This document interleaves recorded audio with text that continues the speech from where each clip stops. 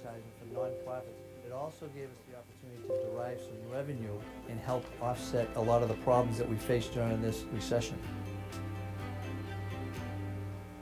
My name is Lou Musica. I'm Senior Vice President.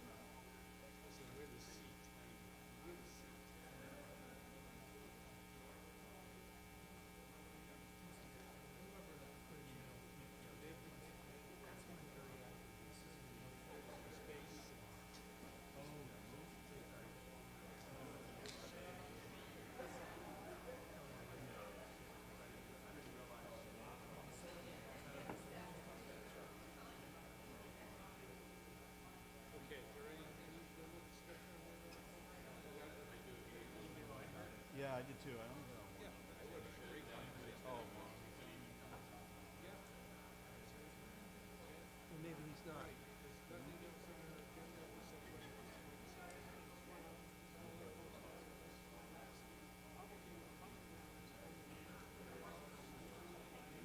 I'm gonna turn it up, and then I think it was low on the laptop. Where's your volume? What was it, like middle of the road? You'll have meetings before. I was just gonna say. Okay, but like I want to play it again. These two groundlets are left and right. I want to see if it's better if we call them this way. Let's try it another way. Well, I don't have it up on the board, so I gotta go up there and turn it on. I'll be right back. Okay, here he comes.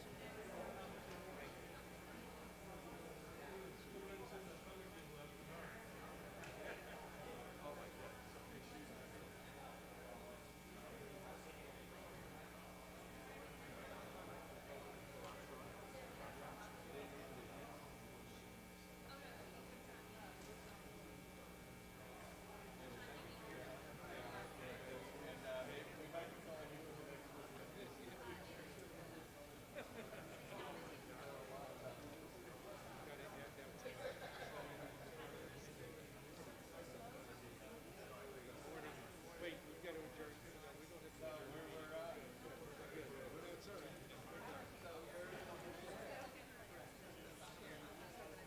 Say goodbye to him. He's leaving.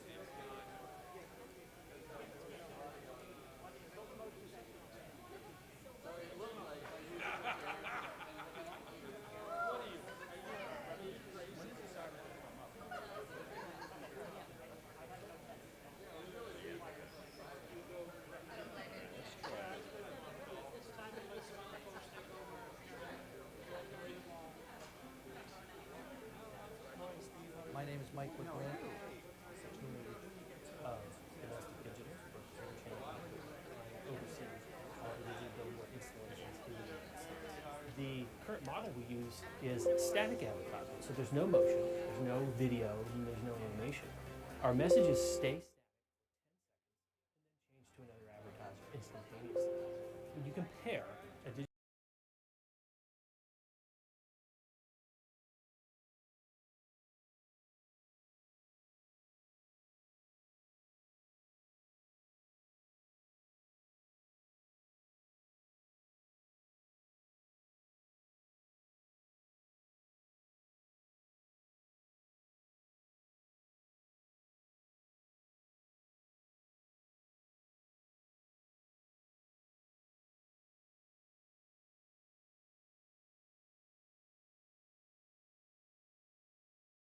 we're all very familiar with hamburgers. We're proud to say there have been a large number of children that have been found or a tip was generated because of color photographs. Hi, everybody. We're going to start in a couple minutes, so please settle in, get seated. I'm Charlie Dare from Commonwealth Motors. Enjoy the ride. I've done advertising for years and years now, but I've got to tell you, with the emergence of digital, it's just incredible. We can instantaneously change things. The manufacturer sends us a special in the morning. I can have that up in an hour or two. We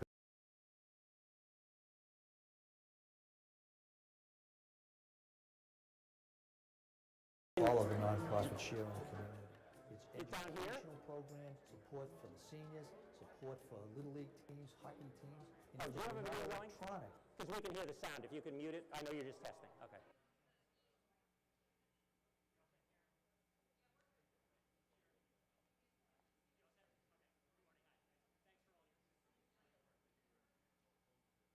Okay, it's 9 o'clock. I'm going to just check and see how people are doing. Going to start pretty. Yeah. Outside, yes. Outside the doors. Just try to treat people respectfully.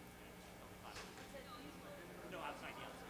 Yeah, I already had to fix it. Yeah, just say we did it outside. Outside the doors, just behave respectfully. Outside the doors, Thank you for asking. Thank you for asking.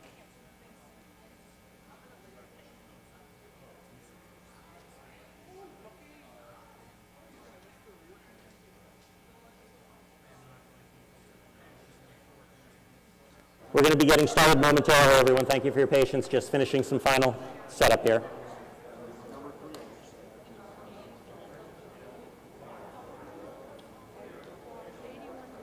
Okay. And is everybody checked in? I don't see anybody, but I'm not sure.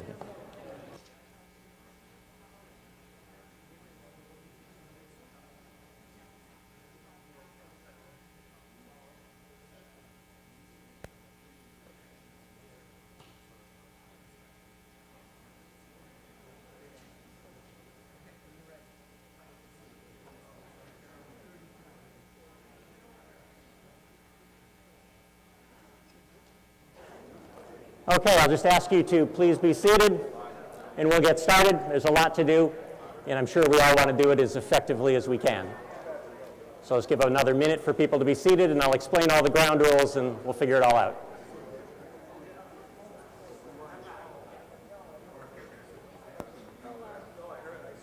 Okay. I'm going to start.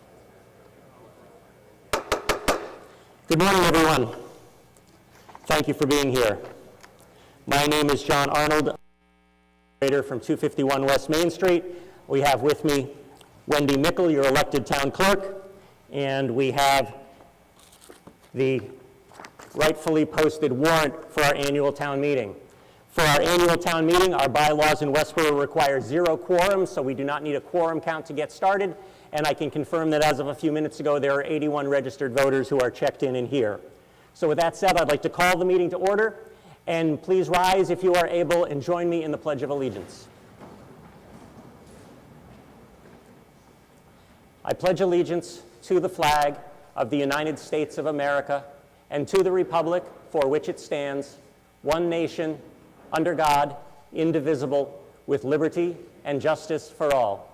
Thank you. You may be seated. Again, thank you for being here.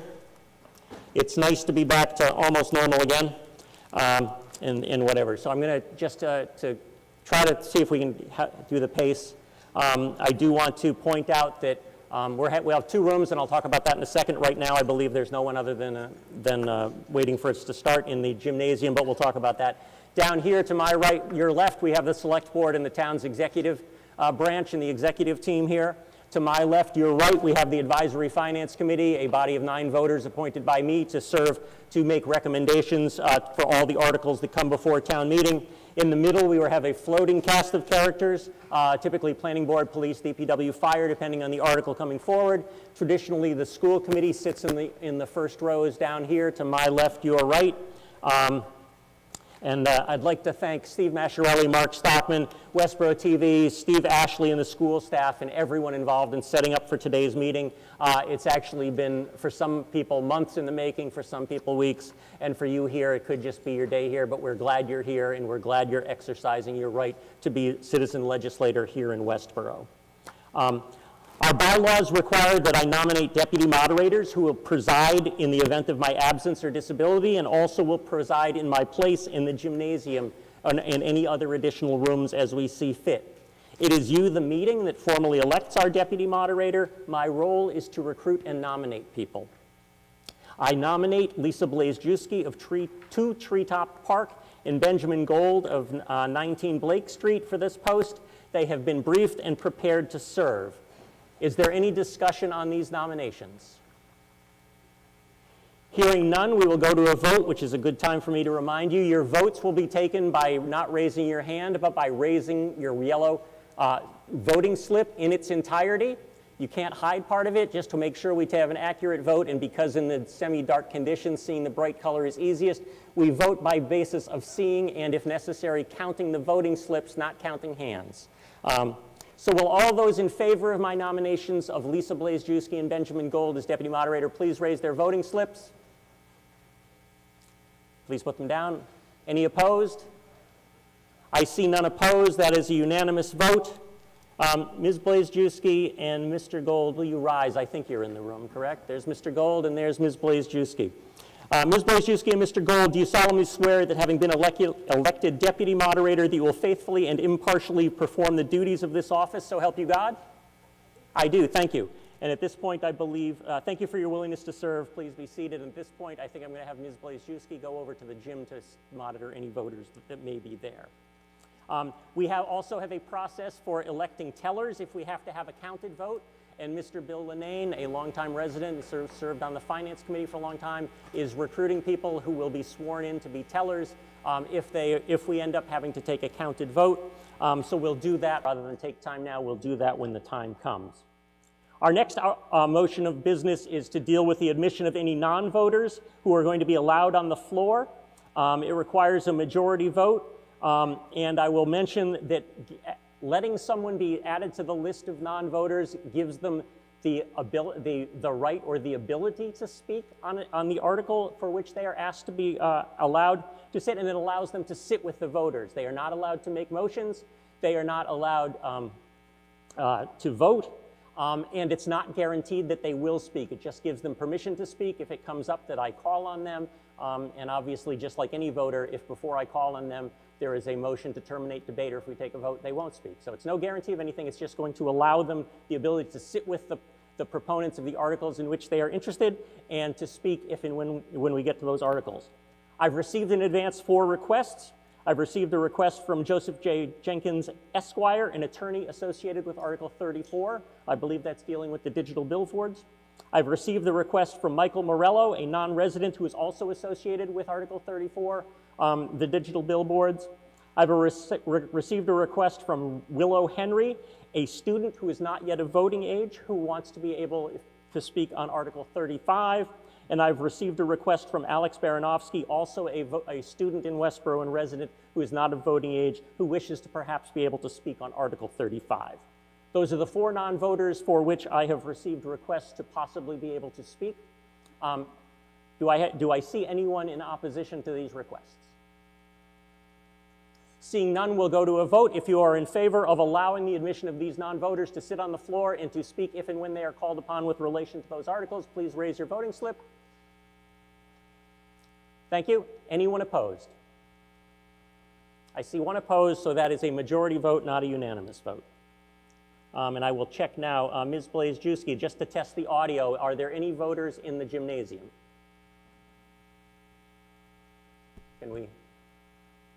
If someone could run into the gym and make sure the mic is working, I believe. There aren't enough voters, obviously, to overturn the vote, so we'll go on. But if somebody could work on getting the microphone working there, that'd be great. So going on.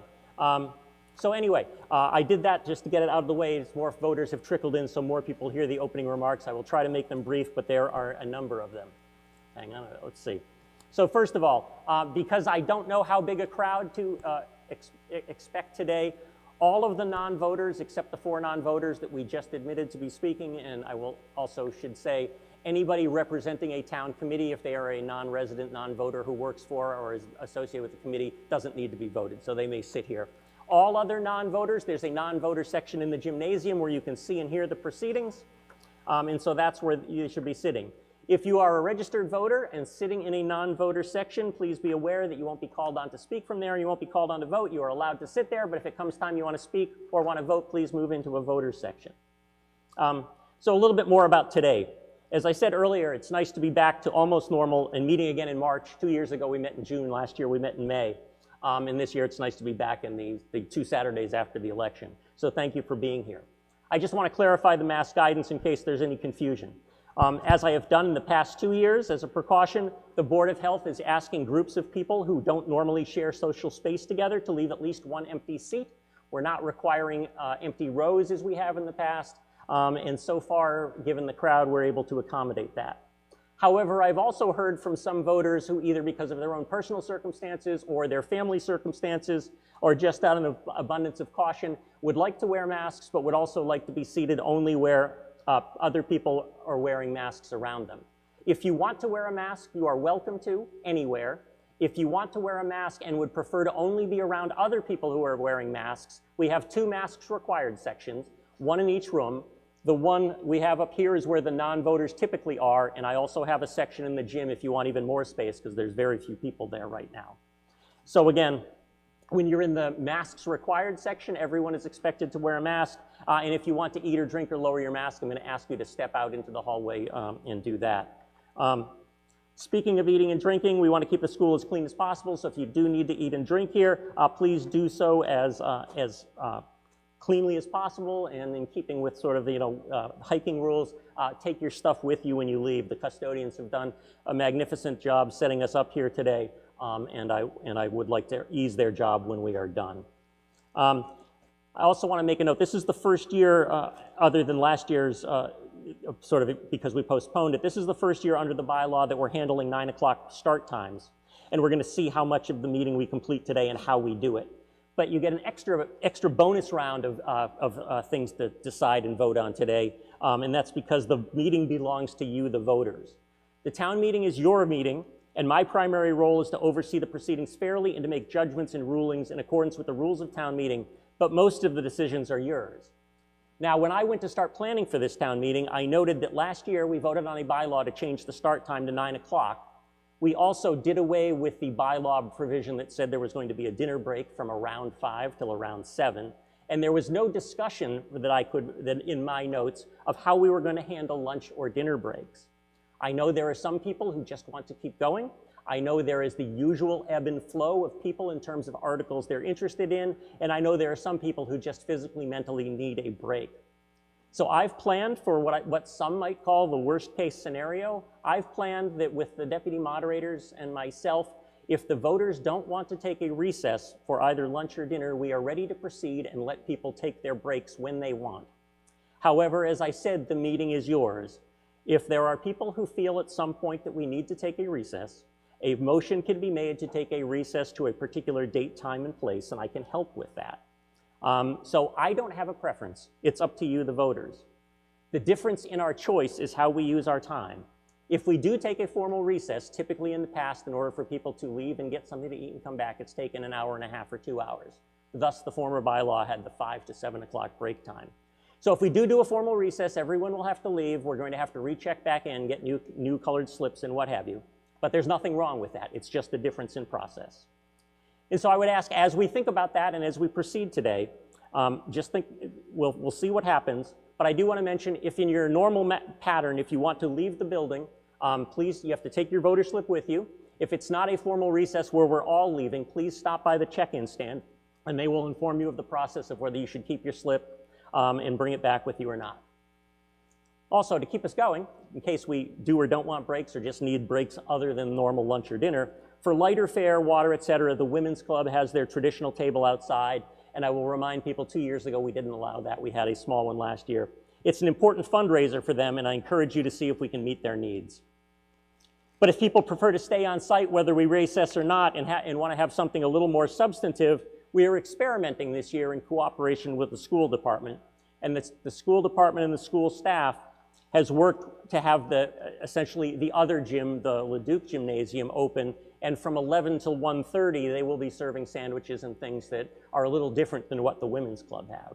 So I encourage you to visit the Women's Club, but if you want to sneak out, get a small sandwich or what have you, and come back if we don't take a break, you are welcome to do that. The superintendent has informed me that as long as you can eat quietly, are neat, and the food isn't too smelly, you may bring the food and your drink back in here. So with any luck, you'll miss as little of the meeting as you want. As I said, this is an experiment. As we learn how to handle these 9 a.m. start times, we'll learn how to do it better. So please let me, the town clerk, the select board, or whatever staff, know what you think about how we run things today and make suggestions for the future, and we can plan together next time.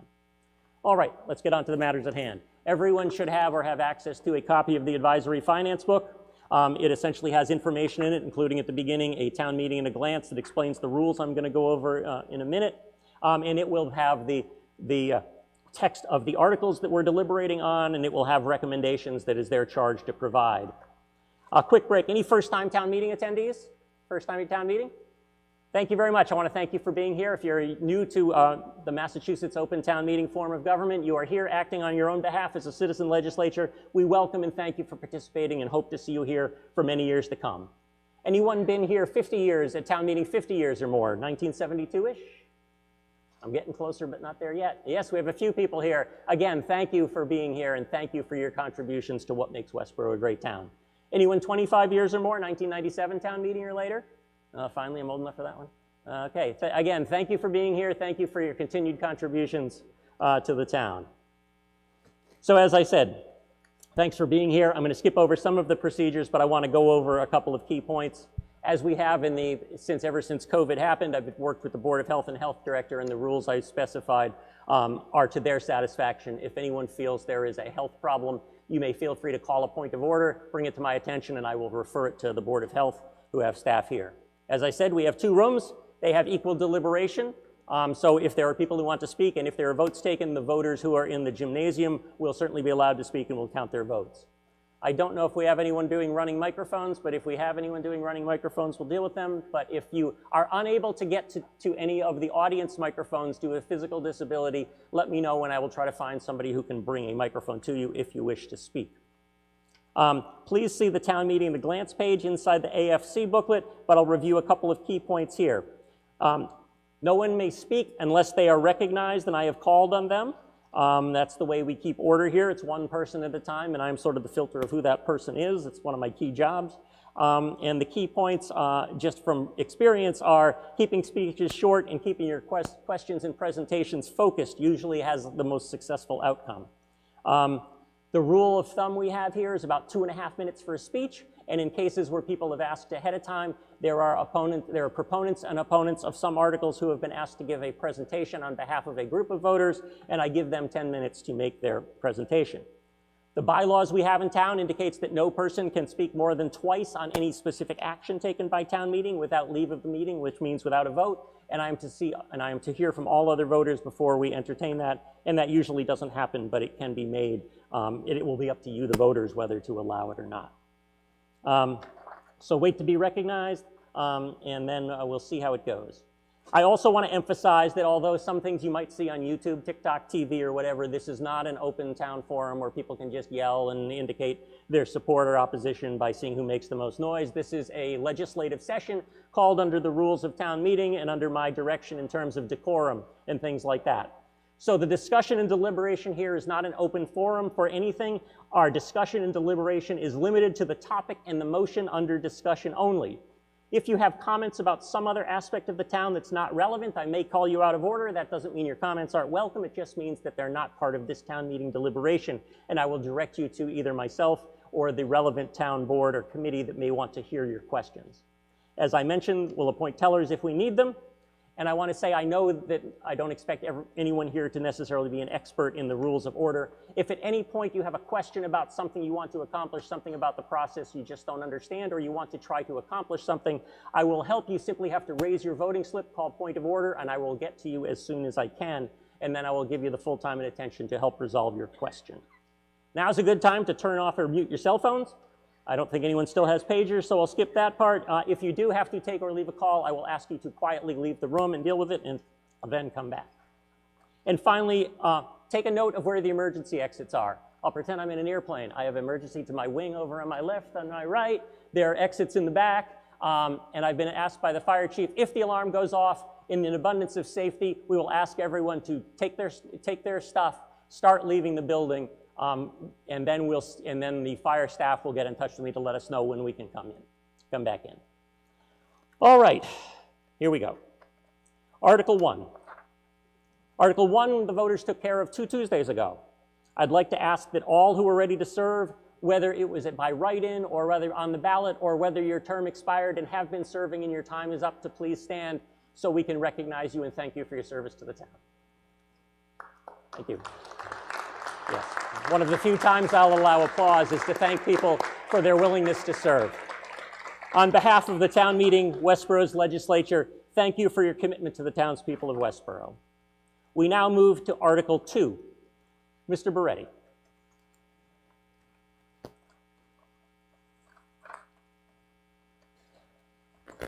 Good morning. I move that the town vote to receive the reports of the various officers and committees, and that the report of the Advisory Finance Committee be acted upon item by item under the various articles of the warrant.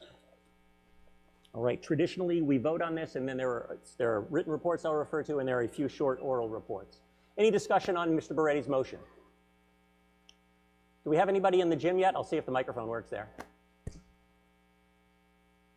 Okay. We do have one voter in the gym, Mr. Okay. Moderator. All right, that's good, all right, so thank you. All right, if there's no discussion on Mr. Beretti's motion on Article 2, I will ask everyone in favor, please raise their voting slip. Thank you, and down, any opposed? I see none opposed. Any opposition in the gym, Ms. Blazewski? No opposition in the gym. Okay, Mr. Beretti's motion passes unanimously. At this point, it is our tradition to essentially take the time to, first of all, this is the part of the report that we just accepted. There should be copies on the table. You may have it. And at this time, we take time to reflect on our deliberations that come before us.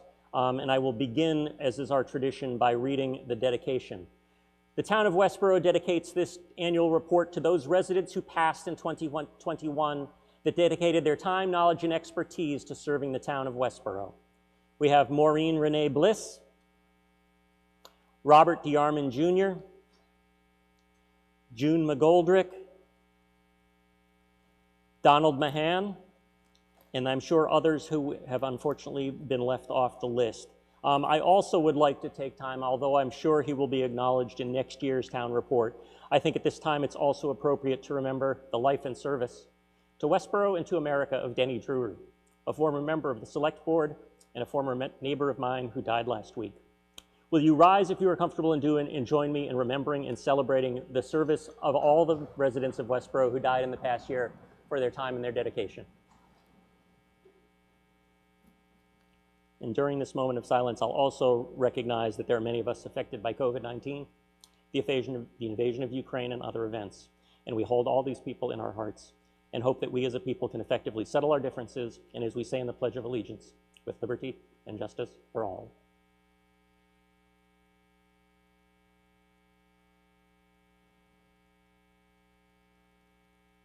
Thank you.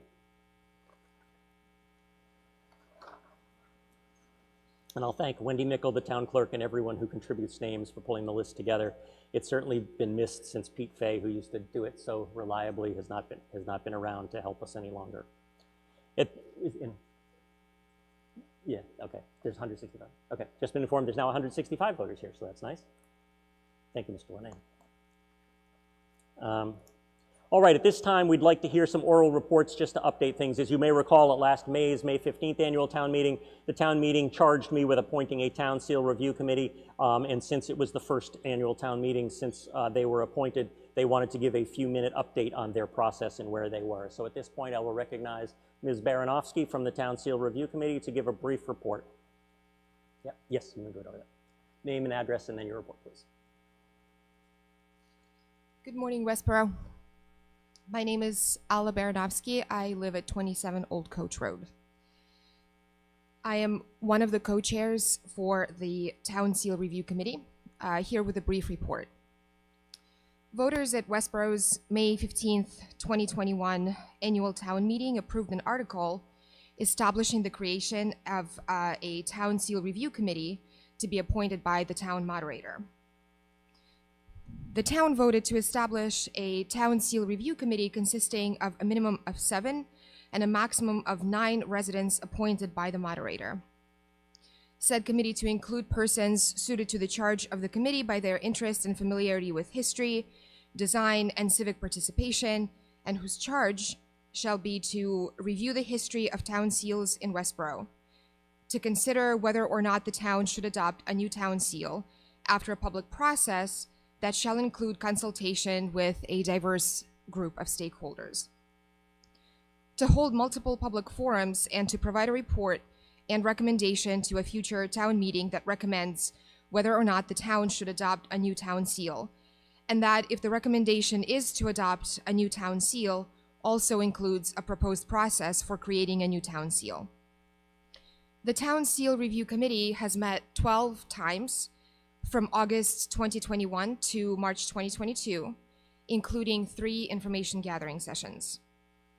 One initial committee appointee, Candace Parsons, never attended a meeting, so another person, Jordan Hyde, was appointed in her place. We made the 4 charges from the May 15th, 2021 town meeting our guidelines for the committee's operation. We elected myself, Alla Baranovsky, and my co-chair, Nicholas Argento, as the co-chairs, and Ian Delahanty as the secretary for the committee. We listened to a presentation by Westborough local historian, Dr. Anthony Vaver, about Eli Whitney, the cotton gin, and other local significant natives of Westborough. We also listened to a presentation about Massachusetts town seals by Westborough town clerk, Wendy Mickle, who is also a committee member. We held 3 public information gathering sessions in November 2021, December 2021, and February 2022. To notify town residents about the information gathering sessions, we publicly posted the meetings on local social media pages. We distributed physical posters in the community, announced the meetings on the electronic screen at the junction of Lyman Street and East Main Street, and we also contacted media outlets such as the Community Advocate, Middlesex News, Boston Globe West, and Westborough TV. In addition to the information gathering sessions, the committee also distributed a survey to the community. We have received over 340 responses to date. The survey will continue to accept responses until March 31st, 2022 at 11:59 p.m., so until the end of this month. We have also received dozens of emails expressing the positions of residents on the subject of the seal. In all, we have 37 responses that came through either as emails or as comments from residents who attended information sessions. While gathering input from the committee sought answers to these agreed upon questions. Probably should be on the next slide. Oh, actually, next slide. Maybe next slide, apologies. My co-chair made the slides for the presentation. Does the imagery of the current town seal reflect the values and ideals of our community? When you think of Westborough, that's question number 2, what symbols come to mind as representative of our community? And question number 3, based on this committee's charge, if the recommendation is to change the seal, what are some ideas for the process of designing it, as well as new elements to include? Currently, the committee is collating all of the responses that we have received, and our next goal is to begin analyzing the responses as soon as we reach that March 31st deadline. Thank you very much. Thank you, Ms. Baranovsky. I want to mention, if you go back a couple slides, I just want to mention, as Ms. Baranovsky said, there is that tiny URL. Can you go back to slide, Mark? Okay. The tinyurl.com/town seal. This is where you can get the survey. It's asked that residents who are interested fill it out. Please fill it out once. If my understanding is if you fill it out twice, you're going to get collated. It's not just a numeric analysis or whatever, but I will thank Alla, Mr. Argento, who couldn't be here today, and the rest of the committee for their diligent work. I've attended all their meetings and thank them, and we can expect back with a more formal report and formal action sometime in the not too distant future. At this time, we also would like a brief update from another committee that will be reporting to the town sometime and more formally soon. Mr. Petrocelli, would you like to make remarks on behalf of the Library Building Committee?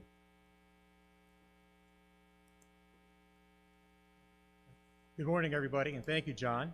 I am Bob Petrocelli, a resident of 6 Francis Drive and Vice Chair of the Library Building Committee. As many of you recall, in 2016, the voters gave us permission to apply for a grant from the Massachusetts Board of Library Commissioners for the renovation and expansion of the town library. Your library building committee has been meeting regularly since the fall because we expect to be notified in July that our $9.5 million construction grant is being approved for the project, or grant is being awarded. Once that happens, we have 6 months to get town meeting approval for the project. So we expect to be back at the October town meeting with a more detailed presentation for your approval. Our last cost estimate for the project was in 2016. So this past January, we brought on a new owner's project manager, Vertex, and to work with our architect, Lamro Pagano, out of Worcester, on a revised budget estimate and schematic design, and that work is underway. We expect the estimate to be ready around July, the same time as the formal grant announcement. We will be holding public forums and sharing information widely when the new estimate is ready. And to kick things off, our first public forum will be held at the library on Tuesday, March 29th at 7 p.m. In addition, we'll be meeting with community groups to share the information throughout the process. The Library Building Committee will also be working with the town's finance team to better determine the cost to taxpayers, and we will share that information widely as well. In conclusion, we are currently conducting a survey to collect citizen input. So please check the library website for details or pick up a postcard on the table in the lobby upstairs. I want to thank the other members of the Library Building Committee for all their time, dedication, and active involvement. Ed Baldwin, Committee Chair, Walter Leslie, Mary Johnston, Lee Emery, Sean Keogh, Bill Linnane, Al Gordon, and Maureen Amiot. So thank you for your attention and stay tuned. Thank you very much, Mr. Petrocelli. I just realized there was one thing I forgot to mention during the reviews you may have seen earlier. I believe he's left now. There was a photographer here, and I have a person from the press down here. I just want to remind people that this is not an open meeting. This is a legislative body, and we have our own rules. And I know it seems unusual in this day and age of YouTube and everything, but photography and videography of the meeting is not allowed without prior consent of myself and Westborough TV. The people who are here taking pictures have been apprised of our rules and have been allowed to do things. If anyone at any point wants to take video or take pictures, they must get prior approval. And our rules are quite simple. There's no pictures of anyone to be allowed during the process of voting. Any photography has to be used with existing light, and any photography can only be done from locations that are agreed upon in advance from myself and Westborough TV. So please abide by our bylaw. Thank you very much. At this point, we typically prepare for the rest of the work by hearing sort of a state of the town on behalf of the Select Board from our town manager, Christy Williams. Ms. Williams.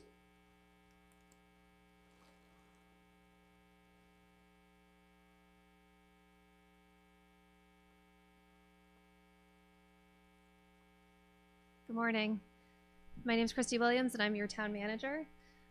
We're just going to spend a few minutes this morning going through the current financial health of the town, and also talk a little bit about some of the articles that you're going to see, including the FY23 budget. This is our budget document. By charter, this is due to the Select Board and the Advisory Finance Committee on December 21st, and that's also when it's posted on the town website. This is the third year where we've created a budget subject to GFOA, or Government Financial Officials Association best practices. So in addition to all the numbers that we'll talk about today, the budget document includes responsibilities and functions of the town departments, as well as achievements and goals. Because we follow the GFOA guidelines, we're eligible for the Distinguished Budget Presentation Award, and the 2 years that we have submitted for that, we have received it. In the FY23 budget, you'll see a little bit different organization. Last year, we created the Community Development Department, and so for the FY23 budget, we've combined the Building Department, Conservation Commission, and Economic Development budgets into one budget, and that's how you'll see it in your books today. Last year, we also put the Facilities, Buildings and Grounds Department into the DPW, and this year, through the work of the DPW Director and the Fire Chief, they've actually moved the maintenance expenses for the fire station into the DPW budget. This is our budget process. You can see that it starts in the summer when we ask department heads and committees to submit their capital requests due in early September. All of our work culminates at that January 27th budget summit between the select board and the advisory finance committee, and certainly during the months of January, February, and up until this meeting in March, the advisory finance committee and the select board look at the different warrant articles and the budget. In looking at the town's current financial health, you can see that our town reserves are very strong. That's something that we should be proud of coming out of the COVID-19 pandemic.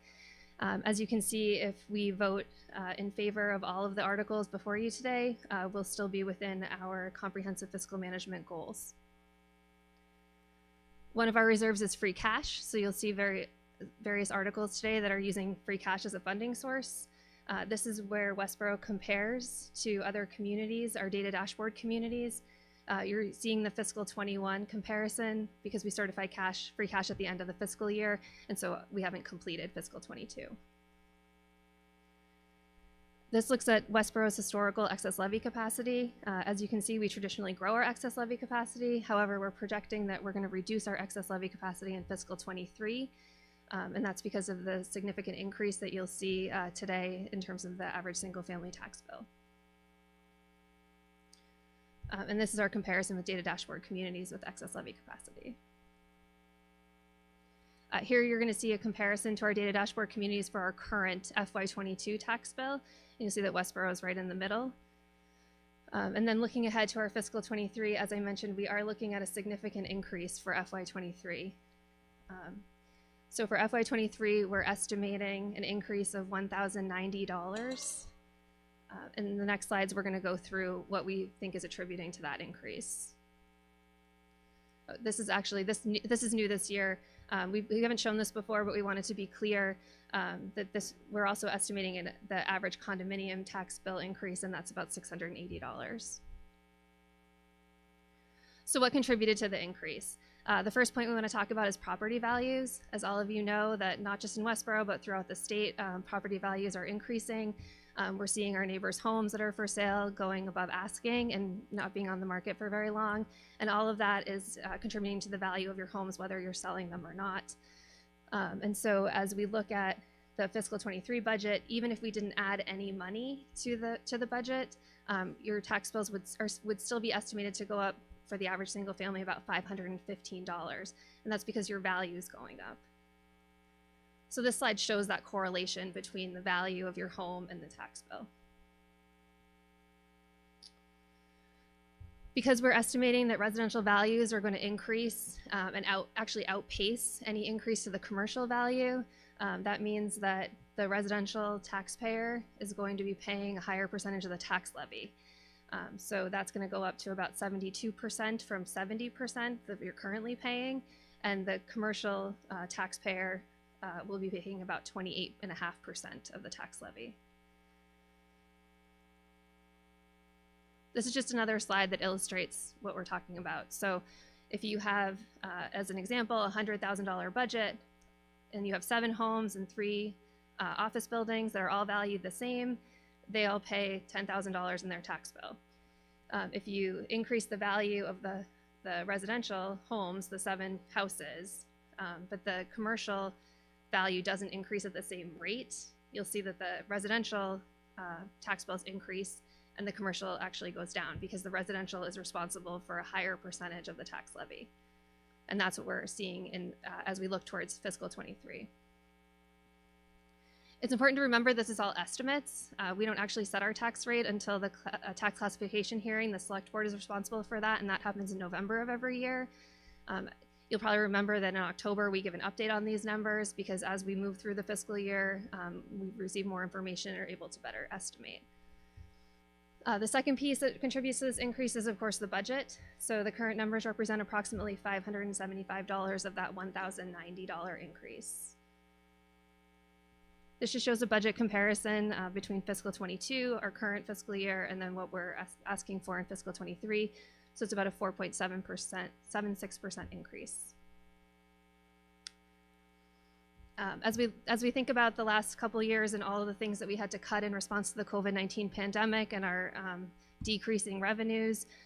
We have tried to responsibly bring some of those things back into the budget, but in light of the significant increase, we certainly haven't pulled them all back into the budget. And so here's some of the things that are still remaining that have been sort of, we call COVID cuts. The first is hazardous waste day. That typically resides embedded in the Board of Health budget. Today, we've pulled it out of the budget, but you'll see it as an article before you. So that was really, the purpose of that was really to give town meeting the option of whether or not you want to see that program continue and have it be paid for by the taxes. OPEB funding, pre-pandemic, we funded OPEB at $1.1 million, and that was fully in the budget. Today, we're asking that it be funded at $200,000, but using free cash. So that doesn't contribute at this point to your fiscal 23 increase. And then training and travel, we're still about $45,000 on the town side, under what we had previously been pre-pandemic. And our overtime lines have not fully recovered. I point out the information technology budget because it's still really only funded at 1/3 of what it was pre-pandemic. As we look in the budget, we have strategic plan priorities embedded in the budget, and that does account for some of the increases that we're talking about. The police department in fiscal 22 added a police lieutenant mid-year, and so to fully fund that position in fiscal 23, you'll see that $44,000 increase. Every year we talk about the SAFER grant that we were very lucky to receive in order to fund 8 firefighters, but we knew that it would incrementally come onto the budget. FY23 is the first year that's going to be fully funded by the budget, and so that's why you're seeing that increase. And then we added a chief procurement officer, grants administrator, and that's going to be in October of last year, so that'll be fully funded in the FY23 budget. And then the one personnel change that we made for fiscal 23 was to increase hours for our utility administrative assistant due to some increased reporting, and that's funded through the water and sewer budget. So that doesn't contribute to that 1,090, but it is an increase. Again, in light of the significant increase that we were projecting for fiscal 23, we decided to defer personnel requests. So inclusive of that was new positions, but also additional hours. So that included a community development assistant that was going to be responsible for zoning administration, but more significantly, sustainability goals. So we have the climate action plan, and this person was intended to work with Sustainable Westborough and the community development office to move towards some of those sustainability goals. In Council on Aging, there were 3 positions that had requested increases in hours. Those are deferred. Information technology was to increase hours for IT operations and website support. Those are also deferred. The police department, as we all know, the police department had a staffing study done, and we had an implementation plan in place that was derailed due to the COVID-19 pandemic. And so we had discussed potentially bringing those positions on in fiscal 23, but again, in light of the increase, those were also deferred. And then in the fire department, they had an organizational assessment several years ago, and so they were asking for a captain and a part-time administrative assistant that was also deferred for FY23. Another driver of our increase is our health insurance budget. So we're estimating that our health insurance line is going to go up 9%. Our increase at this point is 7.9%, but we are also seeing a significant number of retirees at this point, which again, we're seeing across the state. And so because the town covers both active employees and retirees, we've increased that budget by 9%. Other strategic plan priorities that you'll see throughout your warrant. Article 11 is a senior needs assessment. That was an initiative of the 2018 strategic plan. The master plan implementation also was on the 2018 strategic plan. The local rapid recovery projects that you'll see was part of the initiative to reinvigorate the EDC. We have 2 articles that support the access to diverse housing options. The articles coming to you from the Westborough Housing Trust. The community preservation article was also an outcome of the 2018 strategic plan. And then we have 3 articles related to town planner reporting authority. And those are consistent with recommendations of the non-public safety staffing study, which was also an initiative of the strategic plan. You have 2 articles before you that are raise and appropriate, so that's going to those 2 articles will increase that 10,090. The first is Article 5E, which is healthcare reimbursement account. That's going to add $3 to the average single family. That account is something that's negotiated with all school and town unions for reimbursement for certain copays. And then Article 7 is that hazardous waste day that I had mentioned earlier, which will contribute about $4. Two other funding sources that you'll see throughout the warrant that we don't usually talk about or see is American Rescue Plan. So in several of the articles, specifically mostly borrowing articles, you'll see in the article information that we refer to ARPA funds, that there's a possibility that that alternatively, whatever's being asked for would be paid for through ARPA funds. So the town is going to receive $5.7 million from the federal government in response to the COVID-19 pandemic. And so that needs to be allocated out. And so when we first found out about this and got our first disbursement, we asked the department heads and town committees to submit requests. So we have not allocated that money yet. We've hired a consultant. We'll be working with that consultant and hopefully making some decisions around that in the next few months.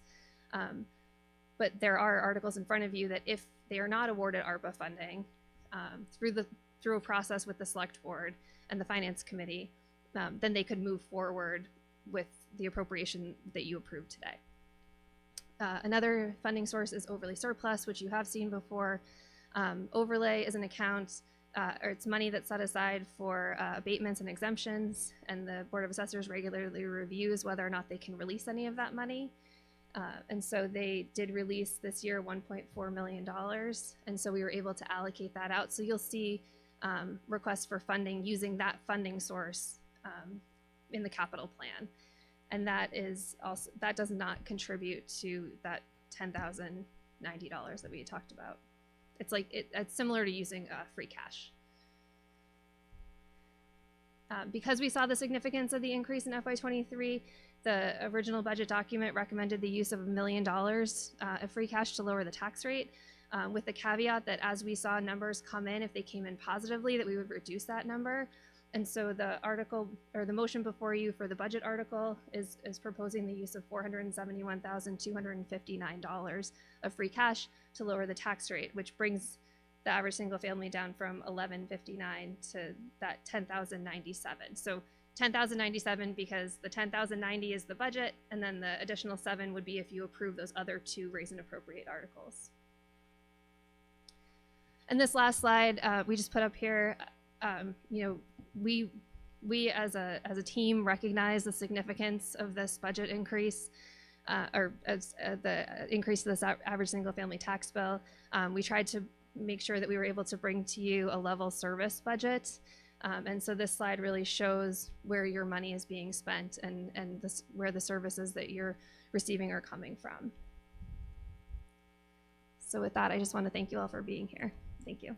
Thank you very much, Ms. Williams. And I assume that especially that last slide will be available on the town website if it's not already, because I think that's a very interesting slide for us to have. So as we've said, Article 2 is the motion was to essentially say we're going to act on the recommendations of the Finance Committee. So we're going to wrap up Article 2 by having a summary from the Advisory Finance Committee Chair, Michael Beretti, to essentially guide us through their report and recommendations, and then we get on with their recommendations. Thank you, Mr. Beretti.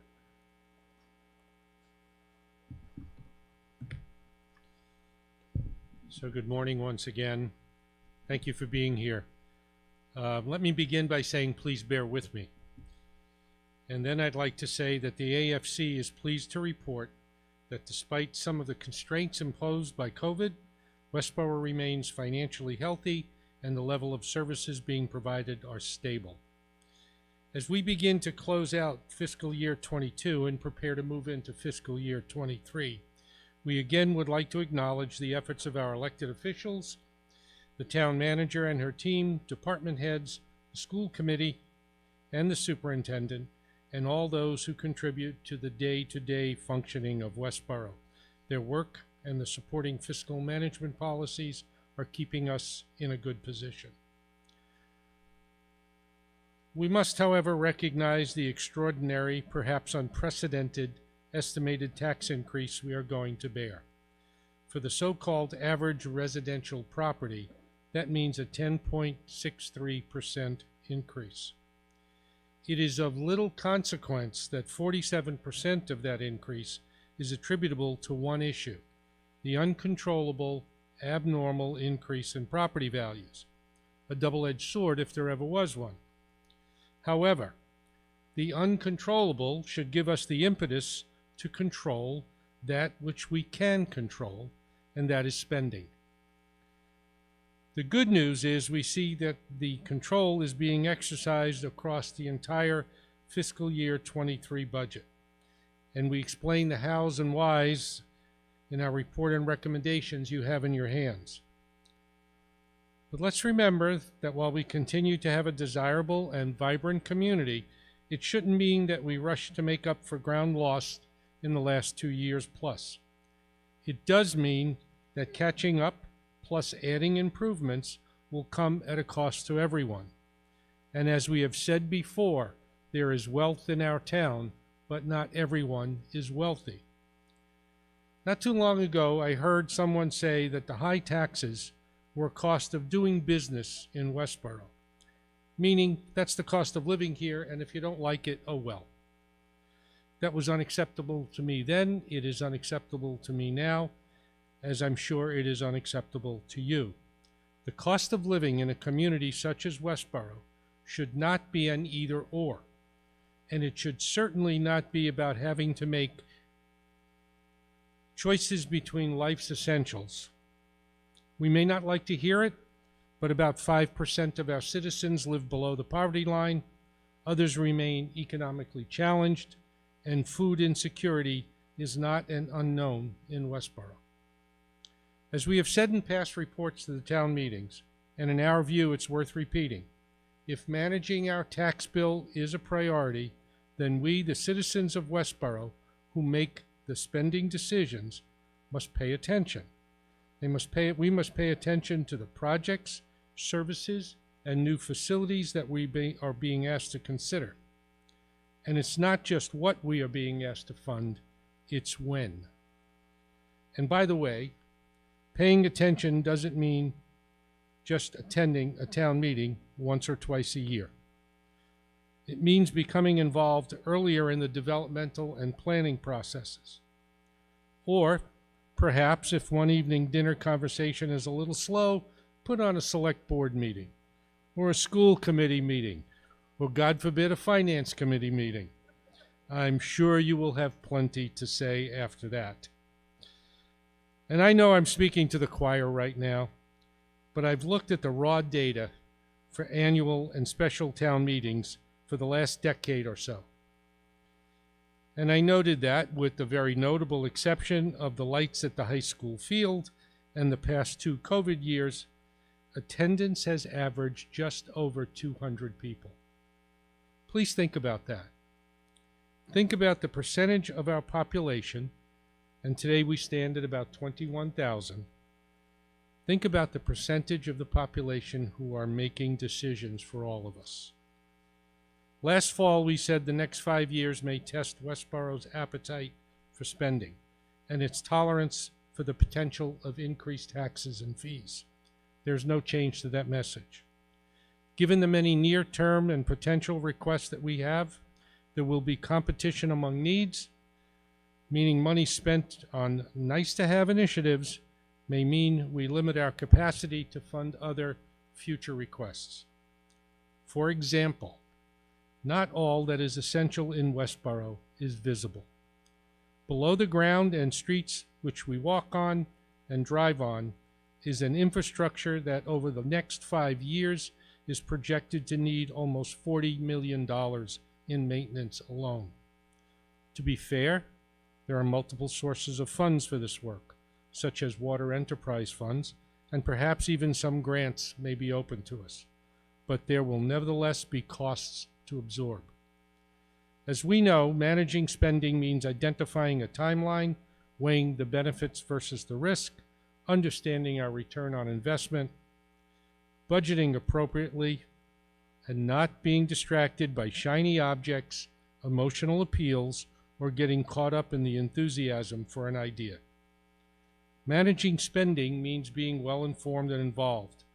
A review of our strategic plan and recently adopted master plan will reveal to you potentially impactful initiatives, identified by priority for your ultimate consideration. We urge you, our fellow citizens, to become well-informed from these documents. In addition, The capital planning process that has been implemented to help us identify and prioritize capital needs is a source of important information. Please become familiar with it. These documents and the processes which create them are some of the places from where future spending requests originate. Requests like the proposal for the renovation of the library, or the water and sewer infrastructure, or initiatives for a multi-generational center and/or senior center, or a public safety substation, or school renovation and maintenance projects, or restoration of top priority staffing initiatives in public safety and municipal operations, or continued fleet and equipment replacement schedules, and on and on. I think you get the picture. While some of Westborough's wish list may be paid for with federal or state funds, most will not.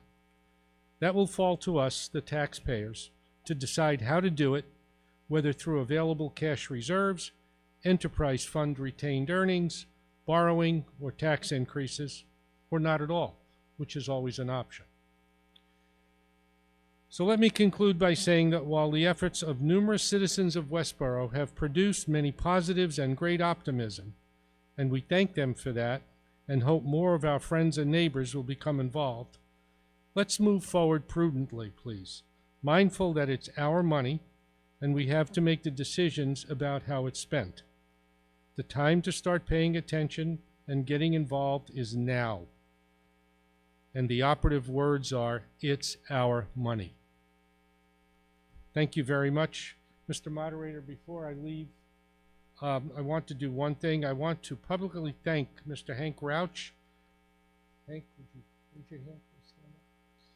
For his very long service to the Finance Committee. For us, he is the resident source of process, history, and of course, always a strong opinion, which we value. Thank you, Hank, for your contribution and your dedication. Thank you, Mr. Rauch. Thank you, Mr. Beretti. All right. Thank you. So the stage has been set. I know it took a while, but I think those were important messages to hear and sort of set the tone for for where the rest of the warrant is coming from. So I know it's taken some time, but also a number of voters have trickled in since I started. I just want to let people know, if you want to wear a mask, you are welcome to. If you want to wear a mask and don't mind potentially sitting near people who aren't wearing a mask, you may sit anywhere in the regular sections. However, if you are wearing a mask and want to only be sitting near people who are also wearing masks, we have a masks required section up to my left, your right. And if you want to be further spread out, there is a voter section, both masks optional and masks required in the gymnasium. So it's all up to your comfort. And again, if you have any questions throughout the meeting, just let me know. We now move on to Article 3. Mr. Edinburgh.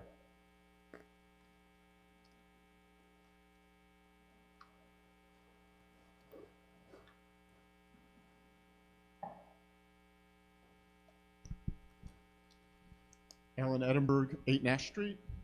I move that the town vote to transfer and appropriate from free cash the sum of $555.78 for the purpose of paying a prior year bill for the town clerk's office, and transfer and appropriate from Country Club retained earnings the sum of $385 for the purpose of paying a prior year bill for the recreation department. Thank you. Remarks, Mr. Edinburgh? Yes. Yes, go ahead. Thank you. So after the close of the fiscal year 2022, the town clerk's office and the recreation department became aware of bills that were incurred in the prior fiscal year. A vote of town meeting is required for a bill from a prior fiscal year to be paid in the current fiscal year. The town clerk's bill was for dog licenses in the amount of $555.78 and is proposed to be paid using free cash. The recreation department's bill was for pump service on the irrigation system at the golf course in the amount of $385 and is proposed to be paid out of Country Club retained earnings. Thank you. Thank you, Mr. Edinburgh. Just as a matter of process, these articles typically come first because they are essentially old business, a kind of old business, and because it is a prior year's bill at an annual town meeting, this requires a 4/5 vote, one of the unusual quantum of votes we have. Any discussion on Mr. Edinburgh's motion? I assume you will interrupt me if we need discussion from the gym, Ms. Blazewski. I will assume in not hearing you that there is no discussion there. No discussion in Thank the you. gym. Thank you, Ms. Blazewski. In that case, our action comes on Mr. Edinburgh's motion that he read for paying 2 prior year's bills. With all those in favor, please raise your voting slip. And again, as a reminder for new people, we count voting slips, not hands. So, all right, please put them down. Anyone opposed? I see none in opposition here, so assuming there are none in opposition in the gym, I will declare that a unanimous vote. No opposition in the gym. Okay, that is a unanimous vote. We now move to Article 4, Fiscal Year 2023 Operating Budgets. Mr. Beretti.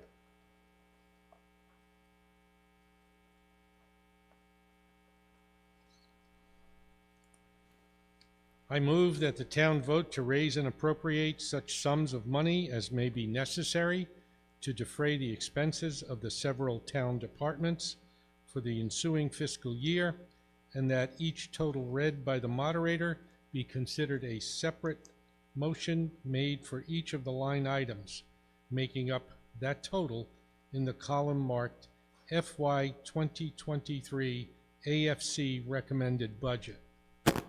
I further move that the sum of $471,259 be transferred and appropriated from free cash to lower the tax rate.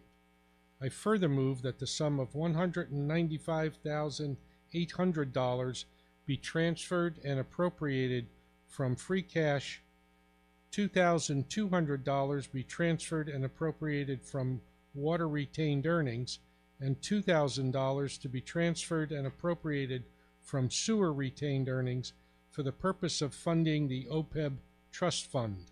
I further move that the sum of $1,536,041 be appropriated from the Capital Improvement Fund toward the cost of the fiscal year 2023 debt. Thank you, Mr. Beretti. Our custom here, for those of you who may be new, is that Mr. Beretti's motion described some very specific funding sources that were related to the remarks that he and Ms. Williams made about where this money for these budgets comes from. And our process is this: I will read numbers just for the salary, wages, expenses, and a few other lines. If you want to discuss that particular line item further in terms of either speaking specifically in favor, being opposed, or having questions, when I read that description and number, I will ask you to simply say question, and I will mark that, and then we will come back to that. Any line items that are unquestioned we were done will be voted on without deliberation, because the assumption is that if you want to deliberate a line item, it will have been questioned. So I'll do this and I'll summarize on each page where I have heard questions. We then will act on all the unquestioned items, and then we'll start at the top and act at the questioned items one by one. If there's any questions, please let me know. Just for completeness, I will read some of the ones that are zero, just so we have it in the budget. So town moderator salaries and wages, 0. Town moderator expenses, 0. Board of Selectmen town manager salaries and wages elected, 0. It's going well so far. Board of Selectmen town manager salaries and wages, $543,089. Board of Selectmen town manager expenses, $60,300. I don't read the totals, by the way, because the totals are just the math. Finance Committee salaries and wages, $4,167. Question there? Sorry, which one? No, we don't do the rationale. So you want to question Board of Selectmen town manager salary and wages? Yes? Okay, I'll mark that as question. Thank you. We'll get the hang of it. That's okay. All right. Finance Committee salaries and wages, $4,087. Finance Committee expenses, $1,300. Finance Departments, accounting, treasurer, collector, assessors, salaries and wages, $768,000. Yeah. Oh, you're right. My pen moved when I looked up. I'm going to go back. So we had questioned the 50. Sorry, we'll go back. Thank you for noticing. My hand moved. Board of Selectmen town manager salary wages has been questioned. Board of Selectmen town manager expenses, $60,300. Now we'll get back on track. Finance Committee salaries and wages, $4,167. Finance Committee expenses, $1,800. Finance Departments, accounting, treasurer, collector, assessors, $814,142. Finance Department's expenses, $69,541. Legal expenses, $132,500. Information Technology and Communications, salaries and wages, $240,222.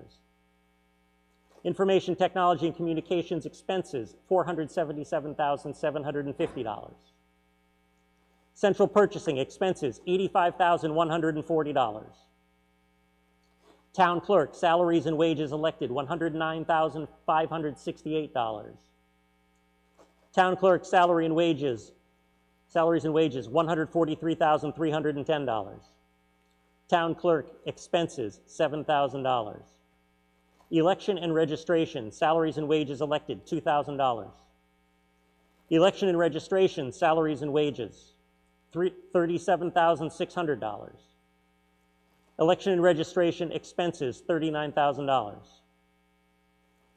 Planning Department, salary and wages, $170,489. Planning Department expenses, $5,550. Board of Appeals, salaries and wages, $3,456. Board of Appeals expenses, $2,376. Insurance expenses, $14,847,402. Police Department, salaries and wages, $3,958,716. Police Department expenses, $273,473. Question on Police Department expenses? Fire Department ambulance, salaries and wages, $5,218,999. Fire Department ambulance, $400,300. Community Development, Building Inspector, Conservation Commission and Economic Development Committee, salaries and wages, $674,666. Community Development expenses, $37,550. Question on Community Development expenses? Oh, on salary, sorry. Thank you. So we have question on $674,666. Community Development expenses, $37,550. Weights and measures, $2,650. So on page 1, I have recorded the following questions. Select Board, salaries and wages. Police Department, salary and wages. Sorry, police, if only I could draw lines and see at the same time. Police Department expenses, and then it was Community Development, salaries and wages. Is that correct? Okay, in that case, we will move on to page 2. Mr. Moderator? I'm sorry? Yes. Oh, is there a question from the gymnasium? No, I just wanted to check my notes. I had Okay. that there was a question on the Finance Committee salaries, not the Select Board salaries. Can you check that in the room, please? Was there a question on the Finance Committee, or was it the Select Board? It was the Select Board. Yeah. Okay, thank you. Okay, so, all right, the Finance Committee is raising a new question on Finance Committee salaries and wages. Is that correct? Okay, so I will add that. Yes?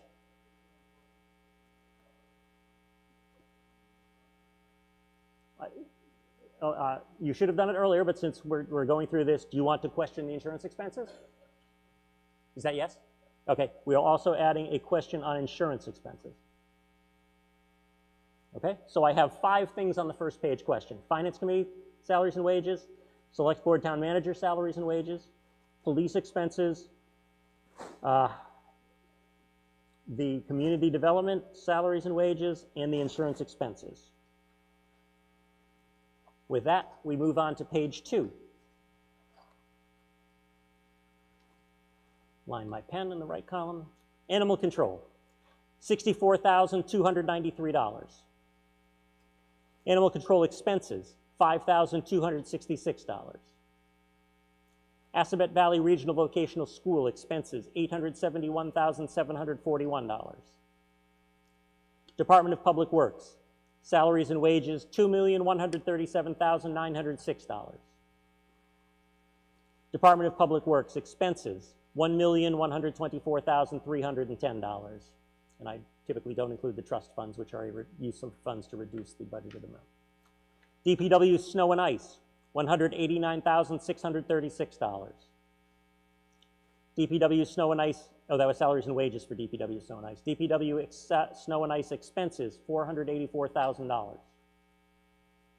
Electricity expenses, $337,000. Sanitary landfill expenses, $726,300. Health Department salaries and wages, $302,960.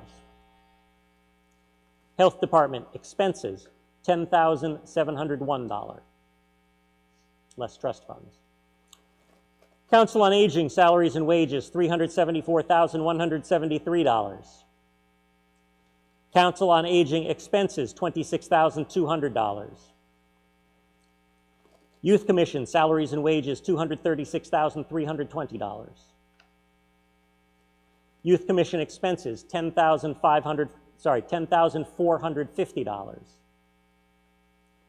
Veteran Services expenses, $103,969. Trustees of Soldiers Memorials expenses, $2,800. Library salaries and wages, $904,556. Library expenses, $315,629. Recreation salaries and wages, $205,004. Cultural Council expenses, $4,500. Historical Commission salaries and wages, $13,728. Historical Commission expenses, $6,700. Debt expenses, $13,047,220. Country Club Enterprise salaries and wages, $152,057. Country Club Enterprise expenses, $553,605. Question on Country Club Enterprise expenses? Yes, thank you.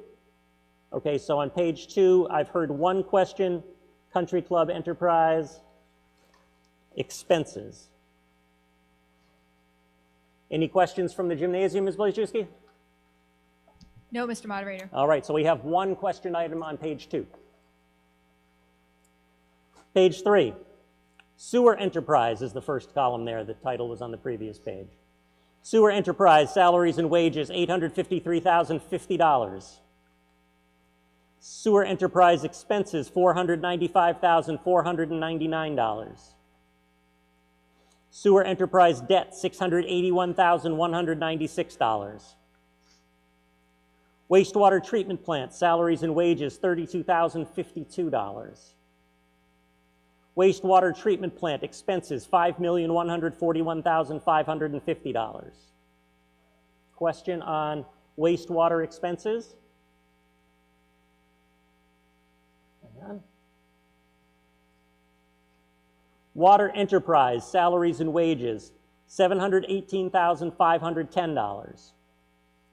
Water Enterprise expenses, $2,013,266. Water Enterprise debt, $1,453,456. And then we jump down to gray Westborough Schools Department, $60,410,677. Question on the schools. Okay, on page 3, I heard questions for wastewater treatment plant expenses and for the school department. Is that correct? I'm sorry, what was that? Nope, we don't vote on totals because the totals are just the math that add up to things. We only vote on the individual line items.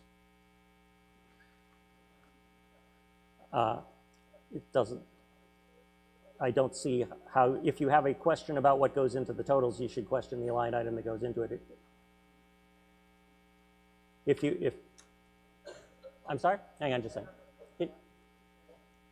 Can you, first of all, can you stand and give your name and address so I can understand your question? Do you have a, okay, can you come to the microphone and then can you show me your voter slip, please? Just because that's, okay, thank you. All right, thank you. Yeah.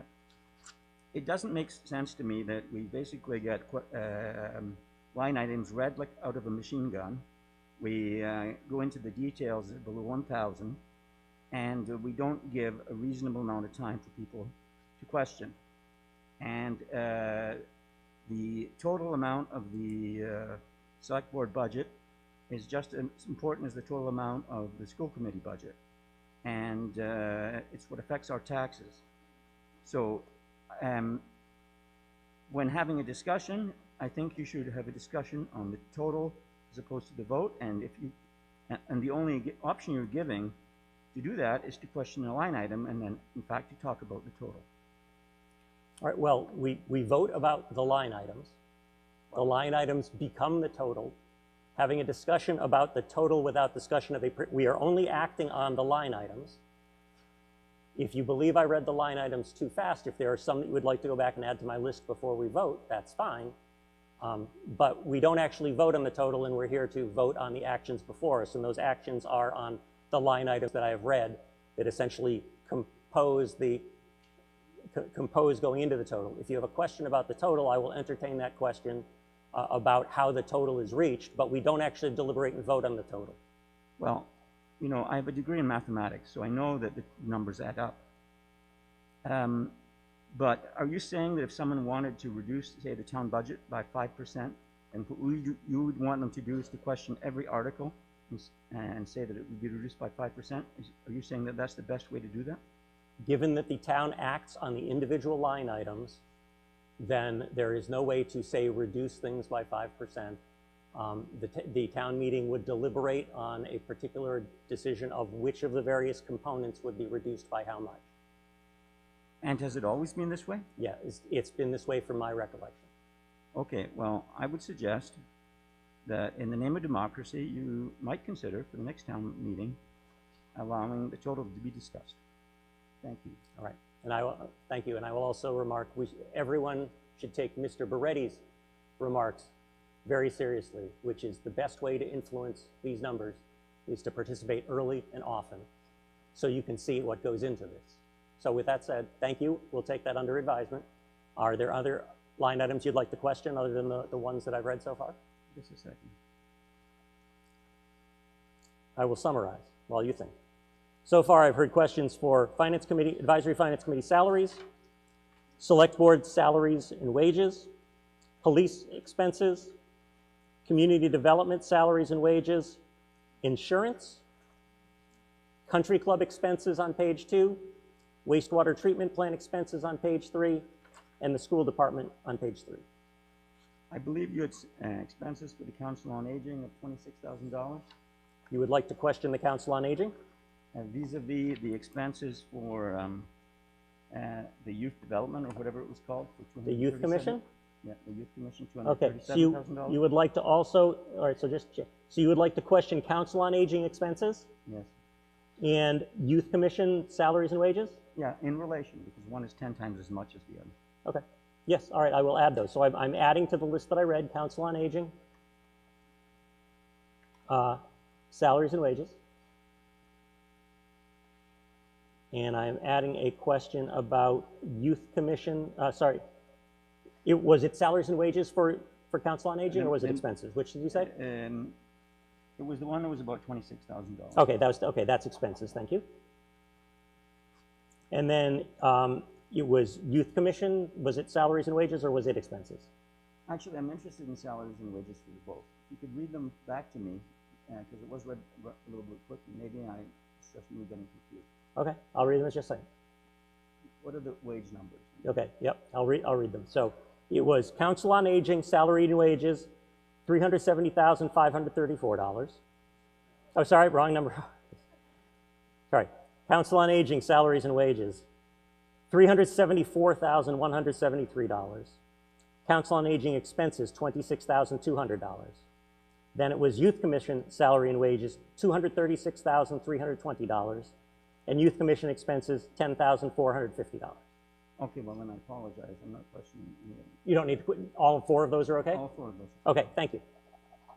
Okay, so let me recap. There you go, thank you. Thank you, Mr. McCall. So we have question on first page of the budget, questions on Finance Committee salaries, Select Board Town Manager salaries and wages, police expenses, community development salary and wages, and insurance expenses.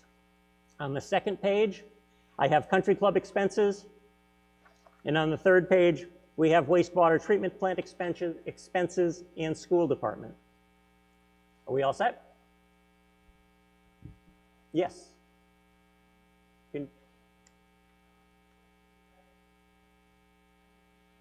Oh, information technology? I did not hear that one. Thank you. That's why we do this.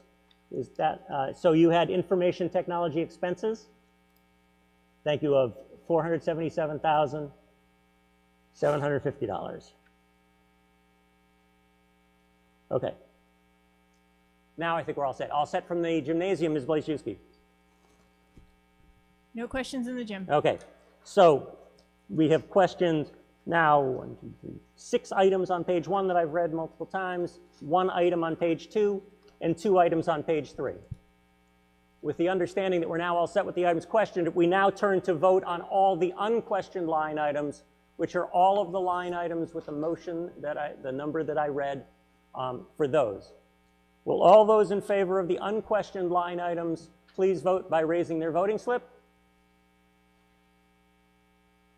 Thank you. All those opposed? I see a few in opposition. What's the vote like over in the gymnasium, Ms. Blazewski? No opposition in the gym. No opposition. Okay. Hang on. Okay, so for the unquestioned items, it was a nearly unanimous vote.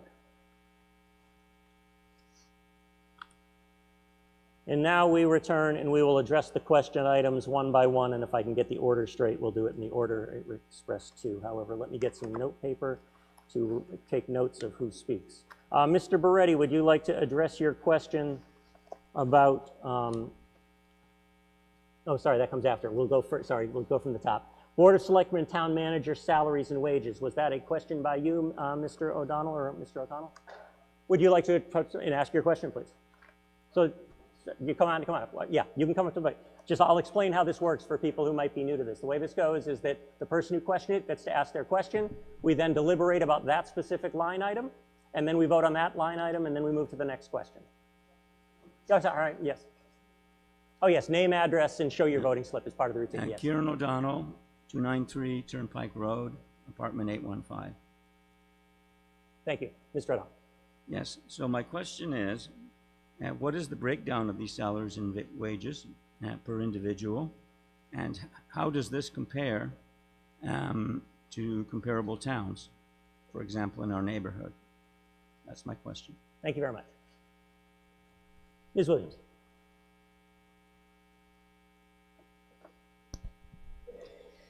So this salary funds 5 full-time positions, myself, town manager, the assistant town manager, the 2 confidential administrative assistants, and the HR benefits coordinator. So the HR position is about $75,000. The 2 admins are about $66,000 each. Assistant town manager is roughly $130,000, and then town manager is about $180,000.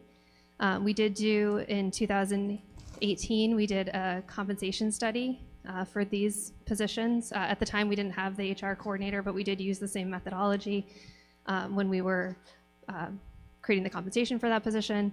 And for town manager, I know that before I was hired in 2019 to serve as your town manager, the town manager search committee did a compensation study for that position as well. Yes, you may ask one follow-up question, yes.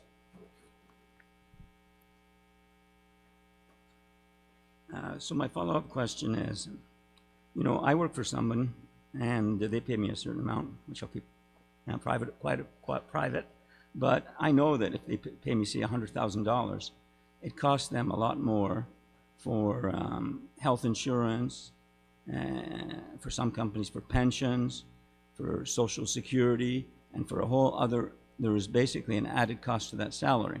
So here we've heard what the, I guess, gross wages are. Is there anything else on top of that that the town has to pay, or is it under another line item? Yeah, so the insurance budget is where you would capture any insurance that any of these employees might take. So for a family plan, that's about $20,000 for the town to pay. My contract also has $10,000 in deferred compensation and also $5,000 for credentialing stipend. And then the town also pays Medicare and Worcester Regional Retirement. Thank you very much. Any other questions on select board salaries and wages? Any in the gymnasium, Ms. Blazewski? Silence? Perhaps not. All right, our action comes on Mr. Beretti's motion for the number that I had read, which I will jump to in a moment. So it was select board, town manager salaries and wages, $543,089. Will all those in favor please raise their voting slips? Okay, thank you. Thank you. All those opposed? I see a few in opposition, so it's a clear majority, almost unanimous vote in the auditorium. Ms. Blazewski, a report from the gymnasium? No opposition. All right, Ms. Blazewski, could you just give me an approximate, just a guess of about how many voters there are, just for future reference? There would be 2 in here. 2, okay, thank you very much. Okay. All right, in that case, the motion carries.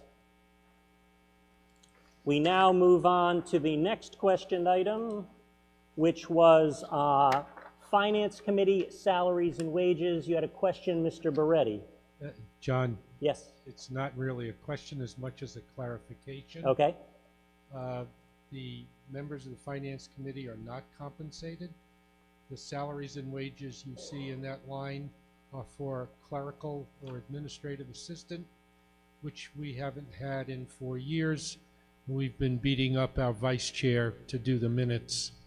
And so I just wanted to be clear that we're carrying that line item in the hopes that someday in the immediate future, we might be able to fill it with a part-time person.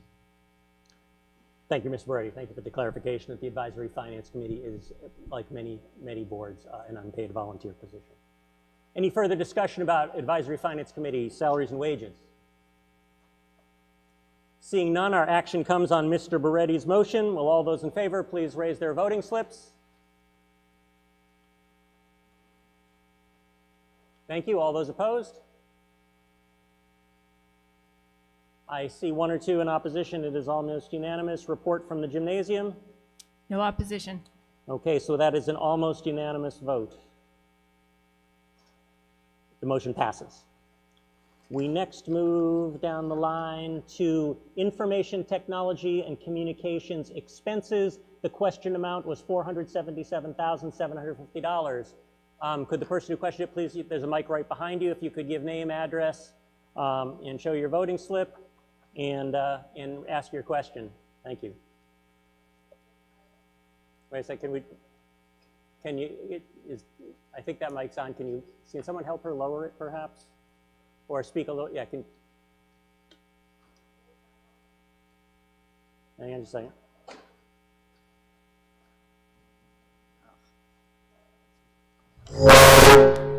Sorry about that. I think it's on. Sorry. Okay, now we're all awake again.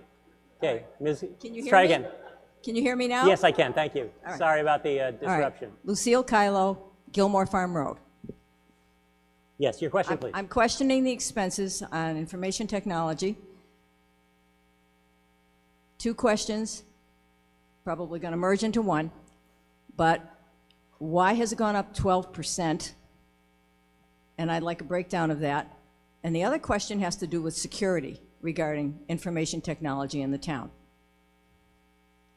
Okay? Yep. And is that included in that 12%? Oh, okay, thank you. When you say security, you mean like information security, like Information firewalls security, and all that? Okay. exactly. Yeah, okay, I just want to make sure.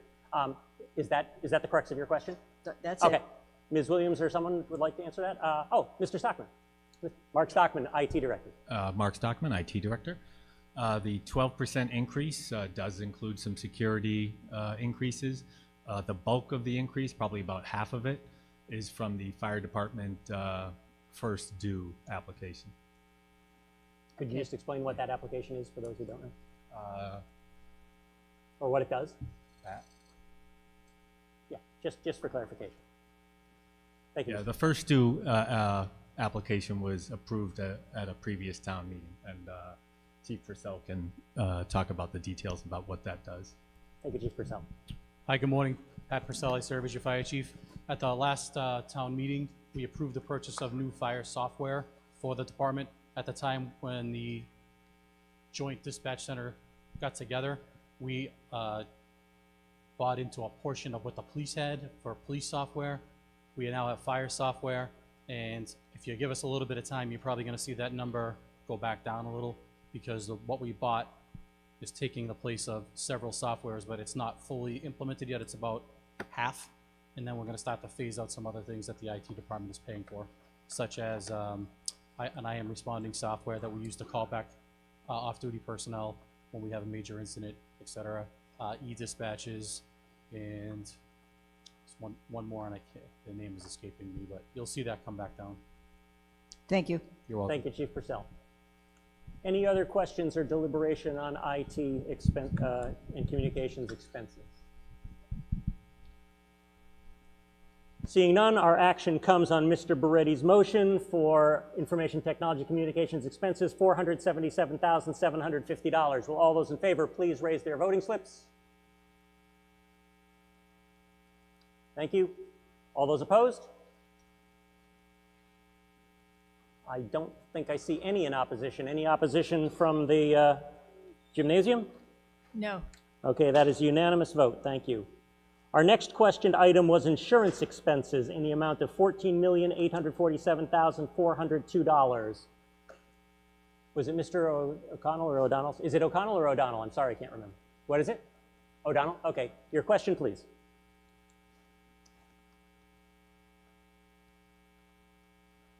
Yeah, so it's kind of an obvious question. The total town budget is about $140 million. So this is 10% of the budget. So what's the breakdown? How does it compare to other towns, specifically vis-a-vis the percentage? And has anything been thought of to try to reduce this amount? So what kinds of insurance? And if it's a health insurance, how much per employee? Or retirement insurance? I don't know what the word insurance means. Usually it means house insurance, but so basically to explain it. Thank you. Ms. Williams. Sure. So the insurance budget includes unemployment compensation, Medicare tax. The town contributes to both life and medical insurance, so those are included in the budget. Any transfer to the OPEB trust fund, surety, and then fire casualty workers' comp insurance. So any property liability, all the insurance that the town has, and that covers town and school properties and town and school employees. Let's see, as I mentioned before, the cost of the one employee family plan to the town is about $22,000. The cost of the town's contribution to retiree medical is about $4,000 a year. And then the town also contributes 65% to basic life insurance. For active employees, that's $6.90 monthly. And for retirees, it's $2.30 monthly. We do offer other insurance, but that's fully paid by the employee. Any comparison to other towns? That was the other aspect of the question. You know, in terms of comparison to other towns, we have a 75-25 split. So the employee pays 25% of their medical insurance. You know, we do look at that in comparison to other towns. We actually are, it's very common to have the 75-25, and we're hearing that some communities who have changed that percentage with the employee paying more are now talking about changing that back because they're having trouble recruiting. So we feel like we're average in terms of that split. We certainly, you know, meet regularly in terms of things that we can do. Last year, in working with the town and school unions, we agreed to set up criteria in order for an employee to get on the PPO plan. And that's because that's the more expensive plan, making sure that everyone is fully covered for their needs, but setting up that criteria so that people who don't otherwise need to be on the PPO can be on the lower cost HMO plan. And that's an example of what we've done. Thank you, Ms. Williams. You have follow-up, Mr. O'Donnell?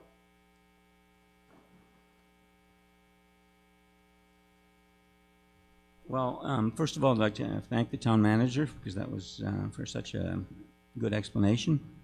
But I used to live in California, And in California, we've got an organization called CalPERS to pay for retirement. And in a sense, CalPERS is insolvent in that the amount of money that is needed to pay people's retirement is just going up and up and up. And so my question is, will that $4,000 from an actuarial point of view cover the full cost of the retirement for the past and present companies, employees, for the envisageable future? Thank you. I think the question is, how does the insurance part make sure that the town can meet its retirement obligations? So my guess is there's some sort of OPEB explanation sort of built in here. So currently, Westborough pays as we go. So the full insurance cost that you see in the budget is what we anticipate for the following fiscal year. We're also required to do an actuarial assessment of what our retiree insurance costs will be. So that's that OPEB, that other post-employment benefits, and that's what we are starting to contribute to. We're not currently required to do that, but we expect that that is coming. In terms of retirement, that's an assessment, and that's not included in the insurance budget. Thank you. Very brief follow-up. Yes, very brief follow-up. To the microphone, please, just so we have it. Could you come to the microphone? Yeah, it's more so people who are listening in the gymnasium can hear you. Yeah, so my third question was just the donations to charity. You said that was part of insurance, and maybe I misunderstood. Pardon? Surety, S-U-R-E-T-Y. Surety. Okay. No third question. Okay, yeah. The beauties of the English language when broadcast over microphone. Any other questions related to insurance expenses? You don't. The person standing in the mic. No, you're just standing. Okay. Anything from the gymnasium? No. All right. Our action comes on Mr. Beretti's motion for insurance expenses. $14,847,402. Will all those in favor please raise their voting slips? Thank you. Any opposed? Please raise your voting slips now. I see at least one in opposition. Report from the gymnasium. No opposition. No opposition. That is a nearly unanimous but not quite vote. Our action next comes on the questioned item for police department expenses. Mr. Beretti's motion was $273,473. I don't recall who asked the question. Hang on, is this the... Do we have anyone who asked the question about police expenses in here? Any question about police expenses from the gymnasium? No, no questions here. Does anyone remember who asked the question? Okay, well, I read it multiple times. If there is no one to address a question regarding police expenses, is there a... Are we explaining the masks required section up there? Okay. If there's no question, our action comes on Mr. Beretti's motion for the police department expenses in the number of $273,473. Will all those in favor please raise their voting slips? Thank you. All those opposed? I see none in opposition here. Report from the gymnasium? No opposition. No opposition. In that case, it is a unanimous vote. The motion carries. Just because I know people have been trickling in, one more question line item. If you want to wear a mask, and don't mind if you sit near people who aren't, you may sit in any of the voter sections, but we have 2 voter sections specifically for people who want to wear masks and want to be sitting near people who are also wearing masks, and those are the masks required sections. They're up to my left, and there's also one if you want to spread out further in the gym. Again, it's just trying to provide for all the various ways people feel that comfortable being safe so everyone feels that they can safely attend town meeting. If there's any questions, please bring it to my attention. The next questioned item, on the last questioned item on page was community development salaries and wages. Mr. Beretti's motion was $674,666. Who had the question? Yes, Ms. Nurse, is that? Hazel Nurse, 80 Nurse Street. I was questioning this because I noticed there's almost a 4% increase while most of the other town departments have been very frugal and are down around the 2%. And I'd like a breakdown on why there is a $25,000 increase in that budget. Thank you, Ms. Nurse. Do we have someone who would like to address that? Ms. Williams? Hang on, they're conferring. Thank you for your patience. So the employees in that department are subject to the wage schedule. Employees annually receive steps until they reach max. So several of these employees are in the steps. Ms. Nurse, do you need more? Or? All right, can you break that down? I mean, which employees are we talking about during the step, and what is the increase? I mean, $25,000 is significant, and I'm looking at the other town departments which have really made an effort to keep their costs down. So steps are typically a 5% increase, but this really isn't about the department keeping that salary and wages line down. The majority of the employees in that department are in the union, and so they're subject to the union contract that's negotiated. Thank you. Thank you, Ms. Nurse. Other questions, comments, deliberation regarding community development salaries and wages? Seeing none, any questions or comments from the gymnasium? No, my voters have left. Oh, okay. Sorry, don't take it personally. I'll gladly swap places with you. So our action comes on Mr. Beretti's motion for community development salary and wages of $674,666. Will all those in favor please raise their voting slips? Thank you. All those opposed? I see a few in opposition. Report from the gymnasium. I am not opposed. Okay.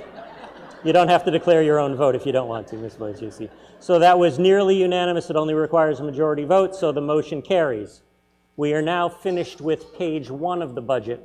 Moving on to page 2 of the budget, there was one item that ended up being questioned here. It was Country Club Enterprise expenses. May I ask who had that question? Is that Mr. Askew? Sorry, before you start, the amount was Country Club Enterprise expenses. The motion was for $553,605. Your question, please. Yeah, Nathan Askew, 55 Fisher Street. I was curious the breakdown of the expenses of this item, and is there a revenue offset from the country club store? Thank you, Mr. Askew. Ms. Williams. Yep, so the budget is fully paid from the enterprise account, so the money coming in for people using the golf course goes into the enterprise account, and then we were able to fully pay all of our salary and expenses for the country club. So in terms of a breakdown of expenses, credit card services, superintendent contract, professional association, tree removal, utilities, cleaning, aeration, fertilizer, sand and gravel, cart leases, parts and supplies, fuel, maintenance, flowers and shrubs, marketing, capital items, irrigation, vending products, and indirect costs. Any further questions regarding Country Club Enterprise expenses? Mr. Askew. So is there an offset from the country club store? I know that they were trying to sell things there, and do we have an idea of what the offset would be? Ms. Williams or representative? I think they're conferring. So the vending product line item pays for the things that are sold in the store, so that's $45,000. That money again comes back into the enterprise fund. So the short answer is yes. The money that is made on these products reimburse for the purchase of them. Let me just summarize, and Ms. Williams can correct me if I explain it incorrectly. Just so you know, these enterprise funds, the town meeting has to authorize that they can be budgeted, so there's money allocated for them. Then that budget we get voted on, and then when there are enterprise funds, there are other sources of the funds that actually end up putting money into that to offset it rather than it going to a raise and appropriate to the tax rate. Is that an accurate? Yeah, so it's a little confusing, especially if you haven't spent 8 or more years on the Finance Committee like I did back in the day. But thank you for your questions. Any other questions on Country Club enterprise salaries and wages? Yes, Ms. Marshall.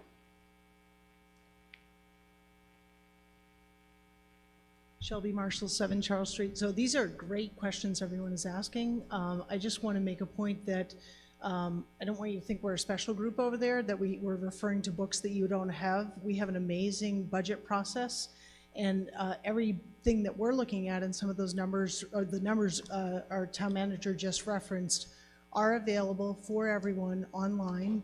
I don't want to discourage the question. I just want everyone to know that you can look at the budget document in detail, in line item breakdown, online through the town website. And if you have any questions, I know our town manager will be happy to walk you through those, just so you're prepared and feel comfortable with the numbers at future meetings. Thank you. Thank you, Ms. Marshall. It's a good reminder also for me to point out that when you're in your free time, the Finance Committee booklet, if you take home or if you have time to look at it, pages 9 through 12 have a municipal fund-based accounting primer that I know because you just picked it up today. You might not have read it, but it doesn't change much from year to year, and that explains a little bit about all these various enterprise accounts and what have you, and it's a great resource that the Finance Committee added a few years ago. Any other questions? Yes, here, is that Mr. McManus? Feel free to go to, maybe it isn't, hard to tell with the masks. We're still talking about Country Club Enterprise. Yeah, Joe McManus, 8 Isaac Miller Road. I don't know how to do this, Mr. Moderator, in terms of, because I don't want to get off the topic, but I want to respond to what Ms. Marshall just said, is that we never get a chance to talk about the big picture. Okay. It's just article by article. Okay. Yeah, and I'm just astounded that we're just going to roll through this and increase the taxes by over $1,000 in 1 year. And we've got all this windfall money from the federal government. If any year we shouldn't be having to do this, it's this year with all this federal money coming in. I'm kind of wishing we were spending reserves and free cash and everything to lower the tax rate rather than to just keep adding and adding. It's an astounding number to increase, and I just wonder, can someone explain to me how we're going to spend all that federal money, and why isn't it going to help us reduce this cost to the taxpayer? Thank you, Mr. McManus. I think a lot of this goes back to what Ms. Williams put in her earlier remarks. And Ms. Williams, if you could summarize in a minute how the town is determining when the ARPA money is going to kick in, if you can do that. If not, I would point you to the select board meetings. But Ms. Williams, I'll give you a moment. Sure. So we received one portion of that 5.7 million, and so we had to wait for the final rule in terms of what we could spend the money on. And so we're going to work through that process and try to eliminate some of the capital items that are coming before you. In terms of using free cash to lower the tax rate or the 5.7 million or any one-time source, it's very important to remember that that money, because it's a one-time funding source, it will go away. Same with free cash. At some point that would go away. Or could go away. It's like paying your mortgage with your savings account. And so at some point, these costs, because they're operational and they're annual, are going to come back to the taxpayer. And so if you use free cash or use ARPA funding or any other one-time source to pay for operational expenses, the next year you're going to see a significant increase if we don't have that funding source available anymore.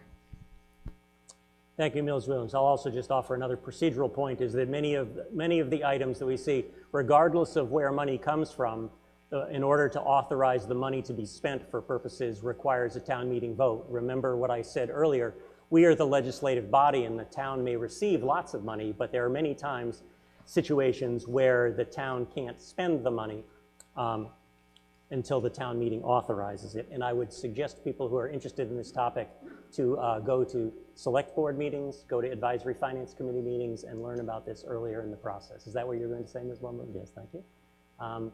Mr. George, is your comment directly related to Country Club expenses? It's directly related to the budget in general. Can we tell you what, I know there's questions. Let's vote on the items we have, because those are the motions in front of us, and then I will entertain your discussion after we voted. Is that okay? Because I mean, if your comment doesn't specifically have to do with the Country Club enterprise expense budget, then we'll deal with it later. I've let a few people speak, but we can't Because the motions are before us, we can't have the meeting spin out of control, but I will give you a moment to speak in between Articles 4 and 5, okay? Okay. Thank you, Mr. George. So I don't see any more discussion specifically on Country Club Enterprise expenses. So we have our motion before us is Mr. Beretti's motion for Country Club Enterprise expenses, $553,605. Will all those in favor please raise their voting slips? Thank you. Will all those opposed? I see a number, not a great number, but more than before, opposed. It's still a majority vote here. Report from the gymnasium. Still no voters. Okay. So it's almost unanimous, but not quite as almost unanimous as the other ones, so the motion carries. Thank you. We are now done with page 2 of the budget. We had 2 items questioned on page 3 of the budget. We will start with the first one. Wastewater treatment plant expenses. The motion made by Mr. Beretti was for $5,141,550. Mr. Askew, is that your question? Yes, it was. Yep. Okay. Mr. Askew, name, address, etc. Yeah, sure. Nathan Askew, 55 Fisher. Thank you, Shelby, for saying that these things were available online. I'll have to go look at that. This question is very similar, just a breakdown of expenses on that would be great. Just a summary of the line item, perhaps?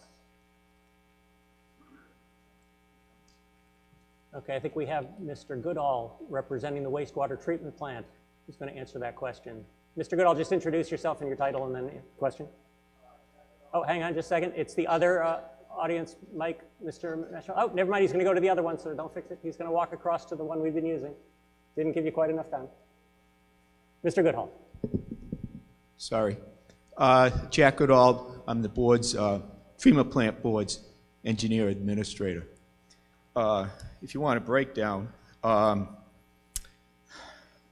we have a $2,000 budget for advertising.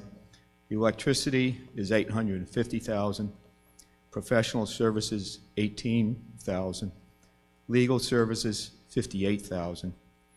Contractual services, $4,141,400. And plant insurance, $72,150.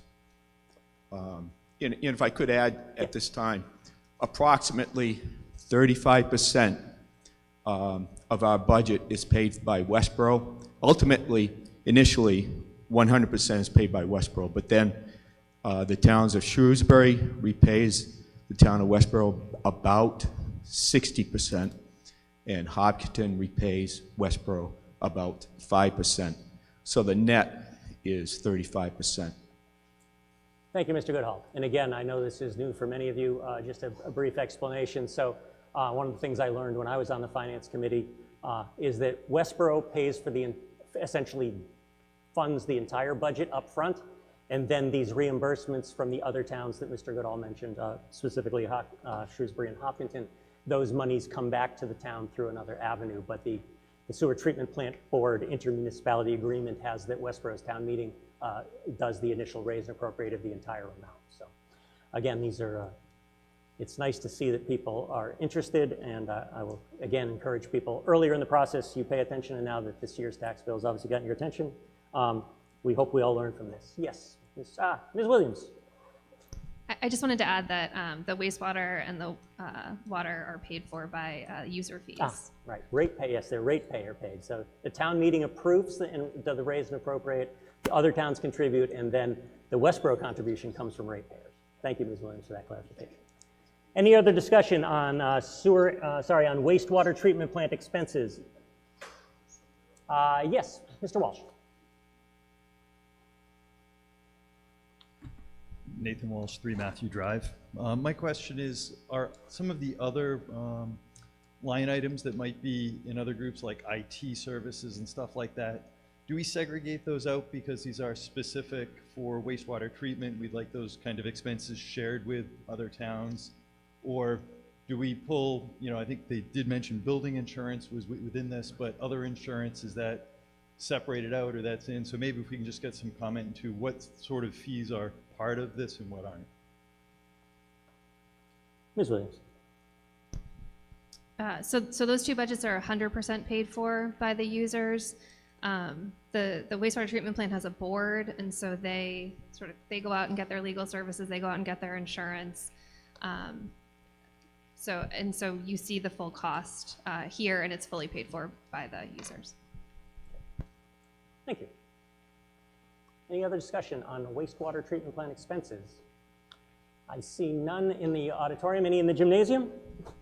None here.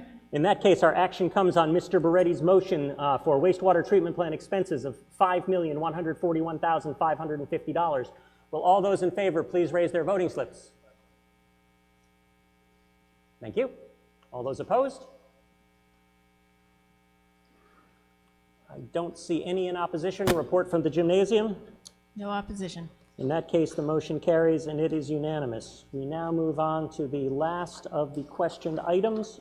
We had a question on the school department budget.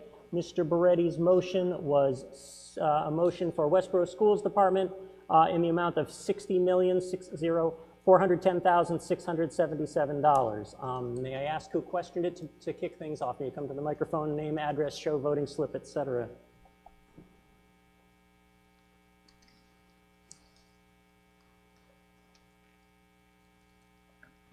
Wilfred Savoy, 41 Chestnut Street. My questions pertain to the school committee budget that appeared online, pages 58 and 59. This is the budget section on curriculum. And I'm looking at the long-term strategic plan for this year and next year, and it refers to the adoption of social emotional learning, pre-K through 12, and also expanding that next year to curriculum development. So in looking at page 59, there is a line item there on curriculum writing for $112,500, and there's an offset there of $37,500. My question is, are any of these funds for the development, curriculum development for the social emotional learning? And I just would make a comment that my own belief is that the moral, ethic, and emotional development of children should take place in the home and not in the school. The school should be associated with curriculum, with academic excellence. I have 2 grandchildren in the school system. So my question again would be the item in the budget, is that for the development of the social emotional learning curriculum? Thank you. Do I have anyone from the school department who would like to address the question? Thank you very much. Ms. Bach, accompanied by... Good morning, everybody. Amber Bach, 10 Arch Street, Superintendent of Schools. Thank you for your question. The line item, and I appreciate as well that our budget is online and we do a series of presentations, as Shelby noted, so that we are always available. And I want to say thank you for being knowledgeable about our budget and reading, and I'm glad that we serve your grandchildren. The social emotional learning curriculum is actually centered on, certainly I totally agree with you that family is the center of the raising of children, and we as schools, I think historically across the formation of school systems, have participated in being supportive of that. The social emotional learning curriculum in particular centers on things around helping young children learn to self-regulate, how to breathe through anxiety, how to make friends, how to work in groups. So the composite, I'm looking at many teachers out here as I staring at one of my kindergarten and first grade teachers, really centers on turn taking, making friends. Like when we look at the trajectory of curriculum, when you come up to the high school level, social emotional learning looks like how to manage anxiety, how to move into next stages in life, for career decisions, for life decisions. So it carries a whole composite of work. We do have a curriculum called Second Step, which you can look at, which is on the K-6 continuum of coverage, and it really focuses on recognizing emotions in your friends and all of the types of developmental things we do to support children being healthy and well-rounded. I think that we feel good about that work, and I think our parents in general feel that it helps their children to thrive. The high school just has worked on developing their own strands of lessons, kind of a stop and pause, where we make sure that we aren't just plowing through curriculum with students, but that we're stopping and inquiring about their emotional well-being and how they're feeling about their life at school, and how we can make sure statistically that every high schooler feels at least bonded to one adult. We know by information that helps students to feel that school has value and that it belongs there for them, and to stay invested, that statistically they just need to know one adult and feel connected to them. So our curriculum really focuses on making sure that our teachers at the high school have time to have bonded, comfortable relationships with students. I visited a lesson the other day where one of the science teachers was just talking about when he decided he wanted to go into science, and they were having a conversational start to their day and was modeling a stop and pause, and everybody started asking him questions just about what he was like when he was a teenager. Opportunities to bond, opportunities to feel connected, but those are actually structured lessons because we want to make sure that they're thoughtful, they're just not dropping into the day. We carry across that professional development line item, all of the professional development work we do throughout the year with faculty, speakers, support, and all sorts of other training. Does that answer your question?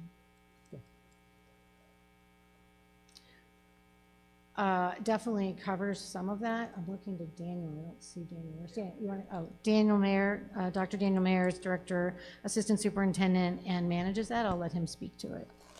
Thank you. Dr. Mayer. Hi, everyone. So just to add on to Amber's comments for 1 second before I speak to that specific point, I mean, one of the pieces that I'm sure most of you know because it's been in the headlines is the mental health crisis of our students, even preceding the COVID crisis. Social emotional learning is, I mean, we have about 1/3 of our students who report at the high school having anxiety issues. We have students who need to be able to manage those kinds of things before they get to the high school. And part of what goes on in a high-performing high school is we add to it to some degree by yeah, can you just speak? We add to it to some degree the anxiety by like trying to get them into high-performing colleges. I mean, so there's a societal issue we're dealing with social emotional learning, and we're in partnership with parents for doing that. If we didn't have such high rates of anxiety in our schools, I think among our students, we probably wouldn't have as much of a social emotional kind of concentration of effort at all through our system. And as far as the curriculum writing is concerned, that budget item is everything. So, and what happens is we have, depending on in any given summer, we have, it's close to 100 faculty who come forward to do some updating of different parts of our curriculum. And so this item would be not for this, it would be for the following summer, because it would be voted in. No, it'd be for this summer because July 1 starting. So this is about $100,000 to go towards curriculum writing, and I have yet to know who's going to submit and whether social emotional learning is going to be part of that. But if it was, I would say maybe $10,000 might go towards that. Thank you, Dr. Meyer. You all set? Yep. Quick follow-up at the microphone, please, so the other room can hear. Wilfred Savoy, 41 Chestnut Street.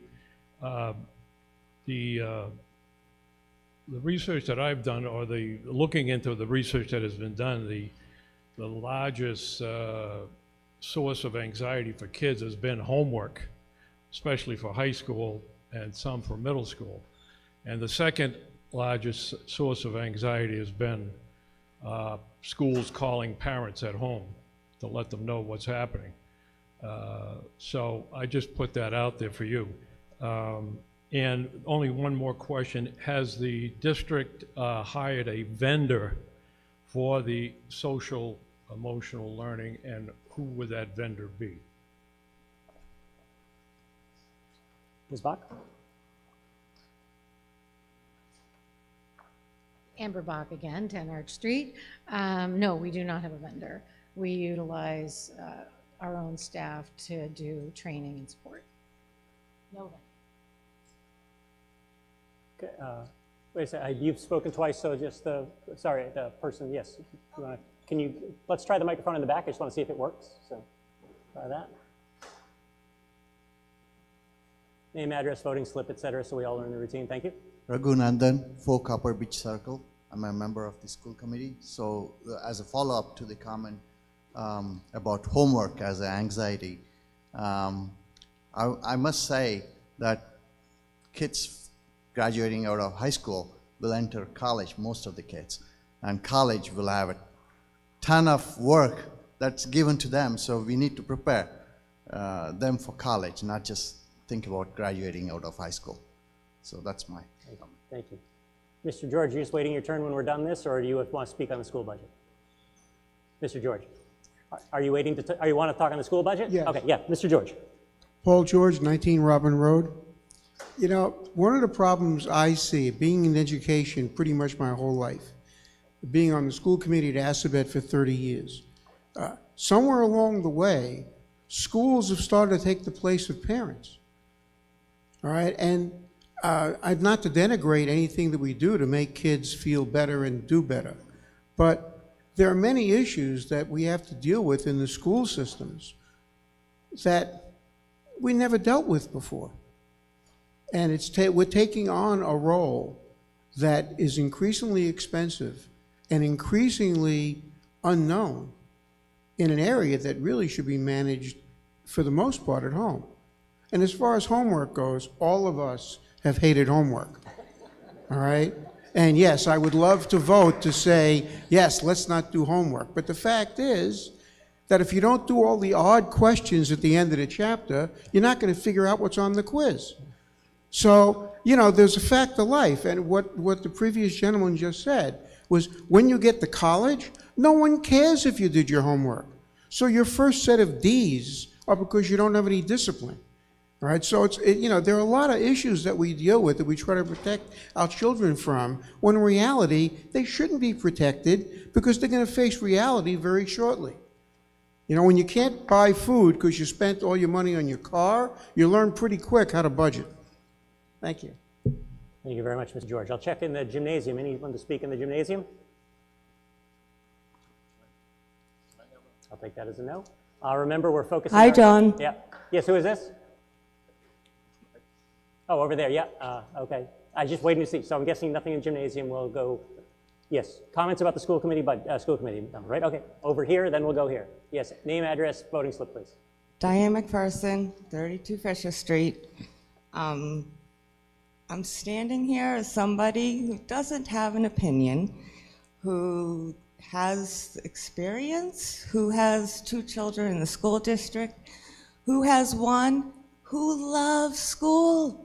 She does extra homework. And I have one that is having a lot of trouble and does no homework.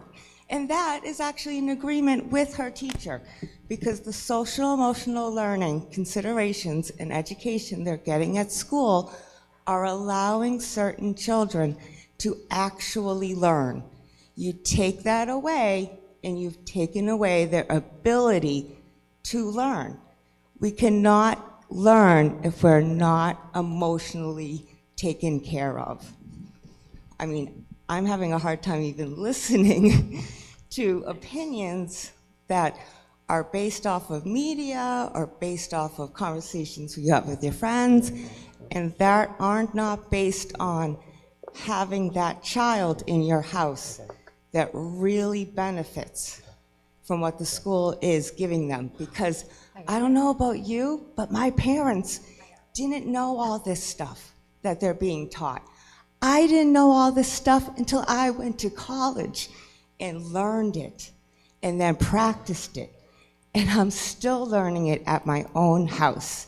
And thank you to the Westborough school system for all of these efforts. They're teaching at school. My 5th grader did a Worry Wizards group last year. She came home with a little suitcase full of strategies. She's brilliant, but with her emotional regulation, she needs that support. You take it, you've just basically said at least one child, mine, isn't important. So please think about that when you vote. Thank you. Thank you, Ms. McPherson. Thank you. Hang on, Ms. Bach, just a All second. right. So I just want to say, our decorum here at town meeting, I understand that there's differences of opinions, but we should not necessarily assume that some people are saying things because of where they've heard it. We just talk about the pros and cons. Here we're focusing on a particular budget item for the schools. How the schools do with their money is best suited for school committee meetings, because the town meeting doesn't have authority over how the school committee spends their money, just how much money we give them. So I just want to keep that in mind when we make our comments. Thank you. Ms. Bach, I'm just going to let the gentleman back there speak, and then I'll let you respond to each of the other two. Yes, my name is Jim Crowley, 11 Thomas Newton Drive. You have a voting slip? Just that part of the routine, do you have a voting slip? I do that. Okay. Thank you. Just trying to get people trained in the new routine. Thank you. Yeah, I just moved here from Yugoslavia. Okay. Okay. Question, I've been please. here 42 years. So I just want to pick up on a gentleman that spoke here a little bit ago, and I know it's a little bit off what you're doing right now. I'd like to first make a comment on what this woman said and what you're doing here, and I appreciate it very much, but not everybody in the world needs their handheld. And I know there are people, the kids with needs, and I got it, and that's great, and we need to wrap around those people and kids and make sure they're taken care of, but it's a tough world out there, and you know, it's not everybody gets a trophy world and everybody gets taken care of. You got to stand on your own 2 feet at some point, and I understand, as this woman said, you got to hold hands, but you don't have to hold hands with everybody. It's a tough world out there, and unfortunately, we hold everybody's hand, and you know, got to stand on your own 2 feet at some point. I did want to pick up on something this gentleman said earlier. He asked about the federal funds, and the town manager quickly said, "Well, that's, you know, we'll figure that out later, and we got to vote on this stuff to spend this stuff." And he asked about taxes going down. You know, at some point, I'd like to circle back with that. Somebody needs to either address the town here, put it on the website or something. That's a big deal. I mean, inflation's through the roof, and as we all know, I don't even have to name all the things that are happening right now. I see a lot of elderly people and handicapped people here. I've been in town for 42 years, unfortunately. People are leaving town, have left town, and can't afford to be here. This is not Wellesley, this is not Weston, this is Westborough, Massachusetts. And people can't afford, you know, all this stuff, you know, the write-a-check community here. It's really important that money coming from the federal government, let that pay for the expenses that we have here. I'd like to know an accounting for that. That was a quick, well, we'll figure that out. No, your taxes aren't going to go up, are going to be affected because these are long-term things. Our taxes are every year, they figure my tax rate, every single year. And why can't that money first be accommodated for before we go and spend this money? You know, I run a budget in my household and my business like everyone else does. You first take the federal money, you reduce that from what you need to expend, and then you go from there. It's not like, oh no, we're going to spend this money, and you should reduce taxes, because if there's federal money to offset this, we're voting for yes, yes, yes, yes, yes. Hold it, stop, drop, and roll here. You know, honest to God. So that's my comment for right now. Thank you very much. Thank you very much. Before I go to Ms. Bach, just does the select board like to address how the town will communicate its federal money, just because that was brought up specifically? Ms. Williams. Right, so as I said before, the federal money hasn't been allocated yet, but our intention is to use it for one-time offsets. So we would use it for something that's not necessarily operational. If we were to put $5.7 million towards this year's budget, we would reduce that increase this year by about $735. Next year, you would have to pay that $735 because we would still just be starting at the baseline, plus anything else that you wanted we needed to add to the budget next year. So it's funding operations with one-time offsets creates a problem. It's kicking the can down the road. Right, I got that, but if you have a reduction this year, reduce my taxes this year, and then, hold it. This is not a give and take discussion. Excuse me. Excuse me. Cut the microphone, please. Let's make some excuse me, sir. No. I wish to draw your attention to Massachusetts General Law, Chapter 39, Section 17. The section reads it in its entirety. No person shall address a town meeting without leave of the moderator, and all persons shall, at the request of the moderator, be silent. If a person, after warning from the moderator, persists in disorderly behavior, the moderator may order him to withdraw from the meeting, and if he does not withdraw, may order a constable or any other person to remove him until the meeting is adjourned and confine him in some convenient place. You have now been warned pursuant to the law. Please be silent and I will recognize you when it's your turn. This is Massachusetts town meeting law that's been in effect for hundreds of years. We are not a cheering section. We are not a meeting that essentially is for people to do anything other than deliberate with a decent sense of decorum, and then we move on. I understand that there are serious questions about how federal funds are spent, how we raise our taxes, and there is a long process that goes into this. In terms of how school committee money is spent, those questions are best addressed at school committee meetings if they're open forum. I understand the concern about the town addressing how its federal funds will be spent, and the best place to address those is open forum at the Board of Selectmen. While we are here at a town meeting, we are acting on specific motions made. You are entitled to discuss the motions within reason and certain decorum, and you are allowed to vote against them. But we are not allowed to turn this into a free-for-all, and I will not allow that to happen, because that's my job to make sure it doesn't happen. So I hope that doesn't happen again. I hope we all understand that in Westborough we have a long tradition of civility. We have a long tradition of respecting that there are differences of opinions on all sides of the matter, and that we are here to calmly and collectively deliberate and vote. And when we want to see change, we have to change by learning about the system and by making it better. I think we've all taken under advisement how we can inform people better, that the earlier in the process you're informed, we're all better off. But right here and now, we're in a town meeting and we will conduct ourselves accordingly.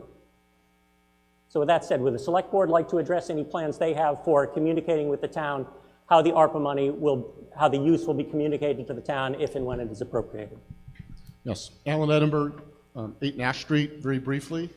The ARPA funds are managed, and this is unlike all of the prior federal COVID-19 relief funds, which were given to the states with a set of rules that the states then implemented.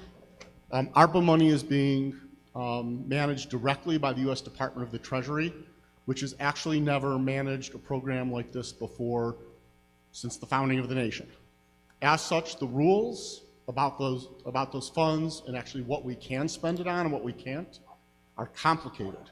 The reporting requirements are exceedingly complicated to the point that some of the things we may want to spend the money on might actually cost us more in reporting and tracking and managing the money than the benefit of actually spending the money. For that reason, the town has hired a consultant that specializes in this, that has the resources and the tools and the expertise, that's working with many towns in our Commonwealth and around the country to help manage the process. As the final rules are published and determined, we can then understand which of the projects and possible uses of the funds are best for the town. This has been covered at multiple select board meetings and will continue to do so. Much of the work is done by the finance leadership team, town departments, town manager, representatives of the school committee, finance committee, and select board, which will then bring it to the select board and the finance committee for discussion in public. You can attend those meetings, you can watch on Westborough TV, you can email your questions, and it's all an open process. It has been since we heard that we were getting the money. It will continue to be until the last dollar is spent over the next 4 years. Thank you. Thank you, Mr. Edinburgh. Ms. Bach, did you want to make the comments that I said you could make a while back? Amber Bach, 10 Arch Street. I thought it seems more productive sometimes when we're called on a question, it's easy to answer the first question and save you me presenting. However, as I see people queuing up to ask questions, I think it's going to be more orderly and thoughtful if I simply give you a tight, succinct presentation on the budget, and then you can direct your questions against what I've shared. Certainly, having done many town meetings with you, I know that you prepare to get right to it, so I'll tell you what constitutes the shape of this budget. It is built off of the impacts of FY21 and 22. You've heard a lot about the work that we did as a collaborative municipal set of organizations to try to make sure that we could emerge from the COVID crisis fiscally sound. We cut $1.1 million out of the last 2 fiscal years. These constitute the cuts. Of those cuts in FY21, I was able to add 2 paraeducators needed for IEP services, special education services for disabled students is using grants. So I note it because they were carried in FY22 budget, not on the salary, but just that we had added a paraeducator, 2 paraeducators, and we had indicated the year before they had been cut. We had a deferred hiring a custodian. We then hired them in FY22, so that was only a 1-year savings. Travel and training, we did add a modest amount back in to begin letting people attend some things.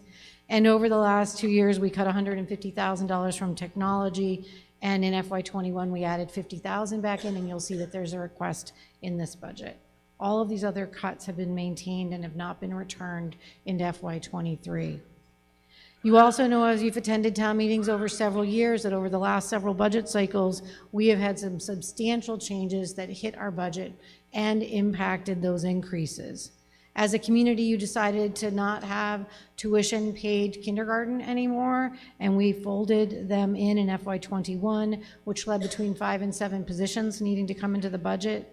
We also faced a large change and increase in our bus contract.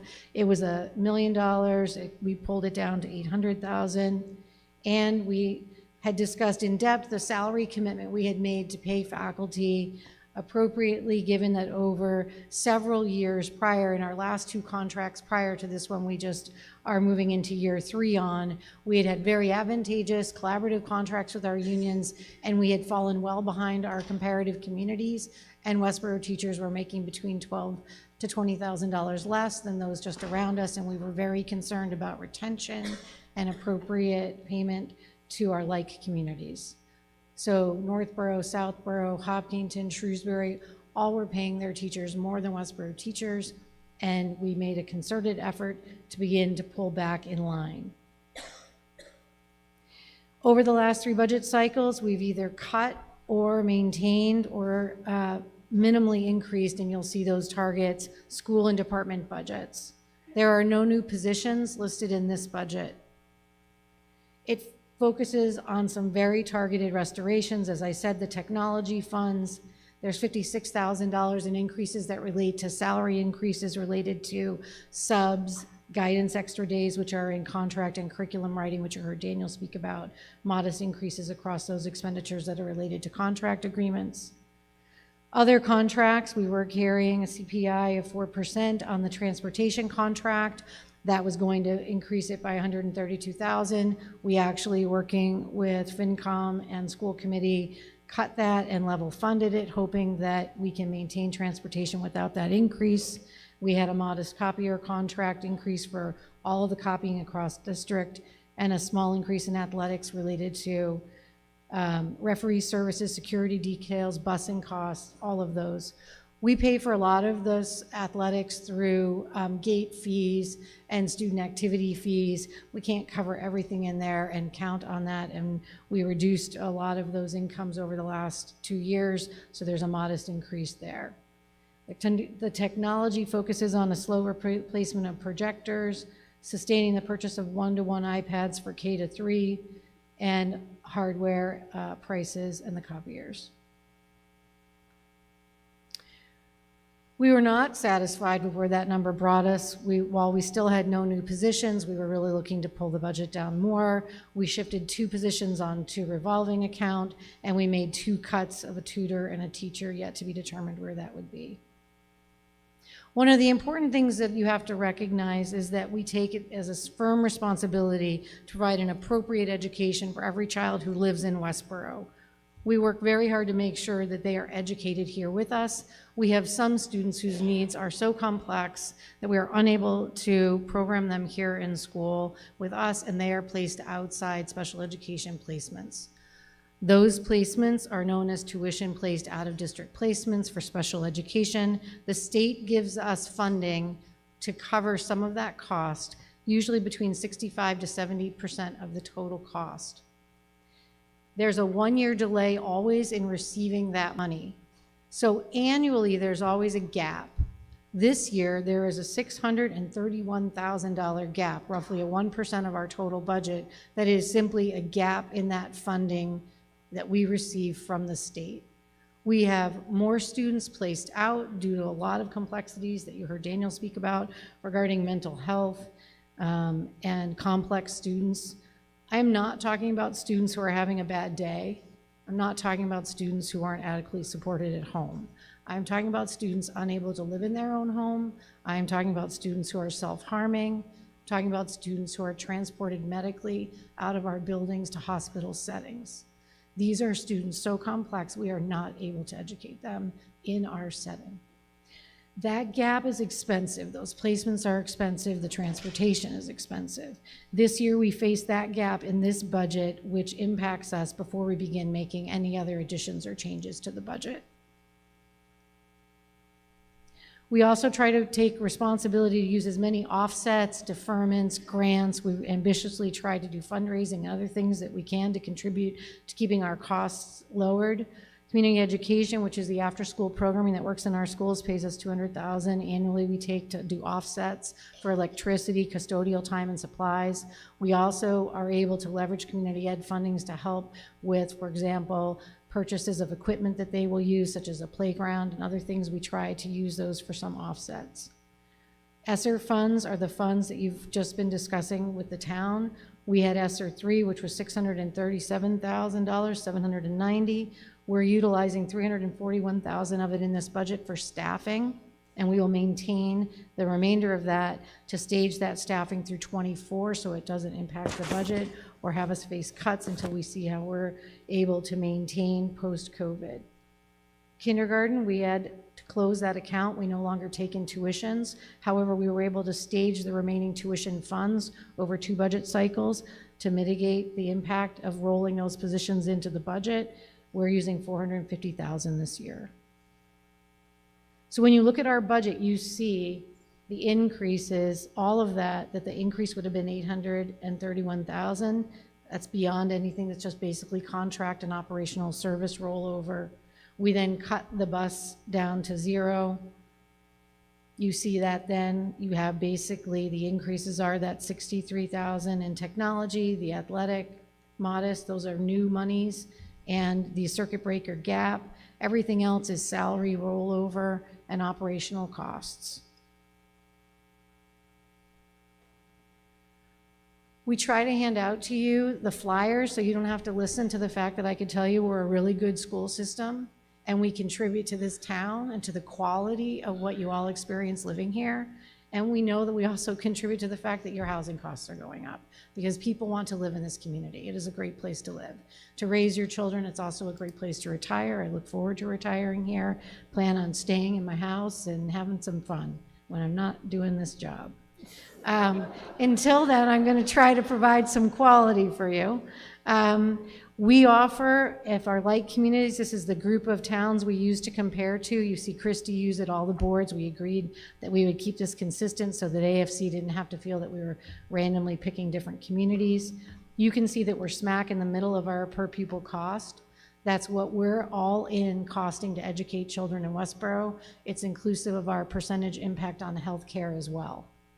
So the per pupil expenditure, when they show it at the state level, is inclusive of all costs, grants, everything, all in, and we're right in the middle. We're on the bottom third for the increases that we have brought to you over the last several years as well. We represent about 53% of the total budget of the town, and you can see we're smack in the middle again.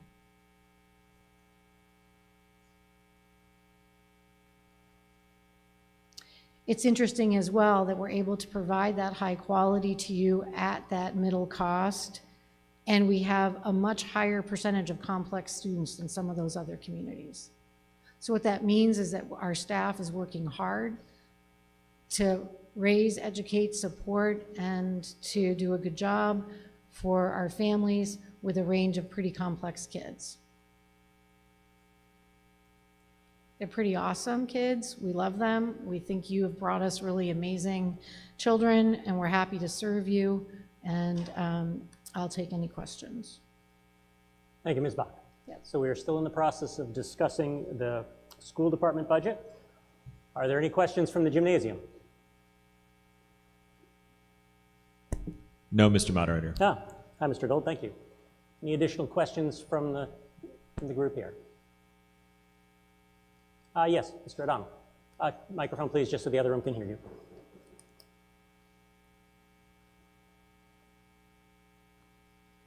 Yeah, so my question is, during COVID, a lot of parents got to see what their kids were studying and stuff like that because it was all at home. And I don't think it's unusual to think that a parent or even just a resident know what material is being taught in schools. We're told if we want to go to find out what the school committee does, we should go to their meetings. But in terms of their school content, I would like Mrs. Bach to explain, do we have access to the textbooks? Do we have access to the lesson plans? What kind of access do we have? Thank you. Again, a question well suited for open forum at school committee, but since it's been asked here, I'll allow Ms. Bach to address it. Ms. Bach. Sure. I do believe that the most appropriate place for you to answer those questions is to attend our school committee meetings, and we are available to answer questions there in open forum, and as well as we provide regular curriculum updates on all of our major departmental areas annually. Those reports are always available online and show information around curriculum changes. Whenever we do major curriculum reviews, we always post what the recommendations are going to be for changes in curriculum. Online on the website, our departments post the scaffold of what their content covers and the types of things that they will be doing. We teach to the Mass State standards, so our curriculum is targeted toward that. We don't tend to be a textbook-heavy district. We tend to use a lot of primary sources and a lot of small texts and a range of copy to develop our lessons. Our teachers do curriculum together. I certainly welcome you sitting. I'm happy to sit down with you and answer your questions and invite you to attend a faculty meeting. Thank you, Ms. Bach. I see no more questions. Our action comes on Mr. Beretti's motion for the Westborough Schools Department in the amount of $60,410,677. Will all those in favor please raise their voting slip? Thank you. All those opposed? I have a number opposed, but not remotely approaching half, so I'll say there's probably about 5 or 10 that are opposed. Report from the gymnasium. Mr. Gold? No opposition. No opposition. In that case, the motion carries. The school budget is passed, and Article 4 is concluded. Thank you. Now, is Mr. George still here? Mr. George, I know we covered some of what you wanted to make, but I did promise that I would give you a brief point of order between Articles 4 and 5. Again, please keep it brief. I think we've addressed a number of your comments already, but because I promised you, I will allow you to address the meeting. Paul George, 19 Robin Road. I'll keep it brief. The problem I'm having is that our tax rates are exceeding our income. We talk about the water department. We talk about the water department being funded by the users, i.e. taxpayers. So everything that's funded by the users are us. And there's only so much funding we can do before we can no longer afford to live in town. I lived in town for 44 years, and I've worked in many areas to help the town. And every year, the town pays me back by making me pay more money to live here. Now, I understand we need these services, but the rate of increase is very significant. It would be interesting to see the rate of increase over the last 20 years in taxes and what it's meant in the rise of our personal income. It's significant.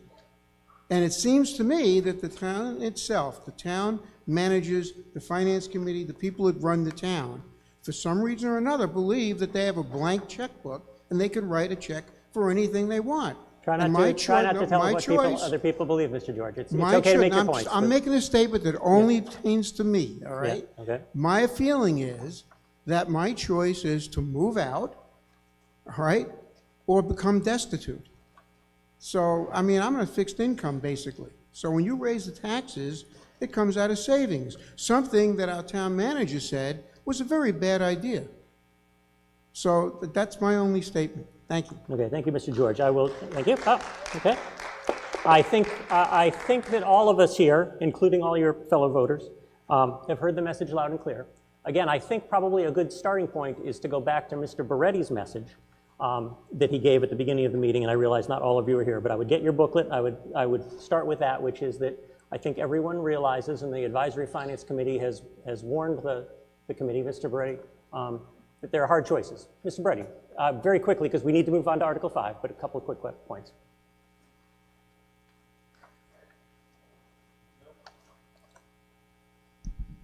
No one is more concerned about our taxes and the trend over the last few years.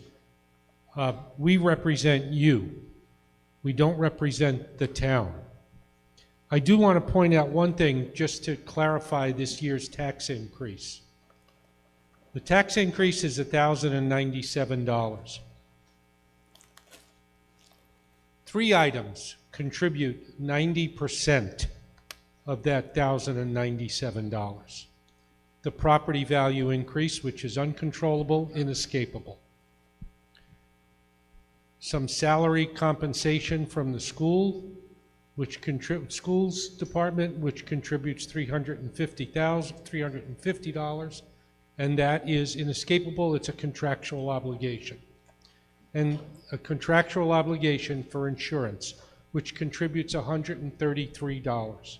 So of the $1,097, $998 are coming from 3 items that we cannot get away from. We struggled with that. That leaves us a balance of $199, roughly $200, with which to fund the balance of the services that we're receiving from Westborough. And in our collective opinion, all things considered, that is a reasonable amount of money for us to be absorbing right now. So it's easy to say, and believe me, we've had some very spirited discussions as a finance committee. It's easy to say it's this department, it's that department, it's this person's management of what's going on. The answers aren't that simple, folks. When you run into 3 things that you can't get away from, you have to deal with it straight up. Now we hope, in fact, a lot of us pray that next year, I hate to say this, our house values won't go up that much. But we need to recognize that what is contributing to this year's aberrational, put any word you want on it, increase are 3 things we just can't escape from. If we want to do something about those contracts, we'd be paying a lot of legal fees just to try to get away from them. It's not worth it. That would roll right into your taxes at some point as well. So I hope that clarifies it. Again, it's no comfort that we're dealing with this amount of money. But I think we need that clarification. Thank you. Thank you, Mr. Beretti. Also, hang on just a second. I also want to make a point that, as Mr. Beretti said, the Advisory Finance Committee reports to you, the town meeting. That's why their recommendations take such heavy weight. If you're interested, I will encourage the Finance Committee to have an open forum as part of their next meeting and talk about yourselves and see what the interest is.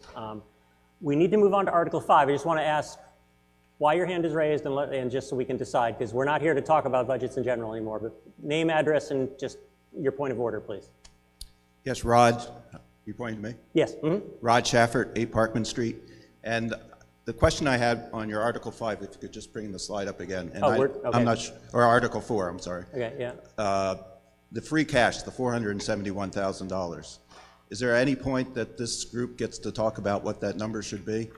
And a better explanation in terms of, I believe originally it was scheduled to be around $1 million. It was reduced to $471,000.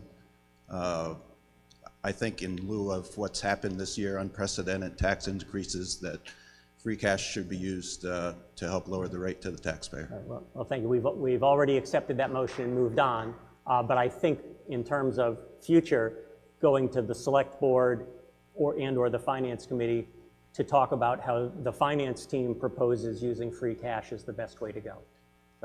So is that's not a agenda item for a town meeting? We just finished Article 4. Okay. So when would the appropriate time been to bring that up?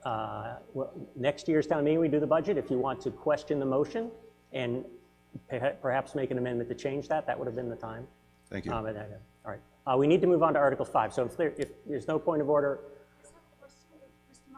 Actually, is somebody calling me? Yes, I'm Where sure. are you? Oh, Hi. Ms. Spring, what's your point of order? We need to move on. What's your point of order? I just had a question. Did we vote the school budget in the time Yes. that it took me to drive from my house to get here? Yes, we voted the school budget. Okay. Thank you. you. All right. And I have nothing.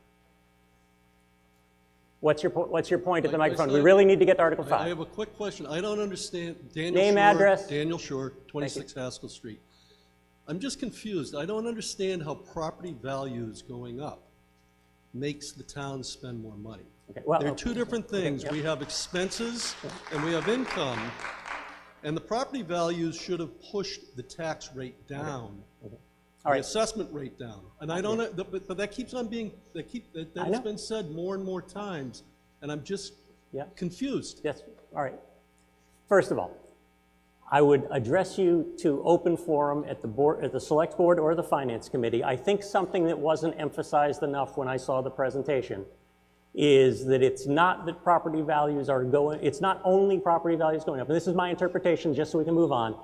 If you go back and look at the charts, it's that the property values are going up faster while commercial values are going down, and I believe that has to do with the way property values for residential and commercial are assessed differently.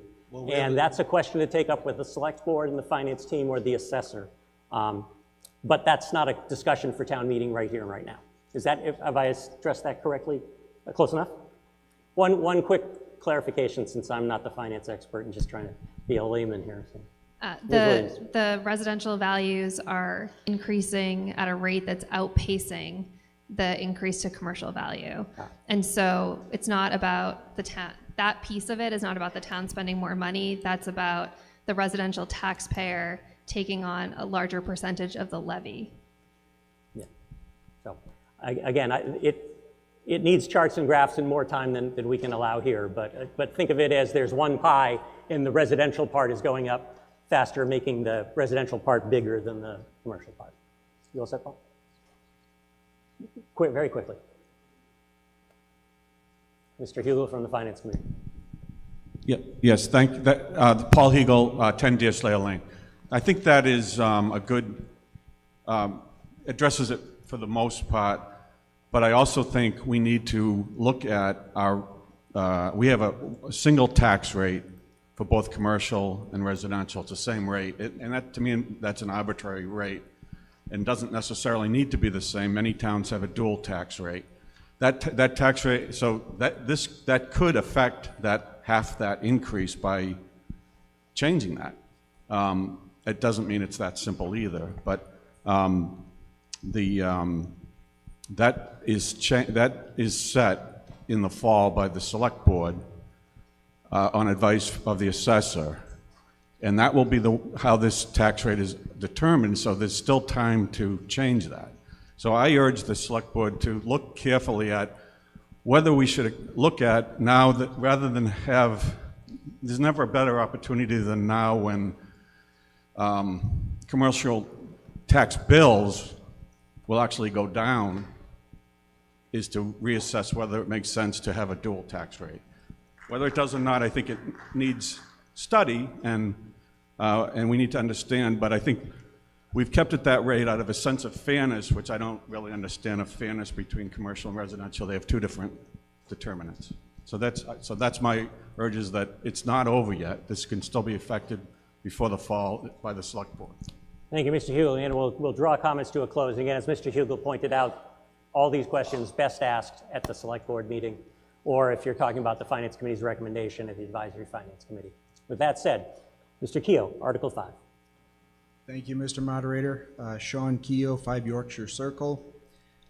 I move that the town vote to approve Article 5, Sections A, B, C, and D, and that the town vote to transfer and appropriate $250,000 from free cash, $20,000 from country club retained earnings, $50,000 from water retained earnings, and $50,000 from sewer retained earnings for the purpose of Article 5A. $4,000 from free cash for the purpose of Article 5B, $250,000 from the Cable TV Enterprise Fund for the purpose of Article 5C, $2,500 from free cash for the purpose of Article 5D as printed in the warrant, and raise and appropriate the sum of $24,529 for the purpose of Article 5E as printed in the warrant. Mr. Keogh, brief presentation. Thank you, Mr. Moderator.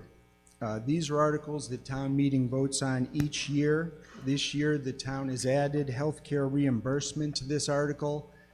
Last year, it was a separate article in the annual town meeting warrant. For 5A, the reserve funds are set aside for unplanned expenses. $250,000 in the general fund is provided. These are all provided to the Advisory Finance Committee for them to allocate as necessary. $250,000 is to support expenses in the general fund. $50,000 support unexpected expenses in the water and sewer funds, and then $20,000 at the country club. For item B, restocking Sandra Pond. This will pay for the restocking of fish at Sandra Pond. This amount this year is a reduction. Last year, $7,280 were requested at town meeting. Item C is for the cable TV budget, and this funds the cable TV budget. It is money that is received from the cable fees you pay to, or receive from cable providers, what they're charged to operate in town. This is more just allowing those monies to be released to the cable TV budget. Item D is the July 4th block party, and then E is healthcare reimbursement account, and this reimburses for certain co-pays, and this is an obligation of a contractual obligation of the town.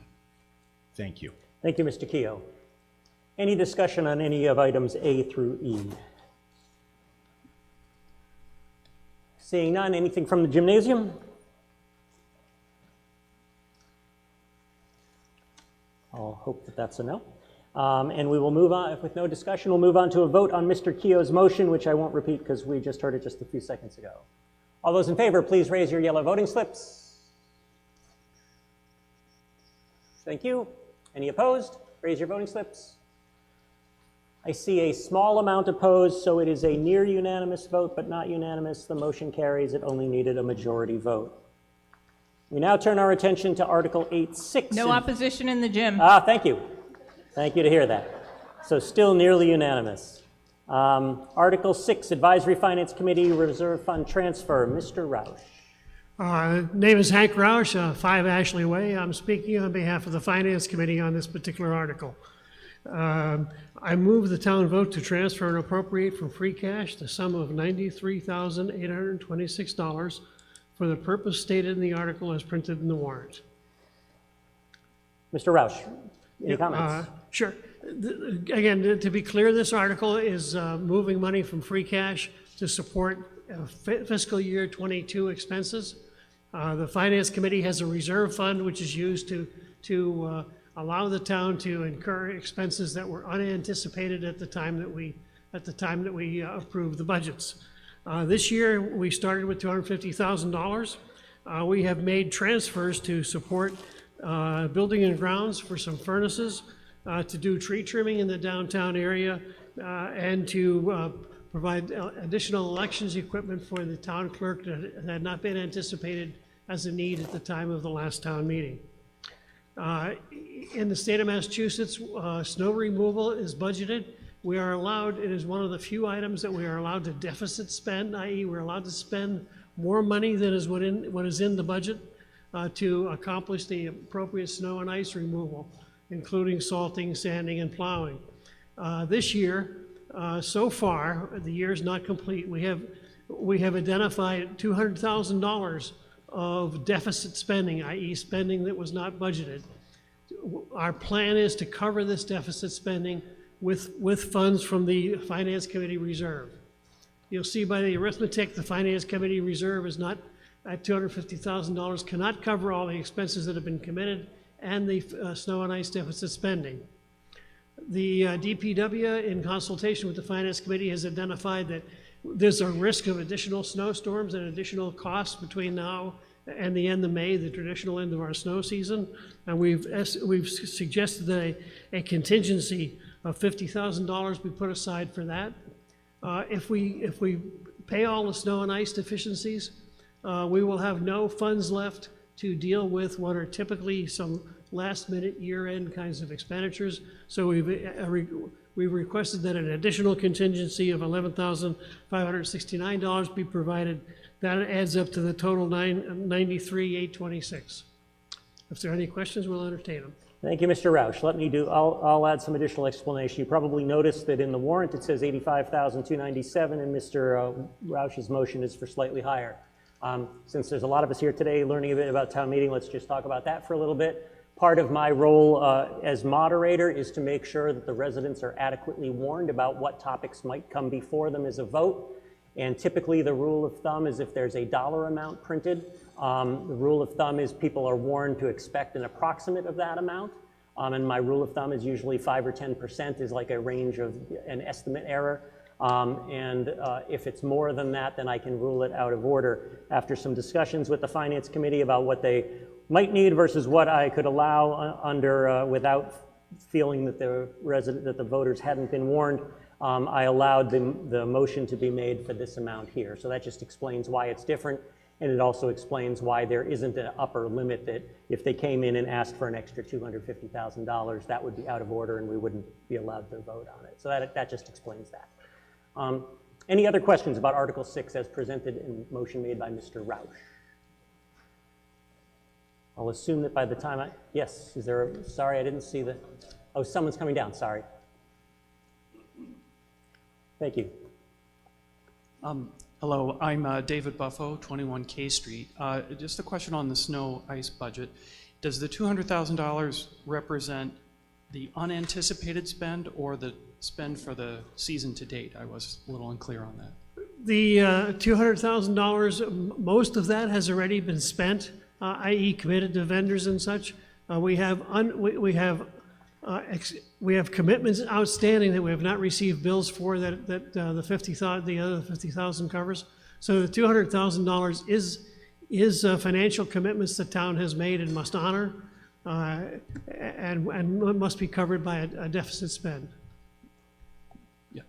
Yes, follow up, Mr. Buffo? Yeah, just for clarification, if I heard you correctly, then that $200,000 represents the season total to date, rough and tough. Is The that season correct? total, this is in excess of the budget. I don't know the precise number that was in the budget, but it was substantially more than $200,000. Yeah. Last year's budget was somewhere, I believe, around $186,000 or so. Okay. No, it Sorry. was more than that. Anyway, I'm looking, sorry.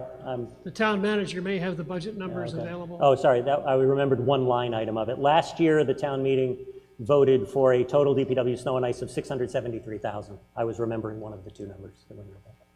Okay. So just to be clear, the $200,000 is in addition to the $600 and some $1,000 that was in the budget. All right, excellent. All right, thank you. Thank you, Mr. Roush. Thank you, Mr. Buffo.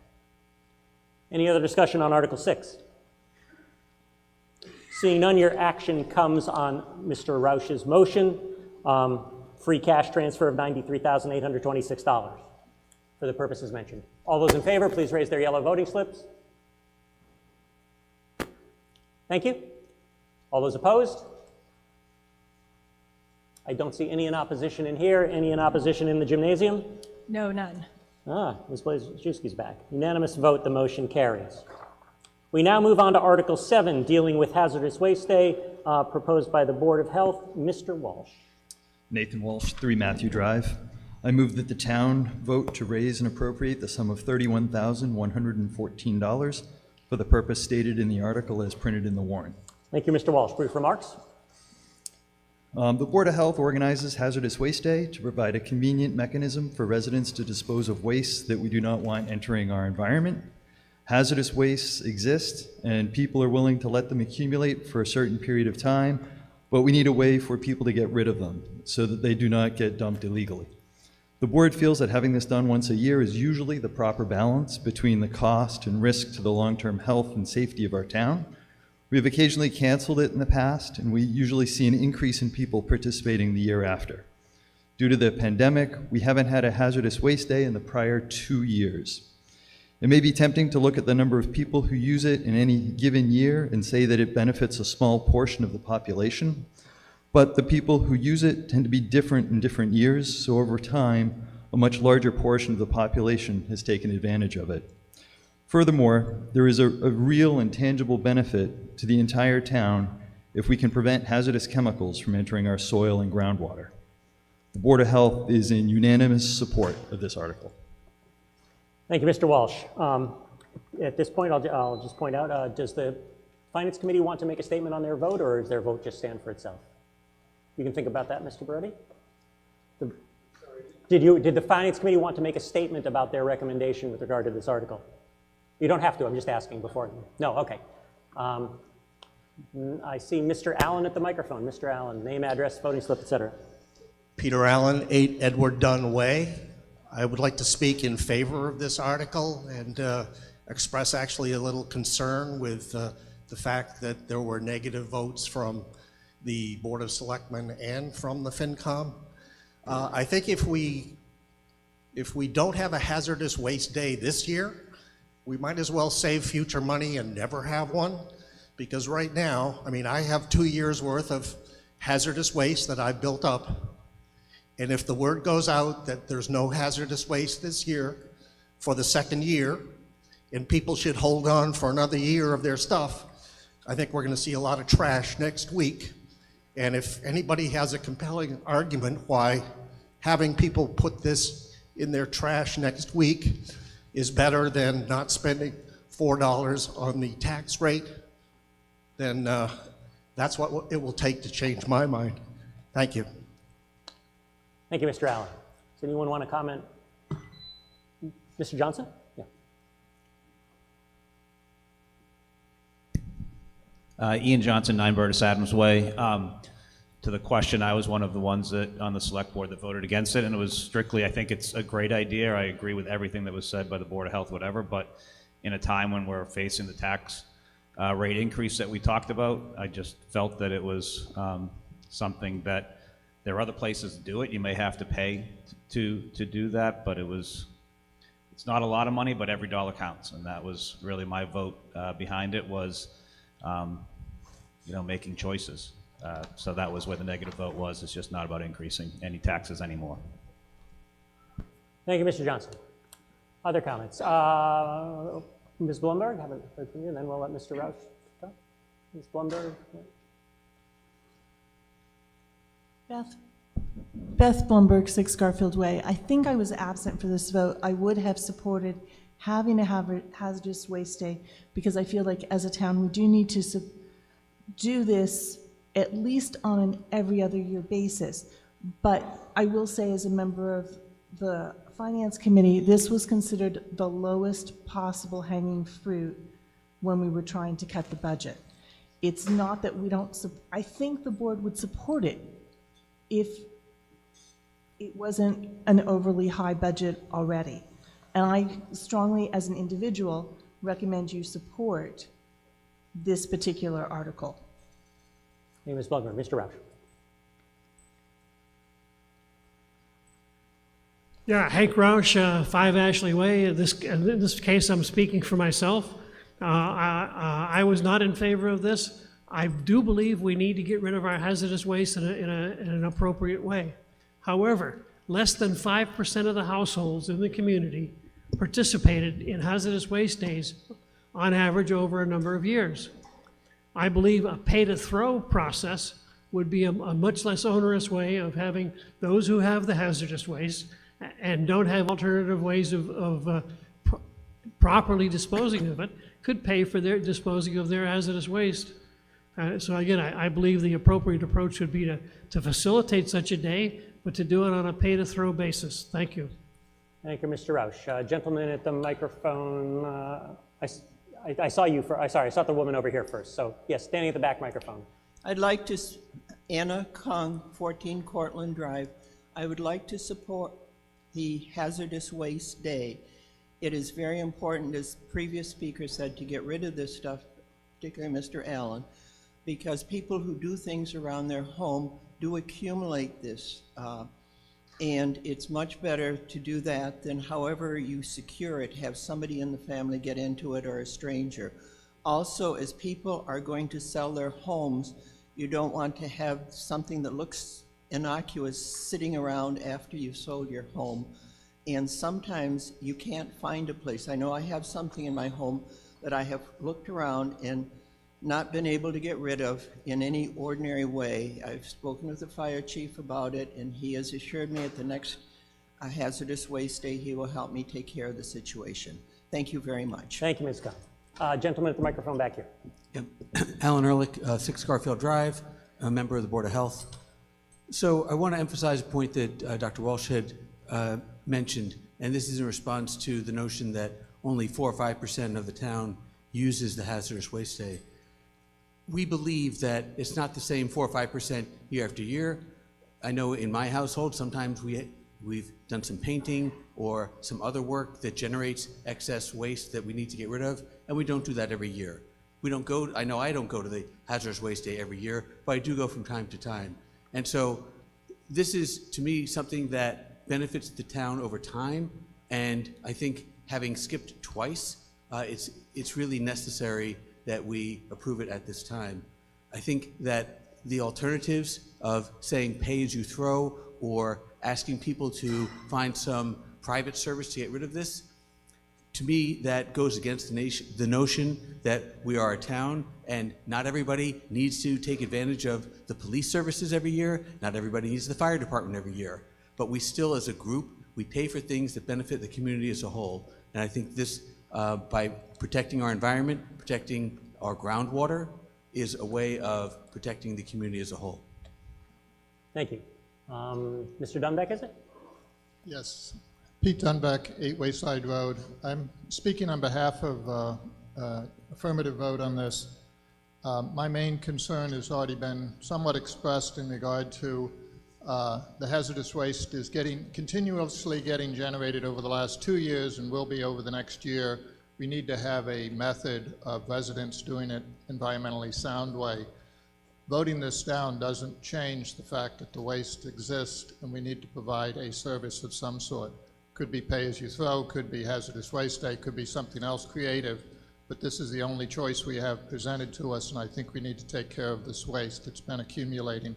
Next year we could come back with a more creative process that would equitably, for the earlier comments around cost, the implications of cost, allow all residents to get rid of their hazardous waste.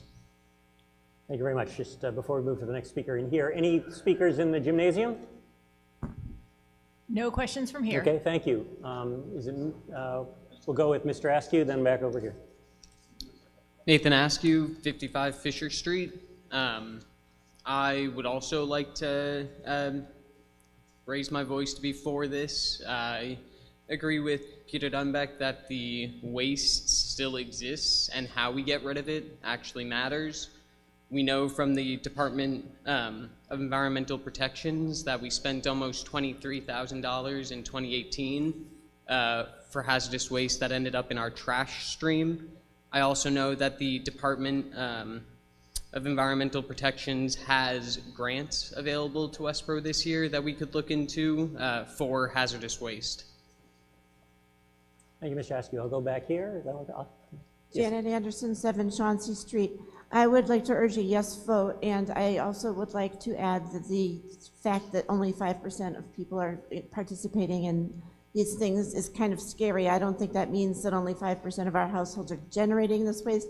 I think that means that 95% of the households may be putting some hazardous waste in their regular trash or bringing it to the dump improperly.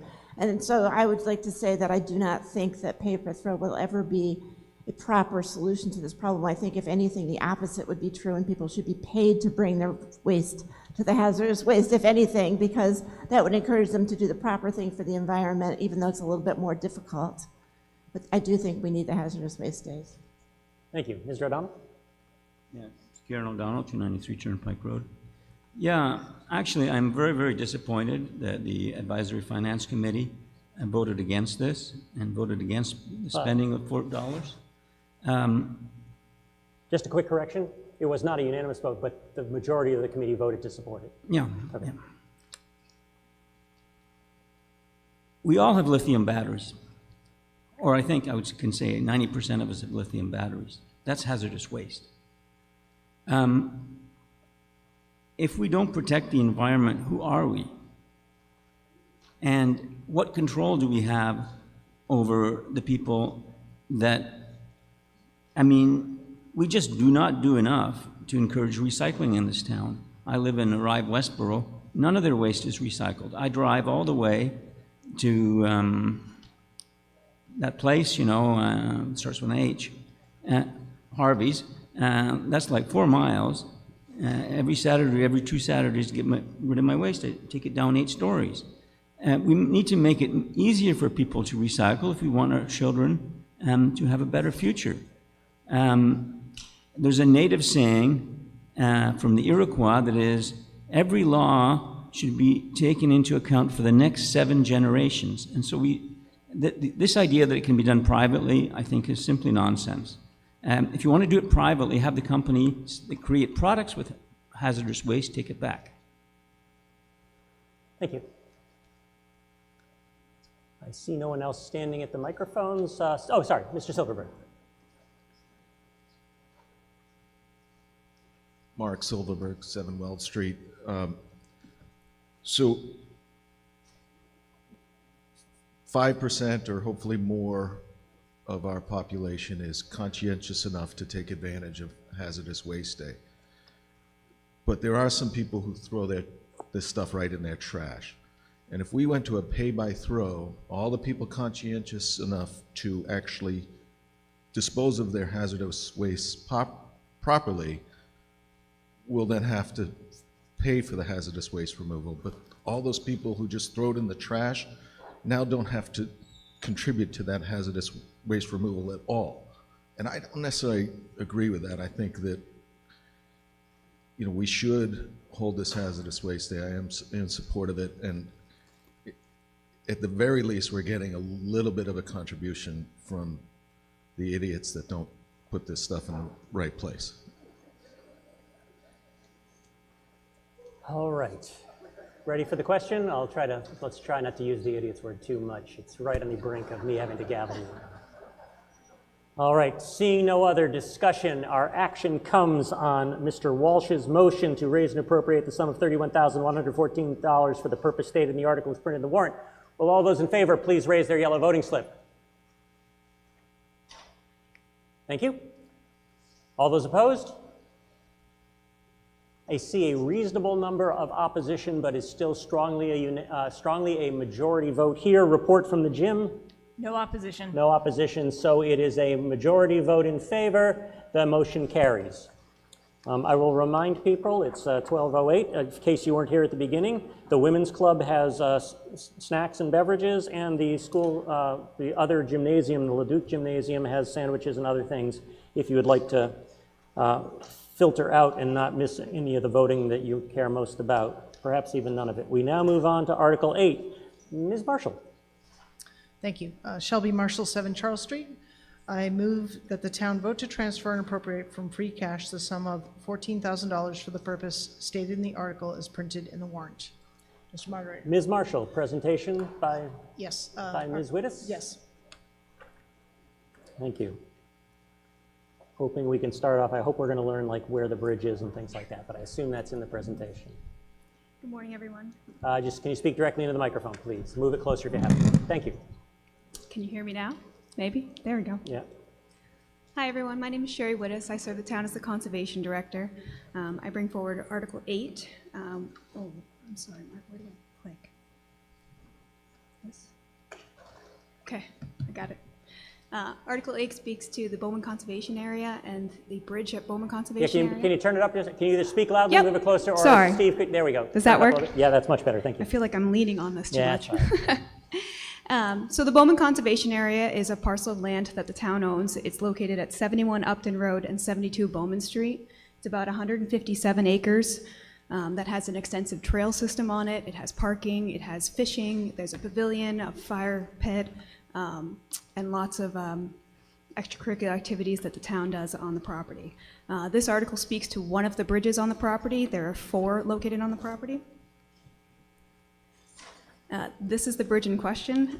It's about 40 years old, if not older. It's dilapidated at this point. It's no longer passable by everyone. And the Conservation Commission has brought forward to try to replace this bridge and bring on a new one. Our plan is to buy a bridge kit out of a company out of Pennsylvania. All the wood comes from the United States. It's a pressure-treated pine, comes already pre-cut and drilled and holed. And we would get a contractor to put in bridge abutments and then a section of stone path leading up to the bridge. We would have to have some volunteers put the bridge together. The company says it takes about 4 or 5 people a couple of days to do. However, Assabet Valley recently reached out to me and they'd like to take this on as a staff project for the students there. So hopefully that timing works out and then I don't have to ask for volunteers from the community to help put this together. In an effort to try to reduce the cost of this bridge, I applied for the Mass Trail Grant in January. They don't award the grants until July, but if we were awarded the grant, the town would only be responsible for 80% of this. Therefore, we would only have $3,126 that would be at the cost of the residents. Any questions? Thank you, Ms. Wittes. Questions on this article? Looks like Mr. Buffo's coming down, just so I can pre-stage it. Anyone else right now have any questions planned? Mr. Buffo. Thank you, David Buffo, 21 K Street. My question concerns the treatment of the wood. If I heard you say pressure-treated wood, that raises a question for me because this is over a tributary to our water supply, and my understanding is that most pressure treatments involve arsenic and hazardous chemicals, and I'm a little concerned about that. I believe there are alternate treatments available for many of the bog bridge projects that Troop 100, which I'm involved with in the Boy Scouts, does for the Westborough Community Land Trust. There is an alternative treatment that we use for treating that wood. I'm just wondering if that is a possibility here. So I believe the company can give me treated or untreated wood. So if that is a request, I will absolutely look into not using the pressure-treated wood. Thank you. Thank you, yes, and perhaps you could just coordinate with Mr. Buffo about what the alternate treatment, so it's not pressure or untreated, but maybe you could be in contact about the alternatives that may be available. Thank you, Mr. Buffo. Thanks, Ms. Wittes. Ms. Anderson. Janet Anderson, 7 Chauncey Street. First, I do echo Mr. Buffalo's comments about pressure-treated wood. It's very dangerous for the environment, and the alternative is not untreated. That would rot. So what you need is alternatively treated. But also, I wondered if you reached out to any Girl Scout or Boy Scout troops about constructing something like this, because Eagle Scout and Gold Award projects typically raise money and buy their own supplies and install whatever it is they're doing. So that might be a cost-effective alternative to doing it via the town. Yes, so I've been working with WCLT too and at their monthly meetings. So if this were to pass, that was my next step, was to inquire about the Boy Scout and Girl Scouts for helping put it together. Thank you, Ms. Anderson. Thanks, Ms. Wittes. Anyone else Want to speak on this article? I see none. Any from the gym? No questions in the gym. All right, in that case, our action comes on Ms. Marshall's motion to transfer and appropriate from free cash $14,000 for the purpose of this article. Will all those in favor please raise their yellow voting slip? Thank you. All those opposed?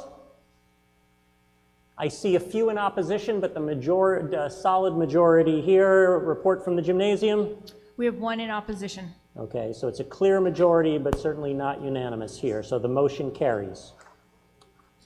We now move to Article 9, the Capital Improvement Plan. This is similar to the budget. This is a multi-step thing, so I'm going to let Mr. Johnson read the motion, and then we're going to treat much of this like the budget, where we'll see which ones we want to question and come back to and do it that way. That should be the most effective way. But first, the motion, Mr. Johnson. Ian Johnson, 9 Burtis Adams Way. I move that the town vote to approve Article 9, Sections A through M, and that the town vote to transfer and appropriate the following sums.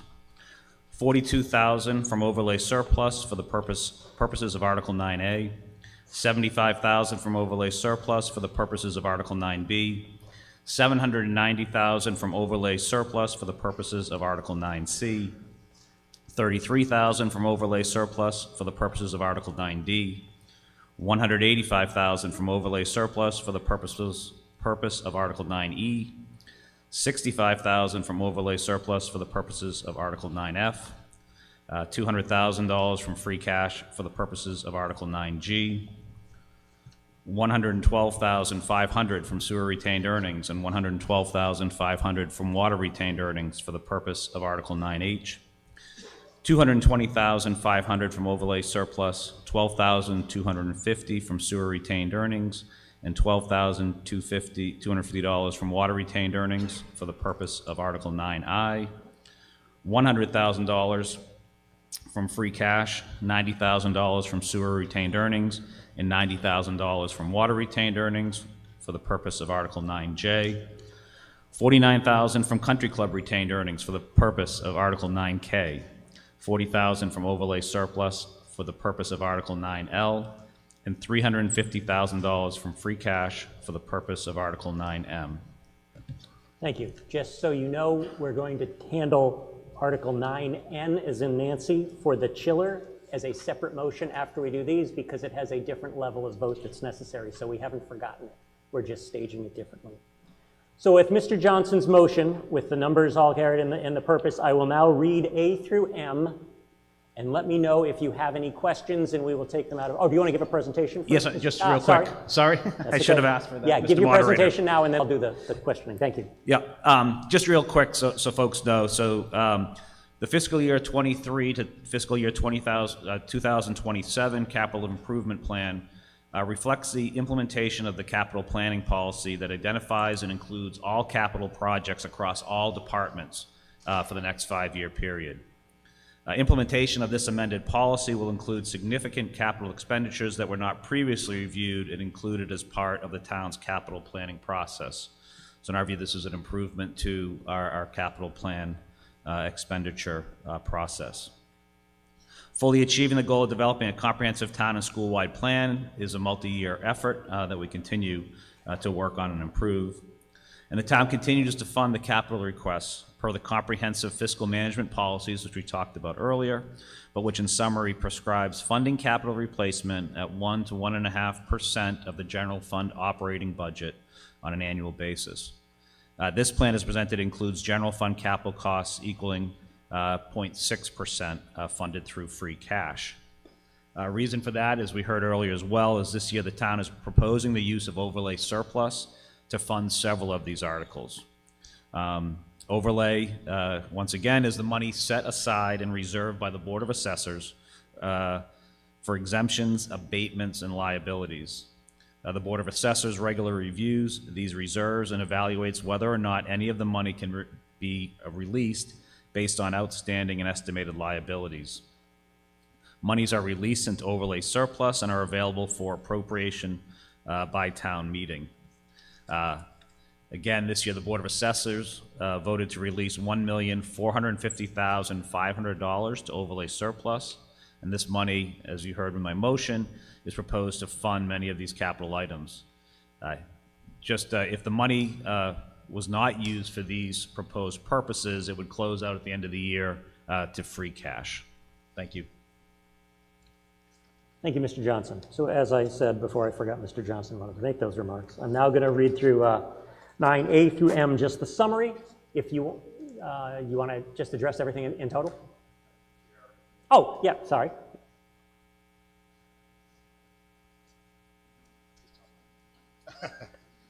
Jim Ball, 78 Lyman Street, Chair of the Capital Expenditures Committee. I just wanted to express, we had a meeting on March 7th to review this, not in time to print it, and the committee voted in favor unanimously in all these items. And just to mention, we go through a lengthy process. We have multiple meetings with all the department heads who have to come and make the case for all of their needs. These needs, there's many needs that aren't here. And then the committee goes through a very thorough process to prioritize these and bring forward which we think are the highest priority. So there is a very detailed process, and we work closely with the town to identify these items. Thank you. Thank you, Mr. Ball. And another chance to just remind people, I know we're all learning a lot today, including some ideas, coming up with ideas to better address how people can get involved and make suggestions early. So Capital Expenditures Planning Committee, another committee to watch.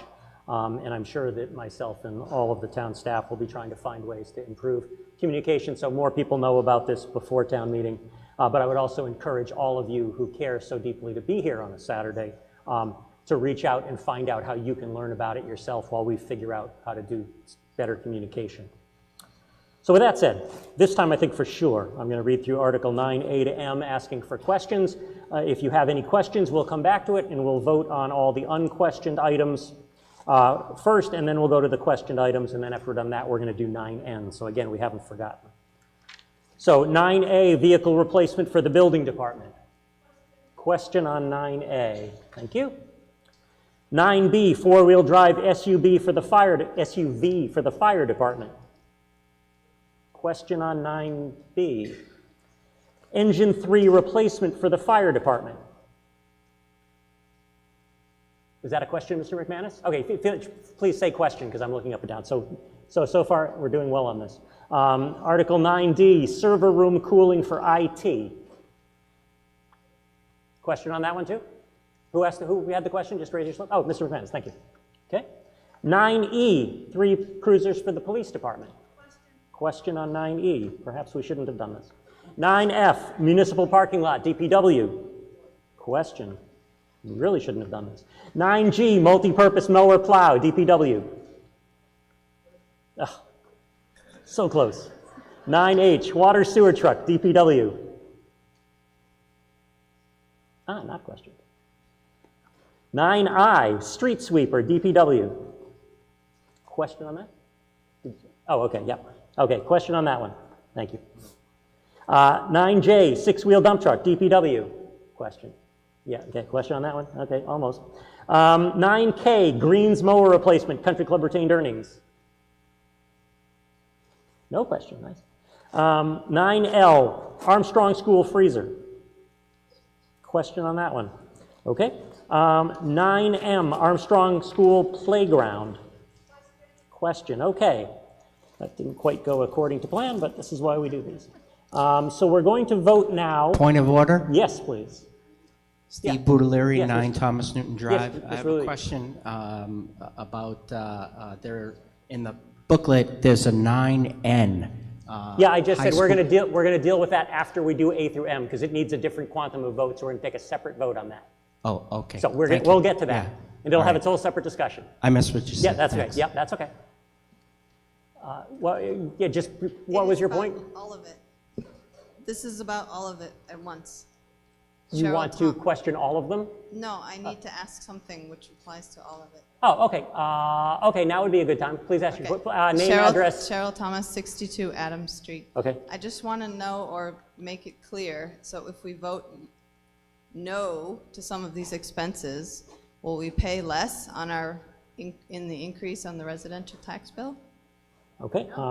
Mr. Johnson, do you want to, do you want to clarify for those of us who don't understand whether overlay surplus and the retained earnings, if these things affect the tax rate. No, they do not. So these are overlay surplus, money from retained earnings, and the free cash will not, if we don't vote for these, that doesn't affect the tax rate. These aren't, what affects the tax rate would be anything that was a raise and appropriate article. We're not asking to raise taxes for these. We're using reserve funds.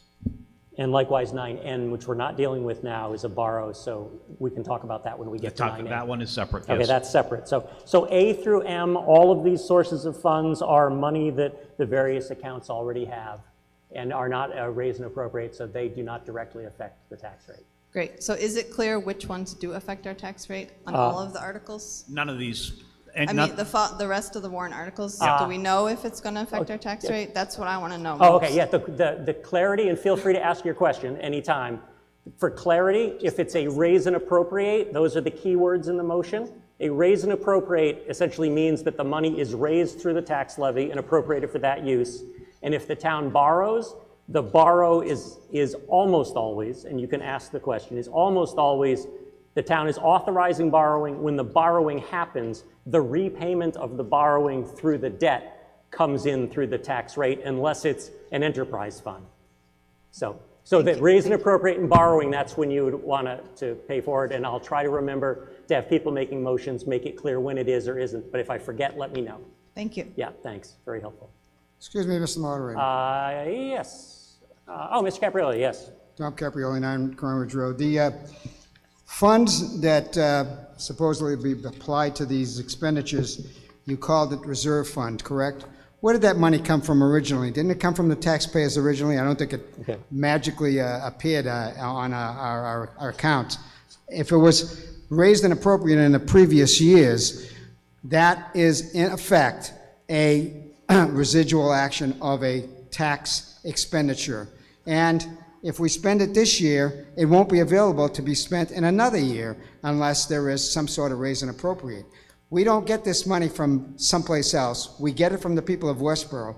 And no matter when we get it from the people of Westborough. And unless somebody lives here for 1 year, they should be concerned about money that is gotten in the past or will be needed in the future. So any money spent affects the taxpayers of Westborough because it isn't coming from some magical source. Thank you. Thank you, Mr. Caprioli. Thank you for the clarification. Perhaps I should let Mr. Johnson, would you like to just address the difference between overlay surplus, free cash, and those things, or defer to someone? No. I mean, it's accurate. This is money that has been raised through taxes in prior years.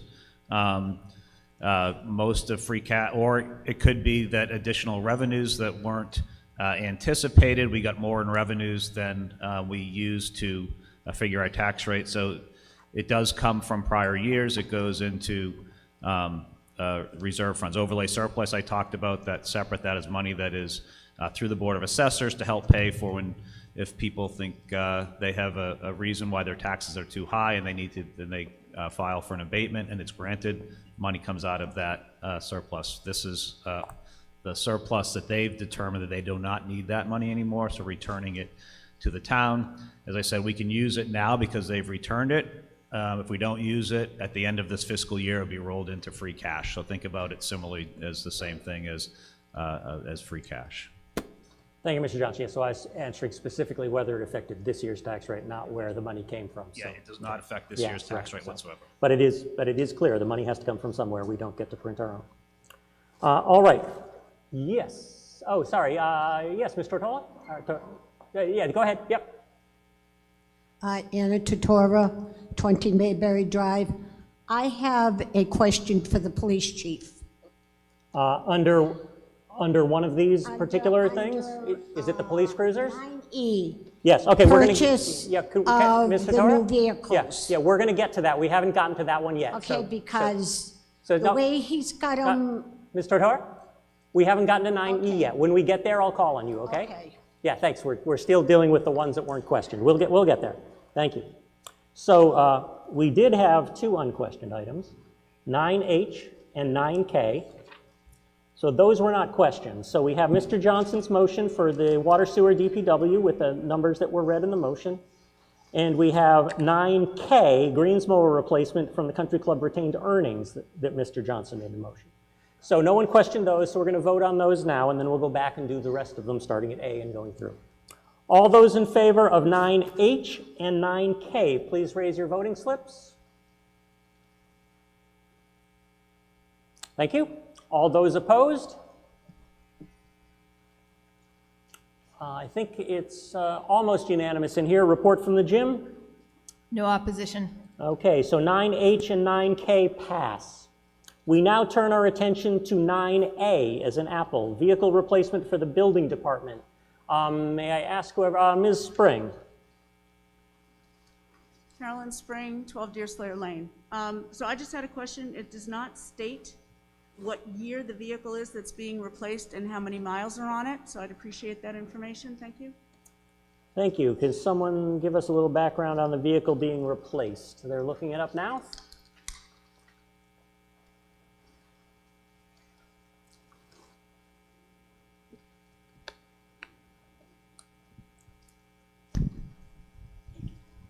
Fred Lenaro, Community Development Director.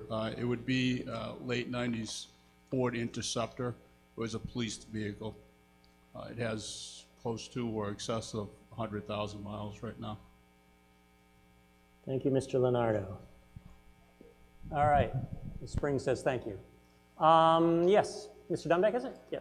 Yes, Pete Dunbeck, 8 Wayside Road. I'd like to understand if this is planned to be a hybrid. I have a concern about the fuel efficiency of it, and it's replacing a sedan, and I believe I saw that it was an SUV. So I wanted to understand kind of what the vehicle plan is more specifically and if it's hybrid. Mr. Leonardo. Yes, that's all correct. It would be replacing a gas guzzle, if you will. The intent is to have a hybrid. Thank you. Any discussion from, yes, Mr. McManus.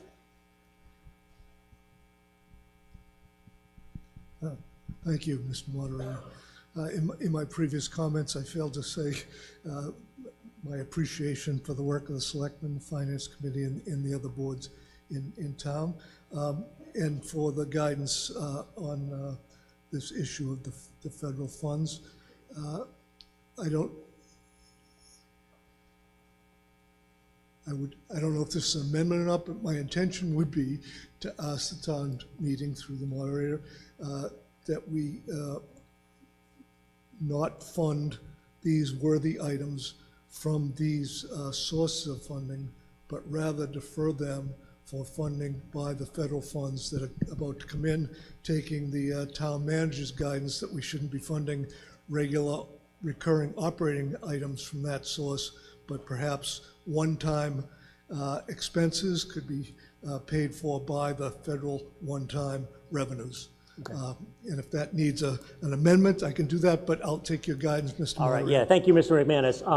There really isn't a motion that would allow the town to say, wait for certain monies. I think the best course of action for you would be to encourage people to defeat these articles and then ask it to be brought back at a special town meeting once the federal funding was there. I think that's I don't think there's an easy way for us on the fly to craft a motion to say, we'll authorize these, but it can only be spent once we know about some future funding source. So. Thank you. So I guess then I would urge the town meeting members to vote no on these articles and have them be brought back to a future meeting for funding out of those federal funds.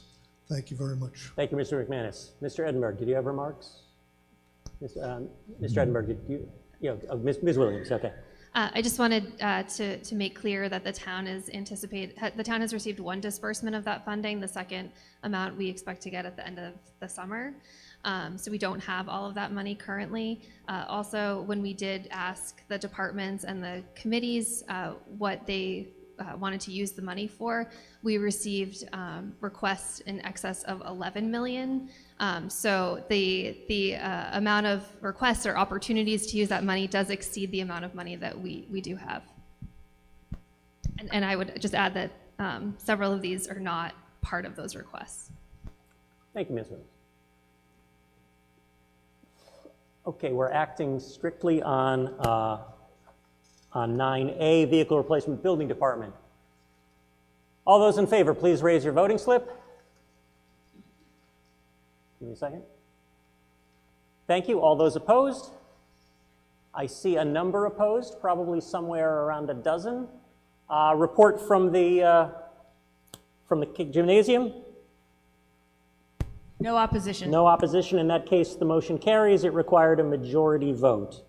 Also just want, for those of you, there have been about 250 voters here so far, for those playing along at home.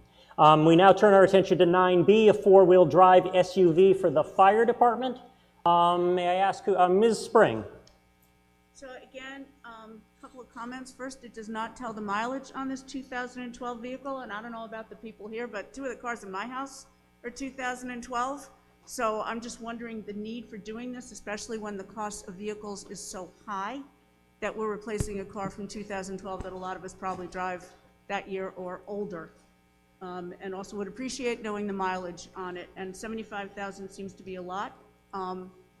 Thank you. Thank you, Ms. Spring. Chief Purcell. Hi, Patrick Purcell, serving as your fire chief. So it has just over 75,000 miles, and we're plagued with a lot of mechanical problems with it right now.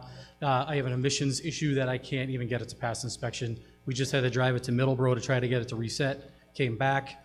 We've sunk a lot of money into this between electrical work and emissions work, and it's, according to my mechanics, it's not fit for public safety.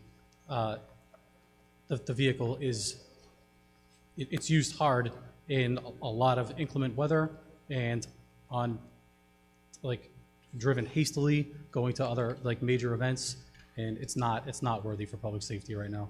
It's not, I understand, I also have vehicles that far exceed that in my own home that I'm not looking to get rid of, but I can't even I can't even get an inspection sticker right this second on it. I don't know, maybe some of you have seen it. It was on East Main Street at a repair shop for over 6 months last year. Thank you, Chief Purcell. Mr. Dunbeck, question? Basically the same question in regard to the hybrid? previous article. So it's Pete Dunbeck, 8 Wayside Road. Is your expectation to buy a hybrid vehicle, high-efficiency vehicle? Yes, it is, sir. And just to go back, Ms. Spring, to answer your other question, the vehicle itself, it is higher than normal because we are doing the hybrid, and I have the quote right here, is $62,000, $61,911.40, and then the balance of that article supports a radio installation, a package for the back for the storage of our equipment, and that brings us right up to 75,000. Follow up, Mr. Moderator, Excuse me? please. Follow up, please. Ms. Spring, yes. How much is it if it's not a hybrid? How much do we save? I have no idea because of, I didn't look into it because the flavor was, we're going to hybrid vehicles here. So I did not even look into that. Actually, I stand corrected. Can you give me a second? Hold on. Okay, give us a second. While we do that, anybody wanting to speak from the gymnasium? Well, not to speak yet, but just let me know. Anyone waiting to speak? Yes. Ms. Williams, yeah, go ahead. Ms. Williams. While he's getting that quote, I just wanted to add that the town does have a green vehicle policy consistent with our designation as a green community. And so we do have to comply with that. So that's why you're hearing that, that's also why you're hearing that we're purchasing hybrids. If I might, Mr. Moderator? Ms. Spring. Ms. Williams, a policy is a policy, right? It's not a set in stone kind of thing. If it's a savings of $30,000, maybe that's something we need to consider, that maybe not a hybrid for this one. That's why I asked for the dollar amount. Yep. Just if we don't yes, you're correct that a policy is a policy. If we don't comply with the criteria under the green communities, we wouldn't be eligible for green community grants, which we get annually. Thank you. Chief Purcell. I apologize. I did look into that earlier. I'm just blending over articles here. It was about $9,000 cheaper. Thank you. Thank you. Yes, at the back microphone, please. Yeah, I appreciate with this, Jim Crowley, 11 Thomas Newton Drive. I do appreciate what this woman is asking here. In the green community, the money in our wallets are green too, so that's really important. appreciate looking into any savings. I mean, $9,000, I'm not sure how much it'd save in gas. I think maybe that's an analysis you should probably do. We're all looking to save money here. So I appreciate you doing that. Thank you. And I appreciate your service, sir. Thanks for saying that. Thank you. Yes, Mr. Welch.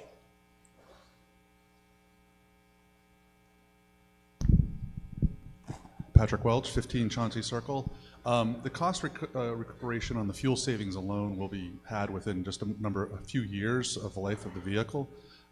So it's pretty clear that we will save that roughly $9,000 in just a few years. So that's why I'm in support of purchasing this vehicle, and certainly adhering to our Green Communities Act, which we are really working hard to comply with, because as the town manager stated, there's a number of grants that are eligible to us. And it certainly stays also within our sustainability policy and goals, which I think probably Mr. Dunbeck will speak to. Thank you, Mr. Welch. Mr. Dunbeck, quick follow-up? Yes, Pete Dunbeck, 8 Wayside. So just on the green communities, to put a little finer point on it, we've received grants of $700,000 since becoming a green community, including $200,000 this fiscal year. So it's a very significant amount of grant money that's coming into the town to do LED conversion and weatherization and so forth, which then creates recurring savings on energy efficiency and fuel savings. So it's state money that's being applied to this community to save our annual town budget, about $90,000 in FY23. Thank you, Mr. Dunbeck. Mr. Boudeleary? Steve Boudeleary, 9 Thomas Newton Drive.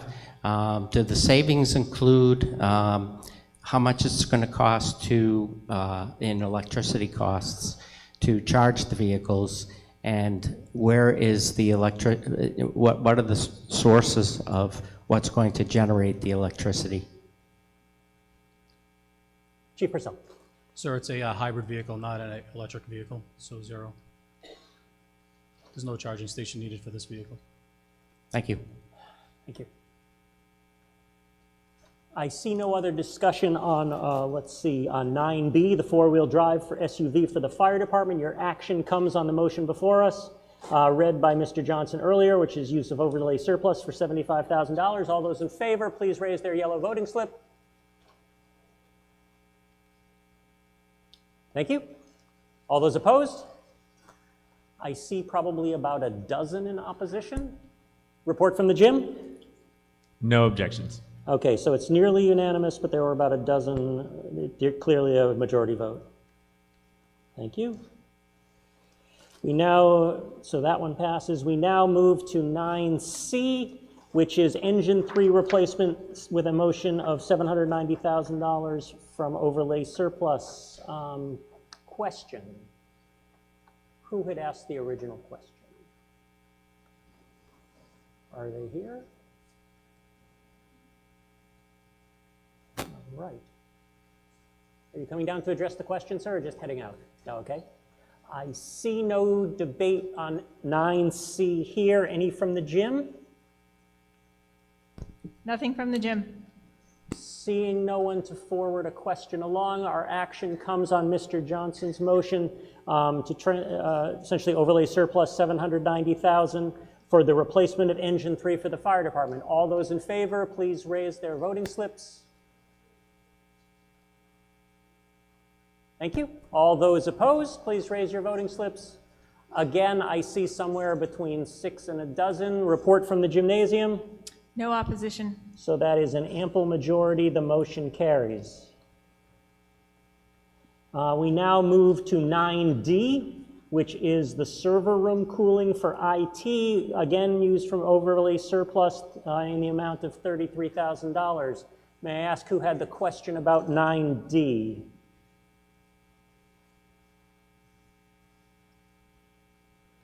I don't see anyone raising a slip or approaching the microphone. Anyone from the gym? No questions in the gym. No questions in the gym. Going once, going twice. No questions on 9D. Our action comes on Mr. Johnson's motion, server room cooling IT, overlay surplus $33,000. All those in favor, please raise their voting slips. Thank you. All those opposed? Again, I see somewhere between 6 and a dozen or so in opposition, an ample majority there. Report for the gymnasium. No opposition. No opposition from the gym. The motion carries. We now move on to 9E, 3 cruisers for the police department. I don't know who originally questioned it, but Ms. Spring and then Ms. Totora, I'll come to you after Ms. Spring, okay? Ms. Spring, you asked the original question. Feel free to go first. Carolyn Spring, 12 Deerslayer. So my understanding is that we're needing to replace the 3 cruisers due to them being totaled in auto accidents. Is that correct? And then I have a follow-up depending on that answer. No, I wish, to be honest with you, I wish those were the cars that were totaled, but they weren't. They were newer cars. So this is just to replace vehicles that are on our replacement schedule. We originally had asked for 4, but then due to what we're facing with the budget, we narrowed that down to 3. So can I ask a Yeah, related Ms. Spring, yes. question? Yes. So Chief, not directed then to this Article E, but for the cruisers involved in the accidents, we are pursuing the insurance to pay for those, right? That's correct. Okay, great. Thank you. That was what my question, I thought it was Thank you, those Ms. 3 Spring. involved. Thank you. Ms. Totora. Anna Totora, 20 Mayberry Drive. I have a question to ask the police chief. Is it about the cruisers being asked? Or? Yeah, well, it's more or less the lettering. Okay. On the old police cars, the black and white ones, you could see. But these that you have now, you can't see the lettering. And if you could make it like white, it's like you have these black cars with dark lettering on them.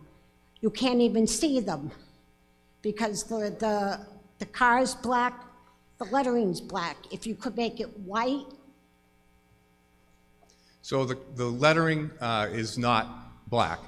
It's reflective gray, so at night it reflects. So it's actually, so you can see it more. If you could make it like a reflected white or something, So because during the day you can't see them. Yeah, I've addressed this numerous times, and if we're going to stop you, you'll see it because all these lights come on. So I'll just say to you, I've addressed this now for 2 years since the pandemic started and some of the social injustice issues, because that's when this came up about these cars. And I can just tell you, we do save a little bit of money by not marking the cars, and that's going to be a question for your next chief. Because I'm going to stay with this current design. We're just replacing 3 cars that just need to be replaced. If you don't support this article, I'm going to take really good money and I'm going to put it into really bad. One of the cruisers that we're talking about replacing, just so everyone's aware, is a Ford Taurus. It's a 2008 with 120,000 miles on it. If you know Dana from the DPW, he does our maintenance costs, and he basically said to us, this car isn't safe to drive anymore. So it's deadlined up at the DPW. So when I come to you, as stated in the past, I don't come to you usually for nice to haves. I come to you for needs of your department and for your officers, the men and women that I'm honored to lead and work with. So hopefully we have your support to replace 3 vehicles that need to be replaced. And if this article doesn't pass, I'm gonna have to basically take really good money and put it into cars that really, they're not roadworthy. In fact, one of them is going to go to the scrapyard. We're just going to trade it in, probably get a few $100s for it. Thank you, Chief Laurie. Nothing else here. Anything from the gymnasium? Okay, our action comes on Mr. Johnson's motion. Oh, sorry. Whereabouts? Oh, sorry, Paul. I thought you were just heading out. Okay, Mr. George. Paul George, 19 Robin Road. One of the things I think you have to think about is most of the time these cars drive around at 20 miles an hour, 25 miles an hour for 80,000, 90,000 miles of their life. But the time comes when they might have to do 85 miles an hour. And when they do that, the wheels have to stay on the cars. So it's really important to think about not the fact that it's got 120,000 miles on it. It's got 120,000 of really hard miles on it, and those hard miles have to respond at a moment's notice to emergencies, all right? And that's what's really, it's like having an ambulance. If you had an ambulance that had 185,000 miles on it, you were having a heart attack, you wouldn't be that happy when the ambulance didn't make it to your house. So it's got to think about the fact that there are costs we have to deal with. And one of those costs is maintaining our fleet because it's too expensive not to maintain it. Thanks. Thank you, Mr. George. Our action comes on Mr. Johnson's motion, 3 police cruisers. Police Department funded from overlay surplus, $185,000. All those in favor, please raise their voting slip. Thank you. All those opposed? I see a small number opposed, but clearly only 1 or 2. Report from the gymnasium? No opposition. Okay, almost a unanimous vote, obviously more than majority. The motion carries. We now move to Article 9F, related to the municipal parking lot by the DPW. May I ask who had the question? Yes, sir. Wilfred Savoy, 41 Chestnut Street. I notice on this particular article, there is one member of the Finance Committee that has voted no. I'd like to hear from that individual, please. Okay, thank you. If the person is here, could they speak? And if they're not here, does anyone want to summarize from recollecting the meetings what their point was? The person is not here. Okay. That person is currently not in the room, so we'd have to go to the minutes, I guess, to get a... Does anyone want to risk recalling what the opposition was? Do you recall? Not particularly. Okay. All right. Unfortunately, as is these things in town meeting, you can ask questions, you can't always get answers, and if that means you vote no, that's what we have to live with. Okay. Seeing no other question, our action comes on Mr. Johnson's motion related to the DPW municipal parking lot overlay surplus for $65,000. Will all those in favor please raise their yellow voting slips? Thank you. All those opposed? I see a handful, 5 or 10 in opposition at the tops. Thank you. Report from the gym? No opposition. So it is almost unanimous, a clear majority. The motion carries. We now move to 9G, the multi-purpose mower plow for the DPW, with a motion to transfer from free cash for $200,000. Do we recall who questioned that item? If so, please let me know. Mr. McManus. Sorry, I probably did because I was trying to get the funding source changed in all of these. So okay. I just. Okay, so you were asking about that. A sidewalk-sized vehicle for $200,000. I'd like to maybe understand a little more what it is. All right, thank you. Does anyone can anyone address Mr. Payant from the DPW?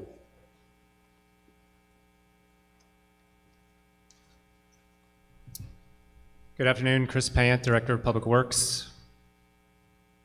I'm going to take the opportunity here to address all of our vehicles and give some context, and then I can speak specifically to the vehicle, the mower, and any others as soon as he pulls it up here. Yeah, Mr. Payant, thank you. Yeah, so we'll have Mr. Payant now do a presentation related to essentially all the other question DPW, and then we'll take the specific questions one at a time rather than jump back and forth.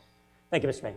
Okay, so just to give some big picture, this is a representation of our fleet, this picture up here.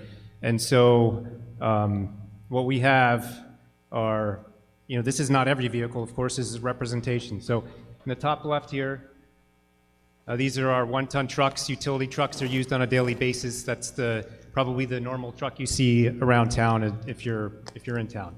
On the top right, these are our bigger trucks. These are the trucks you'll see predominantly during the snow season that plow our streets. We also use them to haul material, whether that's fixing a water or sewer break in the summer or hauling snow out of the downtown in the wintertime.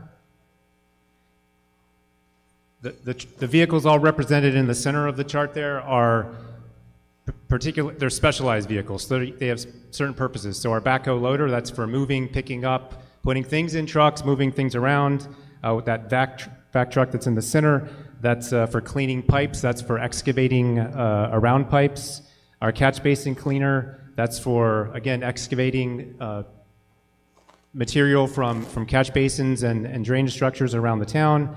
and then a street sweeper, which I think most people are aware of.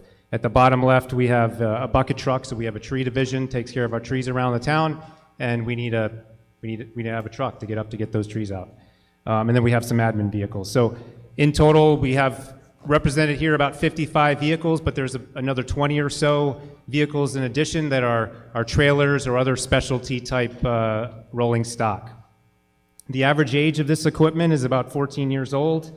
Our oldest is in the 30s, and we have several that are approaching 30. We manage our vehicles on a life cycle. I'll show you that in just a second. The typical, actually I'll just jump to that now. So this chart, lots of numbers on it. I'm not going to go through all these numbers specifically, but we have a plan.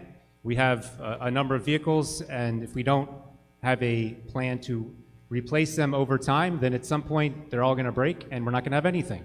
So we have a plan to replace them. And the typical life cycle that is used for these types of vehicles is 7 to 10 years. So that's your range for when you should typically replace them. We're using on this chart here, right here, that standard is 10. So we picked the high end of that. And our model right now that's depicted here, which is between 3 and 4 vehicles a year, and that number is really dictated by dollars available. That number gets us at about 14 years instead of 10. And so that's, you could probably ask, that's probably a problem, right? So we're keeping our vehicles longer than we want to or are being advised to, which means they go, the trade-in value is less. As the chief said, we're spending more money to maintain them. So how do we address that? So what we're proposing is besides asking for more money to buy more vehicles, we're looking at ways to make our fleet more efficient. So the specific vehicles we're going to go through, I'll talk to, are how we are attempting to make our vehicles last longer, or not necessarily last longer, but get more money out of the money we have so that we're not hitting a 14-year life cycle, but we're not also asking for more money. So this chart here is, I'm not going to go into the details of it unless somebody has a question, but the point is to show we have a lot of vehicles, we track them, we have a plan to replace them. Everything in red up there means it's exceeded its life cycle, and we're trying to turn that green, and this is our plan to do that. So the first one I'll talk about, I know the question was about the mower, and I'm going to get to that, but I'm just going to go in the order of the slides here. So the sweeper truck, we have 3 of them. We think we only need 2 of them. So what this course of action here proposes is that we trade in or dispose of 2 of our sweeper vehicles, the older ones. So we have one that's 20 years old, one that's 10. We would trade those in and purchase a new one. Sweeping streets is something that I know people appreciate. It's nice, but it's also an obligation. Like, we're mandated to do it by a permit we have from the state for stormwater management that tells us twice a year we're supposed to sweep our streets. So it's not something we do if we feel like it. It's something we do because we're directed to do it. On the chart here, in this box, so we have asked for $245,000 in the warranty you have. A recent change to the price based on some escalation in costs has put the new price at $285,000. We're asking for the price that you approve, the funds that you approve, to be $245,000 as listed in the warrant, and we've identified a course of action that would allow us to basically come up with that remaining balance through money we anticipate to be available in the current year's budget at the end of this year. So essentially, we're not asking you to pay for that. We're asking you to approve what we asked for, which is $245,000. But I'm just want you to know the cost has gone up, and costs have gone up for many things, and this is one of them. But we think we can cover this cost, this shortfall, through money we expect to have at the end of the fiscal year. The 6-wheel truck. So this truck here, if somebody asks me the mileage, I don't know the mileage. It's really, we track it by age right now because these things are, many of these pieces of equipment are very old, and they're kind of bubble gum and taped together in many cases, and I don't say that flippantly. So we want to replace them. And this truck is as shown, it's 23 years old. The truck beneath it, this one here is 34 years old. The crane on the back of that is from 1979. So these are very dated pieces of equipment, and they've served the town very well for the years we've had them, but it's time to replace them, and that's what we're proposing. What we want to do, as I mentioned earlier about efficiency, is take both of these trucks and get rid of them and get one truck to replace it. So we're reducing our fleet by one. And so the truck on the right, that's a representation. We don't have that truck specifically, but that's what we'd like to purchase, would allow us to basically get 3 trucks in one. So we're buying a truck with attachments. So an attachment would look something like what's listed there. So that is a spreader. So it says you fill it with salt and you spread salt on the roads in the wintertime. You load that thing on your truck, but it can come off your truck, and then you can attach a dump body so we can haul material around. And then you can download that and add a catch basin cleaner, which is another item we need. So essentially the catch basin attachment would be this crane portion. That represents what would be an attachment, and that would be able to be added to this piece of equipment. So we turn in 2 trucks and get one to replace it, getting multiple capabilities out of that one truck. So while the dollar figures here are high, or they may seem high, they would be much higher if we did those trucks individually, which is not what we're proposing. We also have other gains by just reducing the amount of fleet we have and insurance and other things. So in the box, you can see another note that says there's been a change in cost. So we requested $280,000 in the warrant, as you can see. The current cost is $427,000. So that's a significant increase. You can ask why, and we can, ultimately it doesn't matter why, because we need the truck and that's what it costs. But we asked for estimates back in September when this process started. So you saw at the very beginning of this chart all the steps we've gone through to get to this point here. And in September, the truck was a lot less. And over time, the costs have gone up. And it's not anything that any of us can control, and that's where we are. So what we're proposing is that with your approval, we would get the $280,000, and we would purchase the truck and 2 attachments. So we would purchase a truck and get a spreader, which is the one pictured up on the screen, and get a dump body, and we would defer the purchase of the catch basin cleaner and continue to use our 1979 catch basin cleaner. We're then going to look at the possibility of other sources of funding to purchase the catch basin cleaner over the coming months. And I don't know what those would be, but we'll look for options. I think it's more likely that we're going to come back in October to the October town meeting and ask you for the additional money to buy that catch basin cleaner.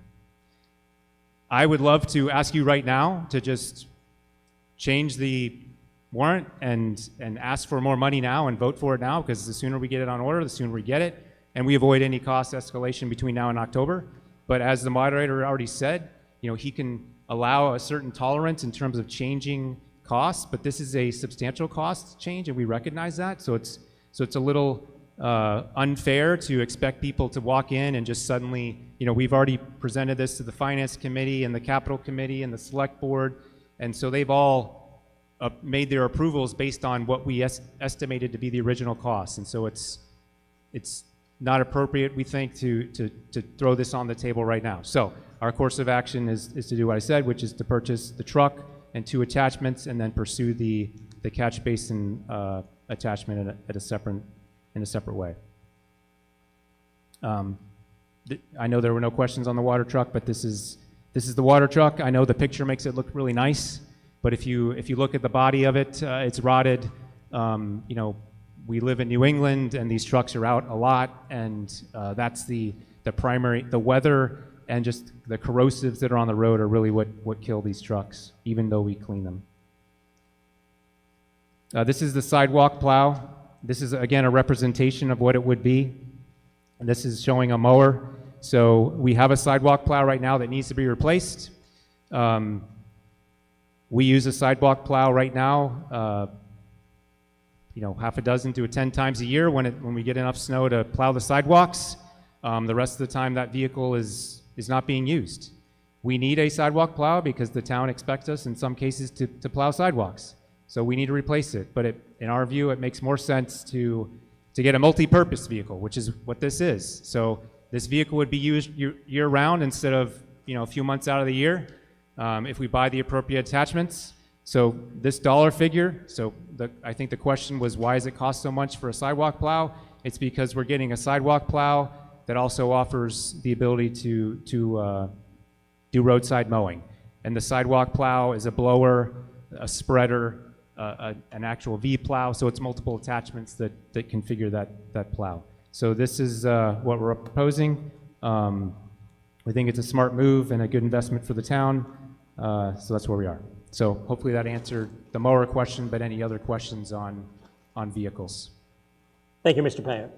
So now we're specifically talking about 9G, this mower plow that was just talked about. Mr. McManus, I know you asked a question. Has your question been adequately addressed? Yes. Can you go to the microphone, please, so the other room can hear you? Thank you. We're still on 9G. Lucille Kylo, Gilmore Farm Road. As I looked at the articles, the question that came to my mind immediately was, you're looking at one vehicle to do the work of several. We live in New England. There's sidewalk plows. There are plows. There's salting. There's catchment basin, cleaning. There's all these things.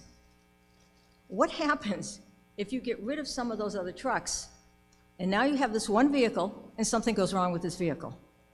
Then what? The town is not as small as we like to think it is anymore. There's lots of places that need all kinds of jobs being done by the trucks that you have. I'm not saying they're old, they're not, whatever. It's just that I'm thinking to myself, would I want to buy one thing that does everything but has to be used all day long because the town is large enough to have it being used all day long? And I guess that's where my problem lies as I look at this. Thank you. Mr. Payne, any comments? Yep, so that's a fantastic point. We're not proposing to take this approach for every sort of vehicle we have. We're being very selective about how we do it. If you look, I can just use an example for plows. So the big trucks that we showed at the top right of the screen, we have right now in our fleet some trucks that are those big trucks, 6 or 10 wheeler trucks, that can only put salt on the road because of the way they're configured. Like they can't carry a plow because they're not built properly, right? So right now we already have vehicles that only serve one purpose, and if that vehicle goes down, we're in the same boat. So it's really, we're not necessarily losing any capability by doing what we propose specifically here. If we did it more drastically, then potentially we could, but in this case, we don't feel we're losing any capability. In fact, I think we're gaining capability with this approach. Thank you, Mr. Payne. Back microphone here. Terry Shea, 15 Cross Street. Is this new snowplow going to do a better job than what you currently have? Because the plow you have leaves a lot of snow on the sidewalk and compressed snow, and it freezes and you can't walk on them, so it's kind of useless to plow the sidewalks that you can't walk on. So do you have pictures of how well it will do the job? The plow is going to be very similar to plows that we use right now. What you're referring to is not necessarily the cause of the plow, it's more the conditions of the environment. And traditionally, we don't put salt on our sidewalks, and that hard pack that you're referring to is often a result of being compacted into the ground by various things. So the answer is no. You're not going to see a change necessarily in how the sidewalks are plowed, and they're not going to be plowed any better than they are right now. Okay, then I would recommend people vote against this. Thank you. Okay. Anything from the gymnasium? No questions. Okay. In that case, our action comes on Mr. Johnson's motion on 9G, DPW multi-purpose mower plow, $200,000 from free cash. Will all those in favor of the motion please raise their voting slip? Thank you. All those opposed? I see probably about a dozen opposed here, maybe 10 to 15. Report from the gym? No opposition. Okay, it is clearly a majority, almost unanimous, so the motion carries. We now turn our attention to, let's see, we did 9H already. 9I, the street sweeper. We allowed Mr. Payant to give his overall DPW presentation, so I hope that's pre-answered some of the questions. Are there any remaining questions on 9I, the street sweeper? Seeing none, our action comes on Mr. Johnson's motion with the 3 amounts from the 3 different funding sources. Will all those in favor of 9I please raise their voting slips? Thank you. All those opposed? I see a number in opposition, but probably fewer than 10. Report from the gym? No opposition. Okay, so it's clearly a majority, almost unanimous. 9I carries. We now move to 9J, 6-wheel dump truck from the DPW. Again, Mr. Payant gave his overall presentation. Are there any remaining questions related to 9J, the 6-wheel dump truck for the DPW? Mr. Shea.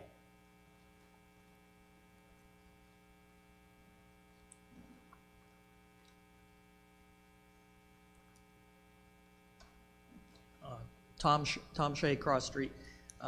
Yes, I do have a question about the increase in cost. We have definitely, we all know there's a lot of increases in cost on a lot of things, but that seemed like a tremendous increase from the original. So I'd like to see some more explanation.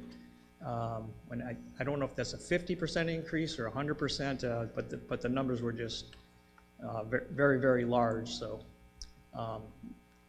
I think the explanation is things just go up, but more explanation, please. Thank you. Thank you, Mr. Shea. Mr. Payant? So all the attachments I discussed increased in some amount. The majority of that increase has to do with that specific catch basin cleaner. And that is it's a customized piece of equipment. There are some that exist in other towns around us, but very few. So I don't have any other explanation other than that's the cost has gone up, and when we discuss with the vendors, why, of course they, it's passed on to steel and everything else that they reference as their reason for the cost increase, but I don't have I can't offer you any more than what I'm telling you. All right, and I would like to emphasize, as Mr. Payant mentioned, although the costs did go up and eventual they were, the amount we've been asked to vote on totals to $280,000, not the 400-something thousand, because I determined in a conversation that a request that would almost double what was printed in the warrant would be out of order. So that explains Mr. Payant's, the shortfall of the 140,000 or so is money he might need in the future. But this particular motion is asking for 3 different sources to come up with about 280,000, not the full 400. And we may hear more about this at a future town meeting, but not right now. So hopefully that helps, though it's still painful. All right. Our action comes on Mr. Johnson's motion, Article 9J, 3 different funding sources, 3 unique, 3 amounts. All those in favor, please raise their voting slips. Thank you. All those opposed? I see a very small number in opposition here, clearly a majority. Report from the gym? No opposition. No opposition, so it's definitely a majority vote, almost unanimous. The motion carries. I never thought I'd get to say this at a town meeting, but last call for anyone who wants to go to the gymnasium. The sandwiches and whatever they have there will be closing at 1:30, and that's about 17 minutes from now. So just a reminder that they're there in case you're interested. But I'm hoping you'll stay here as we go. We now move our attention to Article 9L, Armstrong School Freezer, sourced from overlay surplus, amount of $40,000. May I ask for whoever had the question and or for someone to be ready to address that question? Yes, sir. Wilfred Savoy, 41 Chestnut Street. Similar question. There is one individual on the Finance Committee that has voted no on this. I'd like to hear from that individual. I'm sorry, again, that person is not here. Okay, sorry, yes, the question was that Mr. Savoy wanted to hear why one person on the Finance Committee voted against supporting this. Mr. Beretti responded that that person isn't here right now and doesn't feel comfortable summarizing that person's thoughts, so that's where we are on that. Mr. Crowley, is it? Yes, Jim Crowley, 11 Thomas Newton Drive. Did we skip over K? K was approved earlier without any... Okay. Oh, wait, yes, K, yeah, there were no questions on K. Yeah, my only question is, I know it's 49,000, Yeah. it doesn't seem like an awful lot of money, but there's people here that are, as I said, living on fixed income and things. I don't know why they can't raise the fees for golf fees to pay for that. Why do the taxpayers have to pay for that? Okay, I'll just clarify, that was a transfer from Country Club retained earnings, which is money that the Country Club does generate from fees and whatever. So it's the way the accounting works, the town meeting has to approve the expenditure, but it's transferred from money that's filled from the fees at the golf course. I understand. Thank you, sir. All right, yep, you're welcome. Thank you. And thanks for making sure I didn't skip that. Anything else on 9L, the Armstrong School Freezer? Seeing none, our action comes on Mr. Johnson's motion related to a transfer from overlay surplus of $40,000. Will all those in favor please raise their voting slips? Thank you. All those opposed? I see a few. I see a handful. Report from the gym? No opposition. Okay, so it is clearly a majority, almost a unanimous vote, but not quite. The motion carries since it only needed a unanimous vote. 9M, a transfer from free cash for the Armstrong School playground. Who had their question? Okay, you're coming down? Oh, Ms. Spring, okay, that's okay. It's good exercise, I hear. I haven't been pacing around the stage as much as usual today. I should start doing that in sympathy for you. Yeah, that's right.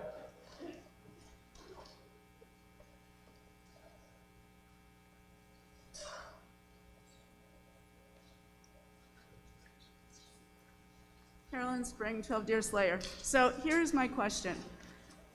Were any private funding sources looked at for the playground? Because as I recall, in the old days when my kids were at school and the Fales kindergarten playground went up, the town didn't pay for it. It was through private sources or the parent group. So I'm just wondering why we're not doing that for this as well, why they're coming to the town for it. And also for everybody with the overlay surplus, any money that we don't spend is money that we can use at another year at another town meeting. I just want to make sure that everybody knows that. Thank you, Ms. Spring. Ms. Bach. Amber Bach, 10 Arch Street. We actually do leverage a good amount of fundraising and offsets when we can. I anticipate we will have community ed contribution for some of this, a portion of this, as well as I think the PGA will try to make a small contribution, and I know that there is a memorial fund for one of the teachers in that building, a child she lost, and we will be receiving a donation from them as well for a part of the equipment. So we will have some offsets, probably ranging around 30,000, and then I anticipate that community ed will contribute hopefully a portion to close any gaps we run into. Thank you, Ms. Bach. Ms. Spring? You still think? yield Okay, Mr. Crowley? Yep. Yes, Jim Crowley again. This is an awful lot of money at a time when it's difficult for people, and I agree with this lady here. Maybe another year, maybe another time, but as inflation and cost and fixed costs, as I keep saying, for the elderly here. You know, this gentleman said, I might have to leave this town. You want to leave the town for you know, replacing some playground equipment? I wouldn't feel comfortable doing that myself. Maybe another year we should consider this, but I clearly wouldn't think about doing that today. Thank you. Thank you. I appreciate your comments. I'm going to make a brief presentation just to clarify for people, because I think it helps direct our questions so that we don't waste time, so that we can utilize town meeting effectively. We actually brought this playground forward in 2018-19 and requested $350 at that time to repair and improve the playground, not to rip it out and replace it, but just to repair the space. At that time, it failed by one vote at town meeting. It was a 2/3 majority vote, and it did not pass. As a member of the community and somebody who's worked for you for a while, recognize that that was the will of the town, and we waited a very respectful cycle before returning to you to request funding again. We're also aware that during COVID times, there were budget limitations. We worked cooperatively to hold on making this request. So it has been before you years before, and we've waited. I will tell you that the project then and now seeks to repair and add equipment. It will use the anchor of the equipment that's there, repair it, refurbish it, and try to add to it. We may need to remove one of the two at this place, but given the change in years and how they've continued to degrade, we're certainly going to try to leverage them as being updated. The vast majority of the focus of the funds before you are for establishing an appropriate and safe accessible play surface. It fixes drainage issues, levels and expands the space that is available. It's a very confined play space, and it eliminates the mulch issues, which we have continually in such a confined space, with the mulch just being everywhere all the time, getting tracked into the building. It doesn't have the same separation from the building that some of our other schools have had. Space is limited. It isn't level. It presents a lot of issues with areas being underwater and muddy. It has safety issues due to the graded edging. That's a very poor design. I'll show you a few photos. It lacks ADA accessibility. You can't get a wheelchair or a variety of types of complex mobility needs onto the play surface in that mulch. It's degraded and rusted out in areas that provide a safety issue, and there's very limited equipment. It's the only one of our 3 schools that does not have a separate K play area. The focus of the process will be to install permanent safety area, expand the better play area, improve accessibility, and repair the existing equipment. We will need an updated assessment, and we will try to add more play options. You can see here specifically this edging is not safe, as well as the fact that the leveling of the area, you can't fix this by just throwing more mulch on it. It just gets pushed out of the way, it gets dragged around and just creates another type of hazard. This edge is kind of an inadequate, and it also then cuts off some accessible play space. You can see here there's not much area to expand, but when we take that out, we will be able to move back a little bit and effectively gain some more running and play space with an appropriate edging. You can see here that the equipment has continued to degrade. All of these platforms and everything all need to be taken out. These would be the part that would constitute the repair. Some of the anchor steel bars and actual framework we can probably utilize. We'll have a company in to help us assess that right away. We try to file these down, we try to cover them, we close them off at different times. These are really not where small children should be playing.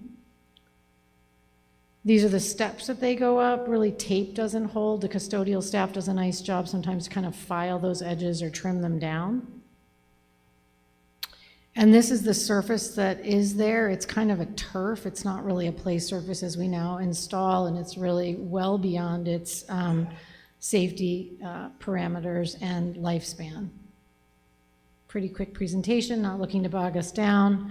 If you approve this, we will update the estimate, we will review the plans, we will complete a current equipment assessment, we will work with the PGA faculty to finalize plans. I would hope for a late summer installation, most likely not. When we brought it to you before, we brought it in October so that we had the full year for a summer installation. We're now here, it's Springtown meeting. We'll just have to manage that as possible. We do anticipate adding facilities funding support as was asked, and some donations. These are the original estimates. I'm just using them to show you that the vast majority was in the work to get the play area leveled, to do some of the poured play surface, which gets the opportunity for it to meet ADA accessibility. It's similar to what we just put in over at Fales, and to what we also put in at Hastings when we did the preschool addition there. I'll take any questions. Thank you, Ms. As Bach. needed. Yep. Thank you. All right. Ms. Spring? So I appreciate the presentation, it was very thorough. I'm just wondering, and I'm going to ask that the town meeting members vote this down. Let Ms. Bach come back in the fall for the October town meeting when she has the amount of donations that she's going to be anticipating, as well as maybe possibly this could come under the federal money that we get, since it is a one-time expenditure kind of thing. This is the kind of thing that would be perfectly appropriate for it, rather than that $350 going now, when in fact it's probably going to be a lesser amount, and where we're going to be approving $350 potentially, and there's going to be money that from that $350 that's going to be covered by outside sources. And I just feel that it's premature, because she already said she'd have revised estimates after she knew what the funding sources were going to be from the outside. So respectfully, I request that we vote this down. Sure. Respectfully, I accept your vote. I will just back up and let you look at this original number from 3 years ago, so you recognize that it's going to be well more than that when we go back. So we will add that fundraising and facilities funds that we will contribute, as well as some community ed funds, because they play on that playground as well. And I hope it will close the gap. But let's be clear, every time I come back 2 or 3 years later, or any of our departments do, last time I checked, it's never getting cheaper. So this is 3 years out from when we were here before. I say that to you just for your point of information. I totally accept how you vote. Thanks. Thank you, Ms. Bach. The microphone back here. Hi, I'm Stephanie Graham from 29 Harvey Lane. I am asking you to vote to approve this. I have 4 children. We do go to Armstrong. And this was needed at the 2019 meeting that we had. As Amber showed in the pictures, there's rusty equipment. We have the mulch, so there's really no accessibility for students that can't walk on mulch. We have a huge drainage issue. Usually there's standing water even when it hasn't rained or snowed, which does take up a large percentage of the play space, which has become unusable. So again, I would just ask you to approve this. I think it is needed. I think that the cost that we know now is less than what we're anticipating, if we keep kicking the can down the road. Thank you. Thank you very much. I'll go to the microphone over here. Hi, Elena Moskal, 3 Carolyn Drive. I agree with everything that Stephanie said. I have 3 children. Next year will be the last year that I have actually a kid in Armstrong, so he probably won't even get to use it that much because we waited and delayed so long. And I think it's really important that kids do have a place to play and socialize in a safe environment that is welcoming to everyone in our community. I know that this is a cost, and this is something that is not everyone is going to get to use, but it is an investment in our children. For them to be that social, create that environment so that they can, when they do have stress or anxiety or things down the road, they have a community that they've built through play and friends. And I think that this, as the pictures show, it is unsafe. I mean, that the fact that our custodial staff is filing stuff down, I mean, that's not okay. The fact that we've excluded people in wheelchairs and otherwise is not okay. That's not the message that we want to send to our community and to our children. Thanks. Thank you. Mr. George will bounce over here. Thank you. Paul George, 19 Robin Road. I have a total unbiased view because my little children are 50 and 47, all right? it's absolutely ludicrous not to be fixing this playground. All right? I mean, first of all, we'll spend $350,000 for paper clips without blinking an eye. All right? Now, here's, just not to be completely contentious, the litigious ability of someone to sue for $1 million because we neglected to fix what should have been fixed, allowing little kids to play in a dangerous situation, is far more prudent to fix it than pay for it 4 times over if something bad happens. I would urge you to vote to fix this, because Hastings has been probably one of our first elementary schools, and it's been maintained well throughout all these years, and it's ludicrous to think that we have a playground that's not handicapped accessible or friendly for little feet. Thank you. Thank you, Mr. George.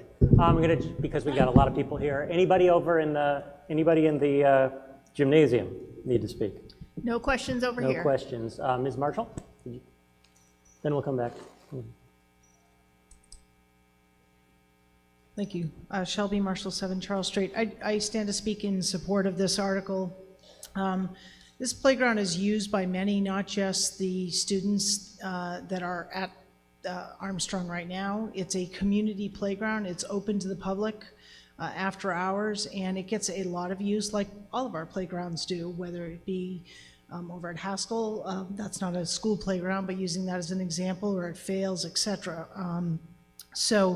And that use is not limited to little ones. Big ones like myself can use that as well for recreational purposes, and people do use that. So while I certainly support the recommendations to encourage parent groups and others to donate and fundraise, I fully support that. I do think as a town, this is one of those services that we expect and that we should all be supportive of. I would also emphasize as well that costs are not going down for anything. We will come back to this if it doesn't pass, which again I hope that it does, and we'll be looking at costs upward of $450,000, $500,000. We'll say why didn't we then? So don't kick the can down the road on this one. Thank you, Ms. Marshall. I'll go to the microphone back here, please. Lauren McDonald, 118 West Main Street. I do have a child at Armstrong, and it's unsafe. I don't need my kid coming home, cutting his leg, and needing a tetanus shot. I understand why it got voted down in the past, but at this point we have to act. It's unsafe, it's inaccessible. We have a lot of kids with special needs at Armstrong. It's just a fact. And these kids are being denied access to a playground. So I urge you all to please vote to approve it. Thank you. Over here, sir. Peter Bouchard, 9 Reverend Thomas Hooker Road. We just rebuilt Fales School. I have 4 kids. They all attend, or they're going to be attending Fales School. I don't have any kids that are going to go to Armstrong, but if you look at these pictures and see the condition of that playground, it's disgraceful. People move to town because of our school systems. I'm a real estate agent as well, and the housing market keeps on going up because people want to live here, because people bring their kids here to live, and I'm an example. I'm a second generation. I grew up here, and now I'm raising my 4 kids here. You need to make sure all the school systems are equal. Fales can't be,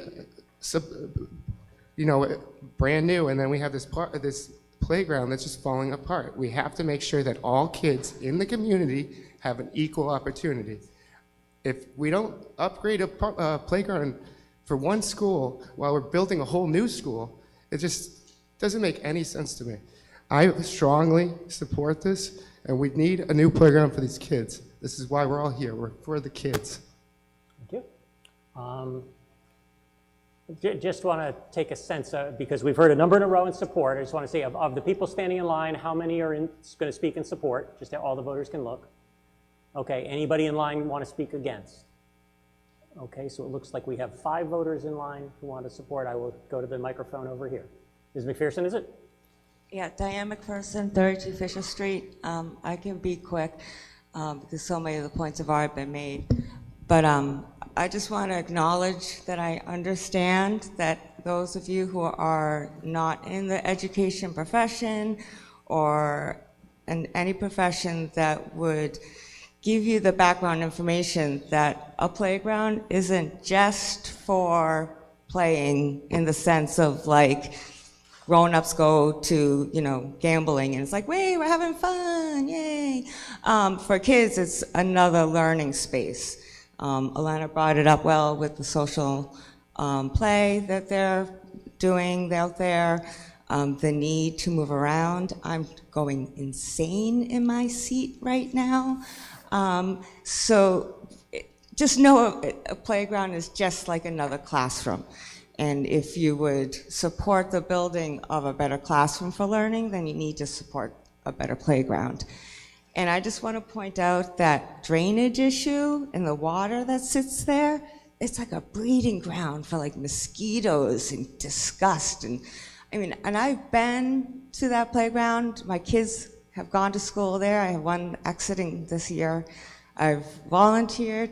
I've seen kids trip over that little, you know, the border that Amber showed right near the fence. They trip over it, they smash into the fence. It's not a learning experience for them, unfortunately.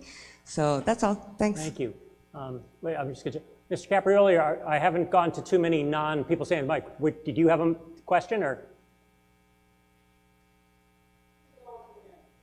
Well, I don't, well, just, all right, just want to know. All right, well, I guess, Mr. Dunbeck, your turn.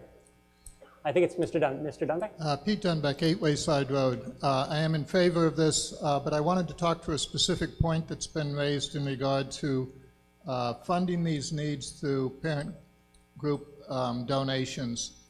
And my understanding is there's quite a disparity in the economics of the 3 K through 3 schools, and that funding needs like this, I believe this is a fundamental educational need, through donations from parents that are segregated by school, you know, elementary school districts is a mistake. I think if we're going to be funding through parent group donations, it should be pooled and shared among the 3 schools equally and not require Armstrong to pay for Armstrong and Fales to pay for Fales. Thank you, Mr. Dunbeck. So Ms. Galuli? Hi, it's Ellen Google. Google, all right, thank you. Yeah, 84 Fisher Street, and I just want to preface this by saying I am voting in favor of this article. I hope you'll join me. I'm unique in that I've been living here in town for 40 years, or almost, paying taxes, and I've never had a kid in the school. I've had my issues with the schools before, but this is an equity issue. We just rebuilt to the tune of $60 million Fales School on the wealthy side of town. Armstrong, and I live over near Armstrong, is on the non-wealthy side of town. If we want to pay more than lip service to equity in this town, we'll vote for this article. Thank you. Mr. Shea, because I've been bouncing around, I'm just trying to go to people who are there. I'm going to, Mr. Shea? Okay. Mr. Shea has made the motion to terminate debate. We've been hearing about this for a while. We had a bunch of people. The motion to terminate debate after we've had adequate debate and heard from both sides is not debatable. Essentially, by town meeting rules and our bylaws, we immediately vote on it. The vote is quite clear. If you want to terminate debate and move straight to voting on this motion, you vote yes in favor of terminating debate. If you want to hear people keep making their points, you vote no.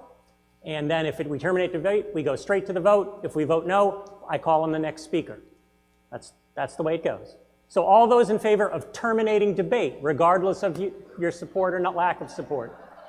Okay, that's a lot of people. All those opposed? I do see a small amount opposed, but clearly way more than 2/3 here. Report from the gym? No opposition. No opposition. Therefore, Mr. Shea's motion to terminate debate carries and debate is terminated. We now go directly to the motion at hand, which if I flip through my notes, so we had a motion earlier from Mr. Johnson for a transfer from free cash of $350,000 for the Armstrong Playground. We've heard arguments on each side. Will all those in favor of Mr. Johnson's motion please raise their voting slips? Thank you. All those opposed?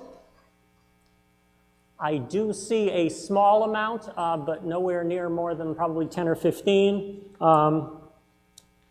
Report from the gym? No opposition. All right, in that case, Mr. Johnson's motion carries, almost unanimous, but clearly way more than the majority necessary. And now we turn our attention to 9N, which was the remaining part of this article, and I will look to Mr. Johnson for a motion. Thank you. Ian Johnson, 9 Burtis Adams Way. I feel like I made my motions hours ago, but this is the final one here.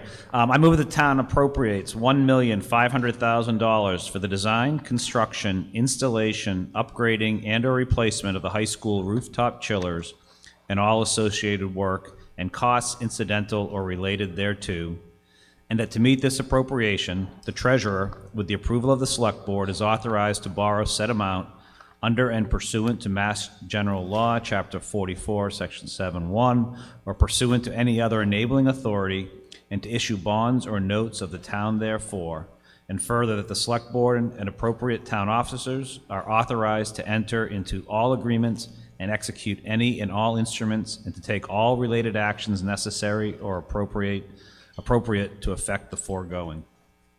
Thank you, Mr. Johnson. Short presentation or remarks? Ms. Bach.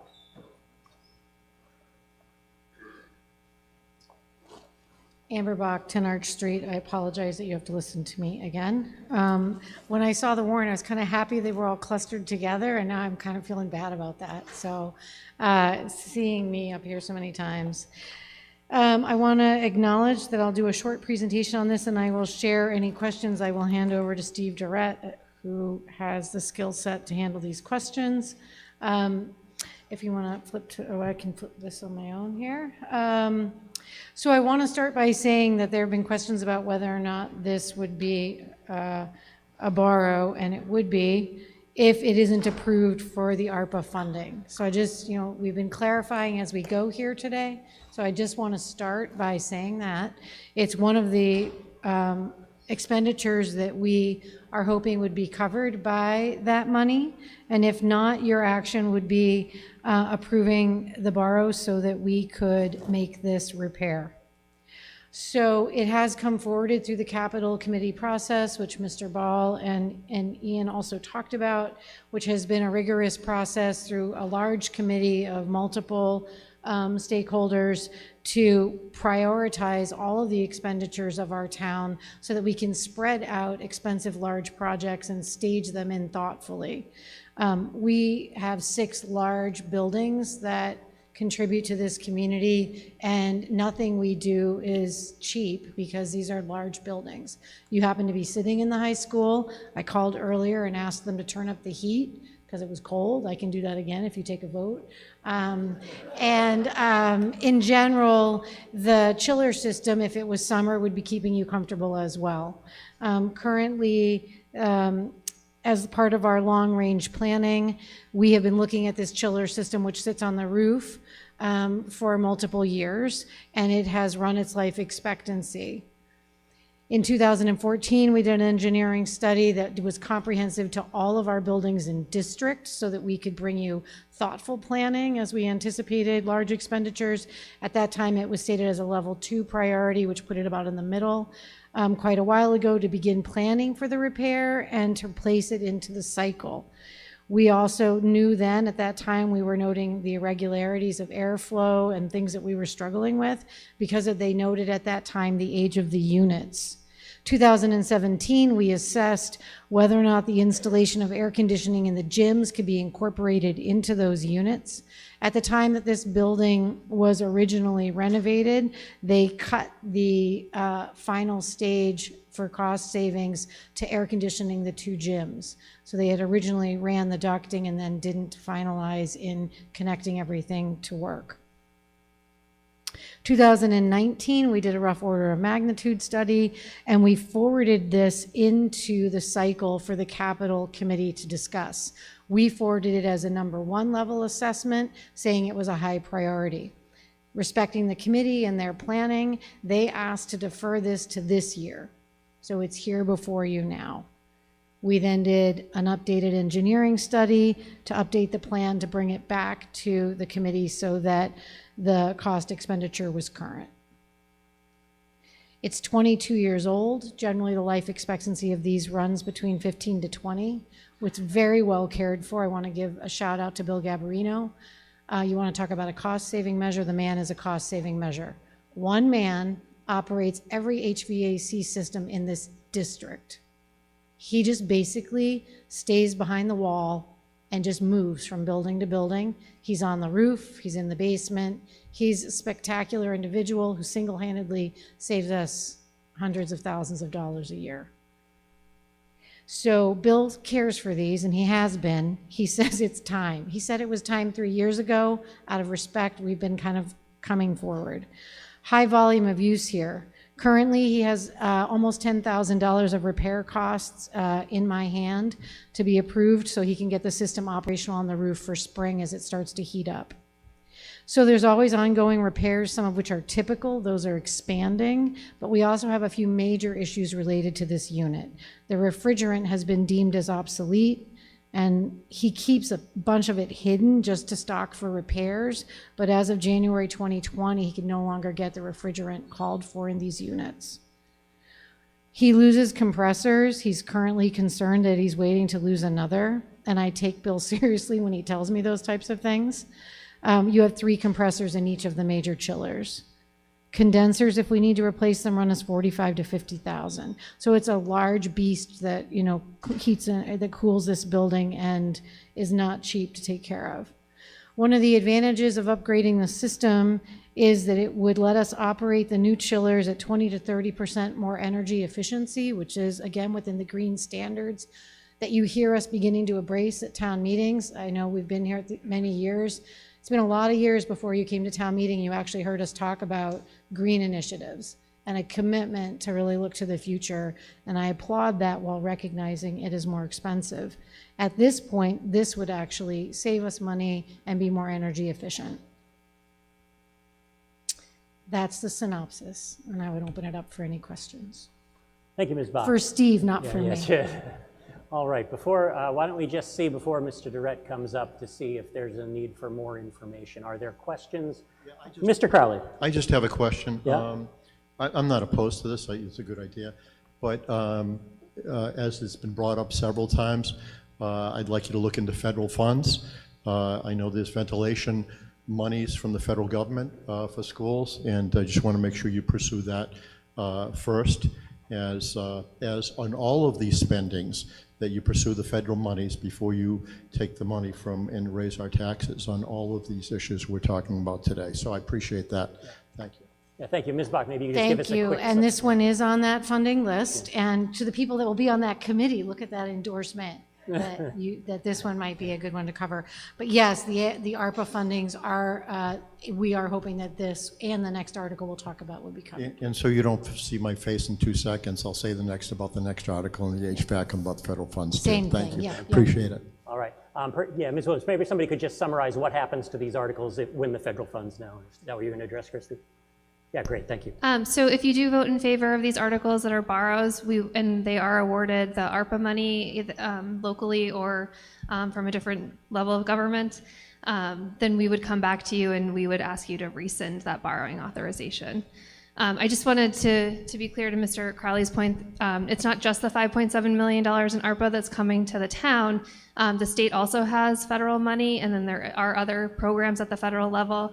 And we have been forwarding our requests through our delegation in hopes of using other level of government's ARPA money. So we are pursuing those. Thanks. Thank you very much, Ms. Williams. Much appreciated. Mr. George, then Mr. McManus. So, Mr. George. Paul George, 19 Robin Road. Associated with Assabet for the last 30-odd years, the fact we went through a building renewal, there are some things you simply can't fix. The parts don't exist. The lubricants aren't the same, the refrigerant isn't the same, and even at Assabet, where we have a complete machine shop, there are things you simply can't make. You know, so at a certain point, something just doesn't have any life left and needs to be replaced. And unfortunately, kids have to be in an environment that's comfortable, where water's not leaking on their head, they're not freezing, all right, they're not sweating, and it's important to maintain the environment. So I'm for fixing whatever needs to be fixed, because it lasts a long, long time. I mean, decades, so it's worth doing. Thank you, Mr. George. Mr. McManus. I can see definitely why this is needed, and we'll be supporting it. I appreciate the reference to the federal money as a possible source. Just, are we gonna, have you published, or are we gonna see a list of what those priorities are for federal funding at some point relatively soon? Ms. Williams. Yes, so we'll be presenting those to the select board in an upcoming meeting. We'll make sure to communicate that out as much as we can.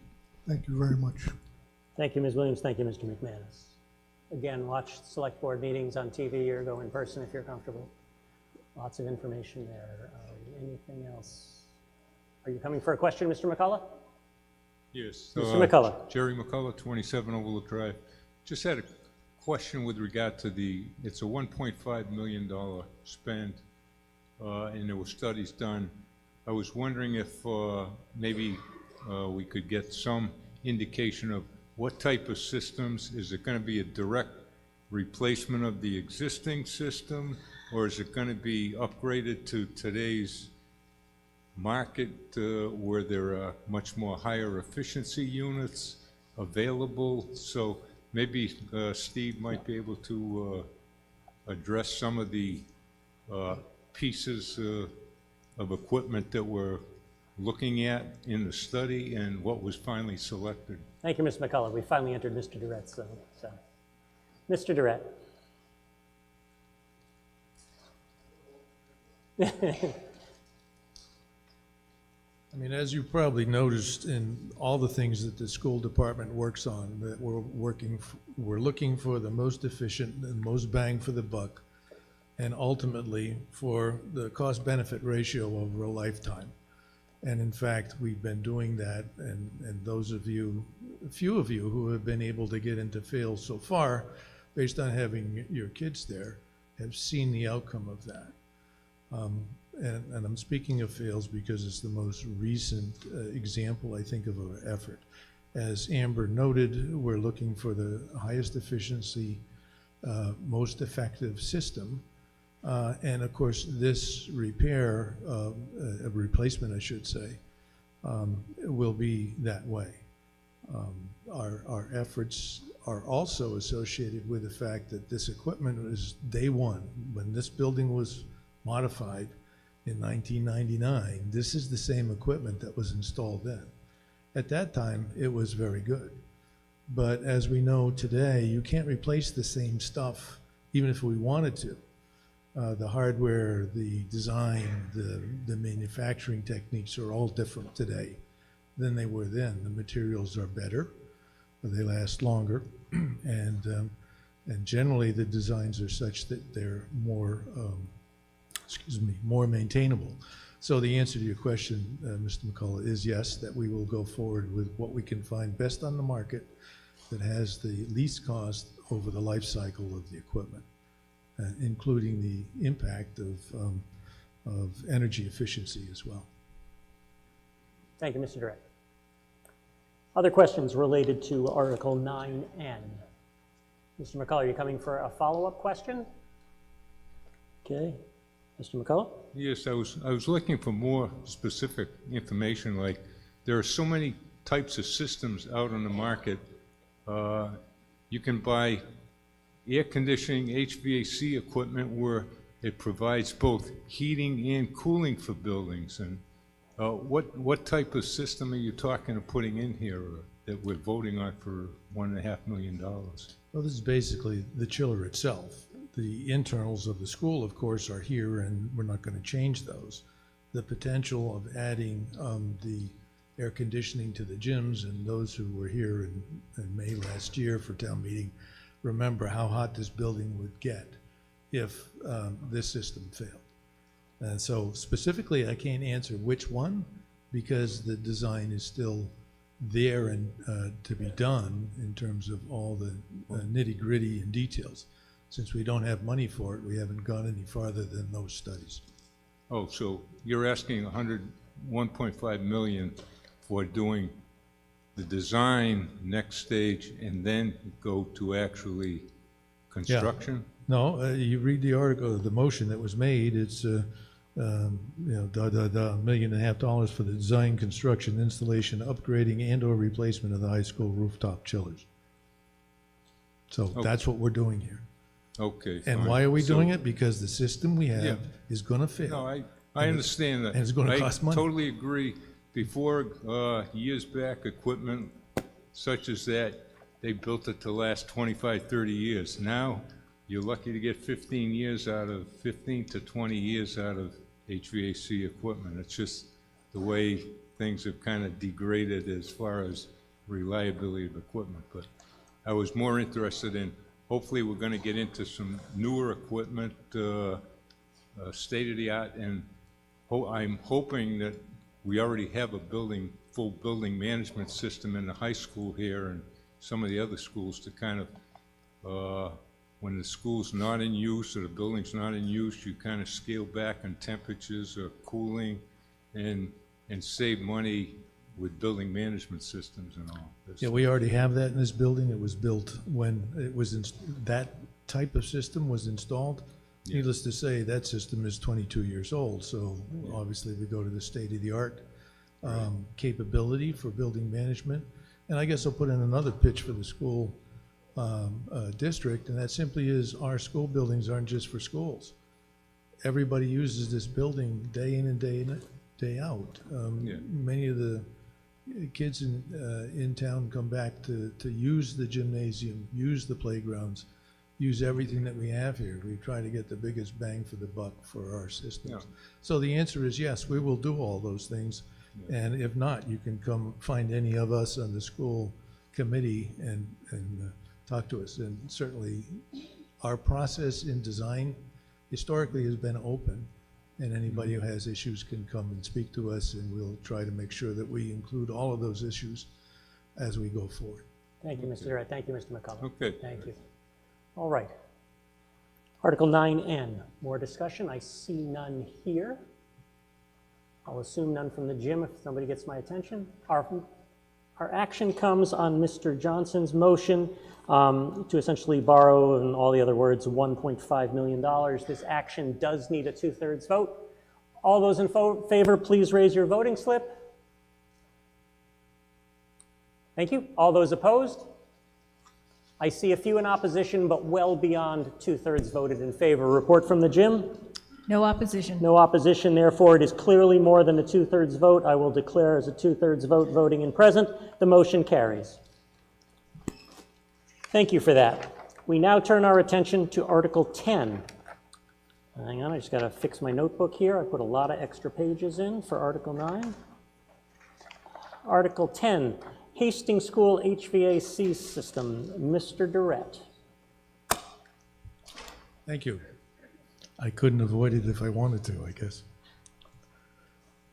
I move that the town appropriate the sum of $1,835,327 for design, construction, installation, upgrading, and/or replacement of the Hastings School HVAC system and all associated work and cost incidental or related thereto. And to meet such appropriation, the town votes to, 1, reallocate surplus funds from the Armstrong Modular Project, Article 20 of the 2018 Annual Town Meeting, in the amount of $145,924, which project is complete and for which no liability remains. 2, reallocate surplus funds from the Hastings School Pre-K article to authorize construction of Pre-K School Addition, Article 5 of the 2017 Special Town Meeting, in the amount of $360,145, which project is complete, for which no liability remains, and to borrow the amount of $1,329,258, and to authorize the town treasurer, with the approval of the select board, to borrow the said sum under Mass General Laws, Chapter 44, Section 7, or any other enabling authority, and to issue bonds or notes to the town therefore, and further to authorize the select board and appropriate town officers to enter into all agreements and execute any and all instruments, and to take all related actions necessary or appropriate to effect the foregoing. Thank you, Mr. Durrett. Brief presentation. Thank you, Mark.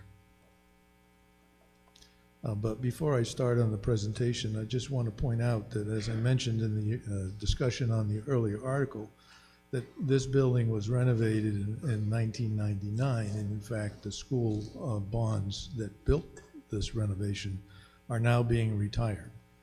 And granted, the town has had many other, will have many other uses for, let's call it, the absence of those annual charges for paying back those bonds. That the facilities that we are trying to maintain as the school committee and the school district include Hastings and other things. So the HVAC system at Hastings, next slide please.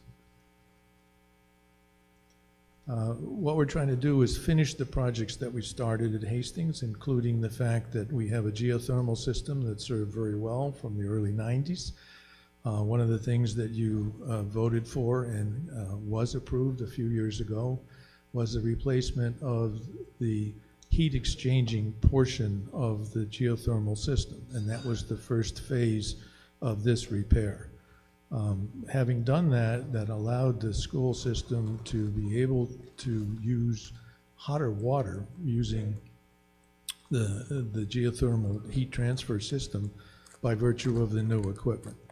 That then allows us to now move into the HVAC part of the building, which is to change the unit ventilators that are in the building and make an awful lot of noise. Anybody who's been in there with your kids realizes that it's difficult for teaching because of how loud they are. And so this repair process is to allow us to put rooftop units on the roof and avoid the ventilators that discharge and take air in, heat at that location, and then discharge the air through the unit ventilators in the walls. And these are those unit ventilators. They're old, they break down a lot, they make a lot of noise, and as was mentioned, Mr. Gabarino is the guy who keeps this and maintains this system, and he does it day in and day out, Saturdays and Sundays, and sometimes in the middle of the night. Next slide, please. So as I mentioned, the geothermal unit has been replaced so that the heat transfer part of the system is good. The rehab of the wells out in the backyard and beyond the playing field. We would be replacing the classroom unit ventilators, as I just showed you. And the system, when it gets replaced, would allow us to circulate air and be able to control air at the right volumes with the right heating capability, and be able to control it, as was mentioned earlier, as we need to based on the use of the building. Weekends are less. So the discussion here is using remaining money of the earlier projects, including this particular project had earlier money voted. As you see, Article 10 of the Fall Town Meeting of 19 raised $2,700,000. Our engineering costs are for the system has been deducted from that amount, and we have left in that authorization $2,144,000. We have hired a GGD, which is a very well-renowned mechanical engineering company, to supply the engineering necessary for this design and work. And their estimate is what you see here, the $3,843,377. So this article closes the funding gap. As you see, we asked for $1,329,258. And we are hopeful that in fact this project will be funded by the ARPA funds. And I would mention, and I don't think it was made clear to you, that there are certain criteria as to what we can use the $5.7 million for. a good portion of it is dedicated to schools and can't be used for anything else. However, the portion that is dedicated to school so far has not been defined what exactly qualifies. And so that's why you've seen a list of things on both sides of the equation from the town to be able to have enough stuff on the table so that in fact when we finally see the criteria that the feds are going to apply as to whether or not they'll fund stuff, that we have enough there to be able to utilize the whole amount of money available. So if you do the math, you'll find out that there's some missing. And what's missing from that amount of money are the transfers from those old articles. Now, what's unique about those old article transfers is that money was already borrowed, and in fact sits there, if you will, in the kitty of the town and cannot be used for anything else unless you, the town meeting, vote for it to be used. And in this case, since it's a very similar use to what was voted before, and particularly a school use, that your action today here will allow us to use that money that you've already paid for.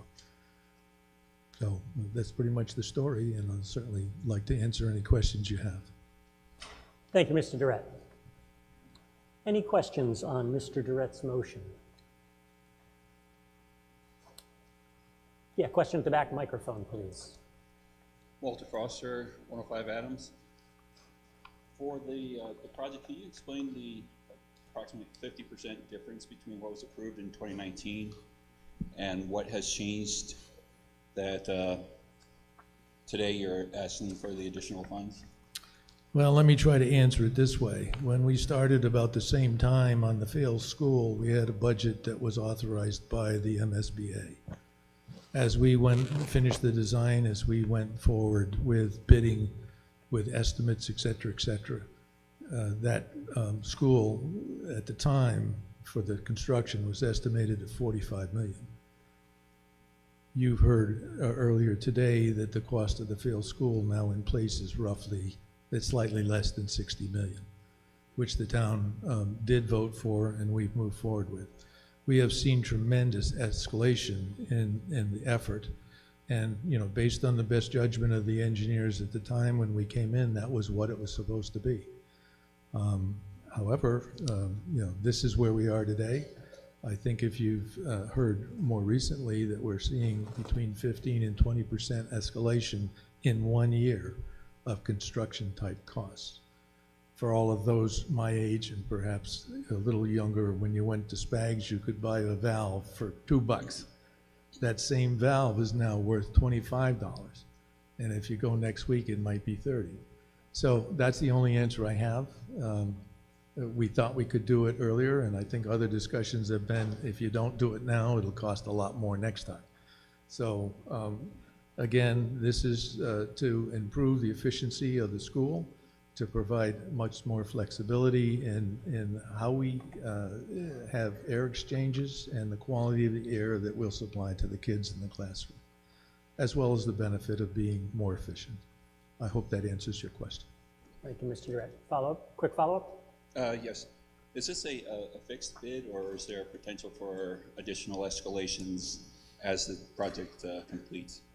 It will be a fixed bid. We've got about 70% of the drawings completed. There are some other things that came up to satisfy mass building codes and other things, but when we do go out to bid for this, it will be a fixed bid. Thank you. Thank you. Yeah. Any other questions for Mr. Durrett? Anything from the gymnasium? I'll take that as a no. Our action comes on Mr. Durrett's motion. I won't reread it again. It's essentially for borrow and allocating money from some other places regarding the Hastings School HVAC system. This again requires a 2/3 vote because it's a borrowing. All those in favor, please raise their yellow voting slips. Thank you. All those opposed? I see a handful opposed, probably between 5 and 10. Report from the gymnasium? No opposition. No opposition, so therefore it is clearly more than a 2/3 vote. I declare a 2/3 vote was made. The motion carries. We now move to Article 11, related to a senior needs assessment. Ms. Marshall. Thank you. Shelby Marshall, 7 Charles Street. I move that the town vote to transfer and appropriate from free cash the sum of $50,000 for the purpose stated in the article as printed in the warrant. Thank you. Ms. Marshall. Yes.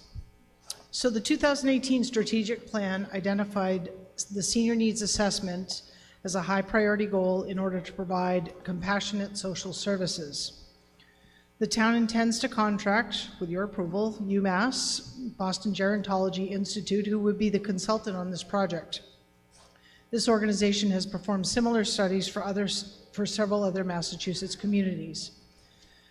Researchers at the Center for Social and Demographic Research on Aging at UMass Boston will conduct a study focusing on the needs and interests of residents age 55 and older in Westborough. The assessment will include a comprehensive survey available in multiple languages, online and hard copy, focus groups, and interviews. The assessment is anticipated to take place over 10 months, and the final report will inform planning and program development for Westborough seniors and the Senior Center. Mr. Moderator. Thank you, Ms. Marshall. Questions, comments? Ms. Nurse. Yes, I'm a little concerned about this because we're about to implement the master plan, and one of the goals and priorities of the master plan I know is senior programs and looking at how we treat and what we can do for seniors in this town. And to move ahead at this point with a senior needs assessment and spend $50,000 prior to the time of our beginning and trying to do our work on the implementation of the master plan, I don't think makes sense at this point. And I would say that we need to work through the master plan and see whether this is where this comes in our goals and priorities, and work together with the other goals and the priorities on the master plan. So I would vote against this at this time because I feel that it needs to be coordinated with the master plan and not something separate. Thank you, Ms. Nurse. Ms. Williams? Thank you. So the strategic plan was done in 2018. The master plan was just completed in the fall. So this has been on our goals for several years. And certainly I expect that it would help inform the implementation of the goals of the master plan. It's something that we had hoped to do pre-pandemic, and with the pandemic, it made it difficult in order to reach the population and to really engage the community. And so I don't see the two as working against each other. I think that they're complementary to each other. And I think that the board, in discussions, feels that the time is now. Thank you, Ms. Williams. The person at the microphone back here. Thank you very much. Hi, I'm Kim Considine. I live at 10 Smith Street. And I need to apologize to anyone sitting next to me because I literally jumped off the treadmill to be here. So I'm a little bit ripe. But I have concerns about this. I've worked with seniors for the past 10 years. I actually work for another senior center currently. And I also recently became a senior, so happy birthday, Kim.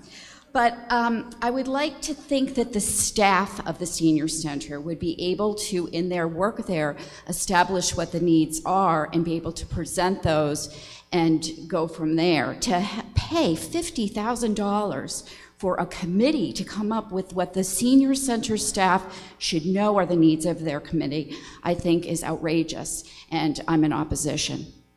Thank you. Mr. Edinburgh.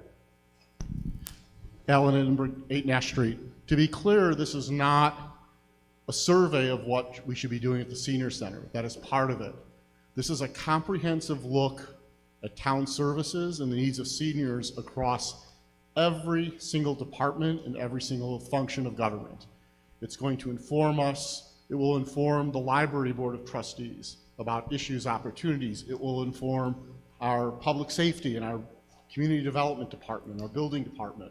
It will inform Sustainable Westborough as they plan and help guide us in the implementation of our sustainability plan.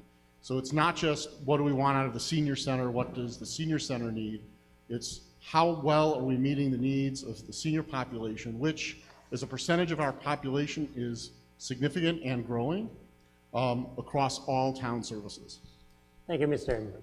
I'll jump to the microphone back here. Yes, please. Linda Birch, 1 Essex Way. I would hope that you will vote in favor of this motion. I don't think most of you in this room know what goes on day by day at the senior center. I happen to serve as the chair of the Council on Aging at this time, and we are very fortunate to have the folks that we have. We're staff is currently short by 2 people. We have had asked, and we desperately need more time. It was like 5 or 6 hours more on the town budget. It was denied to us. Alma, the director, could offer a lot more programs at the senior center, but we don't have the room. We're juggling constantly. Well, this one can be there, this one can be there. Alma and the outreach workers have their finger on the pulse of our seniors in this community. And they just seem to have an innate ability to know when a senior that is in their home is not well. Our bus drivers, the same thing. If you don't come when you've called for the bus, we don't just drive off. We want to know why. You buy a ticket for a function at the senior center and you don't show up. That is a concern. That is a real concern, and we follow up on those things because we care for our seniors. So I could go on for hours, I won't, but I would please ask you to consider a vote in favor of the seniors. And no, going to the clubhouse that's going to be built over at Lake Chauncey is not an option. The senior center that we currently have needs an addition put on it, things like that. But we do offer great, great, great programs. And we're looking forward in the fall, the spring, excuse me, we're going to have programs such as Lunch and Learn come back. You come in, there's a dedicated speaker that will talk to you about very current issues to keep our seniors well informed. I've heard the police chief, the fire chief, the selectmen. We've had a lot of people that have presented programs to the senior center. Just as an example about this telephone fraud, and if you just send $8,000, you're going to win $8 million. People are still falling for that, even though we're continuing to try to educate folks. So yes, we have a great time at the senior center. It's a happy place to be, but it also serves many, many other areas for our seniors. And I hate to tell you folks, but you know what? Hopefully, you'll all someday be senior citizens. And I don't want to hear you say, oh, I go over to Northborough because their senior center is nice. Well, you know what? Ours is better. So Thank you, Ms. Birch. thank you. Thank you, Ms. Birch. Thank you. Thank you. Microphone back here, please. Hi, yes, thank you. Megan Delage Sullivan, 6 Nash Street.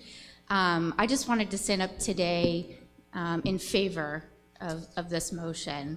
I am a mother of 2, both at Fales, and we appreciate everything that the town has done for us and our family in funding the project at Fales in the recent years. And I've sat here for a great deal of the morning hearing about all the different articles to support different parts of this town, whether it be to service our roads, to service our children, to service the community at large. And I think we would all be remiss if we didn't fund a program to service our seniors in this community. They are incredibly important constituency members of our community. They're always showing up to this meeting. I see it every year, and thank you for always being here and active community members. I also would like to speak on behalf of UMass Boston and their gerontology department. They are world-renowned, and I believe very firmly, and I will openly admit that I do work at UMass Boston. However, their statistics stand on their own, regardless of my personal feelings towards them. What they would do would be a very fair and objective assessment to help the needs of this important community within Westborough. So, as a mom of two who has greatly benefited from the community at large, for all the different constituencies that we've all voted for here today, I strongly encourage all of you not to let our seniors down today and to vote yes. Thank you very much. Mr. Beretti. From the perspective of the Finance Committee, we did have a pretty spirited discussion about this article. In fact, we asked the town manager to come back a second time. There are three major projects, one that you'll hear about in October, the library, and two others that we know the proponents of are laying claim to the need for these projects to help support our seniors. So that's three potentially multi-million-dollar projects that all claim the same constituency. It's important to us that we have a real understanding of what our seniors want. So we're supporting this article. Also, in our deliberations on numerous subjects, but particularly around taxes and the ability to afford living in Westborough, we always hear that it's the seniors who live on fixed incomes who cannot afford to live in Westborough. Now, some of that may be true, but we'd like to get an answer to that so that when we do deliberate on the various articles that come to our attention, that we have some solid information. We, as a committee, have an affirmative obligation to be well informed. And this is one of the ways we are going to be informed about a constituency that represents about 13% of our population.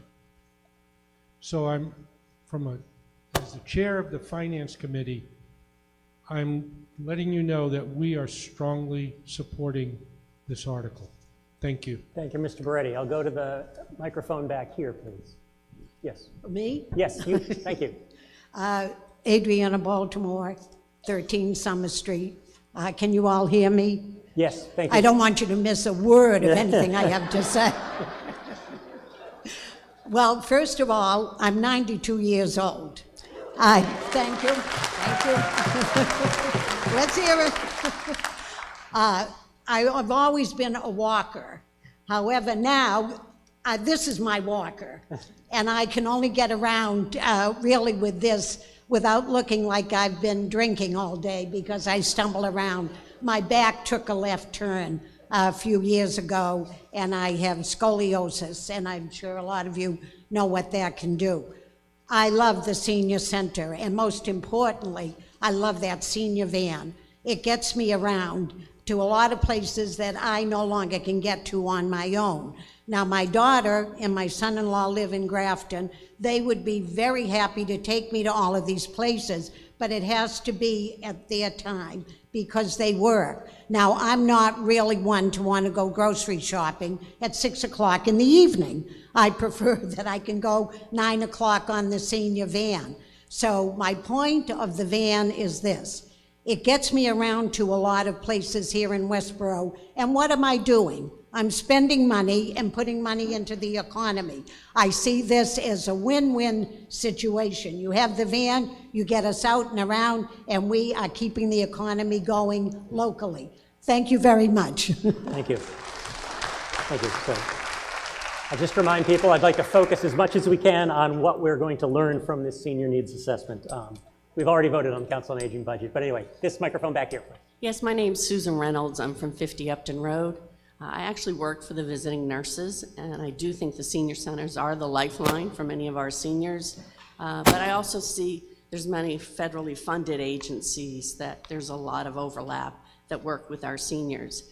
I think what struck me was the price tag, the $50,000 for looking at a senior assessment. There are over 10,000 senior citizen centers in the country. There's an accreditation process for those senior citizen centers. And, you know, the needs, the Older Americans Act was passed several years ago. We are a much more diverse population than we used to be, and we're all aging even as we sit here. So make sure you get up and stretch once in a while. I'm a physical therapist, so I want to make sure you're getting up and stretch. But I just think it's the sum of money for that outreach that struck me, and it is from free cash. And I do think our senior centers can speak very articulately on what the needs are for our seniors. And I do think that the senior centers do reach out to the seniors. So if there are people that don't think they're doing that well, I'm sure they're speaking up, but I'm voting against it. Thank you. All right, quick break to see anyone in the gym. I'll take it now. Ms. Kung, is that you? Yes, it is. Ms. Kung. Anna Kung, 14 Cortlandt Drive. I would strongly request that you vote for this because the senior center is, to my mind, one of the best places to interact with the seniors of the community. Everyone is involved in many different activities, but we find parts of it at our senior center. It's especially good for newcomers to the community. I have met fantastic people, you know, some from Newfoundland. God rest his soul, John Strickland isn't around us anymore, but $4 Zumba 45-minute classes will do more for my health than my falling down and breaking my arm, though the senior center has great equipment such as this if you happen to need it. But I'd rather give my opinions to a very good professional survey than have someone else say what my needs are. Thank you. Thank you, Ms. Kung. I'm going to go to Chief Purcell now. Chief Purcell wanted to make a few remarks.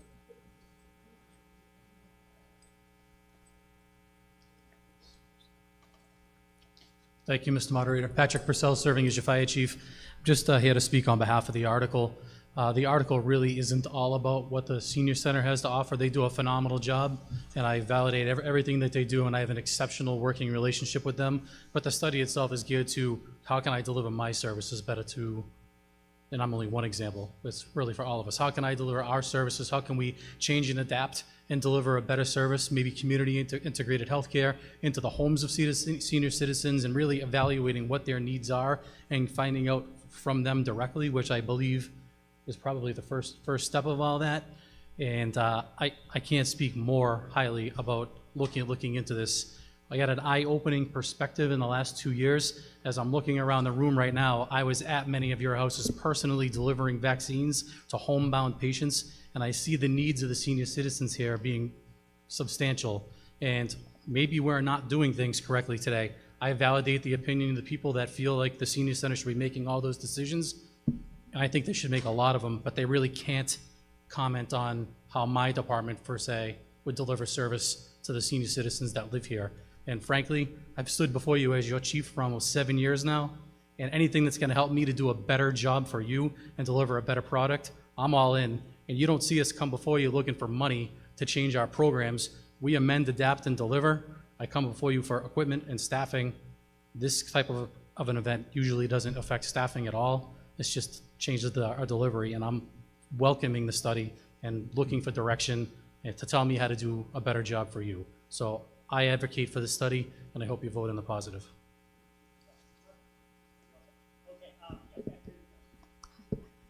Lucille Kylo, Gilmore Farm Road. I'm one of the seniors you're talking about. What bothered me with this article, I knew there was going to be a needs assessment article, but I'm looking at $50,000, and I guess the question in my mind was, what are we spending $50,000 on? Probably half of this population in Westborough are seniors. We know what our needs are. All you have to do is ask. It doesn't cost anything to ask. You have a senior center with many people that work there and go there. You can get a great picture of what they think they need. Go to the Northborough Senior Center. Go to the Grafton Senior Center. Same thing. There are grants for this, grants for that, whatever.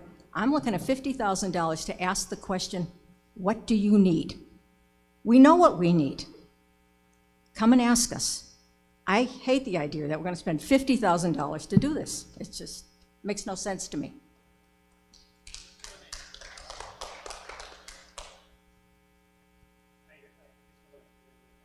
Bill Anane, 22 Smith Street.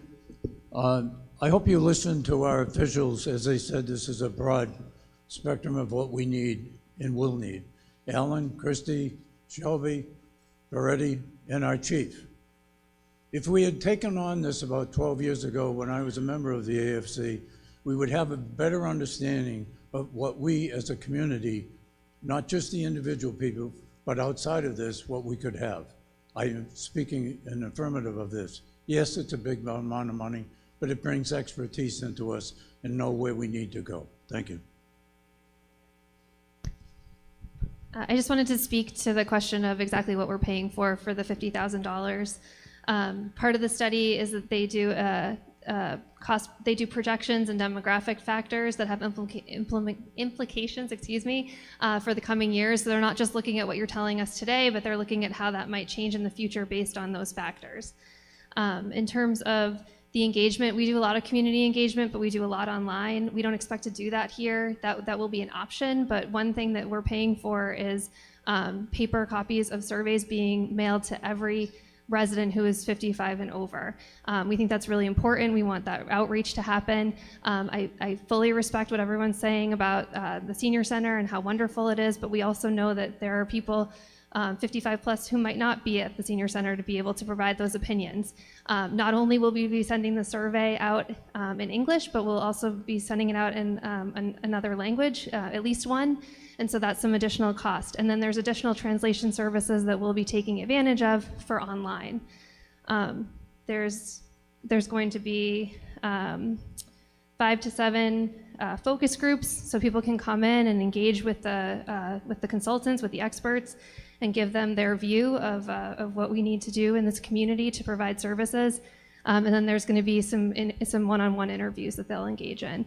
One of the things that we learned when we were talking about this is that though communities, seniors from community to community might have similar wants and needs, it's about how the community can best provide them. So Chief Purcell talked about how his department might be able to provide those services. We have the Board of Health that's also going to be able to provide those services, the police department. This is a cross-departmental, cross-town assessment, and it's going to be led by a team of department heads that represent and lead all of those departments that will provide these services. Another thing that we learned from talking to the consultants is that the senior needs have really changed as we are coming out of the pandemic, and that's something that's new across the country, and we really want to understand those. That also plays into the importance of the timing of this study. Mr. Wales. Yes, go ahead. Doug Wales, 8 Lenox Way. A lot of the perspectives that we've heard talking about seniors here are from volunteers who are working with seniors or professionals who are working with seniors.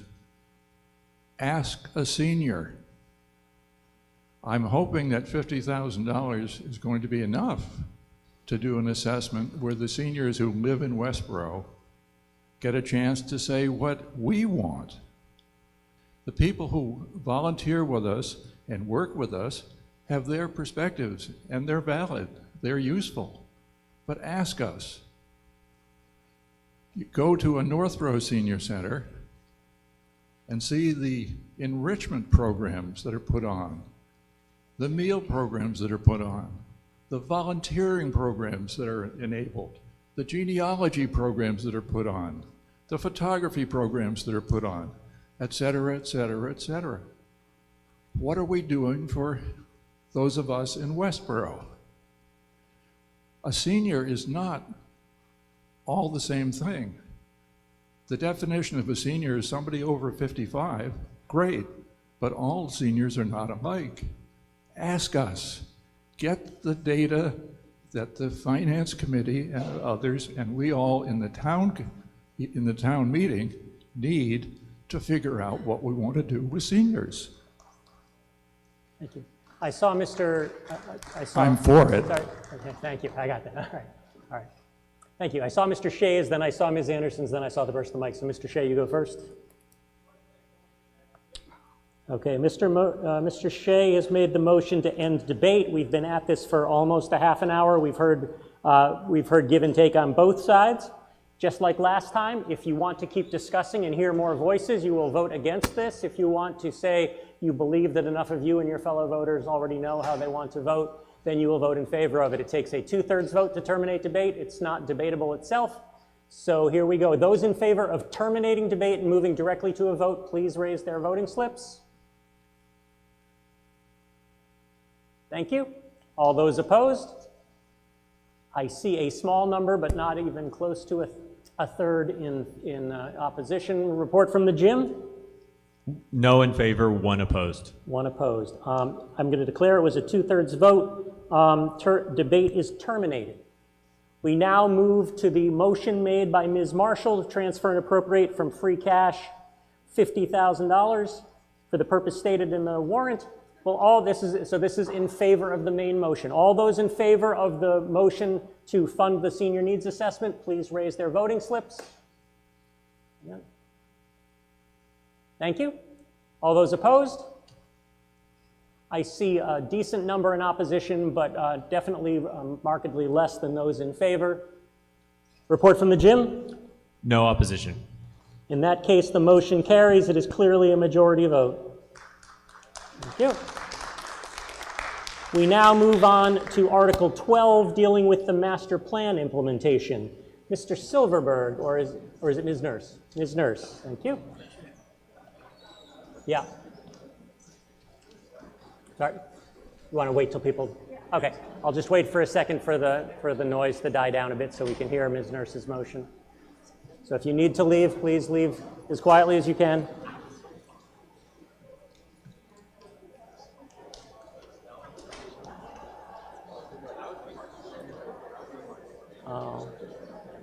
All right, just a couple of more seconds and then we'll get going.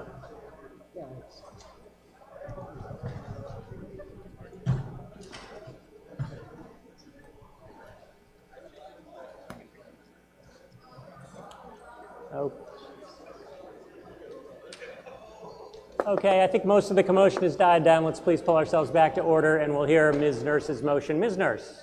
All right. Hazel Nurse, 80 Nurse Street. Okay, just wait a second. Okay. Yeah. Please try to leave as quietly as you can and please try to calm your discussions back down. If you want to discuss, please go do it quietly in the lobby. Thank you. I appreciate it. Are we ready? Okay, now Ms. Nurse, let's try again. Hazel Nurse, 80 Nurse Street.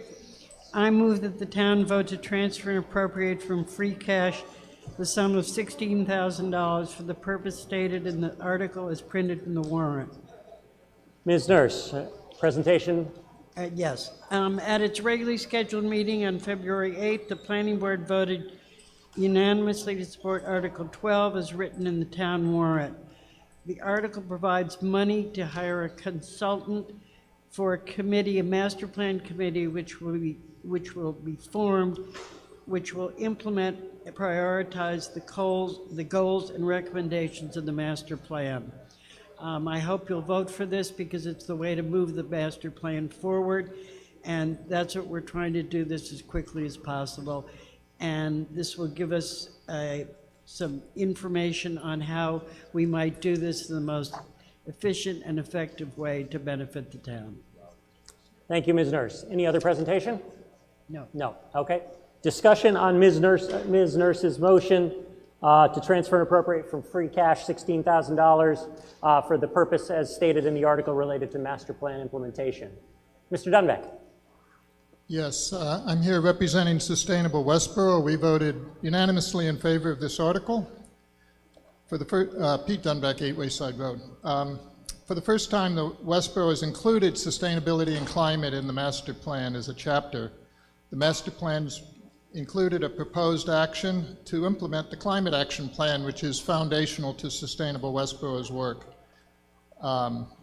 Sustainable Westborough is looking forward to working with the other boards in town and boards and committees in the town on the implementation of the master plan and the climate action plan. Thank you.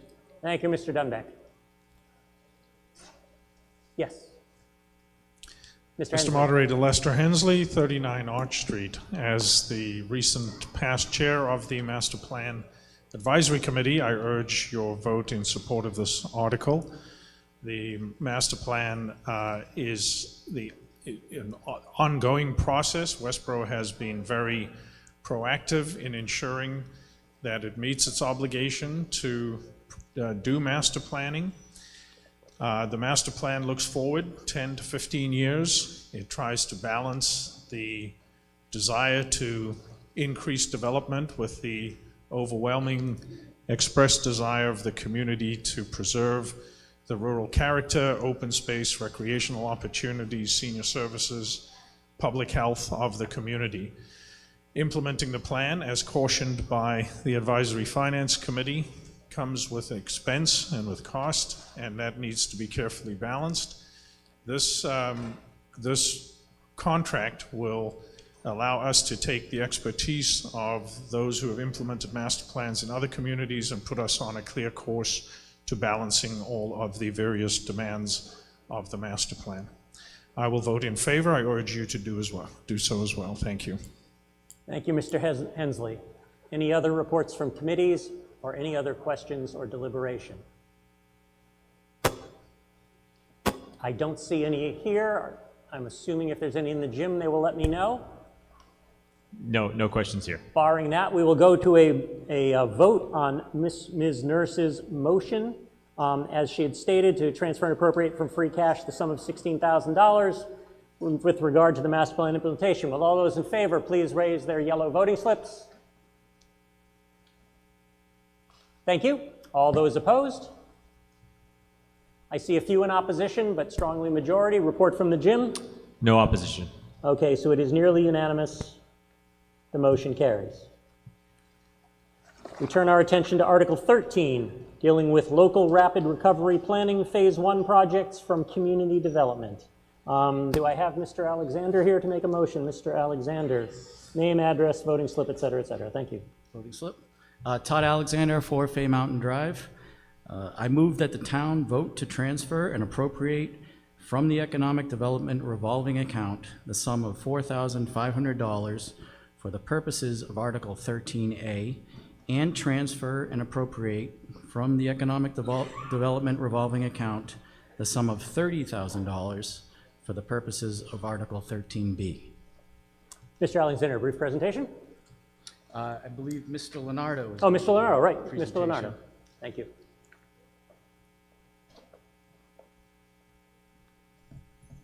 Thank you. Fred Leonardo, Community Development Director. What we're talking about in these funds, they came from a previous grant program that the town listed, and it was Local Rapid Recovery Program. That's what these initiatives are going to talk about in a second. This actually came from grant program that was done through the Massachusetts Downtown Initiative Program. Just about a year ago today, our Economic Development Coordinator started in the program. He worked with the Haggerty Group that actually was an outside consultant that the town hired through a grant program to look at how we can recover from COVID, the pandemic. So there was 10 total initiatives that came out of this, this program through the Haggerty Group. The first phase is what we're looking at today. So phase 1, again, there was 4 initiatives. The first initiative is outdoor seating. We're presently examining that internally through staff. We're working, Zach is actually working to come up with a policy and program on that. We don't have specific identified cost on that yet. We're hoping that'll come out of that look. The electronic business directory, Zach was able to obtain funding through that for a grant program. So that's actually being funded through a grant of $25,000. We're just initiating that program now. That's the second initiative. The third initiative that we're looking at now is Shop Local, which is what we're asking the funding for. It's $4,500. The plan is to have 15 grants, 15 gift certificates given out of $150 each. That's where half the money will be going to. The other half would be going to actually advertising this shop local and to produce the little tickets that you would get. So the concept is to go out and get 10 stamps from downtown businesses, bring them back and have a drawing for that. That's part A of this 13A. Makes sense? The second is to go out and get solicit a third party to look into women and minority to see what specifically they need in the downtown business area. And that's the second initiative, 13B. To be clear, this money was not originally looked at free cash, but it's actually coming out of the economic development's portion money. That money comes from, and it's been previously appropriated through previous town meetings, it comes from the electronic billboard funds that we get annually. So that's where we're anticipating getting those funds. Thank you, Mr. Leonardo. So to follow up on a question that I said I'd come back to, and I finally remembered a woman had asked earlier, I'll get clarification. So because these funding is coming from an economic development revolving account, it does not come from the tax levy, is that correct? That's correct. So just to get back to the woman's question you had asked. Yes. Any words from the Finance Committee before we go to general deliberation on this one? Mr. Beretti? As you can tell from the vote of the Finance Committee, there was some disagreement, and I think the disagreement was focused more on process than it was on being in opposition to concept. The question that came up was, what are we going to get from a marketing perspective in terms of $4,500? And now I'm actually hearing it's going to be less to do the actual marketing. And we're wondering whether or not it's going to be enough. Thank you, Mr. Beretti. Yes, Mr. Leonardo, sorry. So our economic development coordinator looked at this with the Haggerty Group, which is the outside consultant, and that's the price tag they put on that. We would have some internal funds too if we had to go over slightly on advertising, because the budget does allow for printing and advertising in our budget too. So Okay. we felt comfortable with that number. All right. If you feel comfortable with it, the question is whether or not you're going to come back and ask for more. Well, no, I don't anticipate that. It's a proof of concept, so if this particular initiative doesn't work, it's not something we'll bring forward in future years. Thank you. Any other remarks or commentary?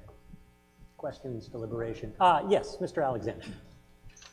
I also wanted to point out that the Economic Development Committee did vote on this and supported it unanimously.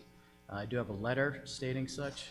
I can read it to you if you'd like, but given the time, it's up to you. Okay, why don't we see how it goes? Steve. Any other discussion or deliberation? Mr. Alexander has offered to read a letter indicating unanimous support from the Economic Development Committee. Yes, sir, over here. Forgotten your name, my apologies. I'll learn it eventually. Raghunandan, 4 Copper Beach Circle. My comment is on Article 13B. I completely support it, but actually it has to be outreach for all businesses, because we are talking about taxes today and ways to reduce our taxes. The best way to reduce our taxes for our towns is to bring in more businesses, and we should have outreach for all businesses, and we are in a place where we are attractive for commercial businesses. We should make use of our geography here and attract all businesses. Thank you. Mr. Leonardo, remarks? Sure, if I may answer that. So these initiatives actually came out of a survey that we did to look at downtown businesses. So a lot of that work's already been done. So this was a specific initiative that came out of that original outreach that was done through surveys, one-on-one meetings, things like that. Thank you, Mr. Leonardo. Question back here. Peter Bouchard, 9 Reverend Thomas Hooker Road. I think this plan makes sense, but I just want to know, how do you determine if the plan is actually successful, and how do we determine if we actually go next year and continue this process? You're referring to the first part, Shop A? Yeah. So that question actually came up from the Finance Committee. One of their suggestions is to beef up the follow-up to see if it's customers coming to a business for the first time. So when we actually put out the little ticket to go out, we'll try to see if we can include some kind of questionnaire, or go back to the downtown business and see if they'd actually generated new business. So we are looking at ways to do the proof of concept if it actually worked. Yeah, I think that's important, just so we have some metrics to determine if it actually makes sense to keep on moving forward. Thank you. Thank you. Thank you. Any other questions, comments, deliberation? Mr. Keogh.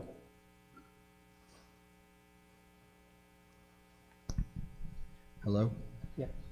Sean Keogh, 5 Yorkshire Circle, also a representative on the Economic Development Committee. I just want to answer the earlier comment that the Economic Development Coordinator does do outreach to all local businesses, and as a matter of fact, within the last year, based on feedback from the Economic Development Coordinator, we've actually added more businesses to the Economic Development Committee to provide for even greater outreach. Thank you. Thank you, Mr. Keogh. Seeing no more comments here, I'll assume if there's any in the gym, they'll let me know. With hearing none, our action comes on Mr. Alexander's motion. All those in favor, please raise their yellow voting slips. Thank you. All those opposed? I see a few in opposition, but not enough to make it close enough to have to do a count. Report from the gymnasium? No opposition. No opposition, so it's nearly unanimous. The motion carries. We just needed a majority vote. We now move to Article 14, first of a series, I believe, for Mr. Payant. This one dealing with town water system improvements. Mr. Payant.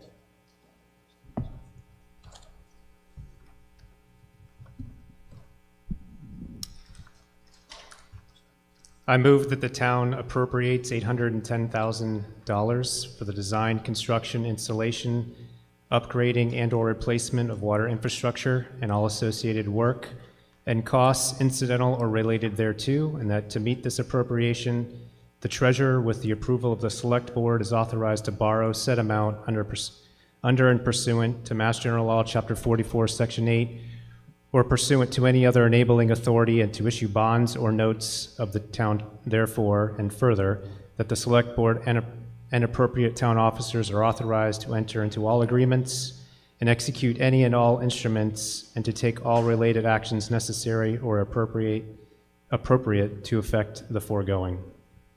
Thank you, Mr. Payant. Brief presentation? Yes. Okay.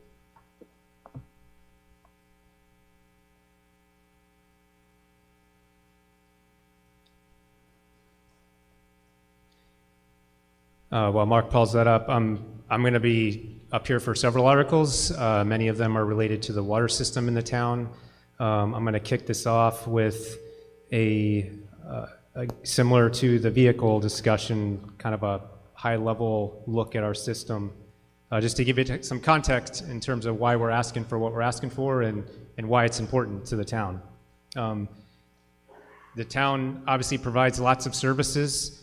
In my opinion, providing water is the most important, because we can't really do anything without water. You're not going to do anything in your house. We're not going to put out fires with the fire department. We're not going to open our schools without water. And so it's important that we manage our system well. And what we're going to talk about here is we're talking about specific projects, but I just want to be clear, this is not, we spend this money this year, we're done. This is ongoing. As the chairman of the Finance Committee said earlier, we have the projects will never end, because we have to maintain our system, and as the system ages, it's an asset. It has to be replaced or repaired, and so that's kind of leading to this discussion here. So on the screen, you can see a map, and some pictures. And so most of you probably know this already, but I'm going to remind us all. So our water is pulled from the reservoir, so from the surface of the ground, surface water, which is at the reservoir, which you drive by probably frequently, or from wells that we have scattered throughout the town, so groundwater. So that water is pulled out of the ground. It's sent through a network of pipes scattered throughout the town. I'm not talking this picture. Usually you talk a picture kind of clockwise or some sequential manner. They're deliberately up there scattered around, and I'm kind of moving the arrow across the screen because the water system doesn't work, in a circle. It's crossing all over the place throughout our town. And so we pull this water out of the ground or from our reservoir in those two sources, and then that water moves to the treatment plant, which we have in our town, where it's treated, or in some cases it's treated right at the well site, and then it's dispersed throughout the community to your homes. And that's done through over 100 miles of pipe that are underground. Some are under the roads, but some of them run through your backyards, and that gets to your house and to all of our businesses. Along the way, there's storage tanks that we have throughout the town. We have 3 of them. They hold about 6 million gallons of water, and that's where it serves a couple of purposes. One is, it gives us a supply that's readily available, but also it helps to control the pressure of the water system. So that's a picture of the network we have in our town. So Article 14 deals with a specific issue related to chlorine, and this picture just shows you where we're talking about. So the next slide will talk specifically about the issue, but the stations that we're asking money to install are at these 2 locations, these 2 water tanks, one on the bottom left, which is Fay Mountain, which is off of Adams Street, and then the one in the top right, that's Ruggles, that's off of Ruggles Street. So we've talked a lot about federal funding. The ARPA funding is clear that water and sewer infrastructure projects are supported, and so we've submitted this as a candidate for that source of funding. But we do need to move forward with these projects. They're important, as I'll explain. And so, as has been explained already by the town manager, we're taking a parallel approach. So hopefully it's approved here. Ideally, it's approved through ARPA, and we can spend other people's money instead of our own. But regardless, it's a project we need to move forward with, so that's why it's here today. So this addresses low chlorine residual in our water system. So chlorine is a technique for treatment. It controls bacteria. It's regulated highly by the EPA and then down through the state's DEP and then at our level. Sampling is done routinely. It's all highly regulated. And so we are meeting all the standards we need to meet. However, we have some challenges in meeting the standards at some of the regions within our system. And so we have temporary measures in place to allow us to meet the standards we're supposed to. On a 3-year basis, we're inspected by the Department of Environmental Protection. They come through and look at the entire water system, and the one thing one of many things they told us in our most recent inspection, 2019, was we need to fix this problem permanently, not with the temporary solution we've been using for some time.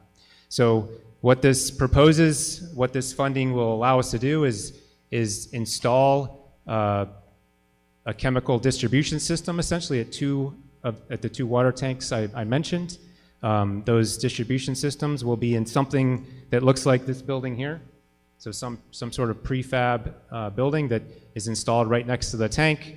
There's a connection made, and it's basically injecting the treatment required at the tank, which we believe through multiple studies understand that will fix our issue with chlorine permanently.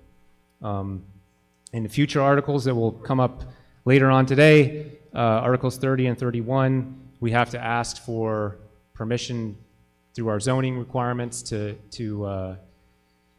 you to allow us to install the building that's pictured here. And so I'll address that later, but I'm just giving you a preview that we'll be back up again to talk about that specific article.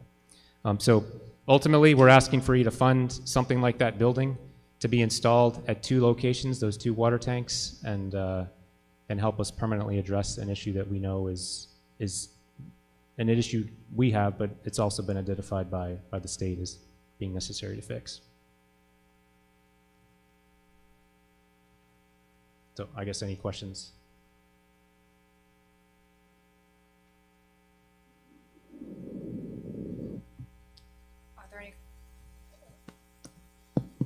Are there any questions? Go ahead. Hello, David Buffo, 21 K Street. Just wondering if you could elaborate a bit more on, is the treatment going to be applied to the water as it leaves the tanks and goes into the town distribution system, or is it intended to treat the water in the tanks themselves? It's treated as it goes into the tank. Okay, into the tank? Yes. All right, great, thank you. And then wondering if you could just explain a bit more about the temporary solution that we're using. I'm not advocating the temporary system, I'm just curious what the nature of that temporary system is. So we have we have a number of wells, but two particularly that I'll talk about in just a minute that are kind of the workhorses for our water system. And part of the reason that's the case is because they're further out in the system, so we can use water from those wells to overcome this challenge we have with distributing the chlorine. So that's not ideal for a number of reasons, but one big one is if you drive by the reservoir today, you can see it's pretty high, and there's water leaving the reservoir just flowing over the spillway, and it flows right down to the next town. And I would love to maximize the use of the water from the reservoir instead of pulling water out of the ground if we don't have to, and instead of sending the water to some other town by not having the volume to hold on to it. But we can't do that because the water from the reservoir flows to the treatment plant where it is treated, but by the time it gets to the place in the system it needs to get to, it doesn't have the right amount of chlorine. So we're overcoming it with using two wells that we prefer not to be using as heavily as we are right now. Okay, thank you. Thank you, Mr. McManus. Yes, hi, Joe McManus, 8 Isaac Miller Road. Thank you for the presentation. I understand the need. I might have missed it if you said it. Is the building going to be situated at Fay Mountain within the fenced area or outside? And if outside, you're going to have to cut trees, et cetera? Both will be inside the fenced-in areas. Thank you. I didn't really describe it, but the graphic here, just an example. So that would be the edge of the tank, and then just essentially feet away would be the small building, and then between would be the connections. Thank you. Thank you. This gentleman back here, please. Yes, Walter Foster, 105 Adams. Just wondered, the chlorine system, are you going to have like a chlorine gas cylinder there, or is this another form of chlorine that you're using to treat the water, like a chloramine? So we use both in the town, but at these locations it will be liquid. Liquefied chlorine? Yeah. Thank you. Ms. Hensley, is that you? Jody Hensley, 39 Arch Street. I rise in support of this article, but would just like to ask some clarifying questions. It's on the funding source. I see that we'll vote to raise and appropriate, borrow, or transfer from available funds. And I see in the explanation that it's hoped that the town can use ARPA funds for this article as well. So I guess I'd like to know what the level of confidence is that ARPA funds are going to be covering this, or if we're going to have to be looking at raising, appropriating, or borrowing to fund this project. Ms. Williams. We haven't brought any of the ARPA requests to the boards yet, so I don't think we can speak to any level of confidence either way in terms of how we're going to use the ARPA funds. I will say that this is one of the projects that we have tried to put forward to our state delegation, hoping that the state would help fund this, because this is a sort of a high priority in the use of ARPA funding as it came to us. And I believe the actual motion is sorry, but it's it is a borrow, yeah. Right? Yeah. So this would be an example of so the article does give those options, but the motion is a borrow. And so, like we had mentioned previously, if ARPA funds are not awarded, we would, or if they are awarded, we would come to you and have you rescind that vote. Thank you, Ms. Williams. Seeing no more discussion here, and I assume someone will interrupt me if there's discussion from the gym, where there's still a few voters hanging on. Hearing none, we'll take a vote on Mr. Payant's motion. It requires a, excuse me, a 2/3 vote. Will all those in favor of Mr. Payant's motion please raise their yellow voting slips? Thank you. All those opposed? I don't believe I see any in opposition here. A report from the gym? No opposition. Okay, that is a unanimous vote, so obviously 2/3 of the motion carries. We now move to Article 15, Town Water Infrastructure Improvements. Again, Mr. Payant.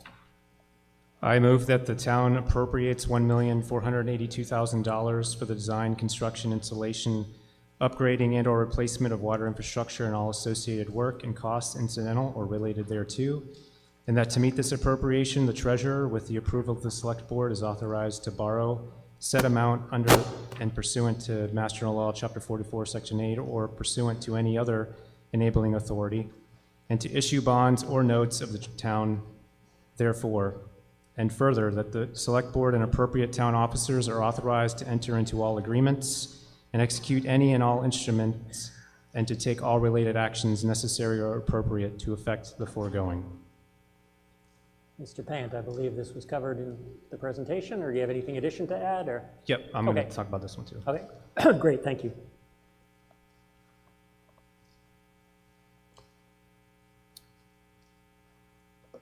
So I mentioned just a few minutes ago, we have two wells, these two workhorse wells. That's these two wells right here, Hopkinton and Morse.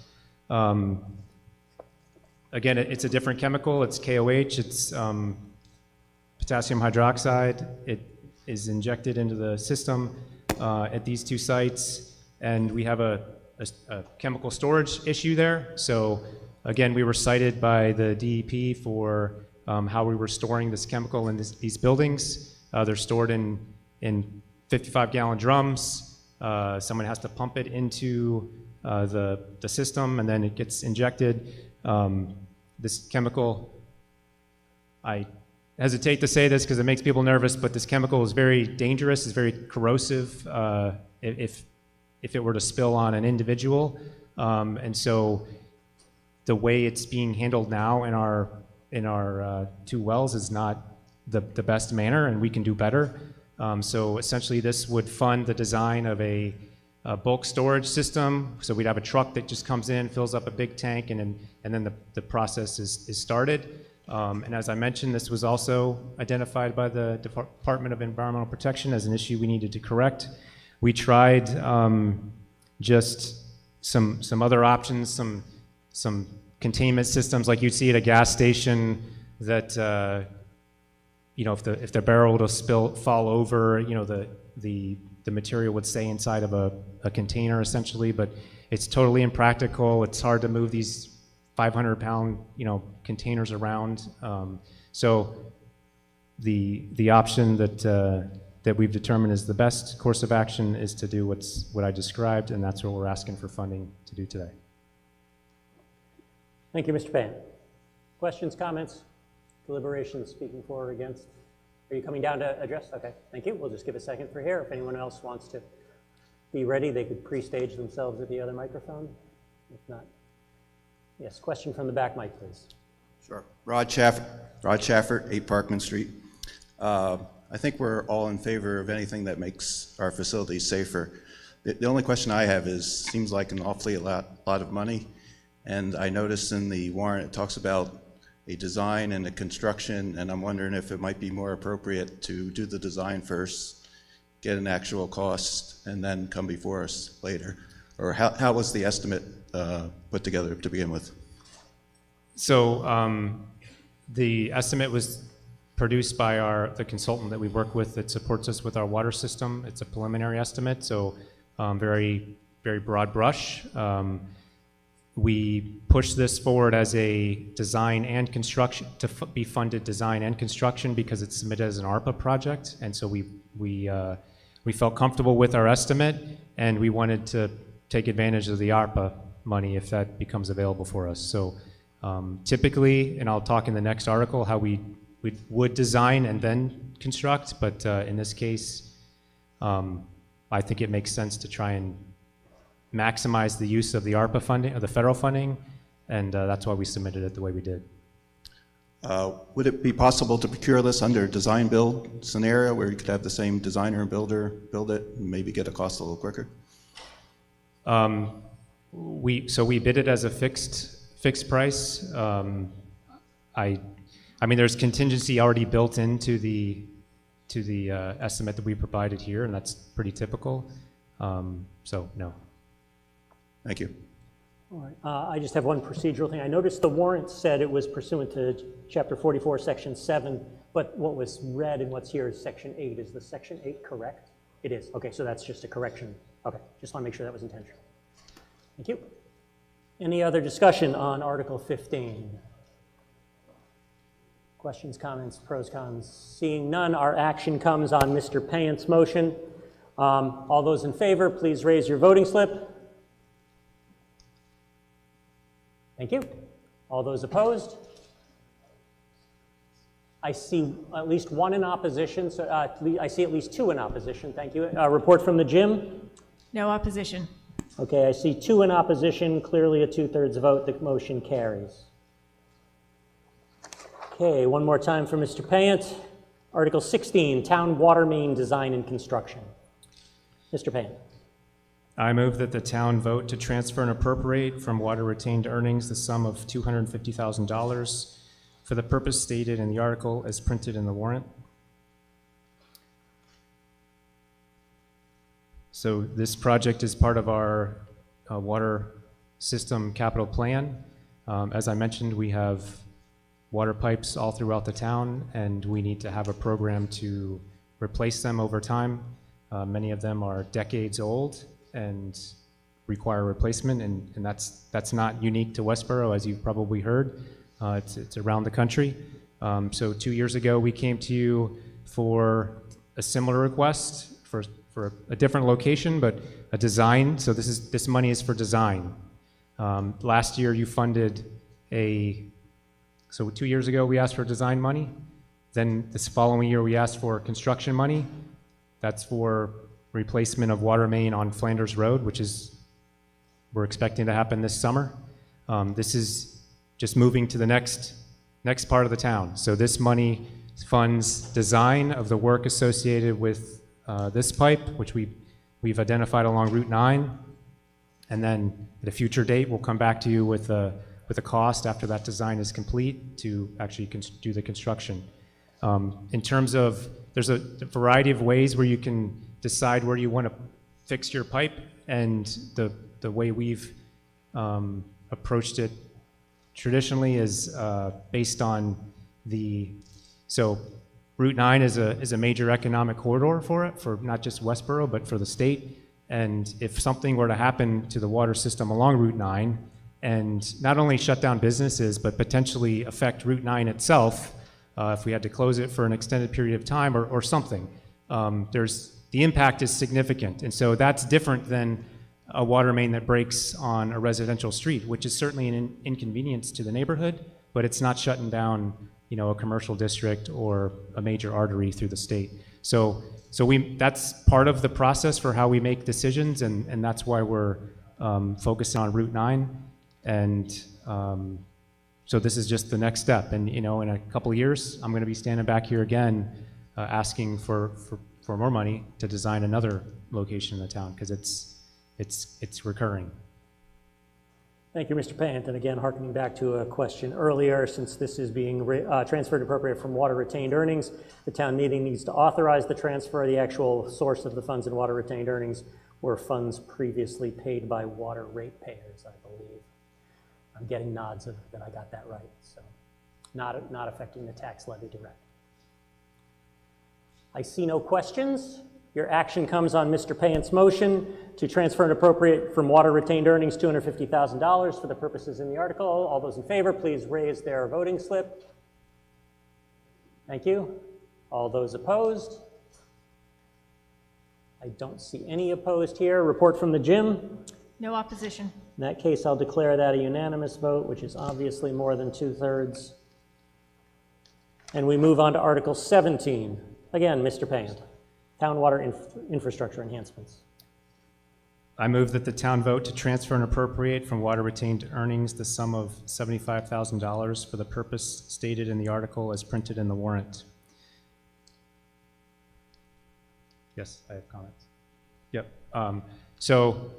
Last year we conducted an assessment, a risk assessment of our water infrastructure. It was required by the Environmental Protection Agency.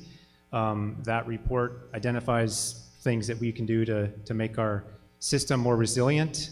One of the things that it identified is some physical security improvements we can make to our system. So these are things like fence improvements or cameras or potentially some IT or cyber protections that would be appropriate to protect our system. And you've probably, or maybe not, but there have been incidents in other locations where, particularly through cyber, where people have been able to get into water systems and do things that are not good for the system and not good for the users. So we want to make sure our system's protected. This funding helps us accomplish some of that work over the coming year, and that's why we're putting it forward to you.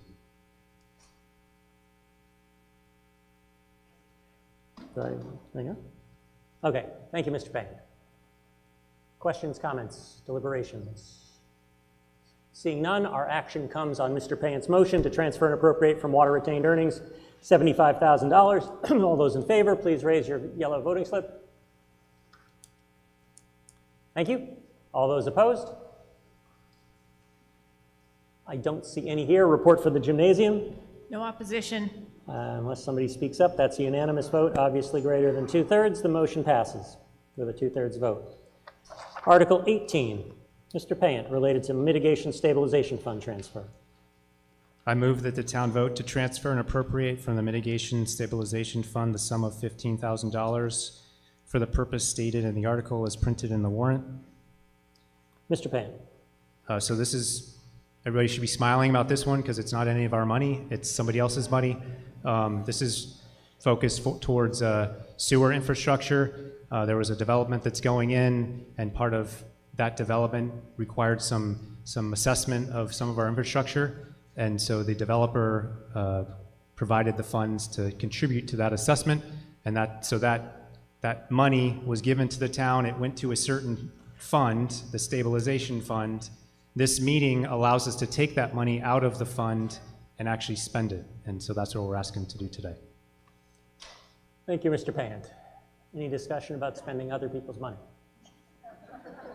All right.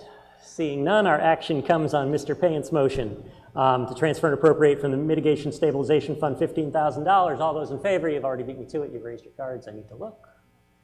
Thank you. All those opposed? I see none in opposition here. Report from the gym. No opposition. That is unanimous vote, obviously more than 2/3. The motion carries. We now turn our attention to Article 19. Mr. Edinburgh. Alan Edinburgh, 8 Nash Street. Article 19, I move that the town vote to transfer and appropriate from free cash the sum of $200,000 for the purpose stated in the article as printed in the warrant.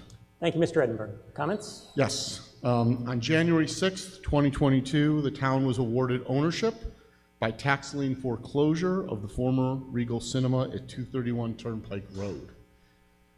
This article seeks to fund costs associated with managing and maintaining the property while the town has ownership. These costs include insurance, legal fees, snow removal, and other items required by the property's reciprocal management agreement with the other tenants of that plaza.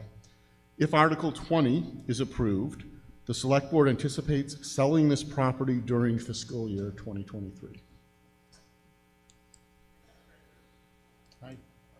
Questions, comments? Yes. Yeah, can you, that $200,000 is a lot of money. I can shovel your walk for less than that. Can you tell me, be more specific, sir, than shoveling? I forget what else you said. That's a lot of money here.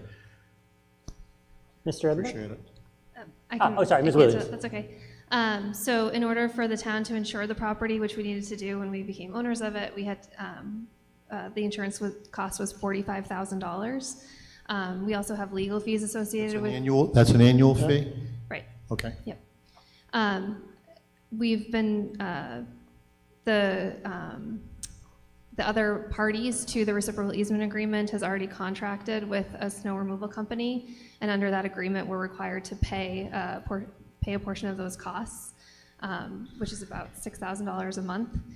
And then any other, right, back to when we became owners of the property, January of 2022. Right, plowing, not shoveling, correct. And then any other sort of landscape and maintenance fees, and that includes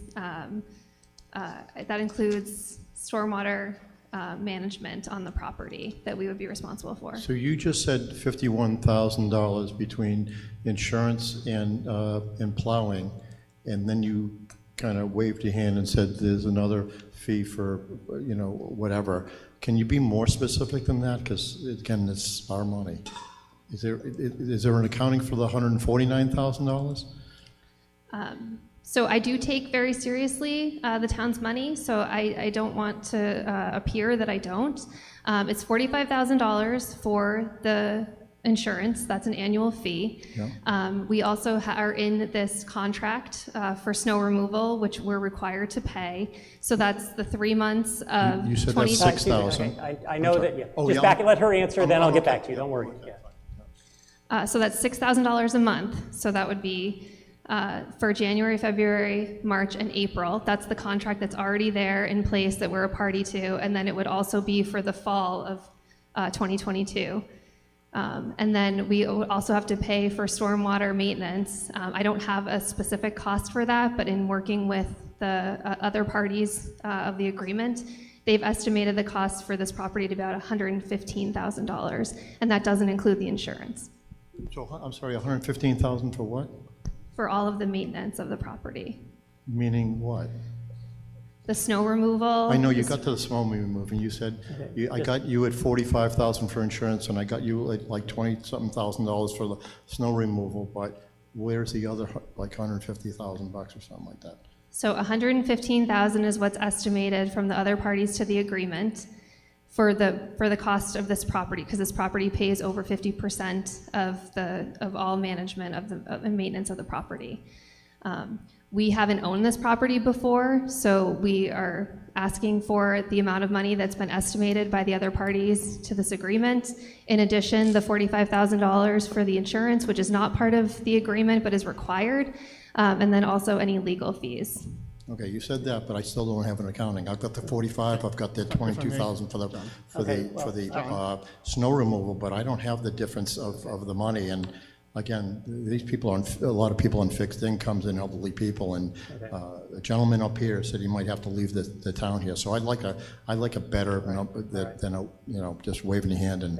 All right, well, we'll see if they can come up with that. Thank Again, you. yeah. Can we do that now before we vote? Well, we'll see if they, again, part of town meeting, and I realize this is unusual, part of town meeting is you can ask any questions if we you want. can't, then we shouldn't vote, right? Well, yeah, so Yeah, let me okay. finish. Again, I understand that this is new.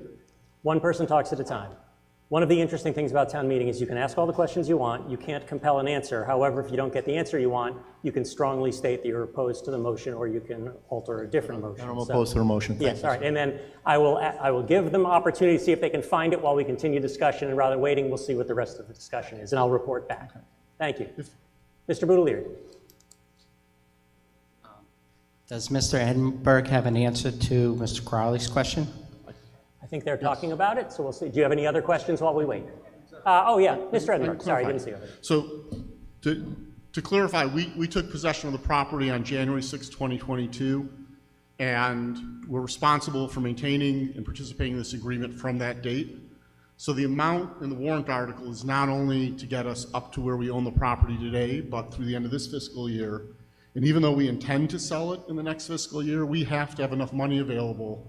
If something doesn't work with the sale, it doesn't close for some reason, we have to go back out to RFP again. If it doesn't close by the end of, it may not close until June of 2023. So we have to expect to pay for the maintenance and the operation of that property for the entire 12 months of fiscal year 2023, as well as January 6th through June 30th of this year.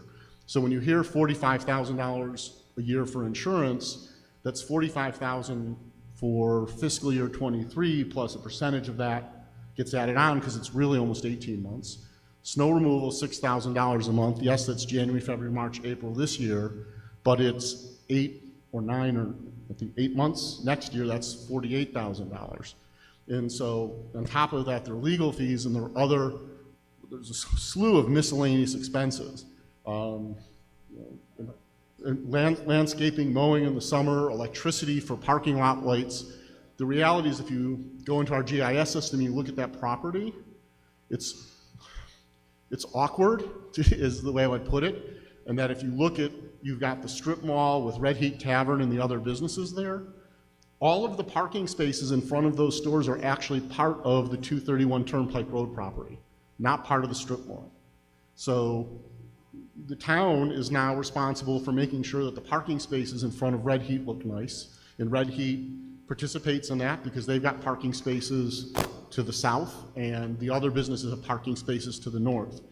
And so this is a pretty conservative estimate of what we need. What we don't want to have to do is come back in October and say the sale isn't moving as fast as we want it to, we need more money. This is a transfer from free cash, so it does not affect the property tax levy for 2023. The faster we can sell the building, the less of this $200,000 we'll actually need to spend. Thank you, Mr. Edinburgh. Mr. Durrett.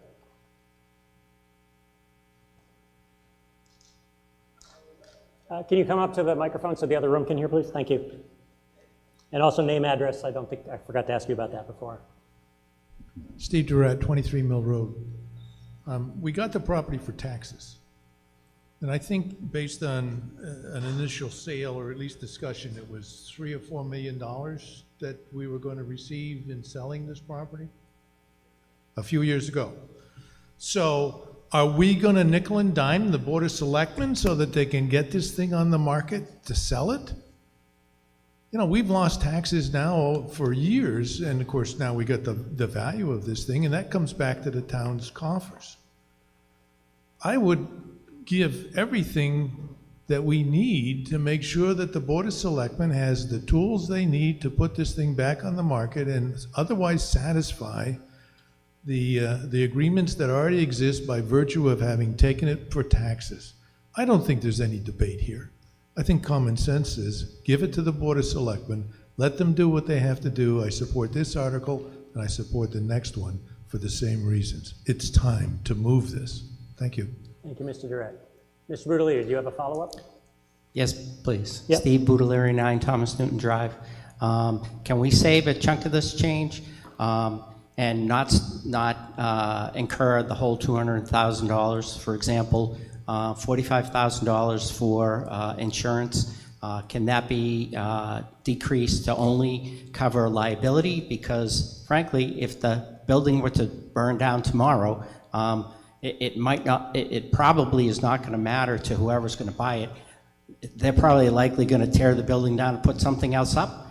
Also, things like mowing the lawn and maintaining the outside area. Let that be the responsibility of the people who are going to buy it, and you know, they can do what they want with it. You know, when they do make the purchase, I don't think that's going to stop anybody from buying this property. Thank you. Let me just check. Ms. Williams, yes. Yeah, so the reciprocal agreement that we are a party to now, by owning the building, requires certain levels of insurance. It's also very expensive to insure a vacant commercial building. So that's what was required in order to insure the building. Additionally, like I said, we were already, the contract for snow removal was already entered into, and so we automatically became a party to that. We have talked to the other owners about having discussions with us prior to entering into an agreement, but we are, for any future maintenance, mowing, landscaping, anything like that. But under the terms of the agreement, they are the ones who contract for those services. You know, in talking to town council just now, you know, we're subject to that agreement. So if we don't do the things that are required under the agreement, there could be a judgment against the town. Thank you. Okay, thank you. Yep. Yes, at the microphone back here. Seal Kylo, Gilmore Farm Road. Based on what Mr. Durrett said, it sounds as though it's pretty much assured that you want to sell this building. But as I listened to the things that were said, I thought to myself, there's a master plan that's not completed. That's a nice piece of property. It's a beautiful piece of property that might never come again for a price that should be considered reasonable if, in fact, the town decided that they needed it. I'll give you an example. Let's say you decided that in your master plan, you're going to build a senior center. Where would you put it? You're assuming you would use the same piece of property that you have, but maybe the town might decide that it needs to use that piece of property for something else and then use where the theater is to build something larger. I'm just thinking, personally, that maybe we should not jump at doing that. I have no problem with the $200,000. I have a problem with the idea that maybe we haven't looked far enough into the future to ask ourselves, if we're finishing up a master plan, what is that plan going to be? And does it include something that might need that piece of property before we sell it? Thank you. It sounds like I'll ask the voters to remember your remarks when we get to the next article, which is much more related to your comments. Anything else? Oh, yes, Ms. Anderson. Okay, Ms. Anderson has moved the question, which essentially is another form of saying she wants to terminate debate. We've heard pros and cons. The motion to terminate debate is undebatable, so we go directly to Ms. So again, always need to clarify because so many things move around. Ms. Anderson's motion is to stop debate. It's not on the main article, so this is strictly to say, have we heard enough? All those in favor of terminating debate requires a 2/3 vote. Thank you. All those opposed? I see a handful opposed, but it's clearly 2/3. Report from the gym. 1 in opposition. Okay, it's clearly a 2/3 vote to terminate debate based on the balance of voters here versus there. We now move to Mr. Edinburgh's motion to transfer and appropriate from free cash $200,000 for the purposes of this article. All those in favor, please raise your yellow voting slip. Thank you. All those opposed? I see a few in opposition, but not very many. It's clearly a majority here. Report from the gym. None in opposition. Okay, it is almost unanimous. It's clearly a majority vote. The motion carries. Thank you. We now move to Article 20, dealing with Turnpike Road, former Regal Cinema transfer and disposition. Mr. Johnson. Thank you, Ian Johnson, 9 Burtis Adams Way. I move that the town transfer the care, custody, and control of the parcel of land with the improvements and personal property thereon located at 231 Turnpike Road, acquired by the town by foreclosure in a tax lien case recorded with the Worcester South District Registry of Deeds from the tax title custodian for tax title purposes to the Select Board for the purpose of conveyance, and further to authorize the Select Board to dispose of said parcel on such term and conditions as the Select Board deems appropriate. Mr. Johnson, Yes, remarks? Yes, please. Yes. As we just talked about in the previous article, the town was awarded ownership by tax lien foreclosure of the former Regal Cinema at 231 Turnpike Road on January 6, 2022. As the Select Board has discussed, the town's options included for next steps 3 items. One was, as is typical when the town takes a property by tax title, typically though it's a single-family home or a smaller value, the tax title custodian, which is usually and is now for this property the town treasurer collector, goes to auction and auctions off the property basically to the highest qualified bidder. The second item was to identify a municipal use of the property, which was talked the last time. And the third is to sell the property through an RFP or a request for proposals process. The Select Board is recommending to the town that we transfer the property to the Select Board so that we can begin the sale of the property through the RFP process. We recommend this process because it allows the board to award the property to a bidder found to be highly advantageous to the town based on evaluative criteria, to questions that were just asked, we did discuss potential for municipal use of the property. In light of the discussions we're having here, to put this valuable piece of property back on the tax rolls to help us lower our taxes, we as the select board felt that was the most appropriate use of the property for a property in that location. We did talk, for example, about things like a recreation center, a senior center on that property, which is basically zoned, I'll get this wrong, look at my planning board friends over here, but I think it's commercial, highway business. Highway business. Now, we could make it municipal use for that, but this is a valuable piece of property in a section that in zoning and master planning has been set up for highway business, not for municipal use.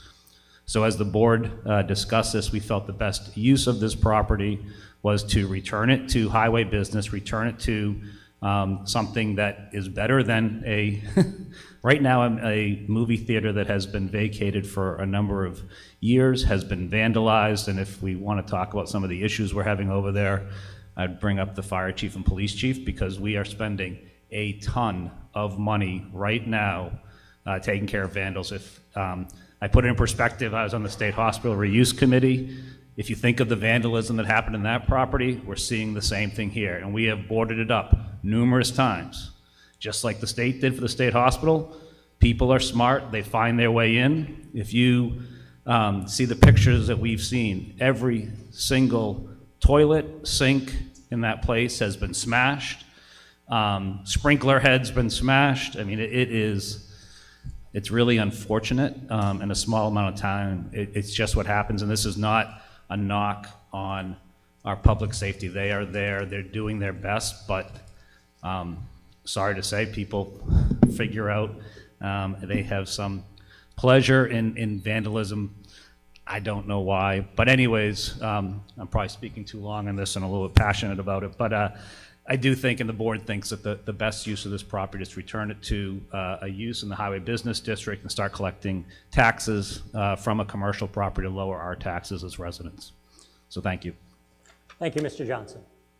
I think Mr. Masrelli is just changing the batteries.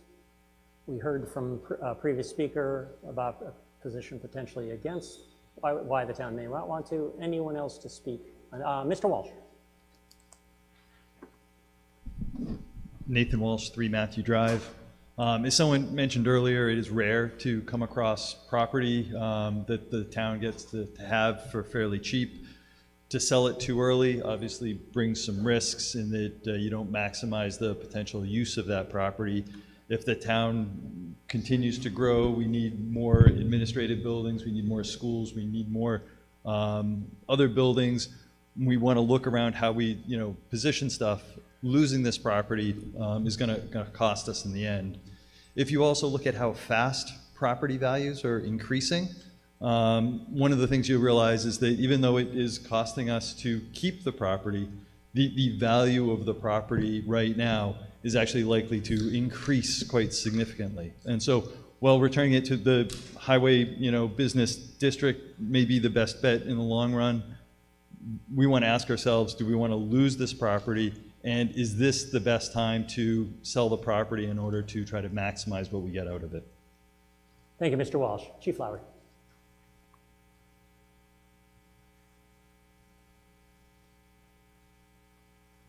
I understand everything that's been said, but from a police department standpoint, and Chief Purcell has spent so much time up there trying to secure that building. We've welded doors. It's plywooded up. You name it, we've tried to do it, and they're getting in.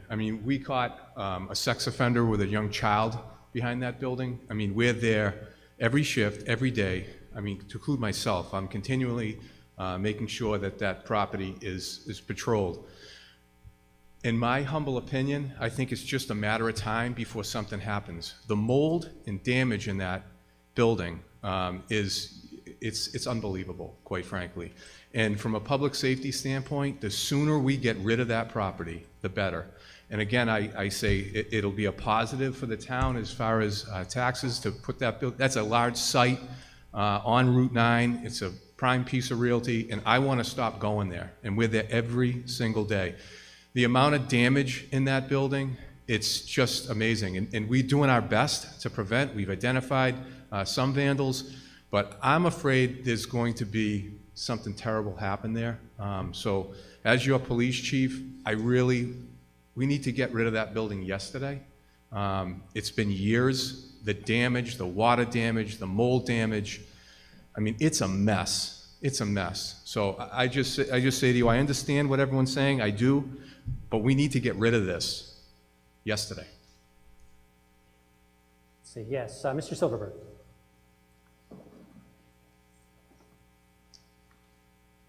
Mark Silverberg, 7 Weld Street. I guess kind of have to ask, what would we do with this property? Would we put a library there, or a senior center, or rec center, or school? I just can't figure out what we would do with it. But I do know that the master plan addressed this particular property and looked at it as a development opportunity for the town from a commercial development standpoint, similar to what the selectmen are proposing. And I think, I'm passionate about the master plan. It's 200 pages. I hope they all get a chance to read it. I think we should listen to some of that advice, because that was information that took a long time to collect. So I'm definitely in support of this article. Thank you, Mr. Silverberg. Yes, ma'am at the back. Lucille Kylo, Gilmore Farm Road.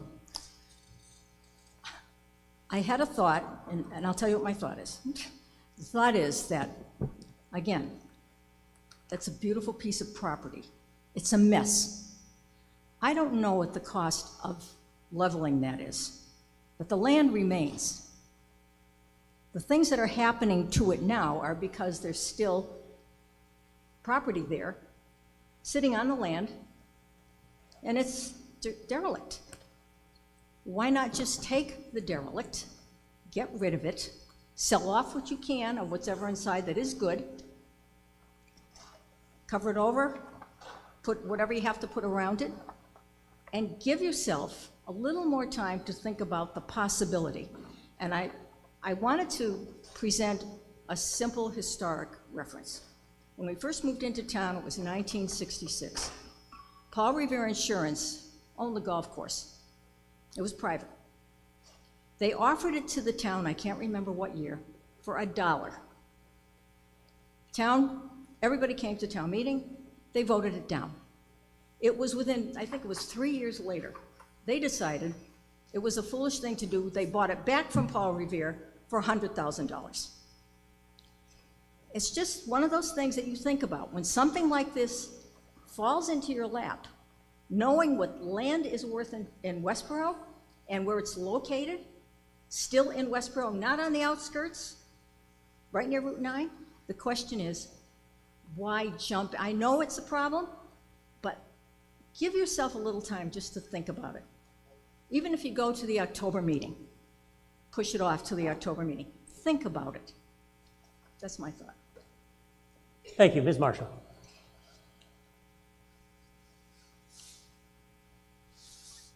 Shelby Marshall, 7 Charles Street.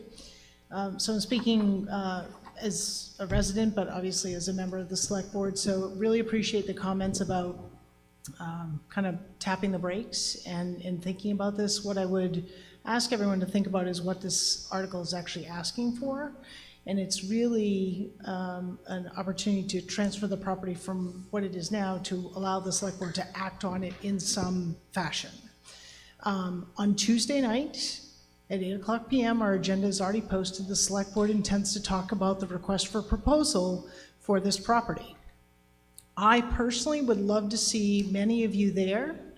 If you can't attend, the Board of Selectmen have an email address. Send your ideas.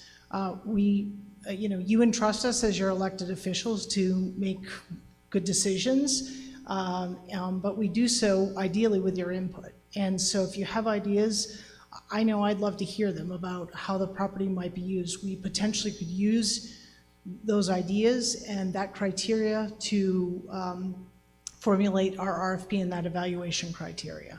So I did ask that question. We did talk about this as a board, as Selectman Johnson already mentioned, in terms of how could we, do we have a purpose? What's the long term? But I think I just overheard, what are the back taxes? over $400,000 the town is out on taxes, as a result of this process, which the town didn't have control over. And so I'm sure you can all appreciate the town's interest in returning this to the tax roll in a way that is beneficial to the town. We have a couple hundred people here. We probably have about, a couple hundred different ideas as to what the best use of the town is. Some people want it to be, a business, are theaters even going to be in existence anymore? Who knows what it might be, right? But there's also an idea that let the free market dictate what the best use is and what the price is. So anyway, thanks for the opportunity to comment. Thank you, Ms. Marshall. Yes, Mr. Harrington. Harrington, 1 Lyman Street. I move the question on the pending action. Thank you, Mr. Harrington. Mr. Harrington has used yet another phrasing to indicate a motion to terminate debate. Just as we've done before, we immediately move to act on that. It takes a 2/3 vote to stop debate. The initial vote will be on whether we stop debate. If we stop debate, we go straight to a vote on the main motion. If the motion to terminate debate loses, we go back to hearing from voters at large. So our action comes on Mr. Harrington's motion to terminate debate. All those in favor, please raise their voting slips.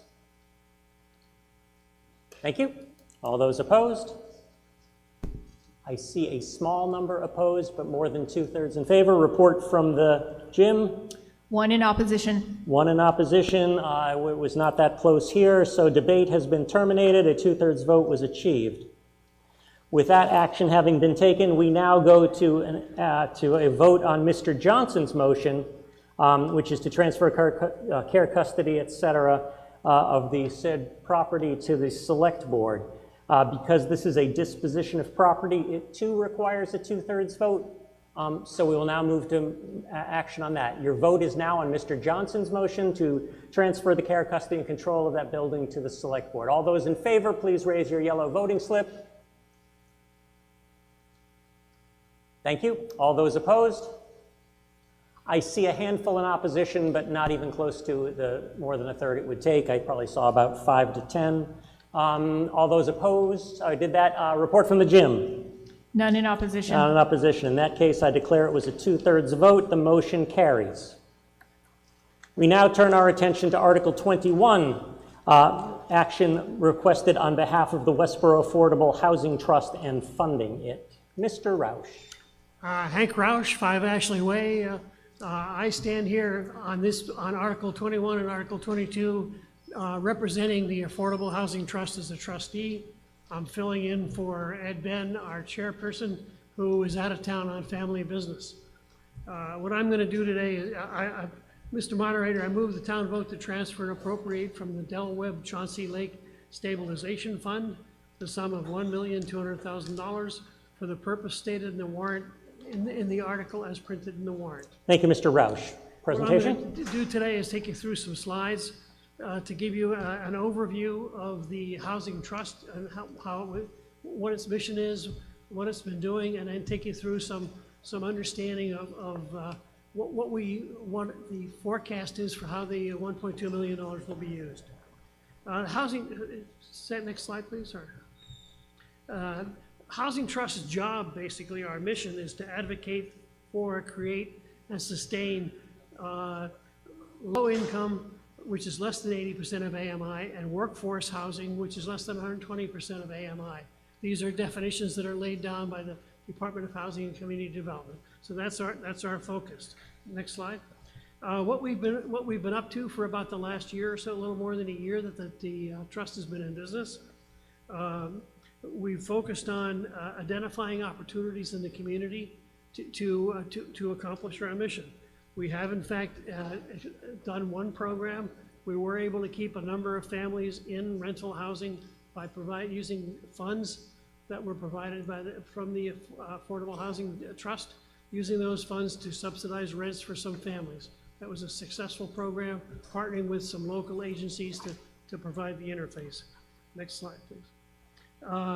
We've also done a planning exercise, and we've set some strategic goals that go out through FY 24 to 26 to give us some direction and some priorities.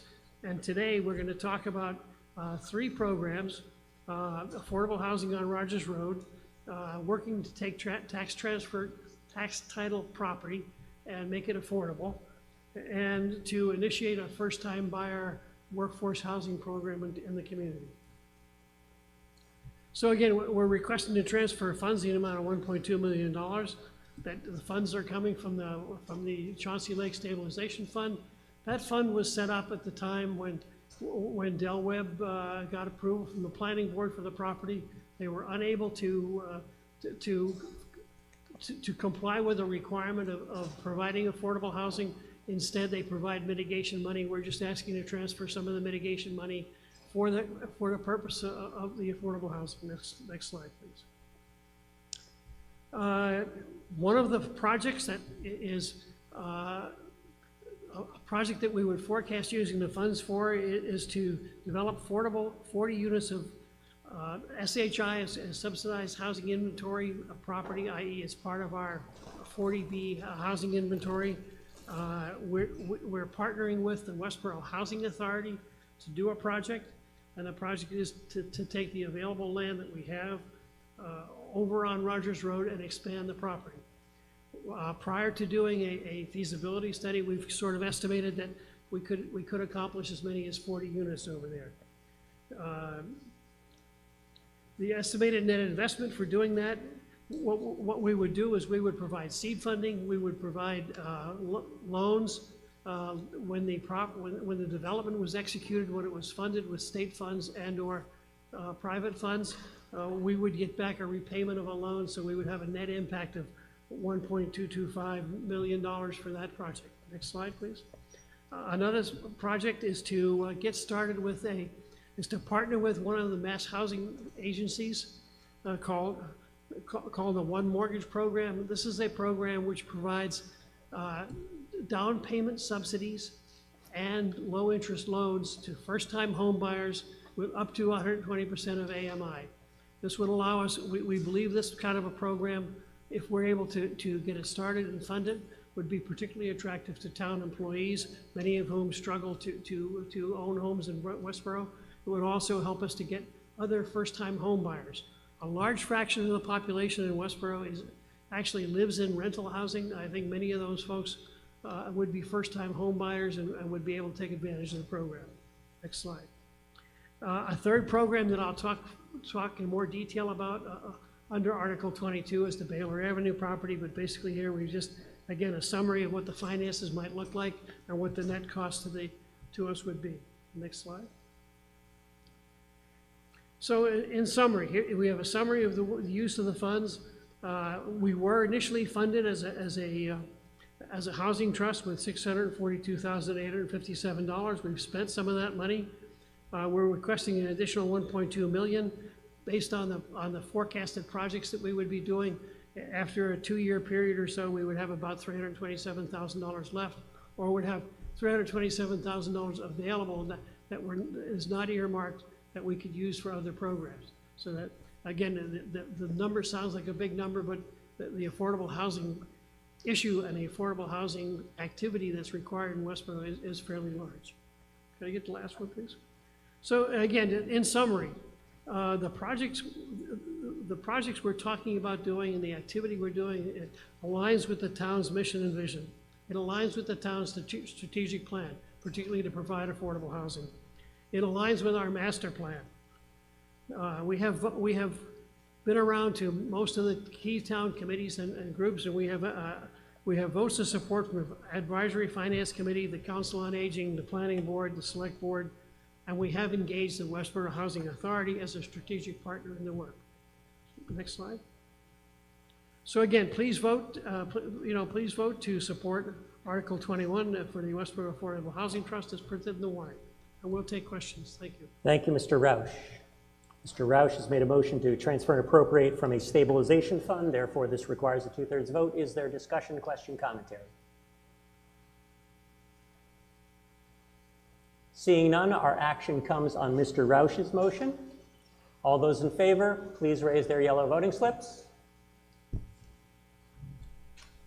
Thank you. All those opposed? I see a handful in opposition, probably about 4 or 5, no more than 6 or 7. Report from the gym? No opposition. Okay, so it is much more than a 2/3 majority. I'll declare it as a 2/3 vote. The motion carries. Article 22, transfer of property to the Westborough Affordable Housing Trust. Again, Mr. Roush. Move the town transfer the care, custody, and control of a parcel of land with the improvements and personal property thereon located at 3 Baylor Avenue, identified by the assessors as Lot 0, Map 34, Block 92, containing 0.201 acres, more or less, and acquired by the town by foreclosure in a tax lien case recorded with the Worcester South Registry of Deeds in Book 66-552, page 337, from the tax custodian, transfer from the tax custodian for tax title purposes to the select board for the purpose of conveyance, and further authorize the select board to convey said parcel to the Westborough Affordable Housing Trust for affordable housing purposes in exchange for compensation in the amount of $48,000. Thank you, Mr. Roush. Comments? Okay, presentation, Mr. Roush? Yes. Thank you. Slide one, next slide. So again, the same motion, the moving to the trust. Next slide, please. Next slide, please. One more, Mark, thank you. Okay. We're asking the select board to transfer as is the property on 3 Baylor Ave with all the details about this. Can you move closer to the mic, Sorry. please? With all the details explaining the property. The trust would compensate the town for $48,000. The compensation we're offering approximates the tax lien that exists on the property. The property has been abandoned since about 2015 or 16. The owner of record passed away. Apparently there was no will and no successor owner. We went through land court and got it granted. So we're looking to do. The trust would make the town whole in terms of the back taxes. And what we would do is we would either renovate or replace. We have not been able to get inside the property. We do know it's been abandoned for a long time. We don't know if renovation is the best way to bring the property to an affordable use. If renovation is not feasible, we would tear it down and replace it.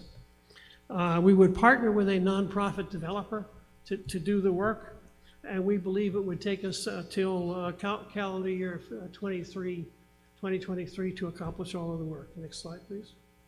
So again, the details of the financing. We've said $50,000 for acquisition. We expect we may incur some legal costs in that acquisition. $150,000 to renovate. There is some personal property inside the property, which we believe we may be able to sell. We would then sell the property. The property would sell for an estimate of the sale price would be $170,000.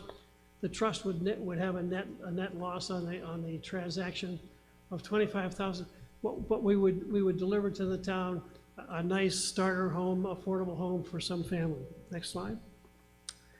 Kind of again, the summary. Providing affordable housing in a town like Westborough is very difficult. Land costs are so high that it's very hard for a land trust or a housing authority or a housing trust to acquire property and build. It's difficult to provide subsidies to developers. This is a very cost-effective way of delivering an affordable home in a nice neighborhood in Westborough. We're requesting to transfer an abandoned property. The property, quite honestly, has been an eyesore in the neighborhood for some time. Any work we would do would be consistent with the styles of the housing that's in the neighborhood. We would make it look like and be similar to the other homes. And Westborough would be compensated for unpaid taxes. So again, we would please ask your vote to support authorizing the selectmen to transfer the property to the housing trust. Thank you. Thank you, Mr. Roush. Questions, comments, pros, cons? Is there a question? Yeah, okay. Let's see, we got two people heading there. Okay. Mr. Boudelier? Thank you. Steve Boudelier, 9 Thomas Newton Drive. Is there any requirement with any of this affordable housing for it to be sold to a current Westborough resident? I can address that. Yes, Mr. Roush. Our intention is for the property to be qualified for inclusion in our subsidized housing inventory. Under the current Department of Housing and Community Development guidelines, no more than, you could only restrict a percentage of the housing that you build on any one particular project to residents. When you do a single home, you cannot meet the percentage because the percentage is like 25% is the maximum. So a single home, you cannot restrict sale to individuals from a particular community. If we were doing a multi-home development, we could restrict some of them, but we cannot restrict a single home and still qualify for the subsidized housing inventory. Thank you. Thank you, Mr. Roush. Yes, next gentleman in line, please. John McCann, 5 Westonville. I notice in the Article 22 in the book, it refers to 3 Baylor Road, and I think on the presentation on the screen, the article said Avenue. For a title examiner's question, I think we ought to determine whether it's an avenue or a road. Yeah, thank you for pointing that out. I meant to actually mention that. Mr. Edinburgh, would you like to address that? It is Baylor Avenue as stated in the motion. Yeah, thank you for everyone who noticed that. I know I heard it mentioned at a finance committee meeting, and then we looked it up in Google Maps at Avenue and we checked it out. Mr. Dunbeck. Pete Dunbeck, 8 Wayside Road. You may have said it, but does this have a deed restriction so it's in perpetuity in a 40B category or whatever? Yes, the intention would be to sell the property under a deed restriction. The deed restriction would require the property would restrict resale to resale as an affordable property, and would basically make the property affordable in perpetuity by way of a registered deed. Thank you. You coming down to ask a question, sir? Nope, moving over there. Thank you, just checking. I see no other debate here. I assume they'll interrupt me while I go through this from the gym if someone wants to speak there. This requires a 2/3 vote. Again, it's on Mr. Rouch's motion, specifically altered from as printed in the warrant to say 3 Baylor Avenue. Everything else is pretty much the same, and as Mr. Rouch read in the motion. All those in favor, please raise your yellow cards. Thank you. All those opposed? I don't believe I see any in opposition, so unanimous here. Report from the gym? No opposition. So it is a unanimous vote, obviously more than 2/3, the motion carries. We now turn our attention to Article 23 related to the Community Preservation Act. Motion by Ms. Marshall?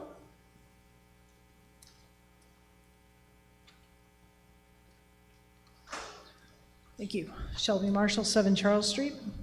I move that the town hereby accept sections 3 to 7, inclusive of Chapter 44B of the General Laws, otherwise known as the Massachusetts Community Preservation Act, by approving a surcharge on real property for the purposes permitted by said act, including the acquisition, creation, and preservation of open space, the acquisition, preservation, rehabilitation, and restoration of historic resources, the acquisition, creation, preservation, rehabilitation, and restoration of land for recreational use, the acquisition, creation, preservation, and support of community housing, and the rehabilitation and restoration of such open space and community housing that is acquired or created as provided under said act. That the amount of such surcharge on real property shall be 0.5% of the annual real estate tax levy against real property commencing in fiscal year 2024, and that the town hereby accept the following exemptions from such surcharge permitted under Section 3E of said act. Property owned and occupied as a domicile by any person who qualifies for low-income housing or low or moderate income senior housing in the town, as defined in Section 2 of said act. $100,000 of the value of each taxable parcel of the residential real property, and $100,000 of the value of each taxable parcel of Class 3 commercial property and Class 4 industrial property, as defined in Section 2A of Chapter 59 of the General Law. Thank you, Ms. Marshall. Presentation by Ms. Yes, Jen Doherty, the chair Doherty. of... Yep. Thank you. Thanks, Jen. Thank you, Mr. Moderator. So my name is Jen Doherty, and I am chair of Westborough's Community Preservation Act, or CPA, Exploratory Committee. Our 8-member committee has been working since the fall of 2020 to review whether Westborough, and to review and consider whether Westborough should adopt the Community Preservation Act. And our final recommendation is that yes, Westborough should move forward with adoption. It's important to note, however, that the question before us here today is not actually to adopt CPA, but instead it's to place the question of CPA on the November 2022 ballot. So this is just the first of 2 steps to adopt CPA. Oops. So the Community Preservation Act was established by the state legislature in 2000. And it allows communities to raise funds for affordable housing, open space and recreation, and historic preservation projects within the community. The funds come from 2 sources. So the first is a surcharge that is calculated on real estate property taxes. So that's the amount that you actually pay in taxes, not the valuation of your house. When communities adopt CPA, they decide on the local surcharge amount, anything up to 3%. They can also choose to adopt from several exemptions. The second source of funding is from the state's Community Preservation Trust Fund. This is generated through fees assessed at the Registry of Deeds every time a document is recorded. It's important to note that this fee is assessed on all documents recorded at the Registry of Deeds in all communities, regardless of whether the community has adopted CPA or not.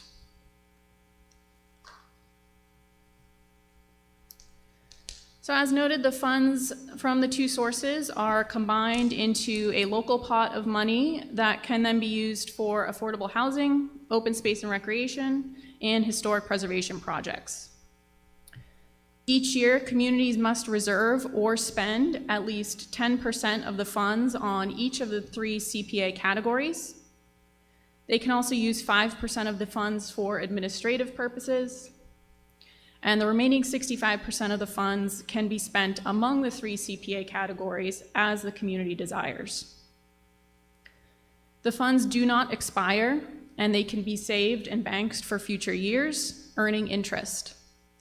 They also cannot be used for any other purposes besides those 3 CPA categories. Communities that adopt CPA establish a locally appointed Community Preservation Committee to oversee the funds, review all requests for funding, and then present CPA projects to town meeting. All requests for funding must be voted and approved at town meeting, so there is total local control over how the funds are spent. To date, 187 communities in Massachusetts have adopted CPA. 3 communities, Lakeville, Pepperell, and Westminster, have it on their spring ballots for adoption, while Natick is in the same position that we are, reviewing CPA at town meeting for consideration for their November ballot. Of the 187 communities that have adopted CPA, only 3 have ever held votes to repeal the program, none of which have been successful.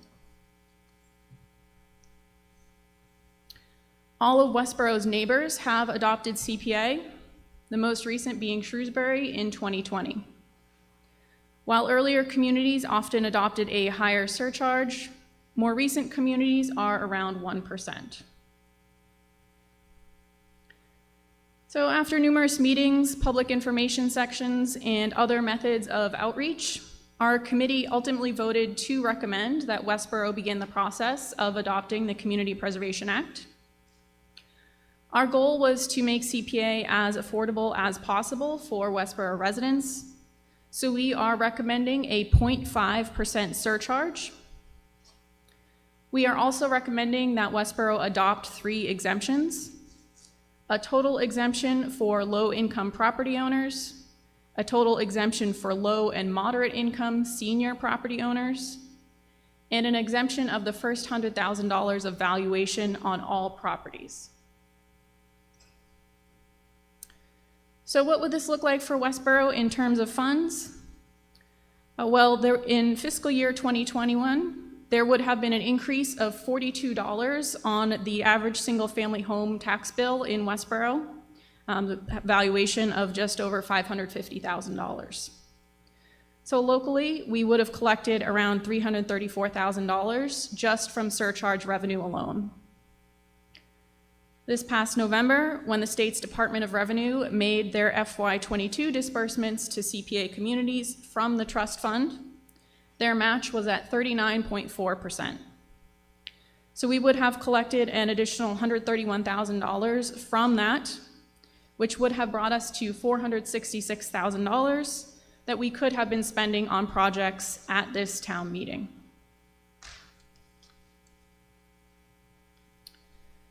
Additionally, in December, Governor Baker added $10 million in state budget surplus funds to the state's trust fund, bringing CPA communities' state match from that 39.4% up to 43.8%.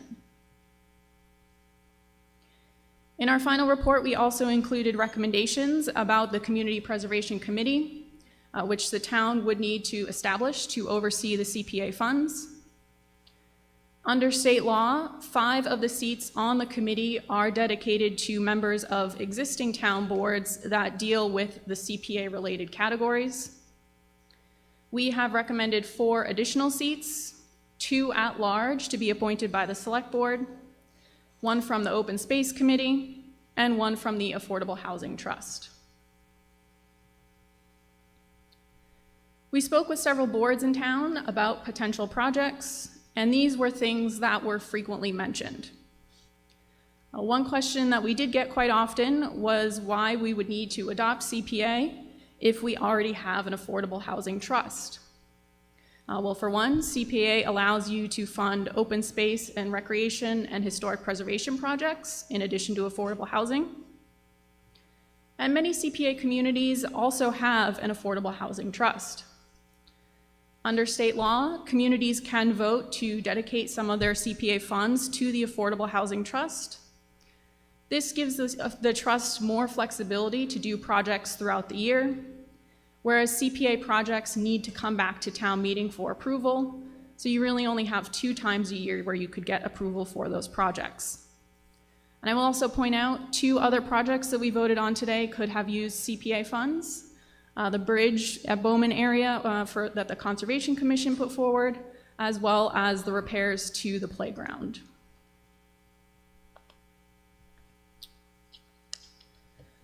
So here is a timeline of what the next steps would be if we move forward with adopting CPA. As a reminder, the vote here is to place CPA on our November ballot. Both votes need to pass with a simple majority. So if we adopt CPA this coming November, we would establish our Community Preservation Committee the following March, and then begin collecting funds in July of 2023. So it's important to note that the CPA surcharge would not hit our tax bills with the budget increases that we have just voted on today. The CPA surcharge would begin at the next fiscal year, and we would approve our first projects at the March 2025 town meeting. We have also received several letters of support from many of the town boards and commissions that would be involved in administering CPA or that might apply for funding.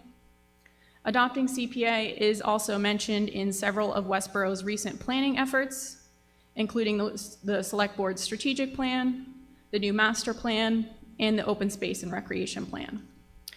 With that, I will turn it over to my fellow committee member, Chris Allen, for a few additional remarks.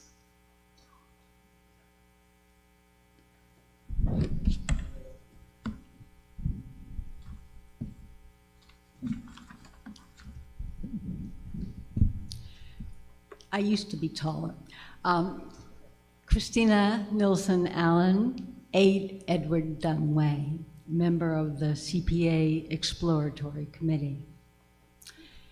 It's true that 187 Massachusetts towns have adopted the Community Preservation Act, and none of them have repealed it.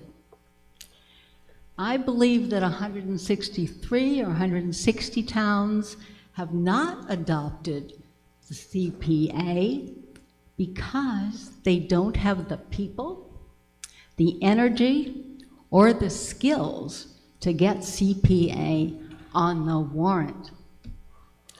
Over a year and a half, our committee has done a lot of research, made presentations to all the departments, and also has held public meetings. But we are also very lucky because this year we are led by Jen Doherty, who is a professional preservationist and knows the ins and outs of the Community Preservation Act. So she could produce the almost 50-page report that is required by the state when you need to put the CPA on the warrant.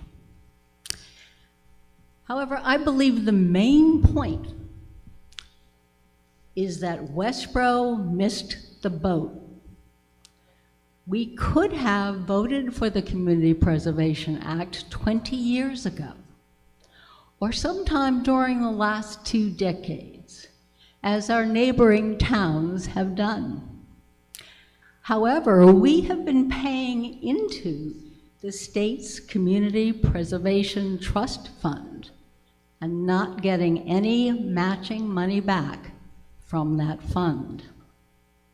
Meanwhile, our neighboring towns, Northborough, Southborough, Shrewsbury, Hopkinton, Grafton, and even Upton have passed the CPA, and they have received hundreds of thousands of dollars to benefit their towns. I believe we all love Westborough just as much as they love their town.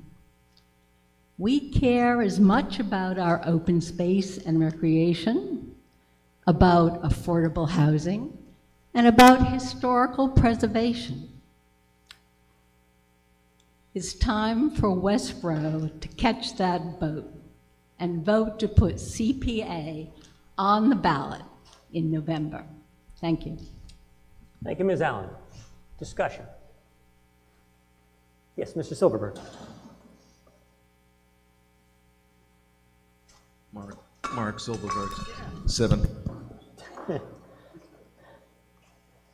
Hang on. See how many. Can you hear me now? Yes, we can. Thank you. Mark Silverberg, 7 Weld Street. The planning board voted on December 21st, 5-0 to support this article. And I just want to say a few personal words on this. I think I'm 100% in support of this. I went on the committee undecided, and all our research has led me to believe that this is, a program that we need. I realize it's a surcharge and it is more money out of our pockets, but I look at it as savings, saving for the future. And if you told me that I could put money into a savings account and get 40% return on my investment, I would do that in a heartbeat. And I can't believe that we're not getting any money back from the state when all of us have probably put money into that fund through these fees at the registry. As chair of the Open Space Committee, the Open Space Fund is down to nothing. We were fortunate enough 20 years ago to put $1 million in there, but we've had 2 big acquisitions and now we have no money to spend if something comes up.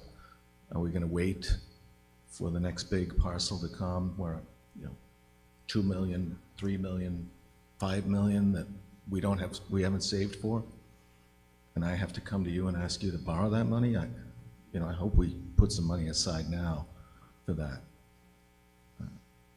The Affordable Housing Trust needs funding. I know we just put quite a bit of money in there, but I think that's a scratch, just scratching the surface.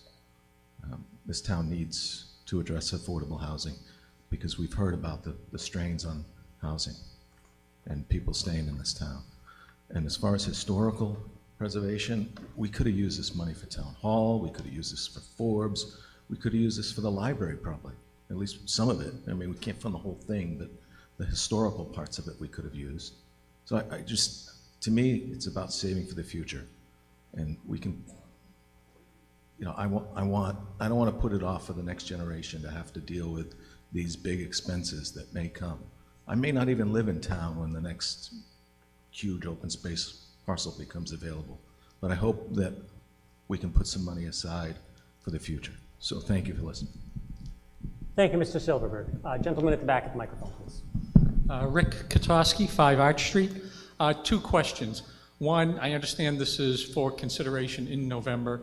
I'd like confirmation, please, that that would be at the 0.5% and not some other number up to that 3%. And the second part of that is, am I correct in assuming that any future change from a 0.5% would have to be approved by town meeting? Thank you. Mr. Moderator? Thank you. Yes, Ms. Doherty. Yes, so the warrant article that we're actually voting on today, what Shelby had in the motion, includes the surcharge and the exemptions. So you today are voting to add those surcharge and exemptions onto the ballot. And then the second question, yes, any changes to CPA, you can change the surcharge, you can change the exemptions. Those have to come back through the same process that you used to adopt it. So any changes that we would make would have to come back to town meeting to go be voted on a ballot. Thank you. Mr. Boudelieri. Hi, Steve Boudelieri, 9 Thomas Newton Drive.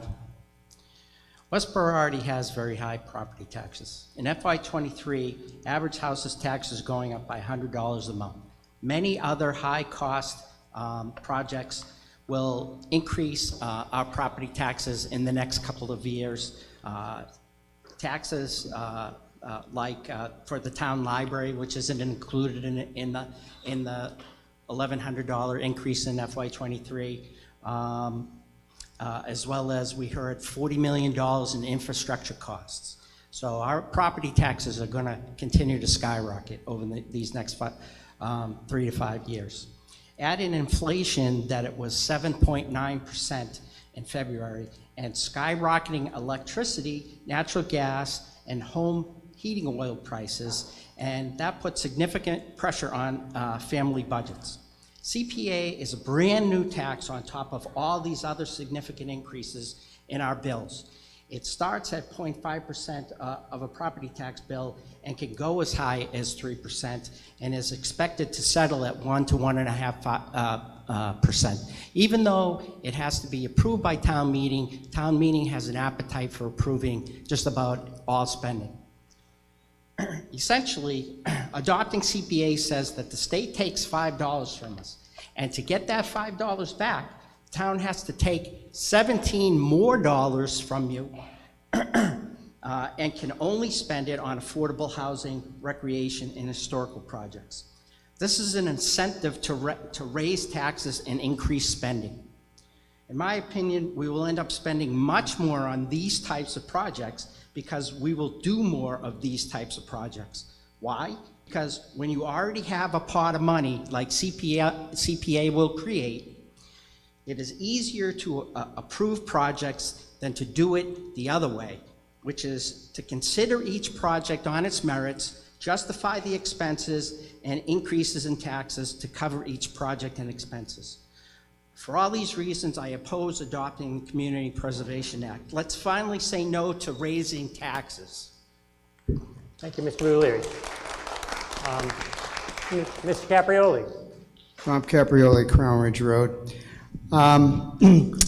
Well, I do, well, first of all, I want to point out through my extensive knowledge of what occurs in Westborough, I can actually tell you with conviction that we're flush with affordable housing compared to other communities. We don't have a problem. There's affordable housing on a regular basis that comes up with developments. So that's not valuable for this article.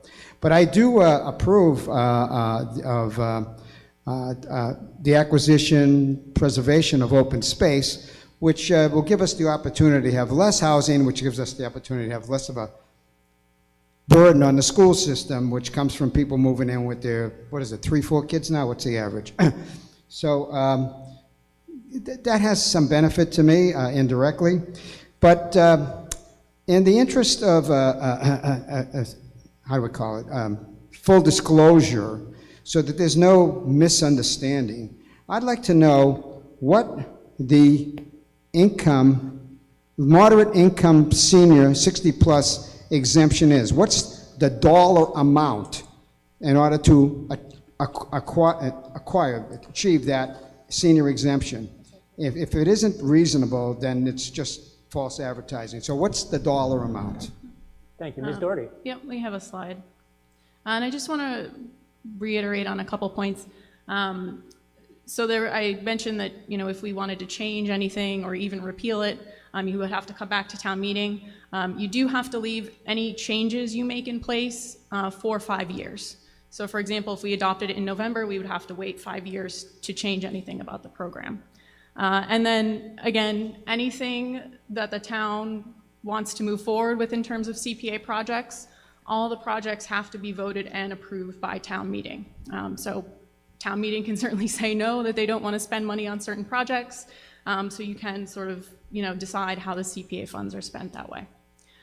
The income is up on the slide. It is tied to HUD's area-wide median income, which for Westborough is about $98,000. So you can see it's based on household size up there. For her low-income, household size of 1 is about $55,000. Household size of 2 is about $63,000. And then the moderate income, which is for seniors, 60 plus, $69,000 for a single-family household, $79,000 for a two-family household. And that's a complete exemption. Did I read that correctly? Yes, that is a complete exemption for those individuals. Can that amount be increased in Westborough, or is that state mandated? No, it's tied to HUD's area-wide median income, the federal government's area-wide median income. I'm not trying to have a discussion, but I'm trying to get clarity here. Yep. So how do I prove that I have less than moderate income, one household, $89,000? How do I prove that? It's and to whom? The assessor. It's similar to any other abatement that the assessor's office does. It's a form that they would have to fill out and complete for that. And it doesn't include any assets. I can be worth $20 million, and if I make less than $89,000, I can get that complete. That's a complete exemption, correct? Yeah. I mean, I'm not totally sure how the exemption process works, but yeah, it's through the assessor's office. So sometimes gather the questions and answer them. So. Yeah, that's it. All right, thank you. Full disclosure is important. Thank you. Mr. Crowley. If you're worth $20 million, I'm living with you.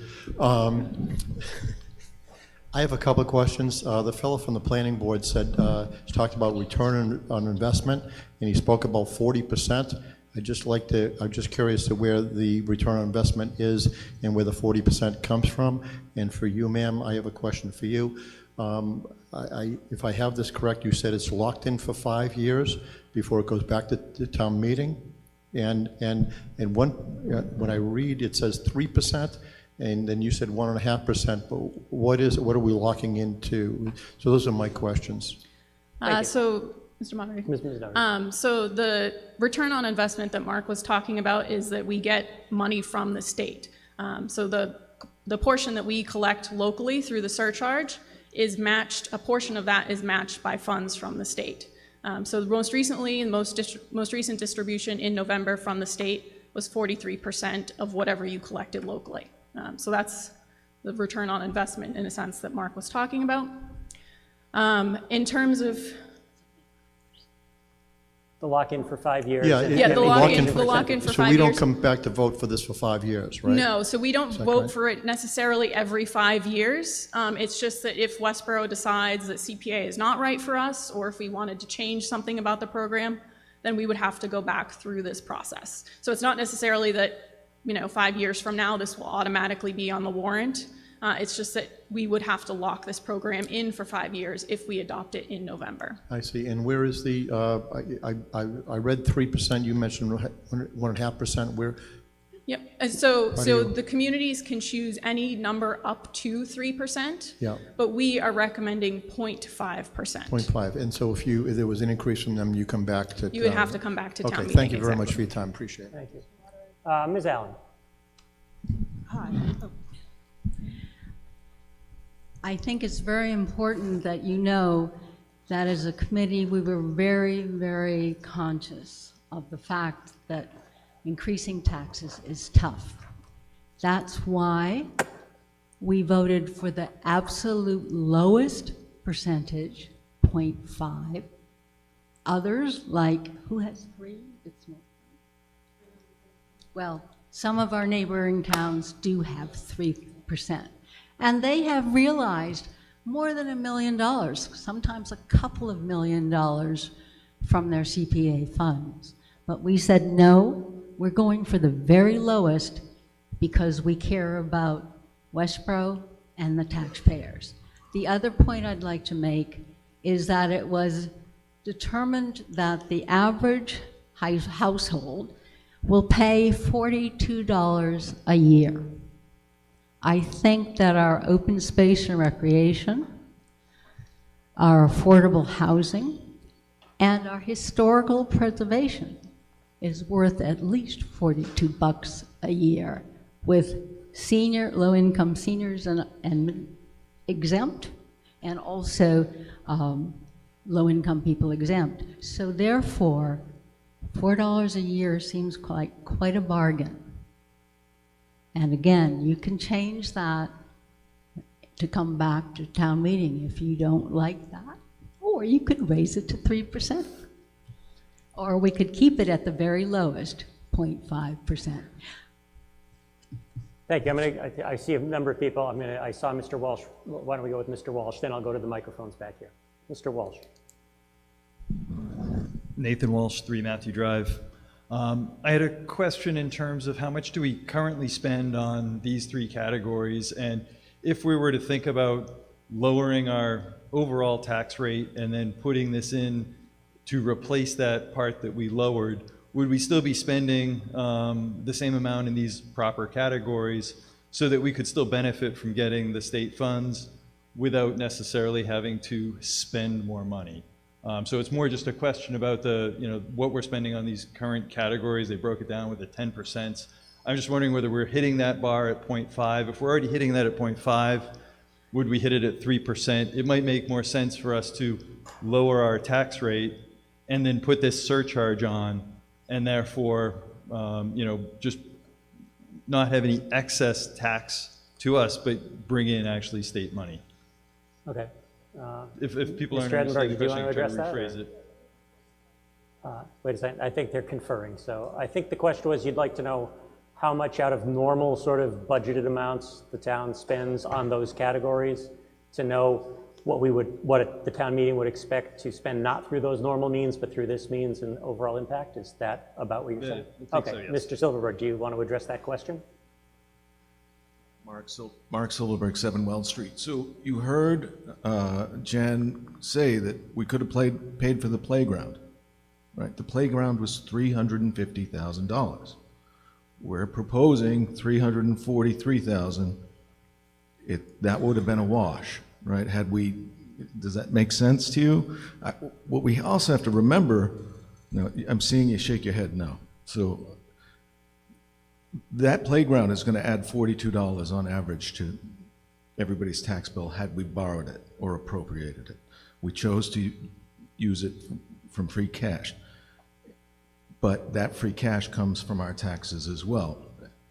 It could have come from the CPA fund. And that $42 would have been matched by the state, right? So not only would we have had the $42 to pay for the playground, we would have had another $130,000 from the state to use on something else. But I realize the 43%, you have to realize that's not the only benefit to this. Every time we come in with a big, $2 million for a piece of land, we borrow it. How much does it cost the town to borrow money? If we can defray the amount that we borrow by taking it out of a CPA quote-unquote savings account, then maybe instead of borrowing $10 million for a project, we only borrow 8, or whatever we can lower it down will end up saving us money in interest on the cost of borrowing. So it's kind of a twofold impact for me. Anyway, thank you. Thank you, Mr. Silverberg. I'll wait to see, does Does anyone else want to answer Mr. Walsh's question? All right, gather they don't know how they're thinking about it. Okay, I'll move on. Yes, woman back here, thank you. Hi, Ellen Church from One Baldwin, and I just moved to Westborough, and so this is my first town meeting here. So I moved from Northborough, and so I've been going to town meeting there for 20 years. We voted for CPA, it says 2004 up there, so I believe you. Every town meeting, we have like 4 or 5 extra articles in town meeting to vote the CPA funds. And so when we renovated the library, a chunk of the old building, the historical renovation part was paid by the CPA funds. When we had a big open space acquisition, a chunk of that was paid by the CPA funds, and the town did not have to borrow as much. We've done a lot of affordable housing things and so on. Some of the old churches got money for renovation because, you know, they're old wooden churches and they fall down. And I'm just saying that this was a really good use of funds. It doesn't add very much money. And, you know, frankly, as the one guy pointed out, you guys in Westborough sort of was funding all of our stuff in Northborough because, you know, where does the tax money come from? It comes from us all anyway. So it says up there that we got $2.5 million in Northborough from the state over all this time. And, you know, we've been spending it, and it's a really good investment. So I would suggest that you vote for this, and I will be. Thanks a lot. Thank you very much. Ms. Hensley. Jody Hensley, 39 Arch Street. I rise in support of the article. I concur with Ms. Allen. I wish we'd done this 20 years ago. I think it is smart and responsible stewardship of our dollars by the community to set it aside for those things that are sometimes considered nice to have but are very important, like historic preservation and open space and recreation. There's a 30% bonus that comes back from the state to match every dollar. I don't know exactly the percentage.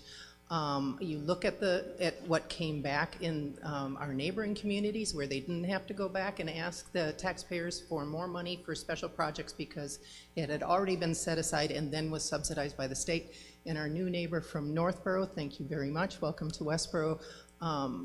Explain better than I can what smart money this is and how it allows the community to do important, high-value projects without having to raise and appropriate that money again. So I support the article wholeheartedly, and thank you for the work you did to bring it to us. Thank you, Ms. Hensley. Gentleman with the microphone back here. 20 Andrews Road. Mike Matthews, my name. Real estate's my game. I have a nice job, Jen, Chris, Mark, and I just have a practical question going forward. We can't go backwards, unfortunately, but are there any parcels that have been identified by the committee or planning board that you can address that are available to buy in the future and that you would need this money for? So the open space plan is on the town website. There's an inventory of open space lands and parcels of interest. Some of those we've been able to buy, like the Eli Whitney Daypray property and the Belknap Street property that we bought. I know of none that are currently for sale, but I could name several that if they became available, I would be extremely excited about, and they would also be extremely expensive. Thank you. The developers are probably eyeing those as well. So, thank you. Ms. Allen, are you going to answer that question? You going to address that question? Yeah. How tall are you? Yeah. One point I think that's very important to know, that CPA was founded because it was to fund those areas, open space and recreation, affordable housing, and historic preservation, that are often cut in the budget. and overlooked. Just as the points you were saying, we need fire and police and all of the things that are so important. But these other three categories often were not funded. So the CPA fund, or Community Preservation Act, was established to have a savings account for these three very important categories that are usually or often overlooked. One of the ways, and I just talked to Selectman Edinburgh, that we could use CPA funds in the future is affordable housing, and I served on the Affordable Housing Partnership for many, many years, that we have very smartly acquired at the state hospital one building that was called Payne Hall. It was the dormitory for the nurses. It's in good shape. In fact, it's about the only building there that is in good shape, and it is in front of the Del Mar 700 unit, over 55 $300,000 units. That building, when the state decides to declare it unoccupied, which it is, and transfer it to the town, we already own it, by the way. The state's just not right there yet. We can use that building for senior affordable housing.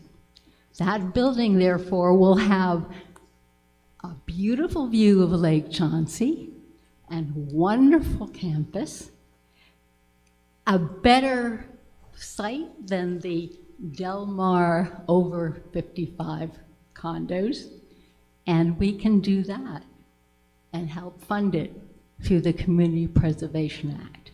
So these are the things in the future that we could do if we adopted the Community Preservation Act in November. Thank you. Gentleman back here, please, then I'll go back here. Thank you. Ken Nascondillo of Warren Street. Been a resident for about 30 years. First moved here, rented. Yeah, rents were high, but we had young children, and we took advantage of the schools, and we felt that the taxes cost of everything was worth it. We worked hard, saved the money, bought a house. Oh, I'm sorry. Then we kept working hard and bought another house, just traded up. So we could have stayed somewhere where rents were cheaper, which is what most people do. We didn't get affordable housing. Yeah, I'm all for people living the best they can and helping people out.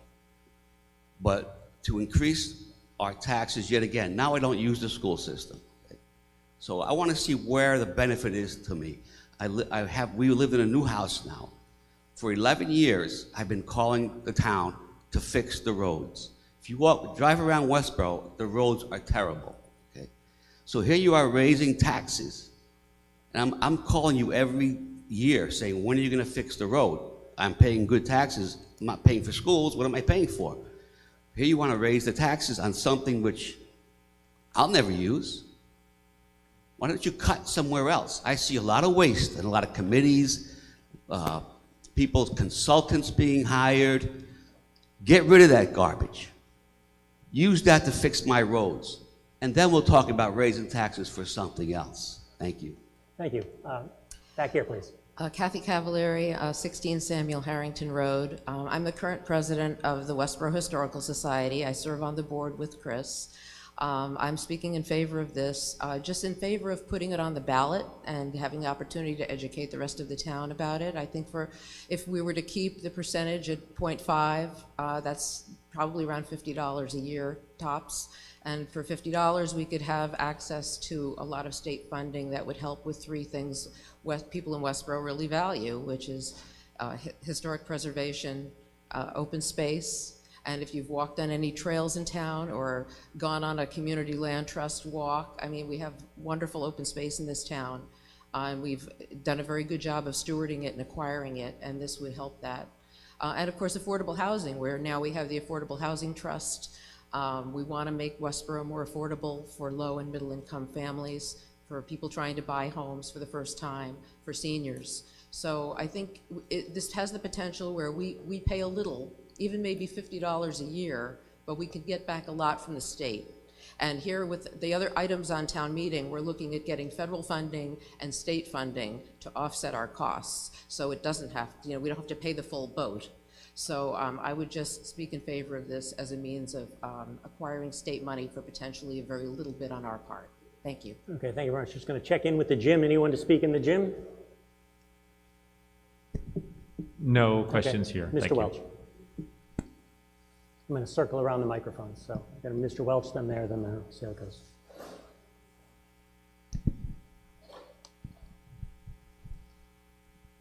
Patrick Welch, 15 Chauncey Circle. I'll just let the town know that I was on a recent call with the state where they indicated that there is a 200,000 housing unit shortfall in the state right now. So we talk about, and that's driving up housing prices, it's driving up rental prices. So as we look at this as an opportunity to drive down the cost of the town, it also will potentially help us with the increases in taxes because of the inventory is so limited right now, driving up those house valuations, which we've all heard throughout the course of today's meeting. That's a big portion of why our taxes are going up. So I'm in complete support of this because I want the town to have the opportunity to vote on this in the fall. So I encourage you all to vote on this to allow that vote to occur. And I certainly encourage you all to take a look at the various different meetings we've had throughout town, look at the other material that the committee has put together, which further explains, I think, a lot of the work that they've done to share this with the town. So. Thank you, Mr. Welch. Back, as I said, Mr. Chair. Mr. Shea. Tom Shea, Cross Street, and unfortunately, I'm not moving the question, sorry.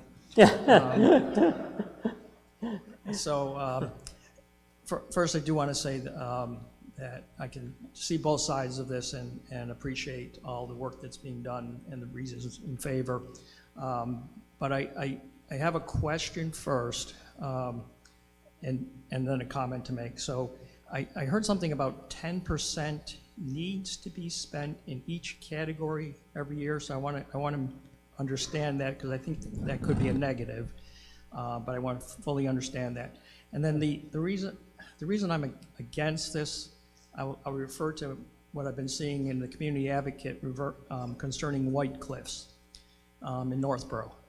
Wonderful looking property, historically significant, but it appears that they've purchased a big problem. And I think it was Mr. Boudelaire or somebody said earlier, will we be getting involved in things that we really don't need to get involved in?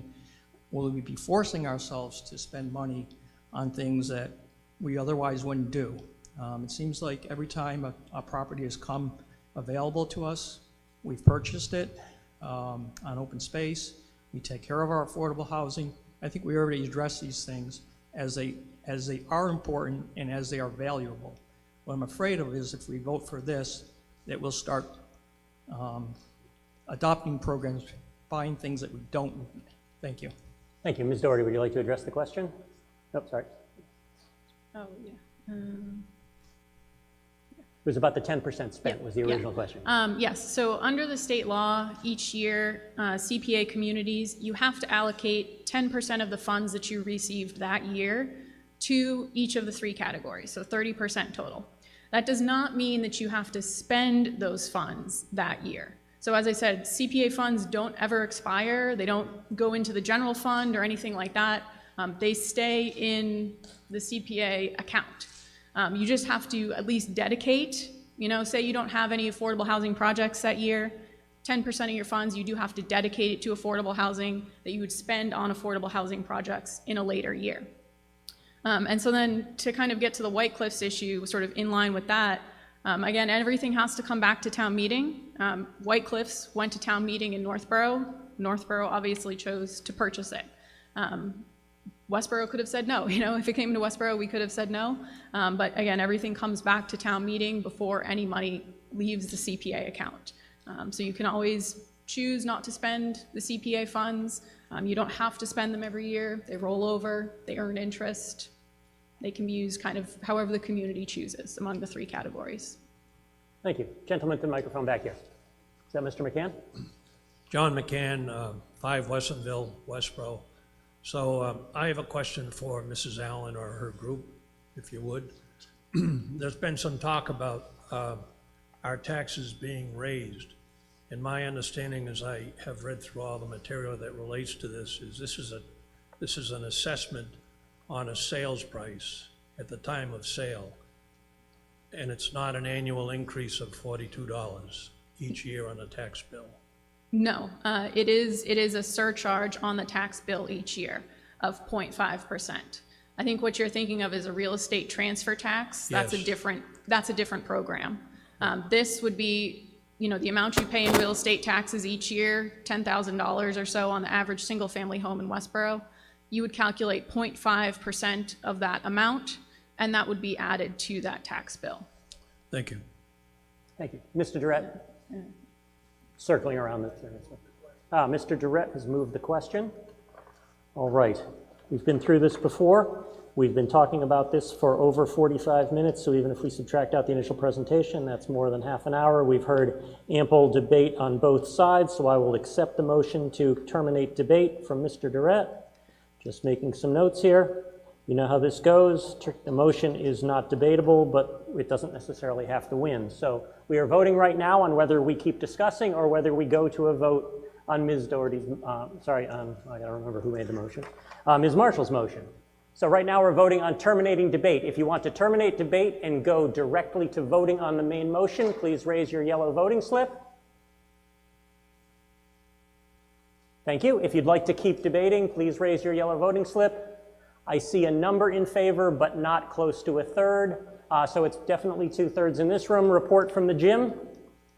We have 2 opposed. 2 opposed. It was not close enough to be worthy of a vote. I believe 2/3 voted, and I'm declaring a 2/3 vote. Debate is terminated. We now go to the main motion made by Ms. Marshall.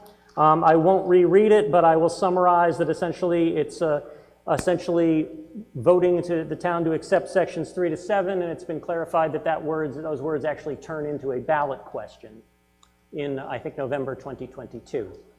Will all those in favor of Ms. Marshall's motion please raise their voting slips? I just want to get a good visual sense here. Thank you. All those opposed? I see a number, but not close to a third. I see a number, it's the closest we've had, but it's not a third. Report from the gym, please. No opposition. No opposition. That is a 2/3 vote. The vote carries. But it was only a majority needed, so my apologies. I was jumping ahead of myself. So I viewed it as as more than 2/3, but it was only a majority vote needed. It was clearly a majority vote. The motion carries. My apologies for messing that part up. We now go to Article 24, Wastewater Treatment Plant Intermunicipal Agreement Amendment. A motion from Mr. Welch. Thank you, Mr. Moderator. Patrick Welch, 15 Chauncey Circle. I move the article as written in the warrant. Thank you, Mr. Welch. Presentation by Mr. Goodall. I think he's coming down.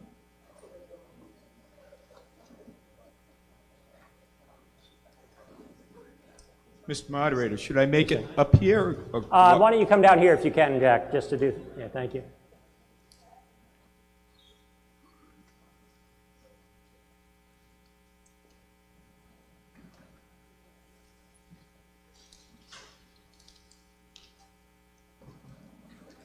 Mr. Goodall, as soon as Mr. Stockman is ready. just the article. Oh, you don't have the article. Okay. Do you have it as written in the warrant? If you could hold on just a half a minute. Yep. By the way, my name is Jack Goodall, and I'm the engineer administrator for the treatment plant. That's all you have. Okay. Okay, I'm going to wing it, I guess. The intermunicipal agreement was adopted by the two towns, Westborough and Shrewsbury, in 1979. They signed the intermunicipal agreement. Back then, the standard was to go to town meeting like we are and authorize the selectmen to sign the intermunicipal agreement. By the way, the article is written in the warrant. There's a mirror warrant that will be acted upon by Shrewsbury in May at their town meeting. So both towns have to agree to it, and then the actual amendment would have to be signed by the two select boards of selectmen. But as I mentioned before, the intermunicipal agreement was signed by the two boards of selectmen after town meeting action. And what we're here for is in Article 12 of the intermunicipal agreement, it states, the articles may be amended by the towns by mutual agreement. Action to adopt an amendment shall be in the same manner as action to place these articles in full force and effect. Basically, they're saying you have to go back to town meeting to do an amendment. And I like to say that since 1979, the agreement has been amended 5 times. Basically, what this article will do, under Section 4, let me get it here.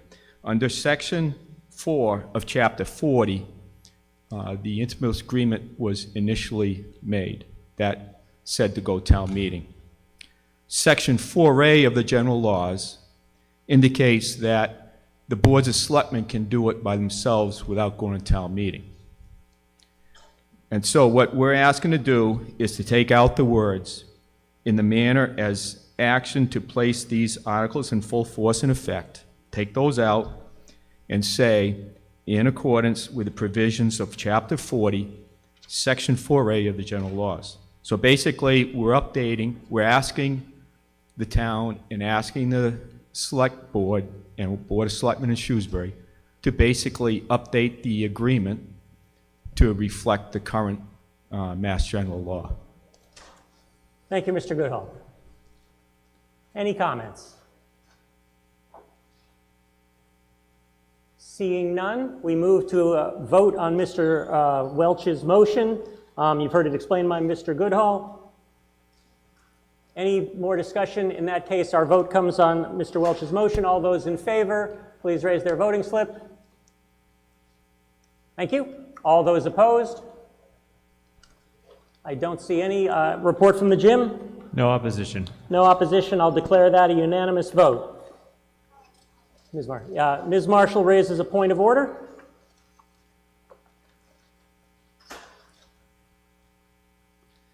Mr. Moderator, I'd like to move to recess until 6:30 p.m. That would be 90 minutes tonight in this hall.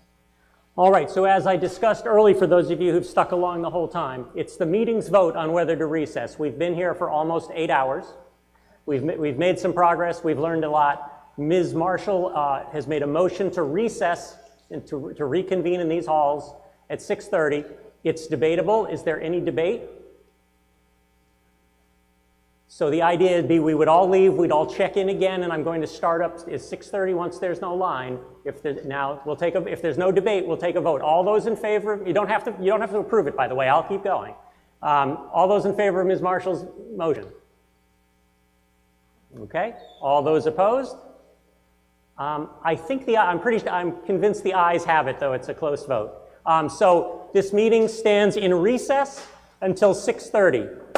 Thank you for your patience, and I hope to see you again at 6:30.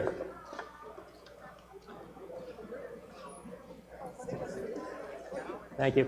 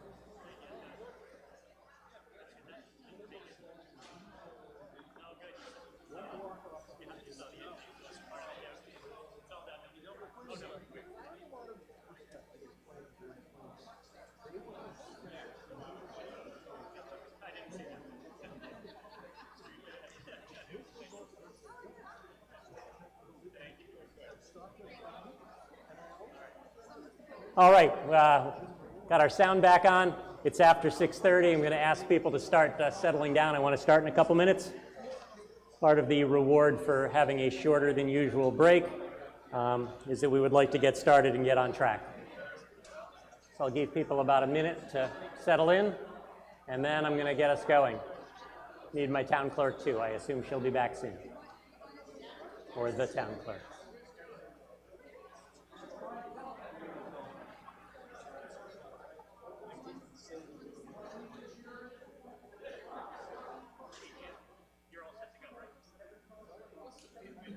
Nice.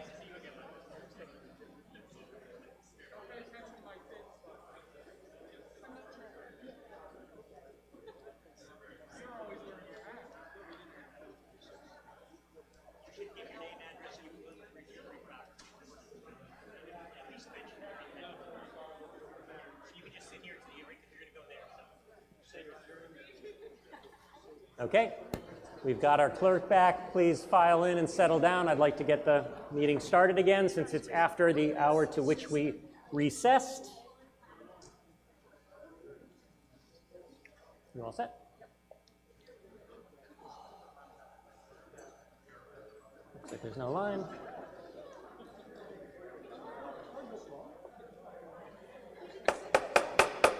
Good evening. Thank you for coming back. It being 6:32, which is 2 minutes after the time to which this morning and afternoon session recessed, I declare the Westborough March 19th, 2022 town meeting back in session. When we left, we had left off after Article 24, and we were about to begin Article 25.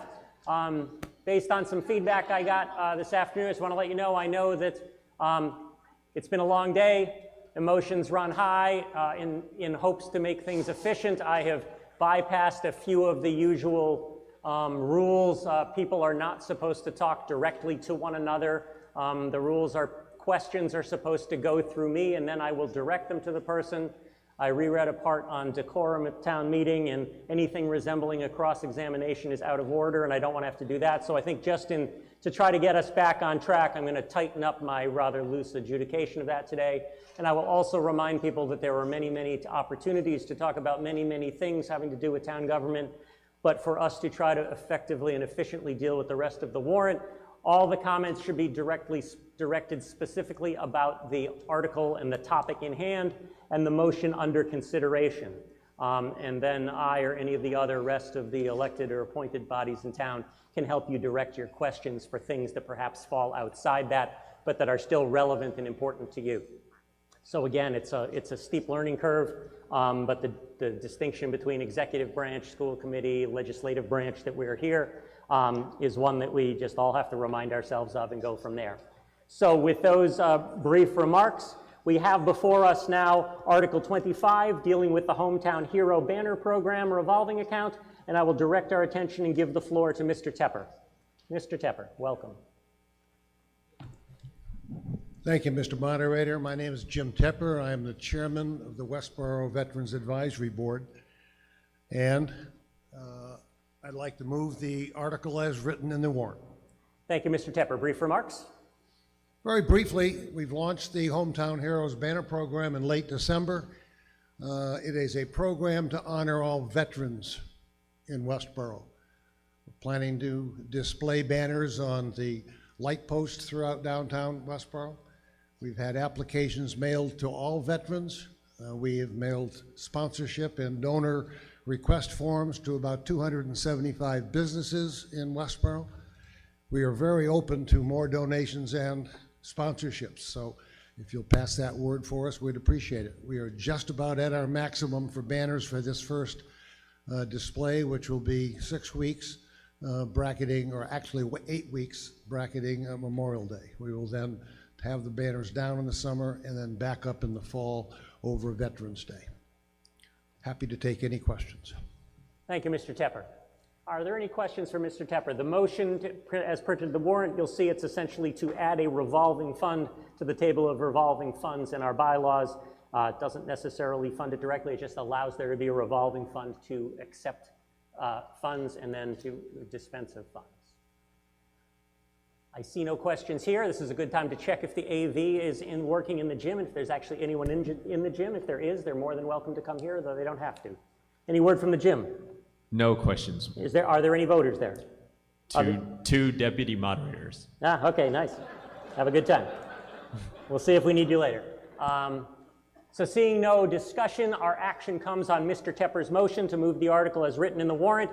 I will now have to remember to tell you when we vote to please raise your blue voting slip. The yellow ones are no longer valid. So will all those in favor of Mr. Tepper's motion please raise their blue voting slip? I get to look at a different color. Thank you. All those opposed? I see none opposed here. Any report from the gym?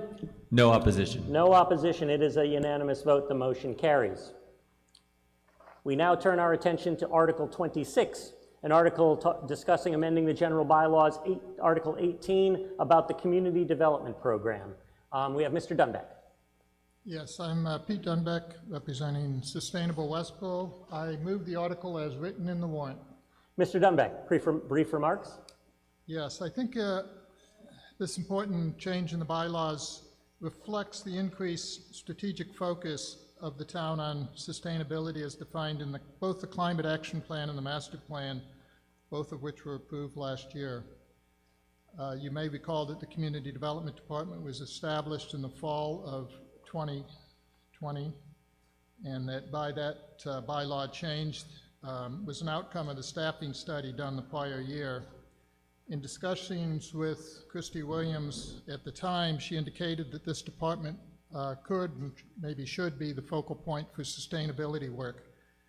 And there was a proposed amendment on that article in fall of 2020 that basically reflects the same change that's being proposed here to add sustainability to this department. It narrowly was defeated, but the main reason it got defeated was because there wasn't proper vetting of the article or the amendment at the time of the vote. There didn't seem to be much pushback. And so now we've gone back through the process and have it vetted by all the review committees. The Climate Action Plan's been fully approved. The Master Plan's been fully approved. The Community Development Director position's been filled, and included in that job description is support of the Master Plan and the Climate Action Plan and related sustainability work. So it's already kind of baked into the role of the department. And this proposed bylaw change is just making it consistent with the current practices of the town. The proposal was developed in collaboration with Christy Williams, the town manager, and the Community Development Director, Fred Leonardo, who are supportive of this, I believe. Additional changes to this department may be considered later. So those changes would be, if this gets approved, would be incremental to this change that's being proposed here. Happy to take any questions. Thank you, Mr. Dunbeck. Any questions on Mr. Dunbeck's motion about the Community Development Department bylaw change? Other than zoning bylaws, bylaw changes in general require a majority vote. All those are you going to speak to the article, Ms. Hensley, or different? You have a question about this one? Thank you. Yeah, Jody Hensley, 39 Arch Street, Westborough. I think I support this article. I like the idea of drawing sustainability as a featured piece of the work of the Community Development Office. I like the fact that this is encouraging or requiring cooperation with the town planner and the planning board, but it's independent of the town planner and the planning board, right? This is just the language in this article reiterates that there will be cooperation between the community development director and the town planner and the planning board. Yeah, certainly this work that's Climate Action Plan and the Master Plan requires great collaboration with the town planner. And as you are aware, that later in the warrant, there's other articles concerning the town planner position within town government. So this is independent. If approved as stated, it would still be in collaboration with, consistent with the current language in the bylaw. And this is making no changes to bylaw with regard to reporting requirements of town staff? Correct. Okay, thank you. Correct. Thank you very much. Any other discussion regarding Mr. Dunbeck's motion? Seeing none, our action comes on Mr. Dunbeck's motion to move the article as printed in the warrant. All those in favor, please raise your blue voting slips. Thank you. All those opposed? I see a handful opposed. Any report from the gym? No opposition. Okay, it is an almost unanimous, but certainly a majority vote. Thank you. I'm just making some notes here. We now turn our attention to Article 27, dealing with amending the town charter regarding Section 3.5 Planning Board. Mr. Keogh.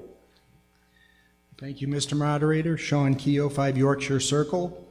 I move the article as written in the warrant. Mr. Keogh, any remarks? Thank you. This article and the subsequent article address the appointing authority and reporting of the town planner. The town planner is currently appointed by and reports to the planning board. This article seeks to amend the town charter to change the appointing authority of the town planner from the planning board to the town manager with concurrence of the planning board. The non-public safety staffing study recommended transferring appointment authority of the town planner to the town manager and assigning supervisory responsibility for the town planner and other community development staff to the community development director. This is consistent with how most other communities structure their planning departments.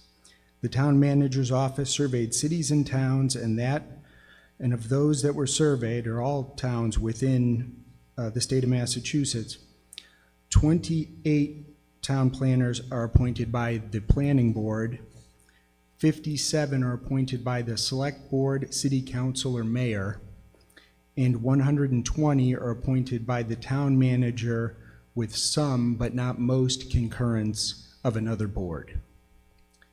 The change in appointing authority is consistent not only with the majority of other Massachusetts communities, but is also consistent with the 2017 amendments to the Westborough Charter, wherein reporting authority of department heads was transferred to the town manager. This change will create efficiency and enhance accountability for the town planner role by establishing a formal reporting relationship through town staff rather than a volunteer board. This will not change any existing authority or responsibility of the planning board except their current responsibility for personnel management. The town planner will continue to be responsible for supporting the planning board. Thank you, Mr. Keogh. Any discussion on this? I see a couple people standing up. That's right. You can all go get in line or whatever. Yes, the gentleman standing at the microphone. Daniel Shore, 26 Haskell Street. Yep.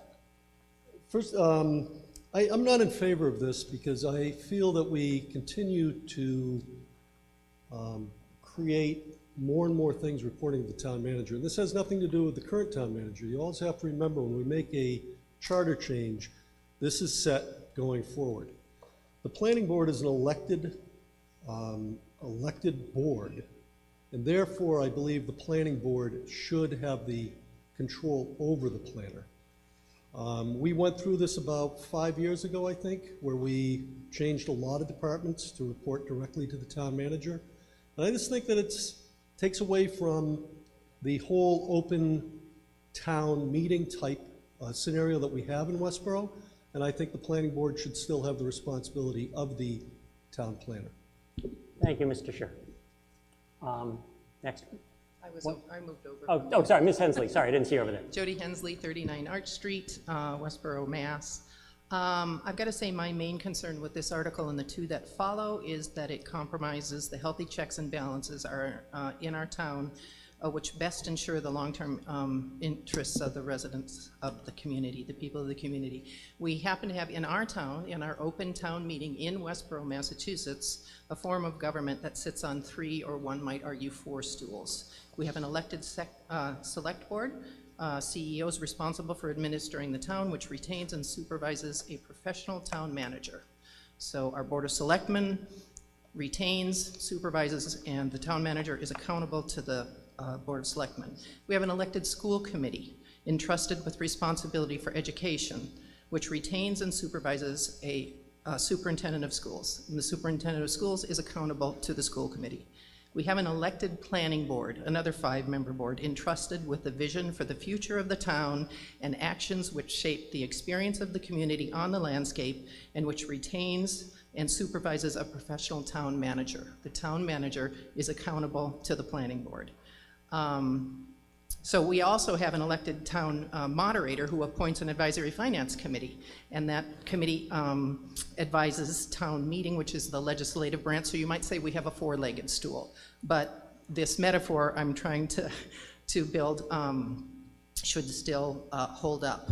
The elected officials are beholden to the people and the residents who elect them, and I'm not understanding how a planning board plans for the future of Westborough without a town planner being accountable to that planning board. As a matter of fact, this changes in these upcoming articles will demote that professional planner 4 levels into the executive branch, under the Board of Selectmen, under the town manager, under the community development director. Then you have a planner, rather than having that staff or that professional planner selected and accountable to the elected planning board, as we always have. This sounds akin to placing a superintendent of schools who is retained by the school committee under the supervision of the select board and the town manager, because it's somehow more efficient. It's another branch of government, and you're taking the staffer that our charter says goes with that board and putting it somewhere else. So in my mind, we'd be weakening and demoting the function of the town planner and diminishing the role of planning for the long-term future of Westborough. We'd be making that 3- or 4-legged school quite wobbly indeed. We've dispersed the power and decision-making and authority among 3 strong or possibly 4 strong committees, and this takes a professional and takes it from one of our branches of government and puts it into another one. So I oppose this article, and we probably have the same to say for the next 2. I like the idea of cooperation. A lot has been done among the branches of government in this town through coordination and cooperation very successfully. So I think the work can get done in that way. Thank you, Ms. Hensley. Yes. Lucille Kylo, Gilmore Farm Road. I agree with Jody Hensley. Totally. My concern when I first read the article was that we have elected officials and people who are not elected officials.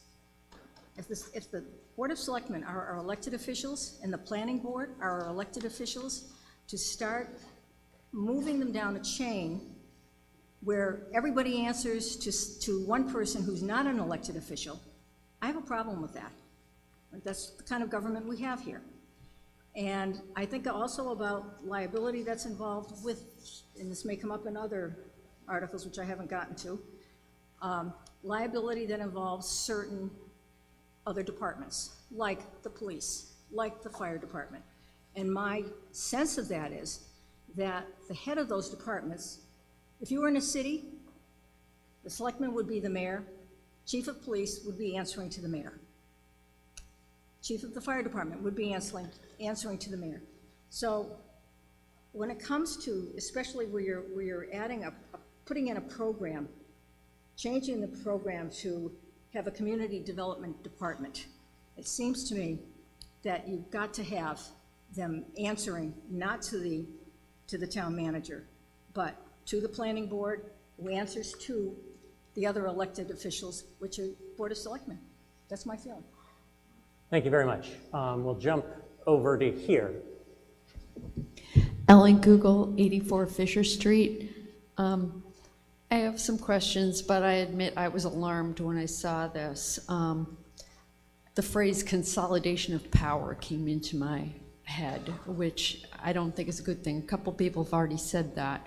I might like to hear a little bit more, other than most other towns are doing this for some real reason. That to me isn't exactly a reason, though I'm glad you did your homework about what other towns are doing. That's great, because I don't think this town has always done enough of that. I think it's been working pretty well.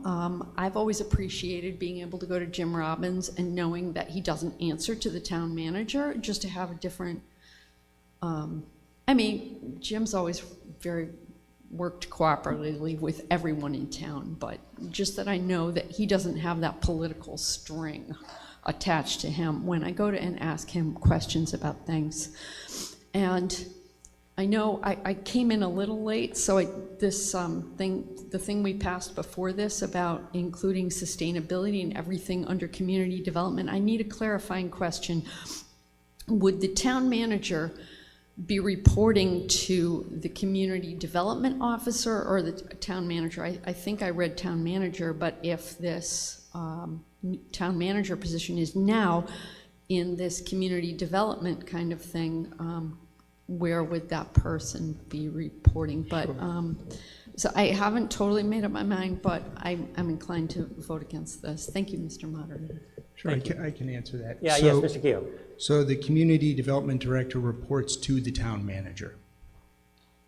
So Yes, but who does the town planner, will they report to? Also the town manager, I think? But so the town planner would be within the community development department, and their direct supervisor would be the community development director.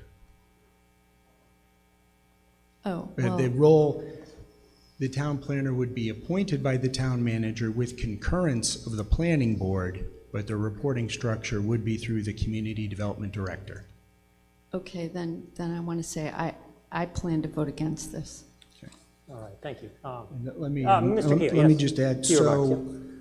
so when we did the staffing study, it was completed in July of 2020, and at that point, we came back at the next fall town meeting and created the community development department, headed by the new role of the community development director. At that point, it brought together conservation, building, economic development, and the last piece of that recommendation was to also roll the town planner under that, so all those functions could work collaboratively in hopes of supporting the community, and that having one position that was sort of outside of that was not as productive as it could be. That's why we've come back with this recommendation.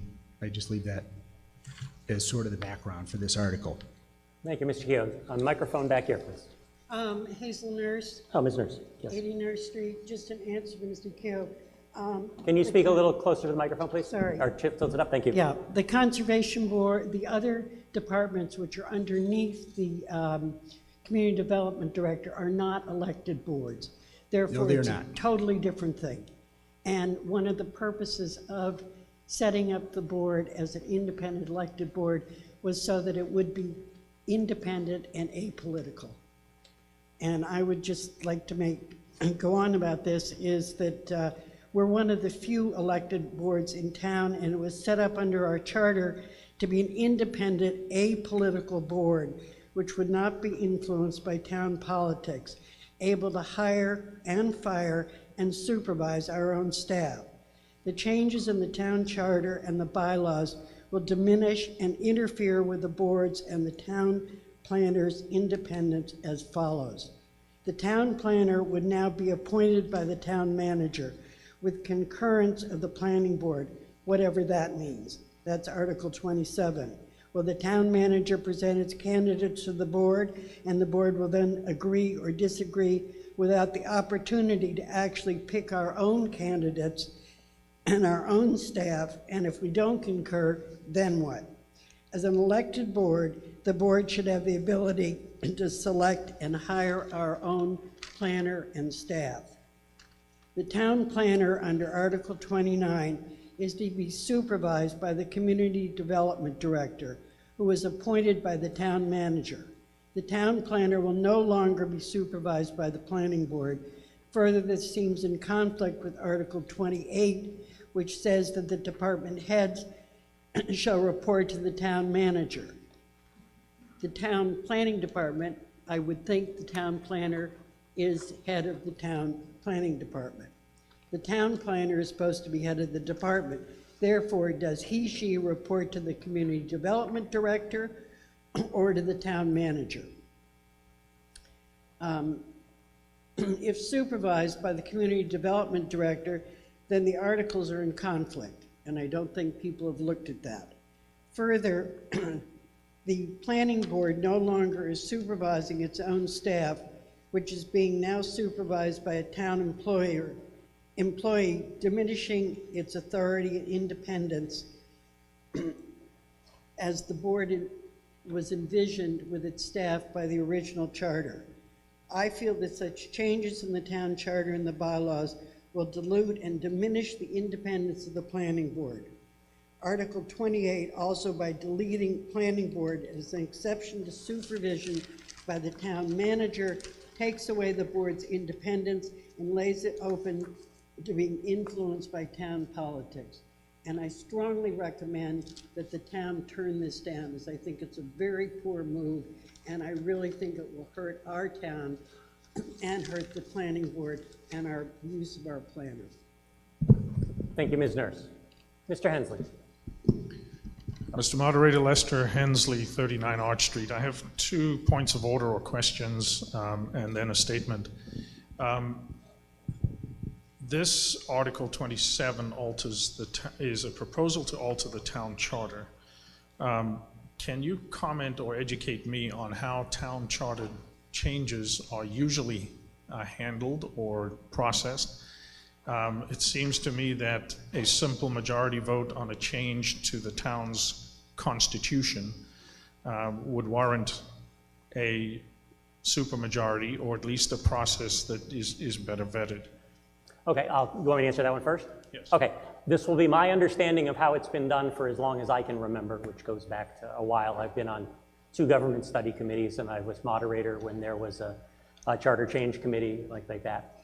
There's 2 ways that I understand that a town can change its charter. To change the charter directly, and we'll have town council chime in if I get any of this wrong. One way to change the charter is that the town meeting by a 2/3 vote can change its charter.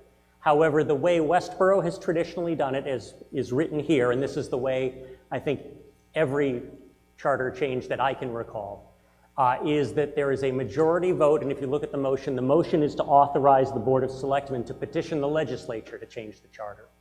Our home rule charter, as I understand it, is essentially allowed because the state house, the state legislature, allows the town to petition for it to change. The select board is typically the body that makes that petition, and then the change doesn't take effect until the various committees in the state house have had hearings at which any of us, I'm sure, could go if we know about them, and we can stake our case for whether we believe it's in the best interest of Westborough or not. So that's my understanding of why this particular action is a majority vote, is because it doesn't actually change the charter. It authorizes the selectmen to petition the legislature to change our charter. But before you go on, let me just say, did I get that right? Oh, yes. I've been told I got it right. Thank you. Next question, Mr. Hensley. So perhaps a comment on that, and then my next question. So this particular reporting structure, or a variant of it, was previously proposed during the charter review process, which was a highly deliberative, highly open meeting process, we're guessing 5 years ago or so. It was the conclusion of that charter review committee's deliberations not to make changes like this and to preserve the autonomy of the planner reporting to the planning board. So that's just a comment. My second question relates to, I guess, the manner in which these changes are being proposed or adopted. In Article 26, we have just voted to alter the general bylaws, which happen to be the same general bylaws proposed to be further altered in, where are we? I'm going to get my articles right. So 28 is a further town charter change. 29 is a further amendment to the same bylaws just previously amended, which would mean, in my thinking, that Article 18 of the general bylaws as presented in Article 29 is not accurate by virtue of that prior action of the town committee. How is that to be rationalized? You want to answer, and then I'll give you my take? Sure. Okay, well, thank you for pointing that out. As we'll see in Article 37 and 38 when we get there, those are 2 other articles proposing to amend the same bylaw. My understanding of how I was planning on going with those, because these weren't right next to the other, I didn't see the juxtaposition. My belief is that the motion on Article 29, not that we're there yet, but since it matters in terms of how you're thinking about Article 28, my understanding is that the motion would ask that the changes in Article 29 be applied to the changes that had previously been approved in Article 27. Is that what? 26. Sorry, Article 26, my apologies. Anyway, so I will now let Christy try to explain it her way. Thank you, Ms. Williams. No, that's similar to how I would explain it. I guess I would just say that Article 26 was offered by Sustainable Westborough, and so, you know, they're mutually exclusive in that the town meeting has the ability to vote approve one or not approve one, and so if both were to be approved, then just both of those, that wording would be combined into the article. Okay, Yeah, thank you. you said after your questions you had a statement, Mr. Hensley? Yeah. Okay. So as to Article 27, 28, and 29, and I think that given that the proponent spoke to them all as a bunch, it's appropriate to think about them as together. In my time serving on the planning board, serving on the Economic Development Committee, I came to understand our mission to be to enhance the commercial tax contribution to the community. And to that end, to examine and address our zoning, our permitting process, our collaborative processes to make that process efficient. As a CEO of a Westborough business, I experienced firsthand the inefficiency in that. I complained and was asked to come and help solve the problem. So we did actually achieve quite a lot in that regard. We convened a zoning review committee. We got feedback from the development community. We began to make changes that have improved the process. We began to make changes that made more lenient certain aspects of our zoning to the benefit of developers that we didn't feel undermined the preservation of the character or the other goals of the community. In my subsequently and concurrent role on the planning board, I came to understand that the planner and reporting to the planning board serves, as has been illustrated previously, a separate and what ought to be have the same stature pillar of our community. And that is that the planner and planning is intended to think longer term. It's intended to protect the rights of the people and their primary asset, their homes. And it is by nature in tension with what happens on the Economic Development Committee. So the notion now of, I think there are two things at play here. One is a practical administrative issue that needs to be resolved.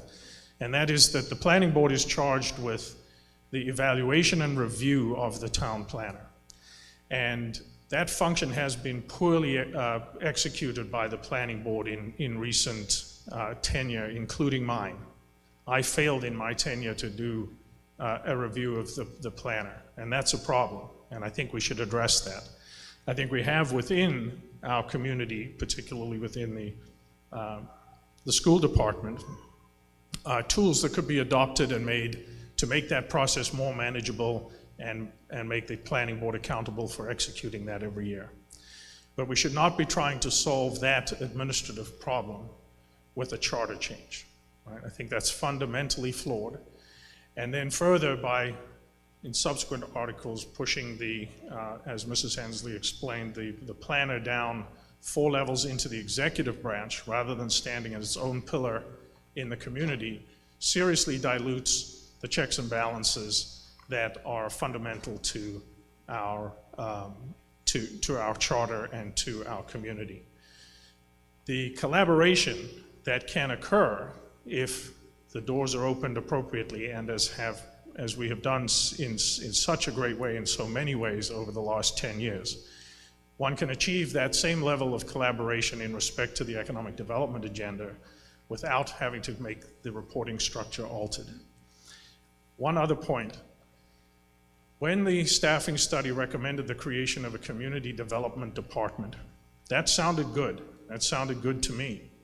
Because I, in my mind, drew an underscore under community. But the manner in which the bylaws have been written to define the role of that committee is that the underscore sits under development. And I'm genuinely concerned that the agenda of the community development department is not ignoring, but is less stressing what falls under the term community. Is a community development department.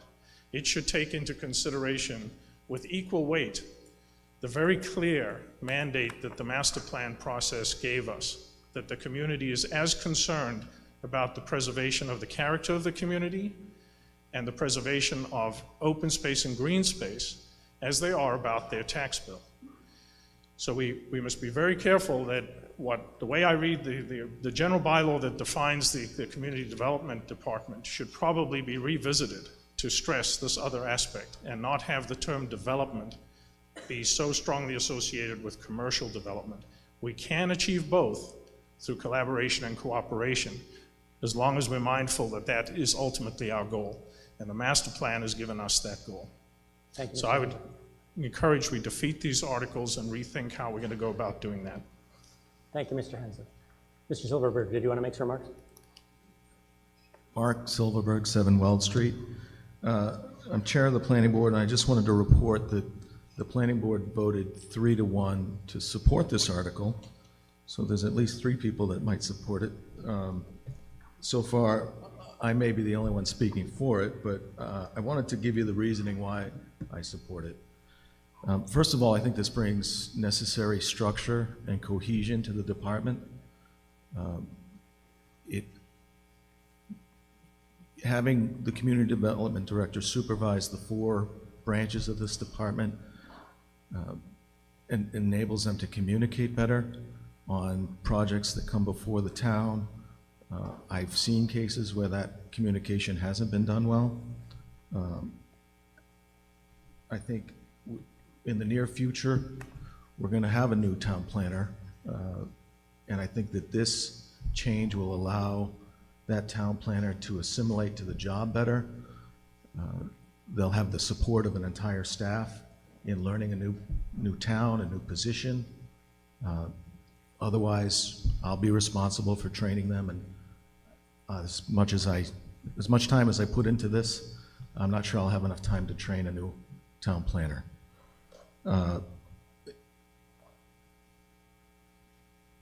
Sorry, I tried to take notes. I'm not as eloquent as some people, in case you haven't noticed.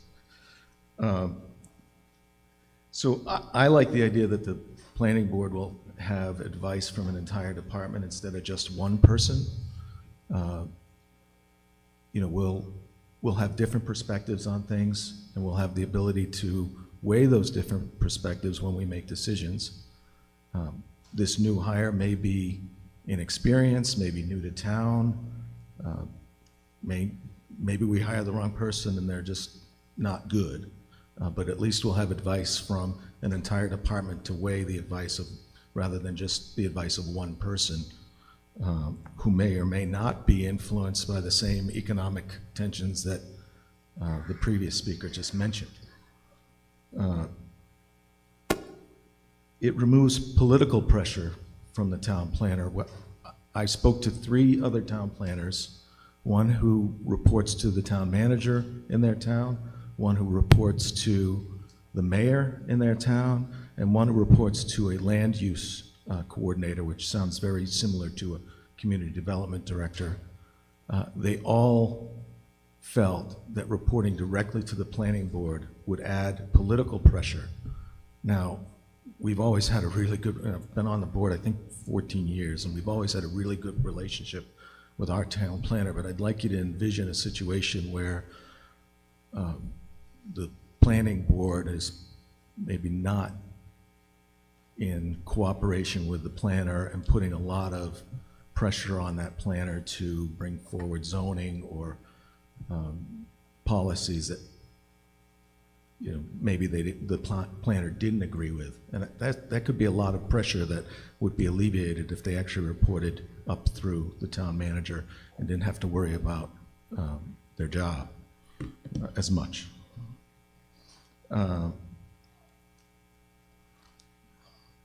This change would not change the job description of the town planner. The town planner would still be responsible for advising the planning board. It wouldn't be changing the description to advising the community development director. And anybody who takes that job would be expected to give zoning advice to the planning board, not just adhere to directions from the director or from the town manager. But one of the benefits that I really like about this is the opportunity for advancement. I firmly believe that we should have a community development director with a planning background. And the way the charter is currently set up, you cannot promote the town planner to community development director. We could not go out and find a new town planner and offer them a position that with potential for advancement within that department, because the community development director has to report to the town manager, and the town planner currently reports to the planning board. You could never offer that promotion. So the way it's set up now, I don't see how we could have somebody with a planning background in that position of the community development director. And finally, I'll just like to say, and I know I've been talking a lot, and you guys I'll probably have more to say on later articles too. But this doesn't change my job. You know, when you elect me, it's with the idea that I'm going to listen to advice, good advice, bad advice, whatever, and try and reason through it all and make good decisions. And it's going to be the responsibility of the planning board to educate ourselves on issues, to listen to voters, to wade through whatever advice we get and try and come up with sound decisions for the town. And whether, you know, the idea that we're going to get bad advice from somebody who's reporting to the town manager, I'd like to think that if I ask the town manager for advice, I'm going to get good advice from her. And same with the development director, same with the conservation director, same from the janitor. I'd like to think that everybody that works for this town is trying to do the best they can for the town. Thank you, Mr. Silverberg. All right, thank you. All right, thank you. Mr. Dunbeck. Yes, Pete Dunbeck, 8 Wayside Road. The question I have, it hasn't been stated clearly what the problem is that this change is solving. There's some speculation in some of the comments about what the problem is and whether this is better than the current. But could somebody describe, here's the problem and we're making the change to address this problem? And I'll just start with this and say that I think you're always trying to see if you can improve. How can you make things better? It doesn't necessarily mean there's a problem currently. We have a fantastic town planner. But if they could coordinate more closely with other departments, would that be better for the town? I think Mark also makes a good point. I mean, right now, Jim knows his job. He's been doing this job for a long time. You know, Jim isn't going to be here forever.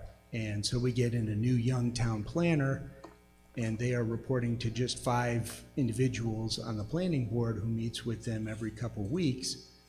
It's going to be tough for them to get up to speed if they are part of a broader reporting structure.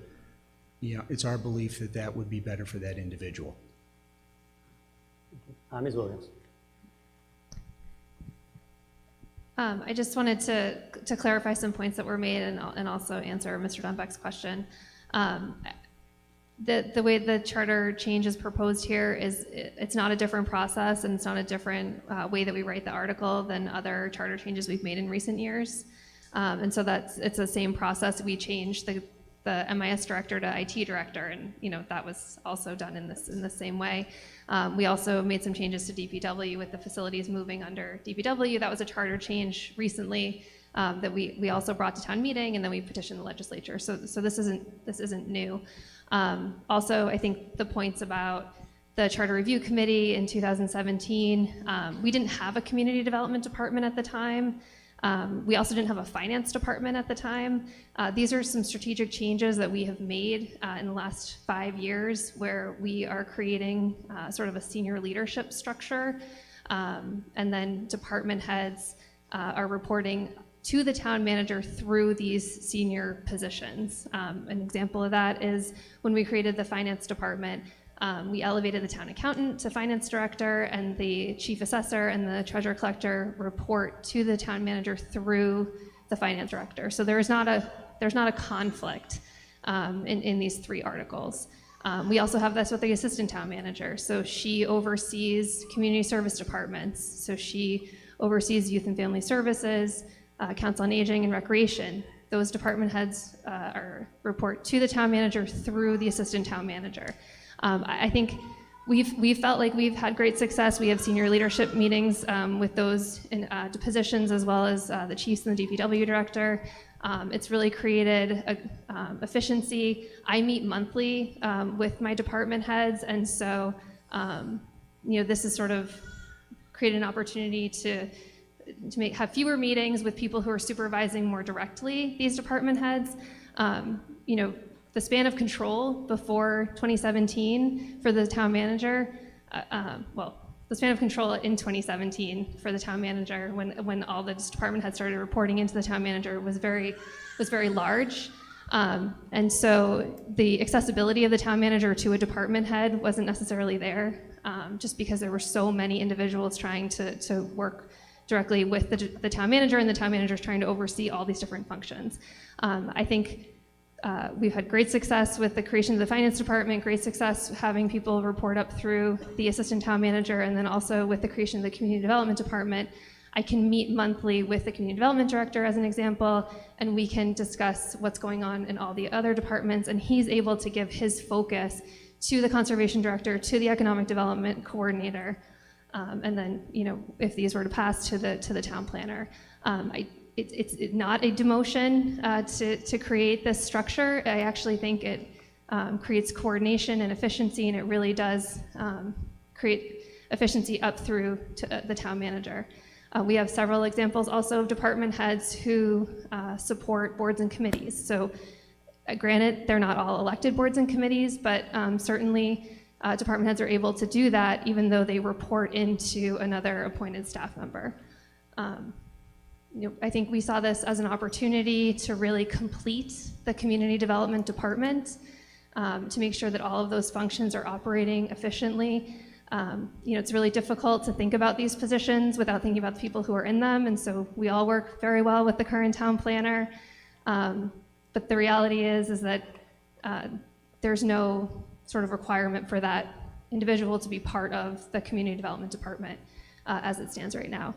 Also, the way that this article is written, it would eliminate the planning board's oversight and appointment of planning department personnel. So that's, in addition to the town planner, that's also the administrative assistant in the department. That's a union position. So the planning board, in addition to having personnel management over the town planner, is also supposed to be managing a union position for which they don't negotiate those union contracts.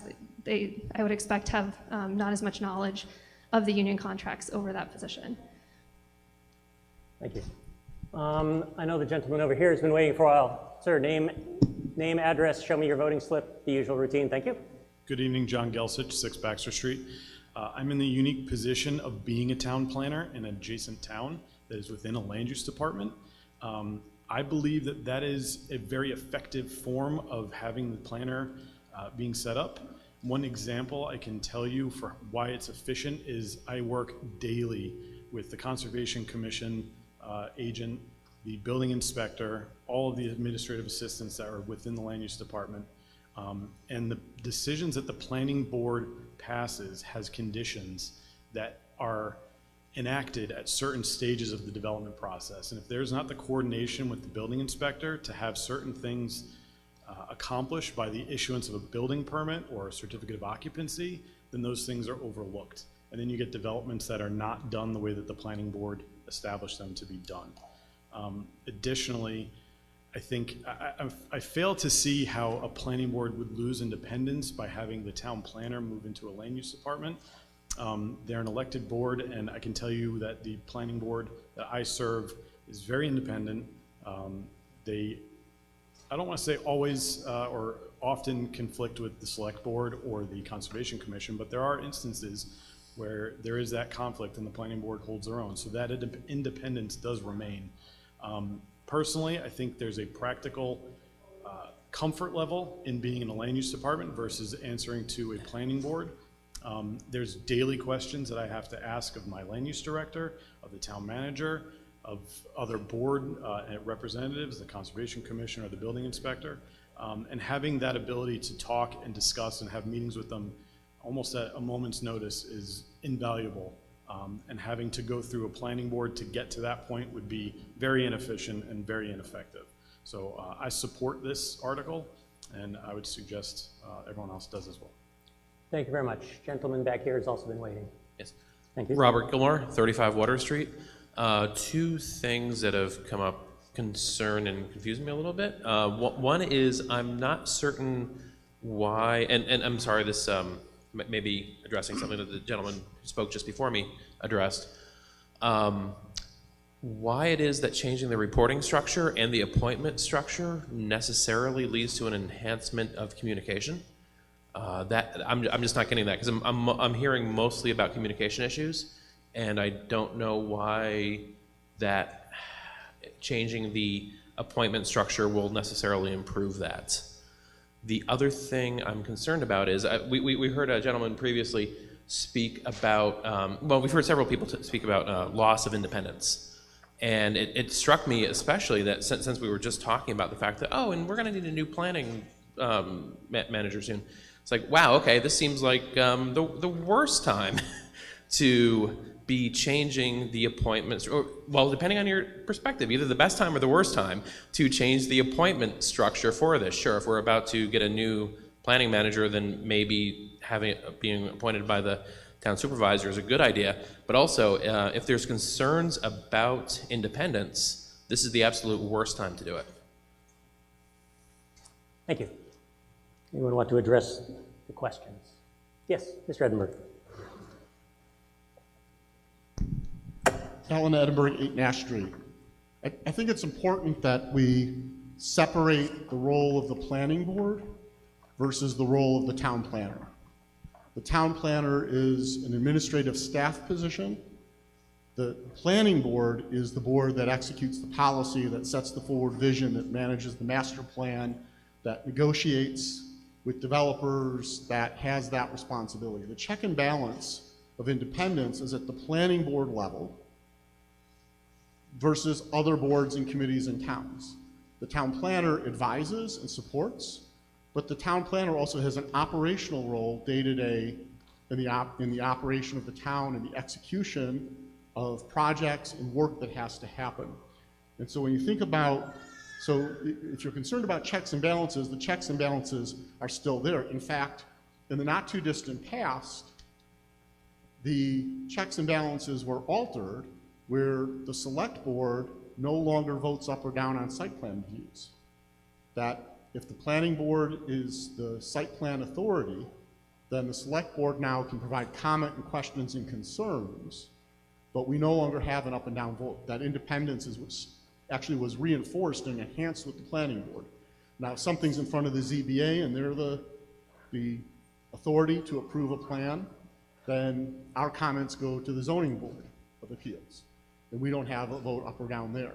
And so the autonomy and the checks and balances are there and actually have been strengthened somewhat in the past years as we've looked at the roles and responsibilities and the efficiencies. And I would definitely say that, you know, that change, for example, on the one hand, I'm thinking, oh man, I don't get to vote up or down on this stuff anymore. No, but it actually makes more sense because when projects come before the select board for feedback to the planning board, the dynamic of the conversation is different in the recognition that we don't have the technical expertise and the detailed history of the project. We have concerns we might have as the executive branch or in our representation of the community that we will then ask the planning board to address, but it stays within the planning board's authority to say yes, no, maybe, mitigation, not mitigation. So the relocation of the reporting function doesn't alter the checks and balances because that is at the voting authority of the various boards. As far as coordination, you know, right now, the Community Development Department can request that the town planner attend a meeting, but can't schedule and definitively say, hey, you work for me, I need you, you're part of my leadership team, I need you at a monthly meeting, right? And so there is operationally and dynamically in the office, and as Mr. Gelchik pointed out, a different dynamic when the reporting structure is there. There are also some not insignificant issues about having a staff member reporting to a volunteer elected board. Okay? Everyone in the community development department and the town planner in there will be guided under the town's personnel policies. Well, the town's personnel policies are a function of the executive branch. So the planning board, I don't believe, has personnel policies. If there's a performance or disciplinary issue, if you report to a public elected body, that issue can't just be, you can't just have a meeting and discuss about it. You have to actually discuss it in a public meeting that's properly posted through the town clerk's office that gets simulcast on Westborough TV.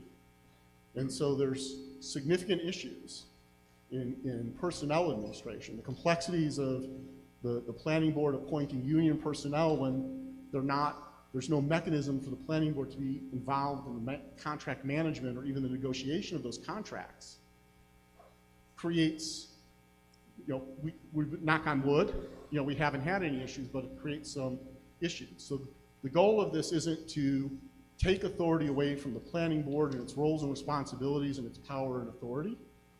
It's really about saying, hey, we've got an administrative function that works tightly with all of the other administrative functions and operational functions of the community development department.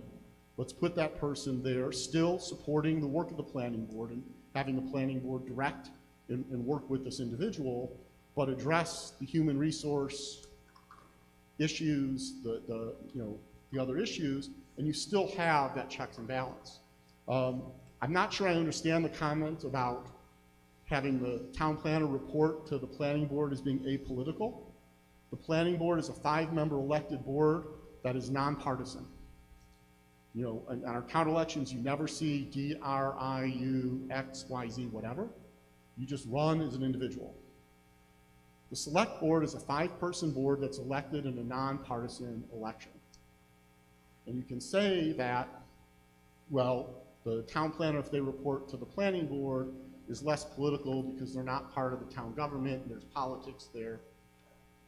I'll say yes, but there are politics within the planning board because you have different views and you've been elected and you each see your roles and responsibilities and how you answer to the voters, personally, as you see that, just as we do on the select board. So I'm not sure, I think it's a difference without a distinction or a distinction without a difference. I get my, which one is it? My wife will correct me at some point later tonight.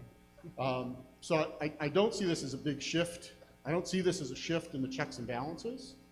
I do see it creating efficiency. I think knowing that right now and for the foreseeable future, to offer, if and when there's a change in the person who's in that role, to have a role move into a department where they're working closely with the peers that they need to work closely with administratively on a day-to-day basis, as Mr. Gelchik pointed out, is important.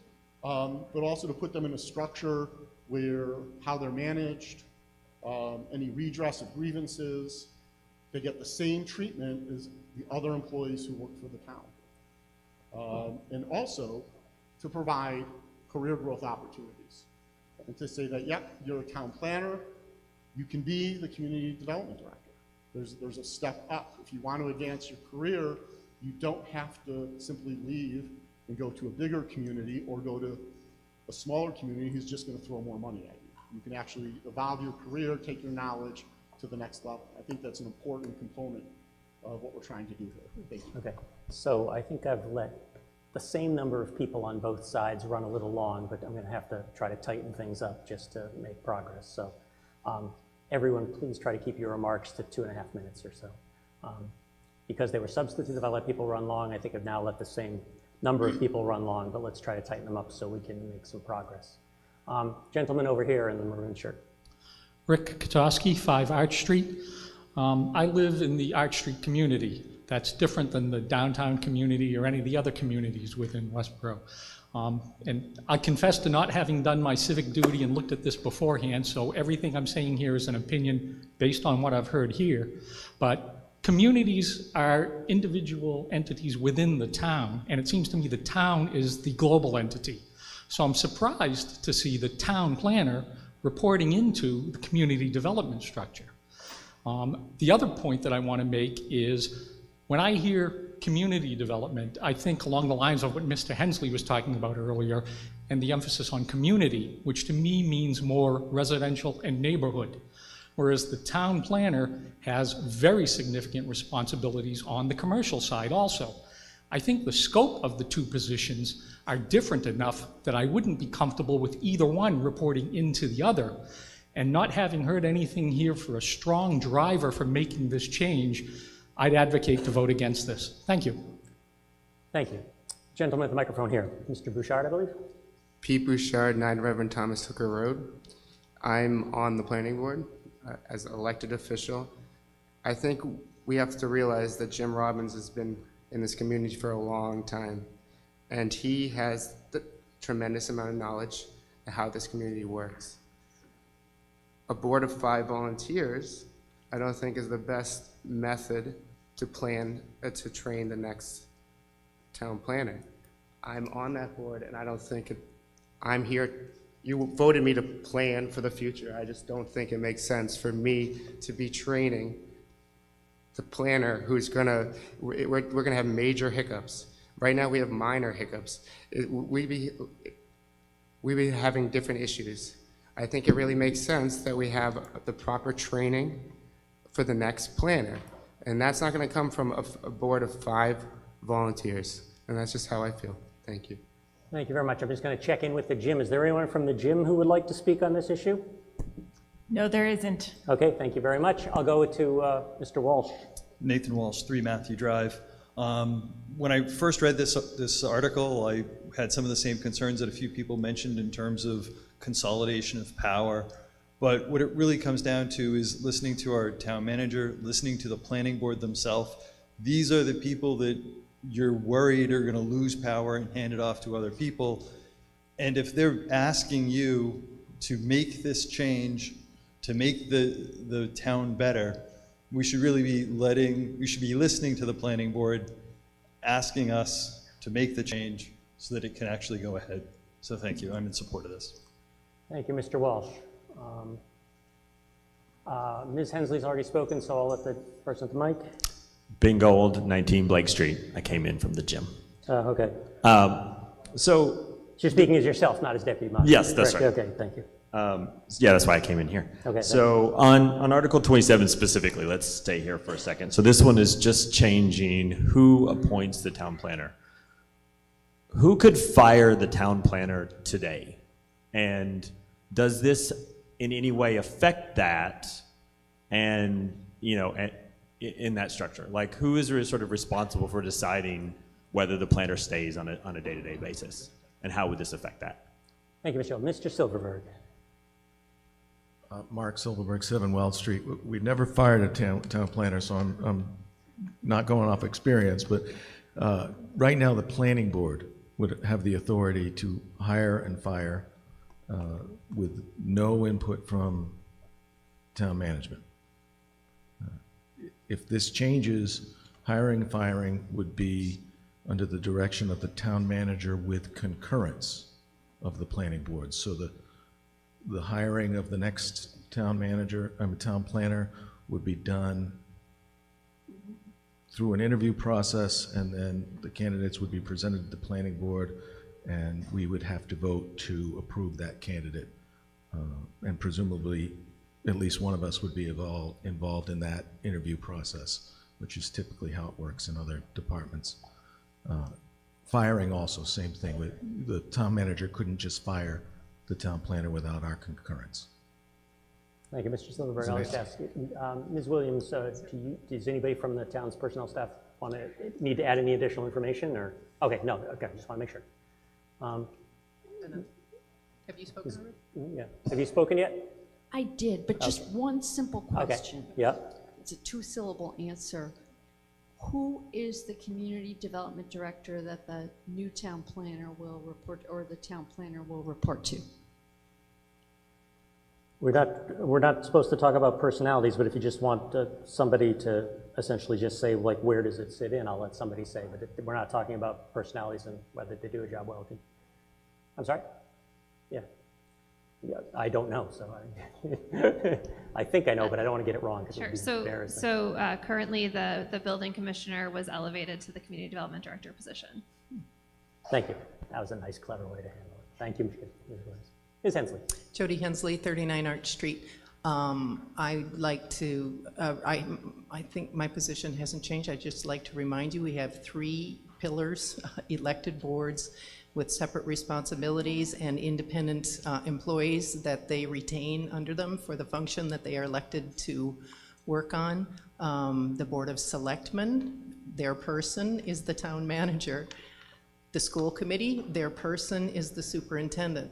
The planning board, their person is the town manager. I'm not sure, or the town planner. I'm not sure why the doors of mutual, collaborative, cross-functional training would slam shut if this article doesn't pass. I would expect that a new town planner, as someone who has served on the school committee, I had a superintendent and a board who trained me in. A strong town planner can bring a lot to a board to help them learn about the planning function. So I just don't understand. You're moving your town planner to the Board of Selectmen when the town planner now belongs under the elected planning board. And I still don't support the change. Thanks. Thank you, Ms. Hensley. Mr. Newton, were you waiting?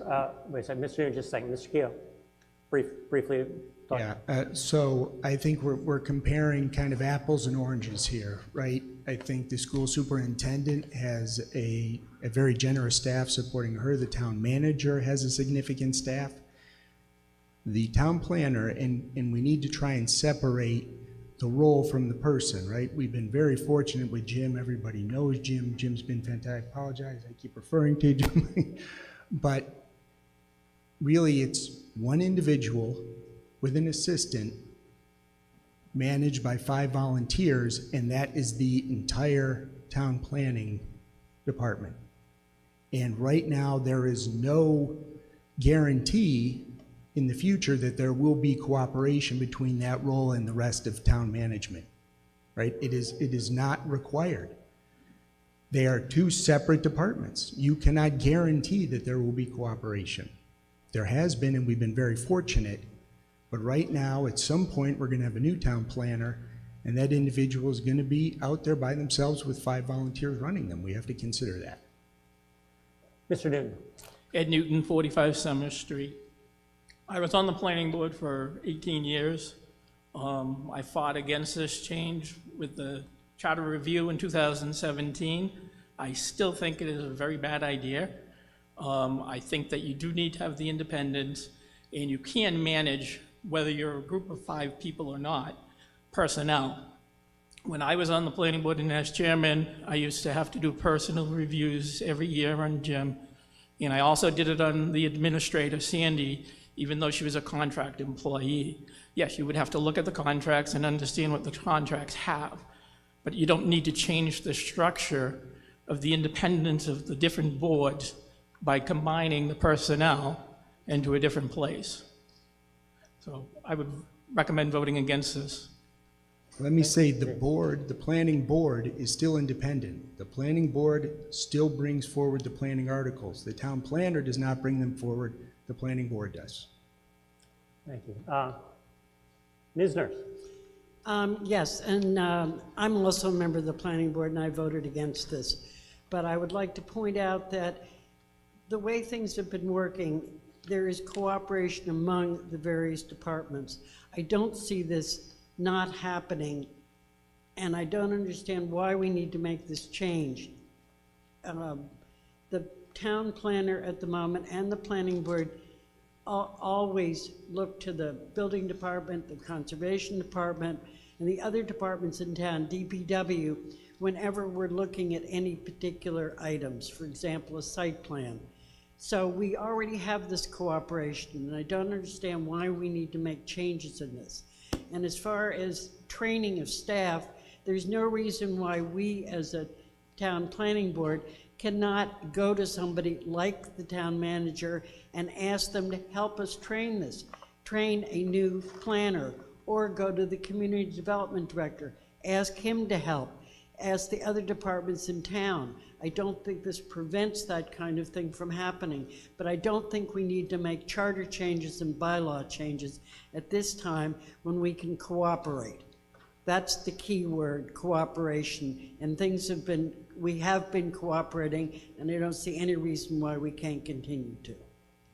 Thank you, Ms. Nurse. Mr. Johnson.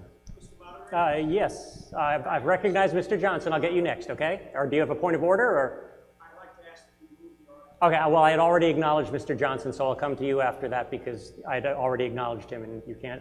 Let me just check. I believe that motion cannot interrupt a speaker. Let me just check. And a debate, it may not interrupt the speaker. I'll come to you next, okay? Sorry, Mr. Johnson. Ian Johnson, 9 Burtis Adams Way. Just try to be quick. I just wanted to point of clarification from the prior speaker about management of the town planner. One thing we have to remember as elected officials, we're subject to open meeting law. So the school committee, us and the planning board, when we're reviewing our employees, we have to do it in open session. So I can't go and say, I'm the chair of the board, I'm gonna go with Ms. Williams and no one knows what I talked to. We have to do it in an open meeting. That is the law. We need to follow that. So that's the process. And it's not easy, let me tell you. When you have difficulties with an employee, you just wanna, talk to them. If you need to talk pretty seriously, we have to do that in front of all of you, in front of Westborough TV. That's the law. That's not how we do it in private business. I have an employee that I'm having problems with. I pull them in the office and I say, shape up. I can't do that with the town manager. And if I did, I'm in trouble. The state's coming after me. You could all come after me. This is something that we have to do in front of all of you. It makes it difficult. Yes, we do that. But I just wanted to clarify that point before. It can't be done as an individual. It sounds really strange for people because we do things differently, but we are subject to that, which I think is a good thing. I'm not saying it's not, but that is what open meeting law is. That's what your elected officials are subject to. So thank you. Thank you, Mr. Johnson. Now, next I said I'd recognize the gentleman here. Name, address, and your... And you want to move the question? Okay, thank you. So we have a motion to terminate debate. I think there wasn't anyone left standing anyway, but the motion's been made. This is a vote just to terminate debate. If this passes by a 2/3 vote, we will go to act on the main motion. So just as a reminder, we've been this about 1 hour and 2 minutes. So will all those who wish to terminate debate please raise their blue voting slip? Thank you. All those opposed to terminating debate? I see a handful. Report from the gymnasium? No opposition. No opposition. More than a 2/3 vote, debate is terminated. That means we move to the main motion, which was made by Mr. Keogh. He moved the article as printed in the warrant with no amendments. So this action requires a majority vote. Will all those in favor of Mr. Keogh's motion please raise their blue voting slip? Thank you. All those opposed? I see the opposition significantly enough that I don't require a count here. What's the report from the gymnasium? 1 in opposition. 1 in opposition. In that case, the motion fails. It is defeated by a more than majority vote. With that said, we turn our attention to Article 28. Talking about a similar topic, I'll let the Select Board discuss what they want what their intention is if they need a few moments. We'll just let the physical therapist amongst us mention to stretch break. I will ask you not to leave the room, but if you'd like to stand up while the Select Board takes a quick powwow and we'll figure out what to do, I will pace across the gym once and then I will go back and see if they're ready to make a motion on Article 28. Mr. Moderator? Yes. A point of order? Yes. Could you Mr. just, Shea, yeah. Could you just check how many people are in the auditorium? Yeah, sure. How many people are in the auditorium?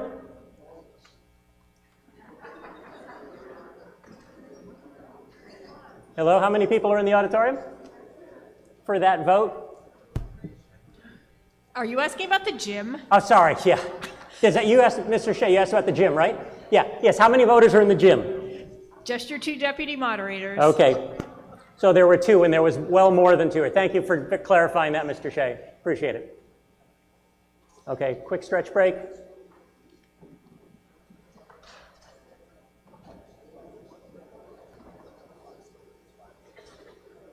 I'm sorry, what did you say before? Oh.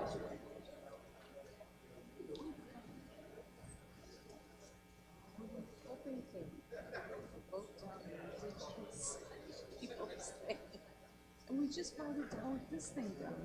It's the first one. That's the first one to talk about it, too. Oh, first one, jeez.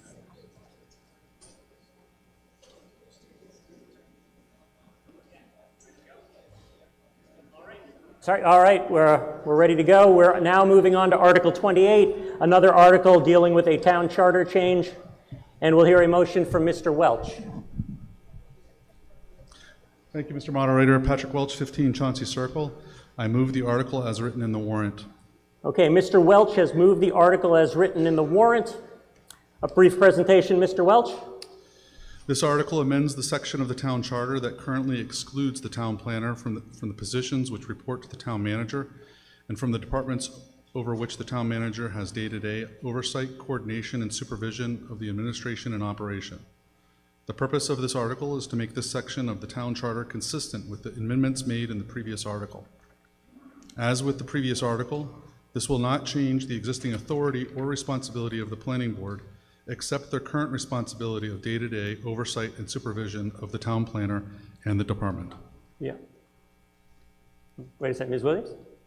Hang on. Just a clarification, so the previous article failed, but this article, as Select Board Member Welch said, would obviously maintain the appointing authority of the planning board of the town planner.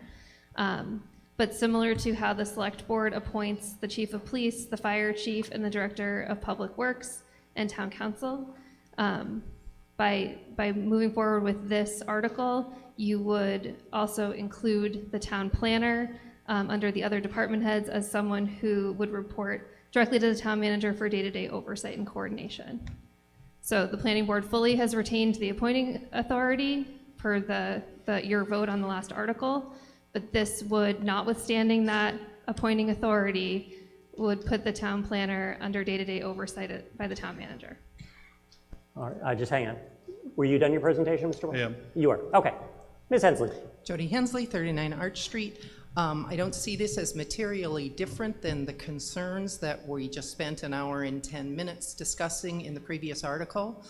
Slightly different, but not materially different on the points of concern, so I would move that we pass over this article. Okay, Ms. Hensley has made a motion to pass over, the effect of which is to take no action.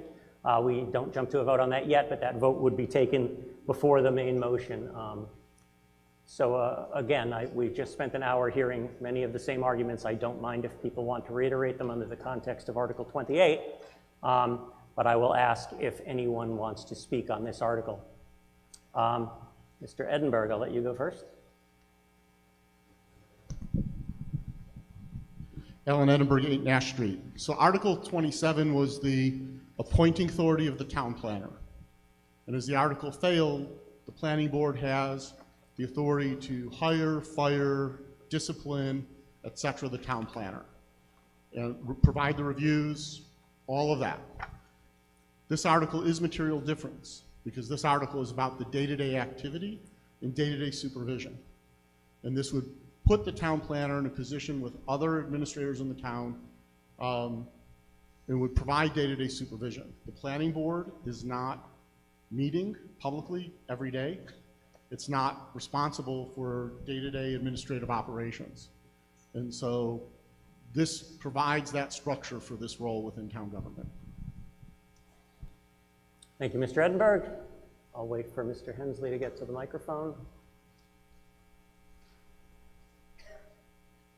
Mr. Hensley?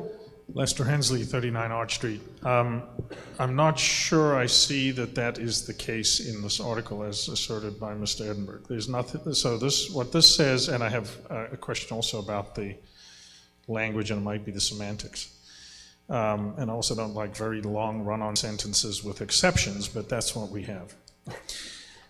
So, notwithstanding the manner of their appointment or who their respective appointing authority may be, the chief of police, the fire chief, the director of the Department of Public Works, the town council, and other department heads, except for the library director, and now to be struck, the town planner, shall report to the town manager, who shall be responsible for day-to-day and operation of each town department other than the public library or the planning board. There's a difference between the planning board and the planning department. So in my mind, if that had said planning department, it might have made sense. I have two questions. One, does this now mean by striking the planning board that the planning board reports to the town manager by the passage of this article? And the way it's written is it suggests that after passage of this article, the planner reports to the town manager, but then in the subsequent article, we're going to make the town planner report to the community development director. Which one is it? Thank you, Mr. Hensley. Ms. Williams. The planning board would not report to the town manager. The way that this is written is talking about the planning board as a department, and so it would be the day-to-day oversight of the planning department. But it says, sorry. Thank you, Mr. Hensley. I appreciate that very much. Ms. Williams. And then in terms of the next article, I would expect that because the previous article didn't pass, that you would pass over that article. Thank you for that. I understand that, and in your mind as well as mine, it would make sense if that struck term said the planning department, but it does not. It says the planning board with a capital B. So, right, so I understand that, and that's sometimes how we refer to the planning department. It does say supervision of the administration and operation of each town department other than public library or the planning board. So it's referring to it as a town department. Okay. I fail to see how we can have that term mean what we prefer it to mean when there is a specific defined planning board and there is a specifically defined planning department. These articles, I think, are ill-conceived. I support the decision to, or the motion to pass over. Thank you, Mr. Hensley. Can I let Mr. Silverberg go first, and then Ms. Williams, or do you want to address directly? I just okay, Ms. Williams. Oh, sorry. That's good. I just wanted to. I mean, this is the language within the charter, so it certainly wasn't created for this article. We're just working with the language that we currently have in the charter. There would be no situation where any elected board would report to the town manager, and so again, as I said, it says the administration and operation of each town department, and then specifically excludes the public library or planning board as departments. Thank you. Yes, I think Mr. Hensley detected poorly constructed language in the charter as it exists today. Mr. Silverberg. So, to me, the first paragraph is part of this too, and that defines who the townwide management team is. And the townwide management team includes the town planner, but not the planning board, not the board of selectmen. They're really not administratively town managed, part of the town management team. So striking the planning board, I think, is actually appropriate either way, because that would never be appropriate to be in this paragraph. It should have been the planning department. But more importantly, we talked a little bit about the day-to-day management of, the department, and having an expectation that if the community development department is going to have a meeting, that the town planner would be there, that there'd be some cohesion about who is going to be in attendance at those meetings, who's going to meet with a developer, who's going to represent the planning department, who's going to represent the town. And so I think it's important that I'm not, and the planning board is not on duty 40 hours a week. You know, I put a lot of time into it, but I'm not able to say to Jim, well, here's what your schedule should be tomorrow, or so-and-so needs you at that meeting, you have to go. You know, I think it's important that somebody's coordinating the day-to-day operations. It doesn't alleviate the planner's responsibility to the planning board. It doesn't change that the way the previous article would have. Thank you, Mr. Silverberg. Mr. Newton.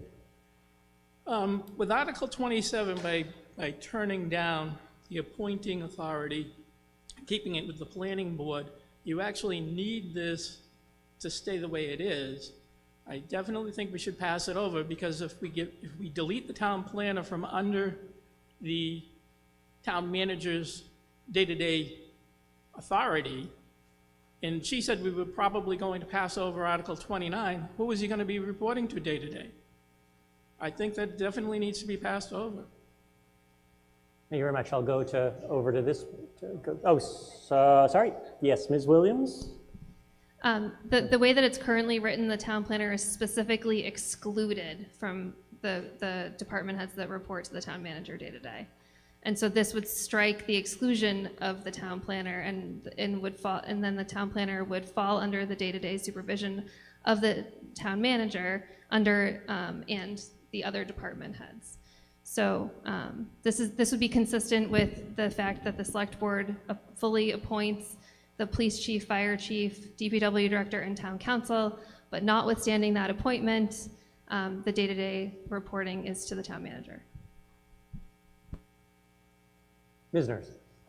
Hazel Nurse, 80 Nurse Street. Being a member of the planning board, I find that things are working. Closer to the mic, please. Thank Things you. are working and have been working, as I said in the previous article. It's not like we oversee the town planner and plan his day. We've never done this. There's no reason to do this. I am not opposed at this point to having the town planner report to the town manager, but I do feel the way this article is written and the next one both should be passed over. Well, they may, and rewritten so that they make sense and that people understand who is reporting to whom. So I would really like to see these two articles passed over. Thank you, Ms. Nurse. Mr. Boudelier. I think this article is unnecessary. It's poorly written. I think it should be passed over, and if there's an issue, it should be brought, something better should be brought in the fall town meeting. It seems to try to intercept a potential problem with a new planner, and I just think that you don't have to codify this. You could have the planning board give direction to the new planner to work on a daily or 3 times a week with the town manager to get direction from her. Thank you, Mr. Boudelier. Mr. Walsh. Nathan Walsh, 3 Matthew Drive. I think I'd like to make an amendment to this motion, and I just want to figure out exactly how that would work. The goal would be to replace that. If we were thinking about passing it over, instead of passing it over, we replace the planning board with the planning department. Nobody likes poorly written charters, and so if we're going to keep it rather than pass it over, let's at least bring it closer to what the intent was originally.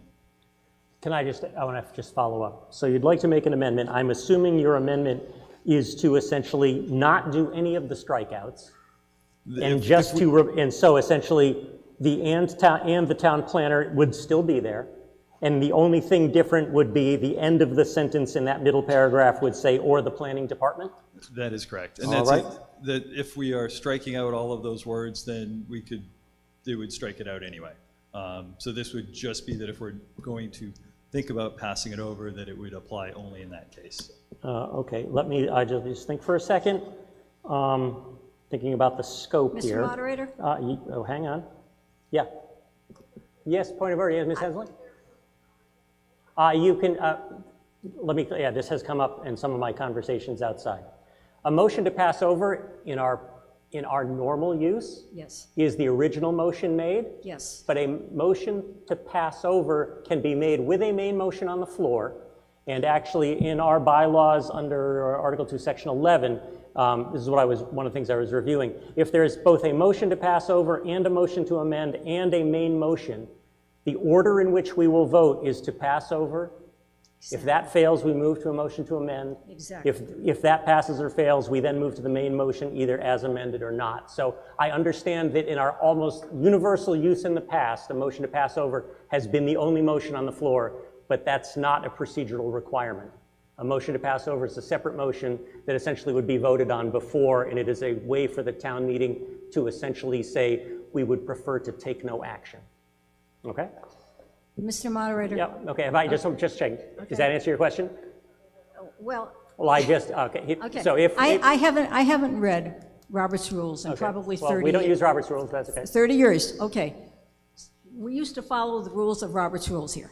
Not my recollection, but okay. If someone made a motion Yep, to pass over, yep. someone else would second that motion, We which don't I do would be seconds. doing if no one, okay? And then you have to take that first before you go any further. No, That's my understanding. Okay, well, as I just said, let me reiterate again. There are multiple motions that can be made. I understand that in our common use, when someone has an article, when the town meeting has an article before it, and the proponent for some reason wants to not act on it, once it's on the warrant, the town has to do something. And so our tradition has been to make a motion to pass over, and that's been the only motion on the floor. However, that's not the only way to make a motion to pass over. There are a series of motions that I just said, and in our own town bylaw, the recommended but not required ordering is if there's a motion to pass over, that would come before any action on a motion to amend.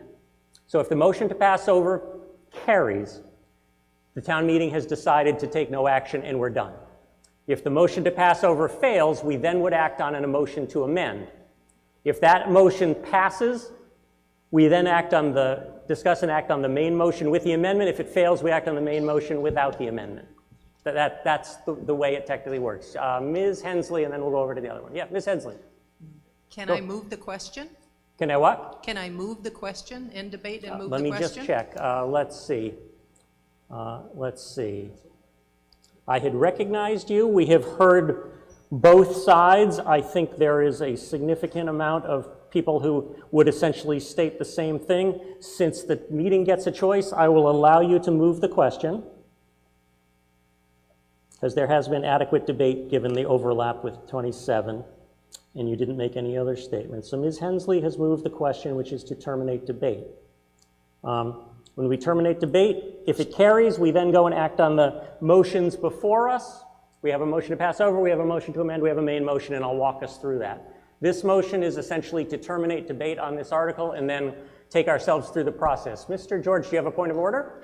Yes, I do. Okay, what's your point of order? Point of order is, this doesn't make any sense without an org chart. You can't talk about this without in words. That's not a point of order. That's an argument against, so we're going to take a vote. We have a vote to terminate debate, then I will come to you if debate is not terminated. All righty then. Well, this is a vote to terminate debate, not on any of the three motions we've got stacked up. Will all those in favor of terminating debate please display their blue voting slip? And I got to get out of the projector so I don't go blind. Thank you. Will all those who do not wish to terminate debate raise it? There are a few, I would say between 5 and 10, but less than 2/3. Report from the gym. No opposition. And still just a few voters? Still just your moderators. Okay. In that case, it is a 2/3 vote. Debate is terminated. Okay. So now, as I said, in our precedence of motions as recommended to me in our town bylaw, section 11, I believe, article 2, let me just check to get it right. Article 2 of town bylaw, section 11 says that the suggested order of preference is to go on pass over, then amend, then main motion. So we are now going to act on the motion to pass over that was made by Ms. Hensley. What this means is if a majority vote is in favor, the town meeting has decided to take no further action on this, and we will move to Article 29. If it fails, we'll continue down the process. All those in favor of Ms. Hensley's motion to pass over, please display your voting slips. Thank you. All those opposed? I see probably about 10 or 15, but many more in favor of passing over. Report from the gym. No opposition. No opposition. The motion to pass over carries. The town meeting has decided to take no action on Article 28. We now turn our attention to Article 29. Mr. Edinburgh.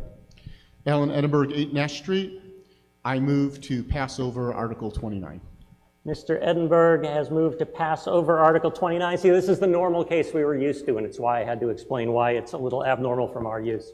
So in this case, because the article is on the warrant, the town meeting has to do something. The motion to pass over is essentially to take no action. Mr. Edinburgh, any explanation, or you think it's self-explanatory, or just a few seconds? Very briefly, given the votes on the prior two articles, I don't believe this article is relevant and could not be enacted if passed. Thank you, Mr. Edinburgh. Any discussion on Mr. Edinburgh's motion to pass over? Seeing none, our action comes on Mr. Edinburgh's motion to pass over. Will all those in favor please raise their blue voting slips? Thank you. All those opposed? I don't see any. Report from the gym? No opposition. No opposition. I believe that is a unanimous vote. The article is passed over. The town meeting has decided to take no action. We now move our attention to Article 30, establishing dimensional zoning regulations for a building in the M1 district. Back to Mr. Payant. Mr. Payant. I move the article as written in the warrant. Thank you, Mr. Payant. This and the following article are almost identical. The only difference is the location that we're speaking about. Both of these articles refer to the approval you already gave to the chlorine booster stations that we need to construct. And your approval of this article and the following article allow us to comply with zoning regulations and move forward with the project. Thank you, Mr. Payant. Mr. Silverberg, report from the planning board. Mark Silverberg, 7 Weld Street. The planning board held a public hearing on February 15th, 2022. The board voted 4-0 to support Article 30 as written in the town meeting warrant. The hearing was properly advertised in the Worcester Telegram and Gazette on January 28th and February 4th, 2022. Thank you, Mr. Silverberg. Any further discussion, debate, deliberations, questions? It is establishing a dimensional zoning. I see no discussion. Our action comes on Mr. Payant's motion. Because it is a zoning article, it requires a 2/3 vote. All those in favor of Mr. Payant's motion, please raise your blue voting slip. Thank you. All those opposed? I see a small number in opposition, so it is not unanimous, but way more than 2/3. Report from the gym? No opposition. No opposition. It is almost unanimous, certainly more than a 2/3 vote. I declare a 2/3 vote. The motion carries.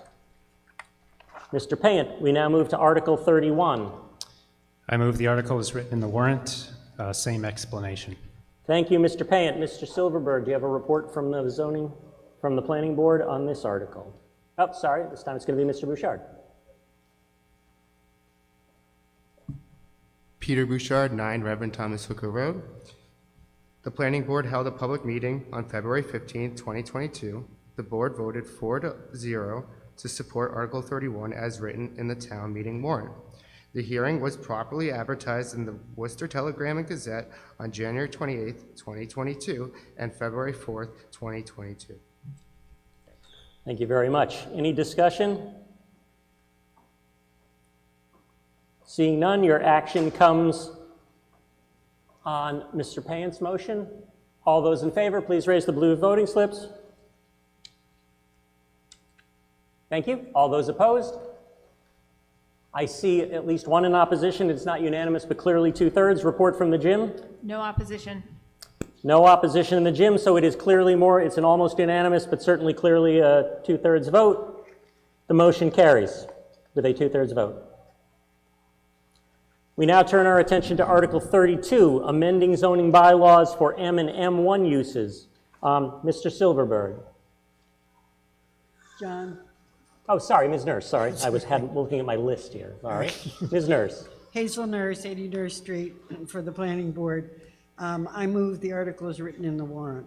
Thank you, Ms. Nurse. Report from the Planning Board? The Planning Board held a public hearing on February 8th, 2022, and continued to February 15th, 2022. The board voted 4-0 to support Article 32 as written in the town meeting warrant. The hearing was properly advertised in the Worcester Telegram and Gazette on January 24th, 2022, and January 31st, 2022. The purpose of this amendment is to allow outdoor recreational use in cemeteries in M and M1 districts, which are town, state, or municipal-owned districts. Thank you, Ms. Nurse. Presentation, discussion. Is there a presentation? Okay. Do the voters want a presentation on this, or do they think they understand what was written? I guess there's no need for a presentation. In that case, if there's no discussion, we will go to a vote on Ms. Nurse's motion. All those in favor, were you voting, or did you have a question? You have a question? Okay, can you go to the microphone just so the other room can hear, please? And the usual name, address, blah, blah, blah. I see your voting slip, so that part's good. Carrie Maxian, 260 East Main Street. Can you show me what you're talking about? Because Okay. I don't understand. Tell you what, if it's going to be brief, why don't we let Mr. Just quick. Mr. Robbins do a quick presentation. It'll give me a good chance to go to the bathroom. So here we go. It'll be a race. Thank you, Mr. Gold. I have that effect on people. Run to the restroom. Yeah, zoning usually does that to people. Okay, so this article is intended, let's see, I've got the, okay. Thank you. The purpose of the amendment is to allow outdoor recreational uses in cemeteries in the M district, which is state MDC, and the municipal district, and the M1, which is town-owned property districts. So why is this needed? Currently, there are public recreational uses that are on town-owned property in M1 districts. Those are considered non-conforming uses under our current zoning. Right now, our zoning table says that outdoor recreation, unless they're associated with an educational use, like here at the high school or at one of the other schools in town, are not allowed on other municipal properties. Same goes for cemeteries. So point 2 says there are cemetery uses currently existing on municipal land, and under present zoning, they are considered non-conforming uses. So we're proposing to make them conforming uses by amending the table. So if you see the table up on the screen, you'll notice that the fourth line down says cemetery. Under the column for M and M1, there's an N in each cell that's been stricken, replaced with a yes, which means allowed by right. The same for outdoor recreational uses, which is 2 lines down. Other than the above, operated by governmental agencies, so that would be the town. So recreational fields that are not associated with educational use. That's my presentation.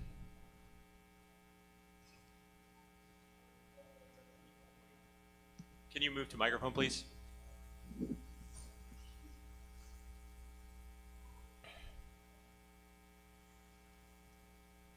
Janet Anderson, 7 Chauncey Street. I'm just curious, what is recreation? I'm not being facetious, but what are we allowed to do in cemeteries now? Oh, you're not doing recreation in cemeteries, although that would be interesting. There are 2 separate uses, cemeteries and recreation. So you know that currently we own property on North Street, the town does, and they recently were in the process of building roads and plots for a new cemetery. Currently, that would not be allowed under our existing use. It would have had to have been ruled a non-conforming use. We're trying to make everything consistent so there's less confusion in the future. So we're changing that to from a no to a yes by right. Did I miss anything? Just kidding. Any more questions on Article 32? Thank you for giving me the brief break. In that case, our action comes on Ms. Nurse's motion. Will all those in favor of Ms. Nurse's motion please raise their voting slips? Again, this is a zoning change, so it requires a 2/3 vote. Thank you. All those opposed? I don't see anyone in opposition here. Any opposition? Oh, sorry, I see one in opposition here. Any opposition from the gym? No, there's not. Okay, so I saw one, or maybe, just in case I was wrong, a handful in opposition, but clearly much more than a 2/3 vote. I will declare a 2/3 vote. The motion carries. We now turn to Article 33, dealing with zoning bylaws for the Industrial E Overlay District. This time it's Mr. Silverberg. Mark Silverberg, 7 Weld Street. I move the article as written in the warrant. Mr. Silverberg, report from the Planning Board. The Planning Board held a public hearing on February 8th, 2022, and continued to February 15th, 2022. The board voted 3-1 to support Article 32 as written in the town meeting warrant. The hearing was properly advertised in the Worcester Telegram and Gazette on January 24th, 2022, and January 31st, 2022. Thank you. Presentation by Mr. Robbins. Thank you, Mr. Moderator.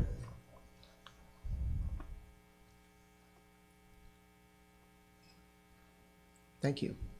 So this article is about allowing increased density on the west side of town in the area that is currently zoned general industrial, or what we call industrial B.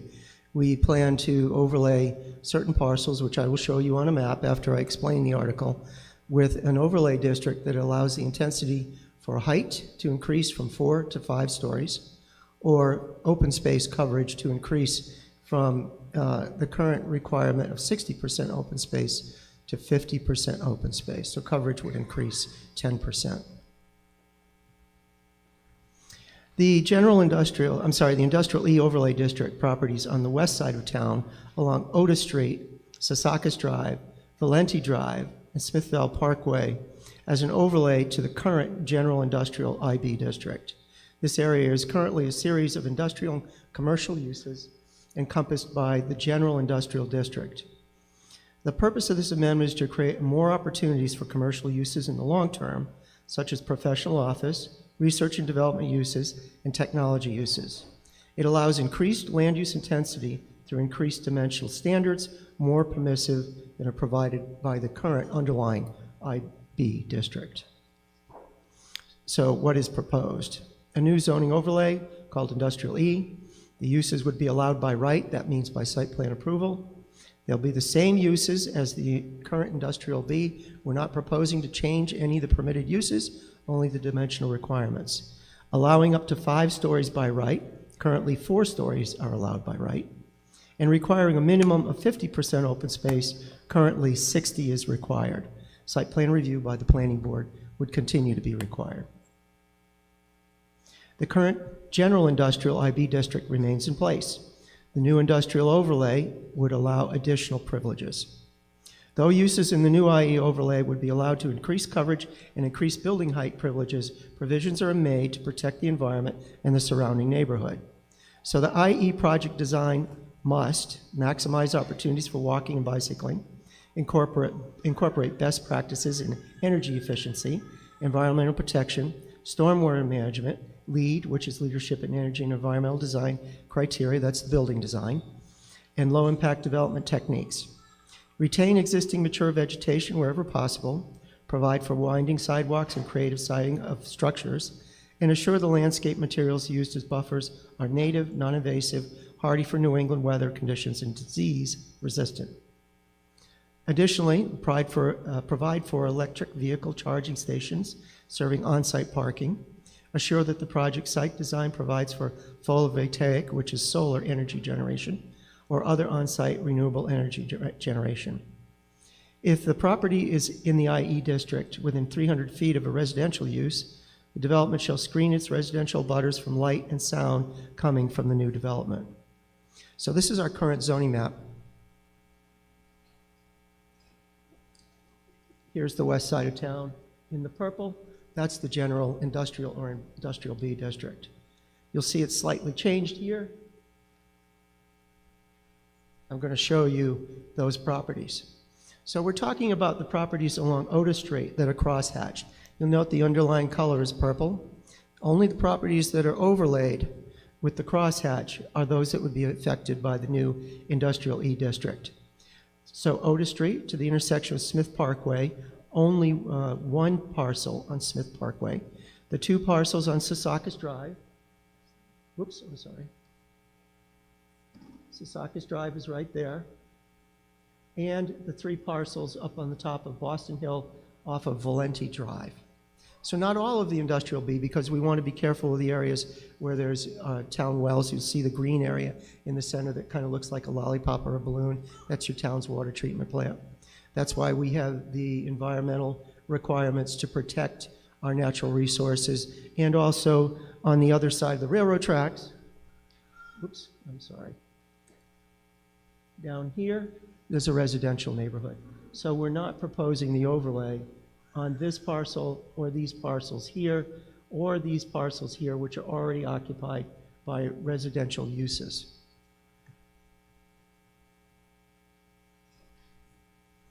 So why do this? It provides more opportunities to meet the desires of today's modern office and R&D companies. It improves Westborough's attractiveness when competing with other towns for business. It helps to boost the town's tax base. It helps to reduce the burden on the residential taxpayer. And it requires provisions for walkability, biking access, the use of renewable energy sources, and it protects surrounding residential uses. That's my presentation. Thank you. Thank you, Mr. Robbins. Question at the microphone back here. Ellen Google, 84 Fisher Street. I live in that neighborhood, and I appreciate what this is all trying to do. And I get it. We want to, it feels like it's being driven by economic development, more commercial taxes, but you put that much more availability, we're going to have a lot more traffic in my neighborhood. And that's not been addressed. And I'm very concerned about this article passing because of the traffic that's already there on Otis Street. I know there's this movement to increase the density, or I mean the throughput with more lanes on Otis Street, and that makes me really nervous about what's coming into our neighborhoods as well down on Fisher Street. So as presented, unless I have some really good answers and I'm not hearing them, and I'm about the traffic situation, and I don't want more throughput on Otis Street with more traffic coming through our neighborhoods. And I know most of us use that as a cut through too. It's not just my neighborhood. You want more traffic coming out on Otis Street and Fisher Street where you're already going through. I'm afraid that this is going to add to that, so I'm not in favor. Thank you. Anyone want to address the traffic question or save it for another time? I'll address that. Okay, Mr. Robbins. Yes, thank you, Ellen. That was a good question. And thanks for the opportunity to explain the traffic. The site plan review process requires a traffic study for any large project. That would be anything that's currently allowed, which is 4 stories, covering up to 40% of the parcel. We require traffic studies currently. If the use is something that we think is a significant trip generator, we will require a peer review, which is a third-party traffic review consultant to report to the planning board analyzing the applicant's proposal. So we would have our own traffic consultant look at the traffic. This proposal only proposes 1 additional story, going from 4 to 5 stories, and a 10% increase in coverage. Thank you. Mr. Silverberg, would you also like to address that on behalf of the planning board? So I just wanted to point out that the planning board is extremely worried about traffic in this area, which is why we had a study done on potential solutions. And we also required the last applicant to do a truck exclusion study on Fisher Street with the hopes of limiting truck traffic on Fisher. So I think any new proposal that came forward, we would be extremely worried about traffic impacts and factor that into any site plan decision. Thank you. Gentleman back here at the microphone, please. Yeah, Donald Gilbert, 12 West Street. Why 5 and 50? Why not 6 and 60? And what are we setting a precedent that, you know, it could just keep going up over time? Mr. Robbins? Sure, I'll address that. Thank you. We talked about why don't we do exactly what you said? Why not go to 6 stories instead of 4? Why not increase the coverage and allow 60% coverage and only 40% open space? We do that on the east side of town. So Research Drive, Connector Road, Computer Drive, Flanders Road. We do that currently. I'm sorry. Oh, wait. Why not raise it, to 7 stories? Why 6? Yeah, I'm getting there. Yeah, Okay. so Or no go to back and I'm forth. sorry, 40%. Excuse me, Go excuse down me. to 40%. Excuse me, sir. No back and forth. Ask your question. I'll let you come back for a I'm follow-up. sorry. Okay, I'm new that's to okay. this, yeah. Yep, Mr. Robbins, I know it's not the way things are done in business, but that's the way we do it here. Thank you. Mr. Robbins. Thank you, Mr. Moderator.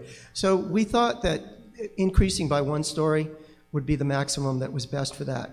You heard the earlier comment about traffic in the Fisher Street neighborhood and the surrounding residential neighborhood. Also, I mentioned earlier that our town well and water purification plant is adjacent to that area. We wanted to protect those uses and protect our natural resources from industrial and commercial development while still providing an additional amount of incentive for businesses to locate in that district. We didn't want to overstep or overreach. We wanted to protect what we had while being able to compete. Follow. Can I just follow up? Yep, yes, you may. Yeah, so I mean, is it based on what the customers would want then? I mean, to be competitive, are they saying we need 5 stories? Or is it just kind of an arbitrary? We have asked for increased height in our buildings. And so we took a look at what we thought would be reasonable. So we did answer or respond to the business community's request to examine this. Okay. All right. I don't feel like I got a good answer, but it's okay. I mean, it's, Yeah. it's higher and less, but is there a lot of data showing that that's what's needed now in that area? So what we did is we looked at what we thought we could tolerate there. And we thought, What well, does that maybe. mean? Wait, remember, it's not a back and forth. It goes through me. Okay, sorry. It's okay. Sorry, John. That's all right. Mr. Robbins. So we looked at what we do on other parts of the town, on the east part of town, which I explained to you earlier, where the heights are allowed higher. So you can do 6 stories there and much more coverage. But we didn't think that was appropriate on this side of town. And the reason for that is the data on the surrounding other uses, the residential neighborhoods, very close, our town water treatment plant and our town wells for our drinking water. We want to support infiltration to improve and maintain our water supply. So that's why we didn't go any higher. Thank you. Mr. Hensley. Mr. Moderator, Lester Hensley, 39 Arch Street. I rise in support of this article. I happen to live in that side of town. I am concerned about traffic. I attended public meetings. I believe the traffic question to have been reasonably addressed. Perhaps to the previous speaker's comment, a couple of years ago when we did extend the industrial D overlay, which allowed the increased development on the east side of town to include 6 stories and 40% open space. This town meeting defeated the extension of that industrial D article to this parcel, these parcels on this side of town, for many of the concerns that have been addressed.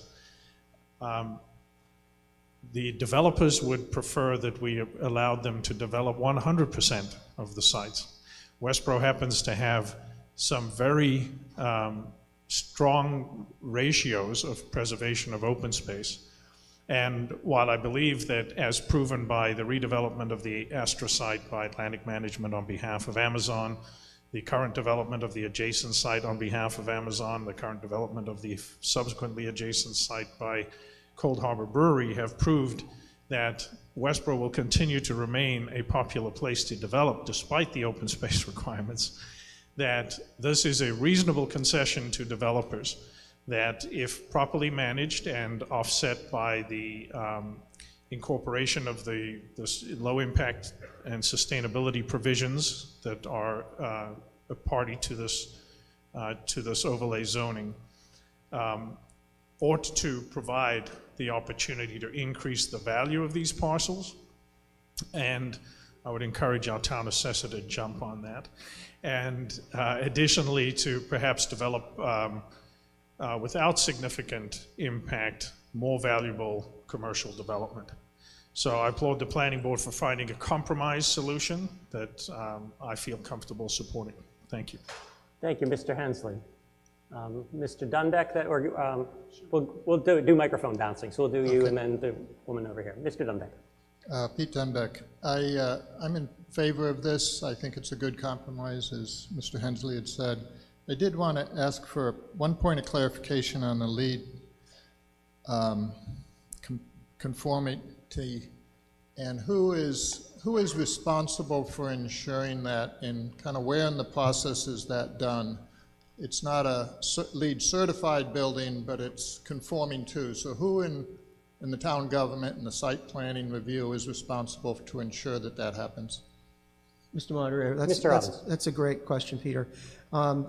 During the as-built process, following construction, the engineer and architect are required to prove that they have met the LEED standards. Their as-built or record drawings need to show that they have met the LEED standards.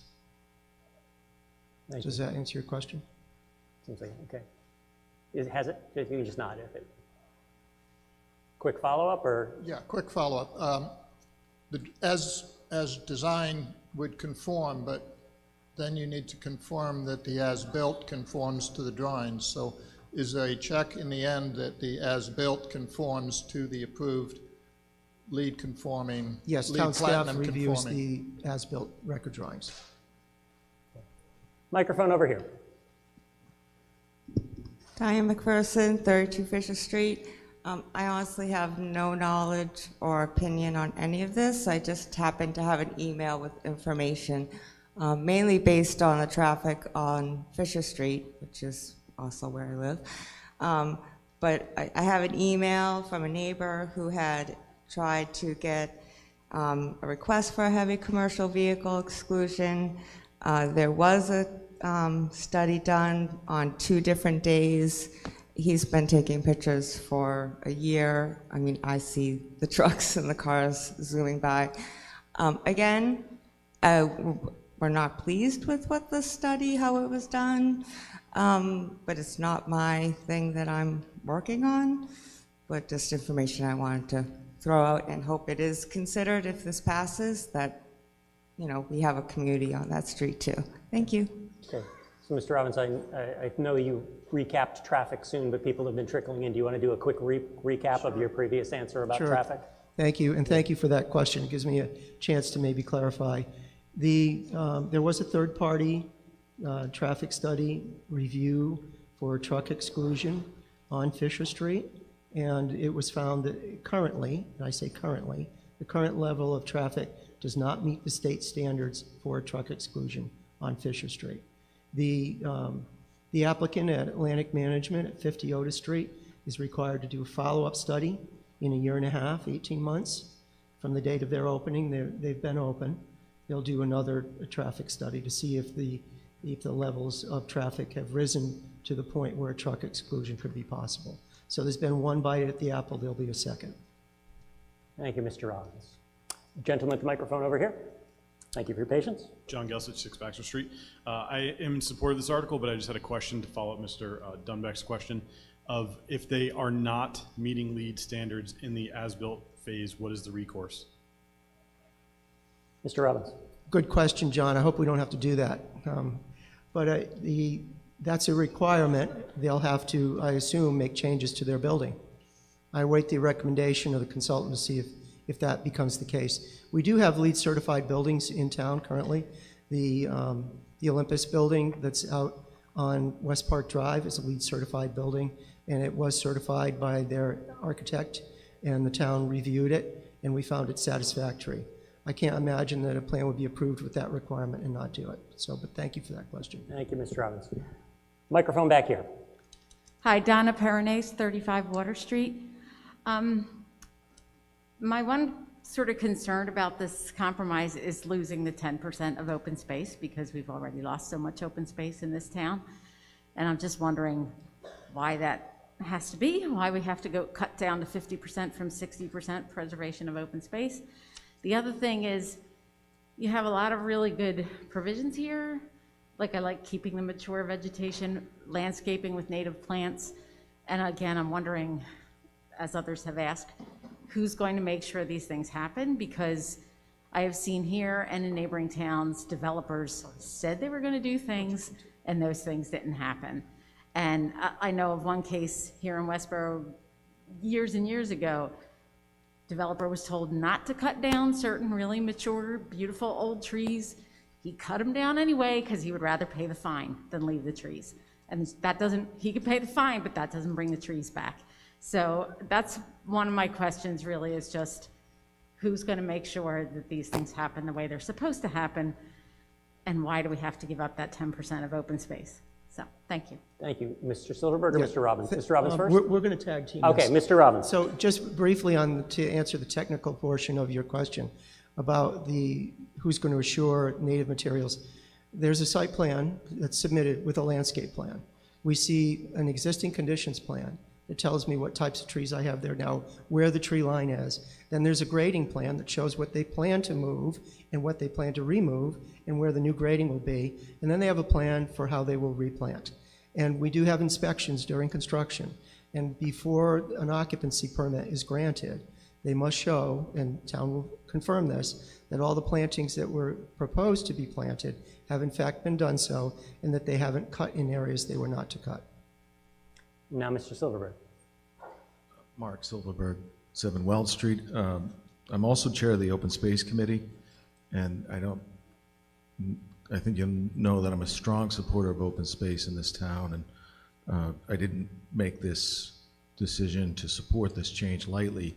But one of the considerations that we haven't mentioned is that there's existing buildings and existing businesses on many of these sites. And if they're considering expansion, it's really hard to put an extra story on. So you need that open space, some reduction sometimes to put an addition on, or else you have to move. And we really don't need businesses moving out of town. So that was one of the reasons that I supported the open space reductions. Again, just to make sure that existing landowners in that area and existing businesses had some opportunities that the building height would not afford them. Thank you, Mr. Silverberg. Any questions from the gymnasium? No questions here. All right, I see no one at the microphones. I will assume that maybe we're ready for the vote. We have before us Mr. Silverberg's motion moves the article as printed in the warrant. All those in favor, please raise your blue voting slips. Give me a moment to see. Thank you. All those opposed, this requires a 2/3 vote. I see a small number, probably around 10 or so in opposition, but certainly not anywhere close to the 1/3. Report from the gym. No opposition, and we've gained a voter. Okay, nice. So it's clearly a 2/3 vote. The motion carries as a 2/3 vote. The motion is adopted.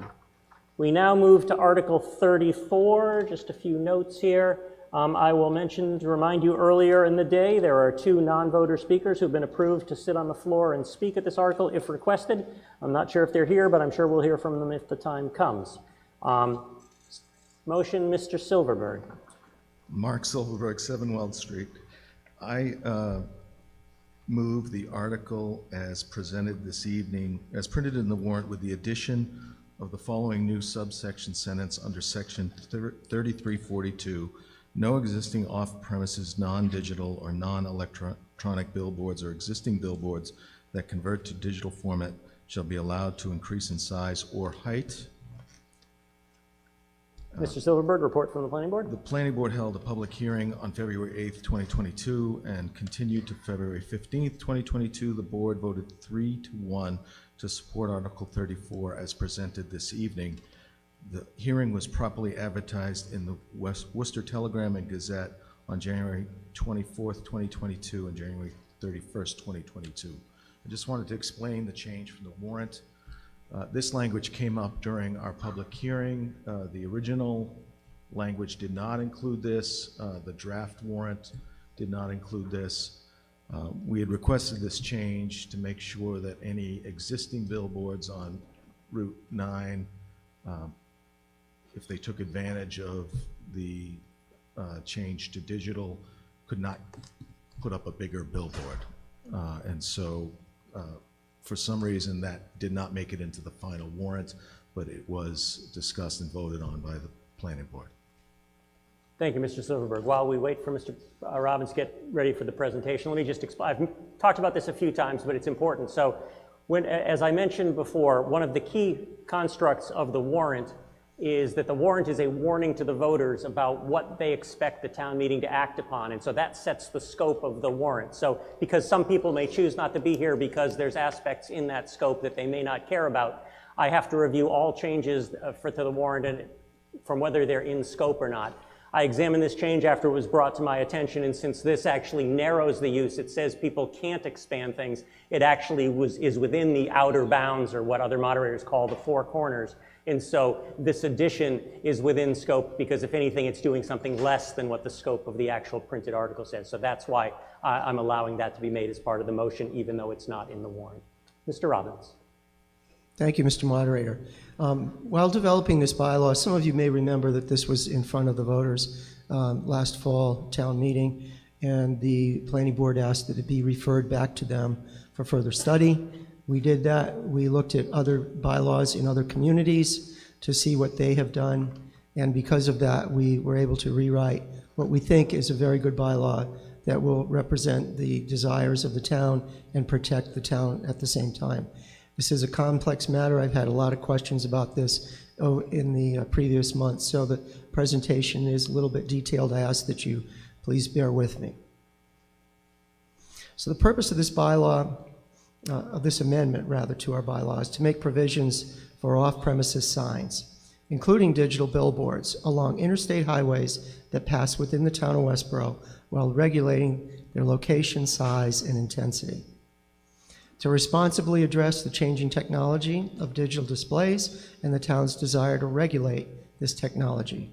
To allow new sign technologies in a designated area through a special permit process. To regulate the quality, scale, and impact of off-premises commercial billboards with the purpose to maintain both a competitive business market and an aesthetically attractive residential community. To encourage the siting of commercial billboards and electronic digital billboards in locations that will not cause driver distraction, to provide public announcements in emergency situations for the safety and welfare of the general public, to preserve the residential character of the town and protect the environmental, historic, and open space resources of the community by designating defined areas for locations that minimize potential adverse impacts to the town.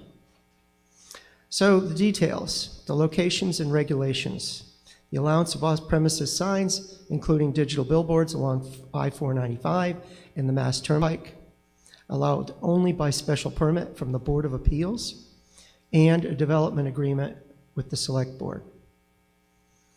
And so what's applicable? Off-premises digital billboards may be allowed on commercial or industrial property, specifically including the exclusive industrial IA, the general industrial IB, the mixed-use industrial IC, the industrial D overlay, the highway business, BA property, and any such property that directly abuts Interstate 90, the Mass Pike, or Interstate 495. Any installation of an off-premises billboard shall require a special permit from the Board of Appeals and an off-premises billboard development agreement with the Westborough Select Board. An off-premises digital billboard shall mean an off-premises sign utilizing digital message technology capable of changing the static message or copy on the sign electronically. A digital billboard may be internally or externally illuminated. A digital billboard shall not have animation, movement, or the appearance or optical illusion of movement of any part of the sign structure. Each static message shall not include flashing or variable light intensity. Existing off-premises non-digital or non-electronic billboards in other districts wishing to convert to digital format shall comply with these requirements. The special permit criteria. So this is what the Board of Appeals would look at if a sign proposal comes to them. Nuisance or hazard or congestion shall not be created. Any proposed sign location shall not be within 500 feet, within a 500-foot radius, rather, of any residentially zoned property or other property used for residential purposes, excluding hotels or motels. Any proposed sign location shall not adversely interfere with the use of adjacent properties, including, but not limited to, increasing noise or vibration, casting a shadow on, or causing a flicker on adjacent properties. Any proposed billboard sign shall not be permitted within 1,250 feet of another permitted off-premises digital billboard sign on the same side of the traveled way, and shall not be permitted within 1,250 feet of another permitted off-premises digital billboard on the opposite side of the traveled way, regardless of which direction the sign is intended to face. Off-premises billboards shall be in harmony with the surrounding area and not do significant damage to the visual environment. The special permit granting authority may consider, among other factors, the physical, environmental, cultural, historical, or architectural characteristics of the location in the area, proximity of the proposed billboard to schools or places of worship or open space, architectural characteristics of the location area, and the structure, height, and size of the sign, and the number of signs on the premises, and in the area where the billboard is to be located. No flashing lights shall be allowed. There shall be no advertising of sexually oriented, sexually provocative, or adult-oriented businesses as defined in the town's zoning bylaws. There shall be no advertising of marijuana-related products as defined and regulated in the town's zoning bylaw. The Westborough Select Board and the owner and operator of the off-premises digital billboard shall mutually agree on a schedule to which the billboard may advertise town-sponsored events, or other public service announcements. The agreement with the Select Board, the components of the billboard development agreement with the Westborough Select Board, the off-premises billboard shall be permitted if the Select Board determines the billboard serves to provide a public benefit to the town. The Select Board and the owner-operator of the billboard shall utilize the off-premises digital billboard for emergency public service and safety announcements, including, but not limited to, those associated with law enforcement, emergency management authorities, regional emergency information, important to the traveling public, including, but not limited to, Amber Alerts, emergency management information, or public service announcements. The Select Board shall determine any local fees or terms associated with the billboard's operation. So this is our zoning map. I'm going to show you where we're talking about. So here we have 495 running north-south, and the Massachusetts Turnpike running east-west. Those are the only areas that we're talking about. The digital billboard's property must touch the right-of-way of those two interstate highways. So this shows the properties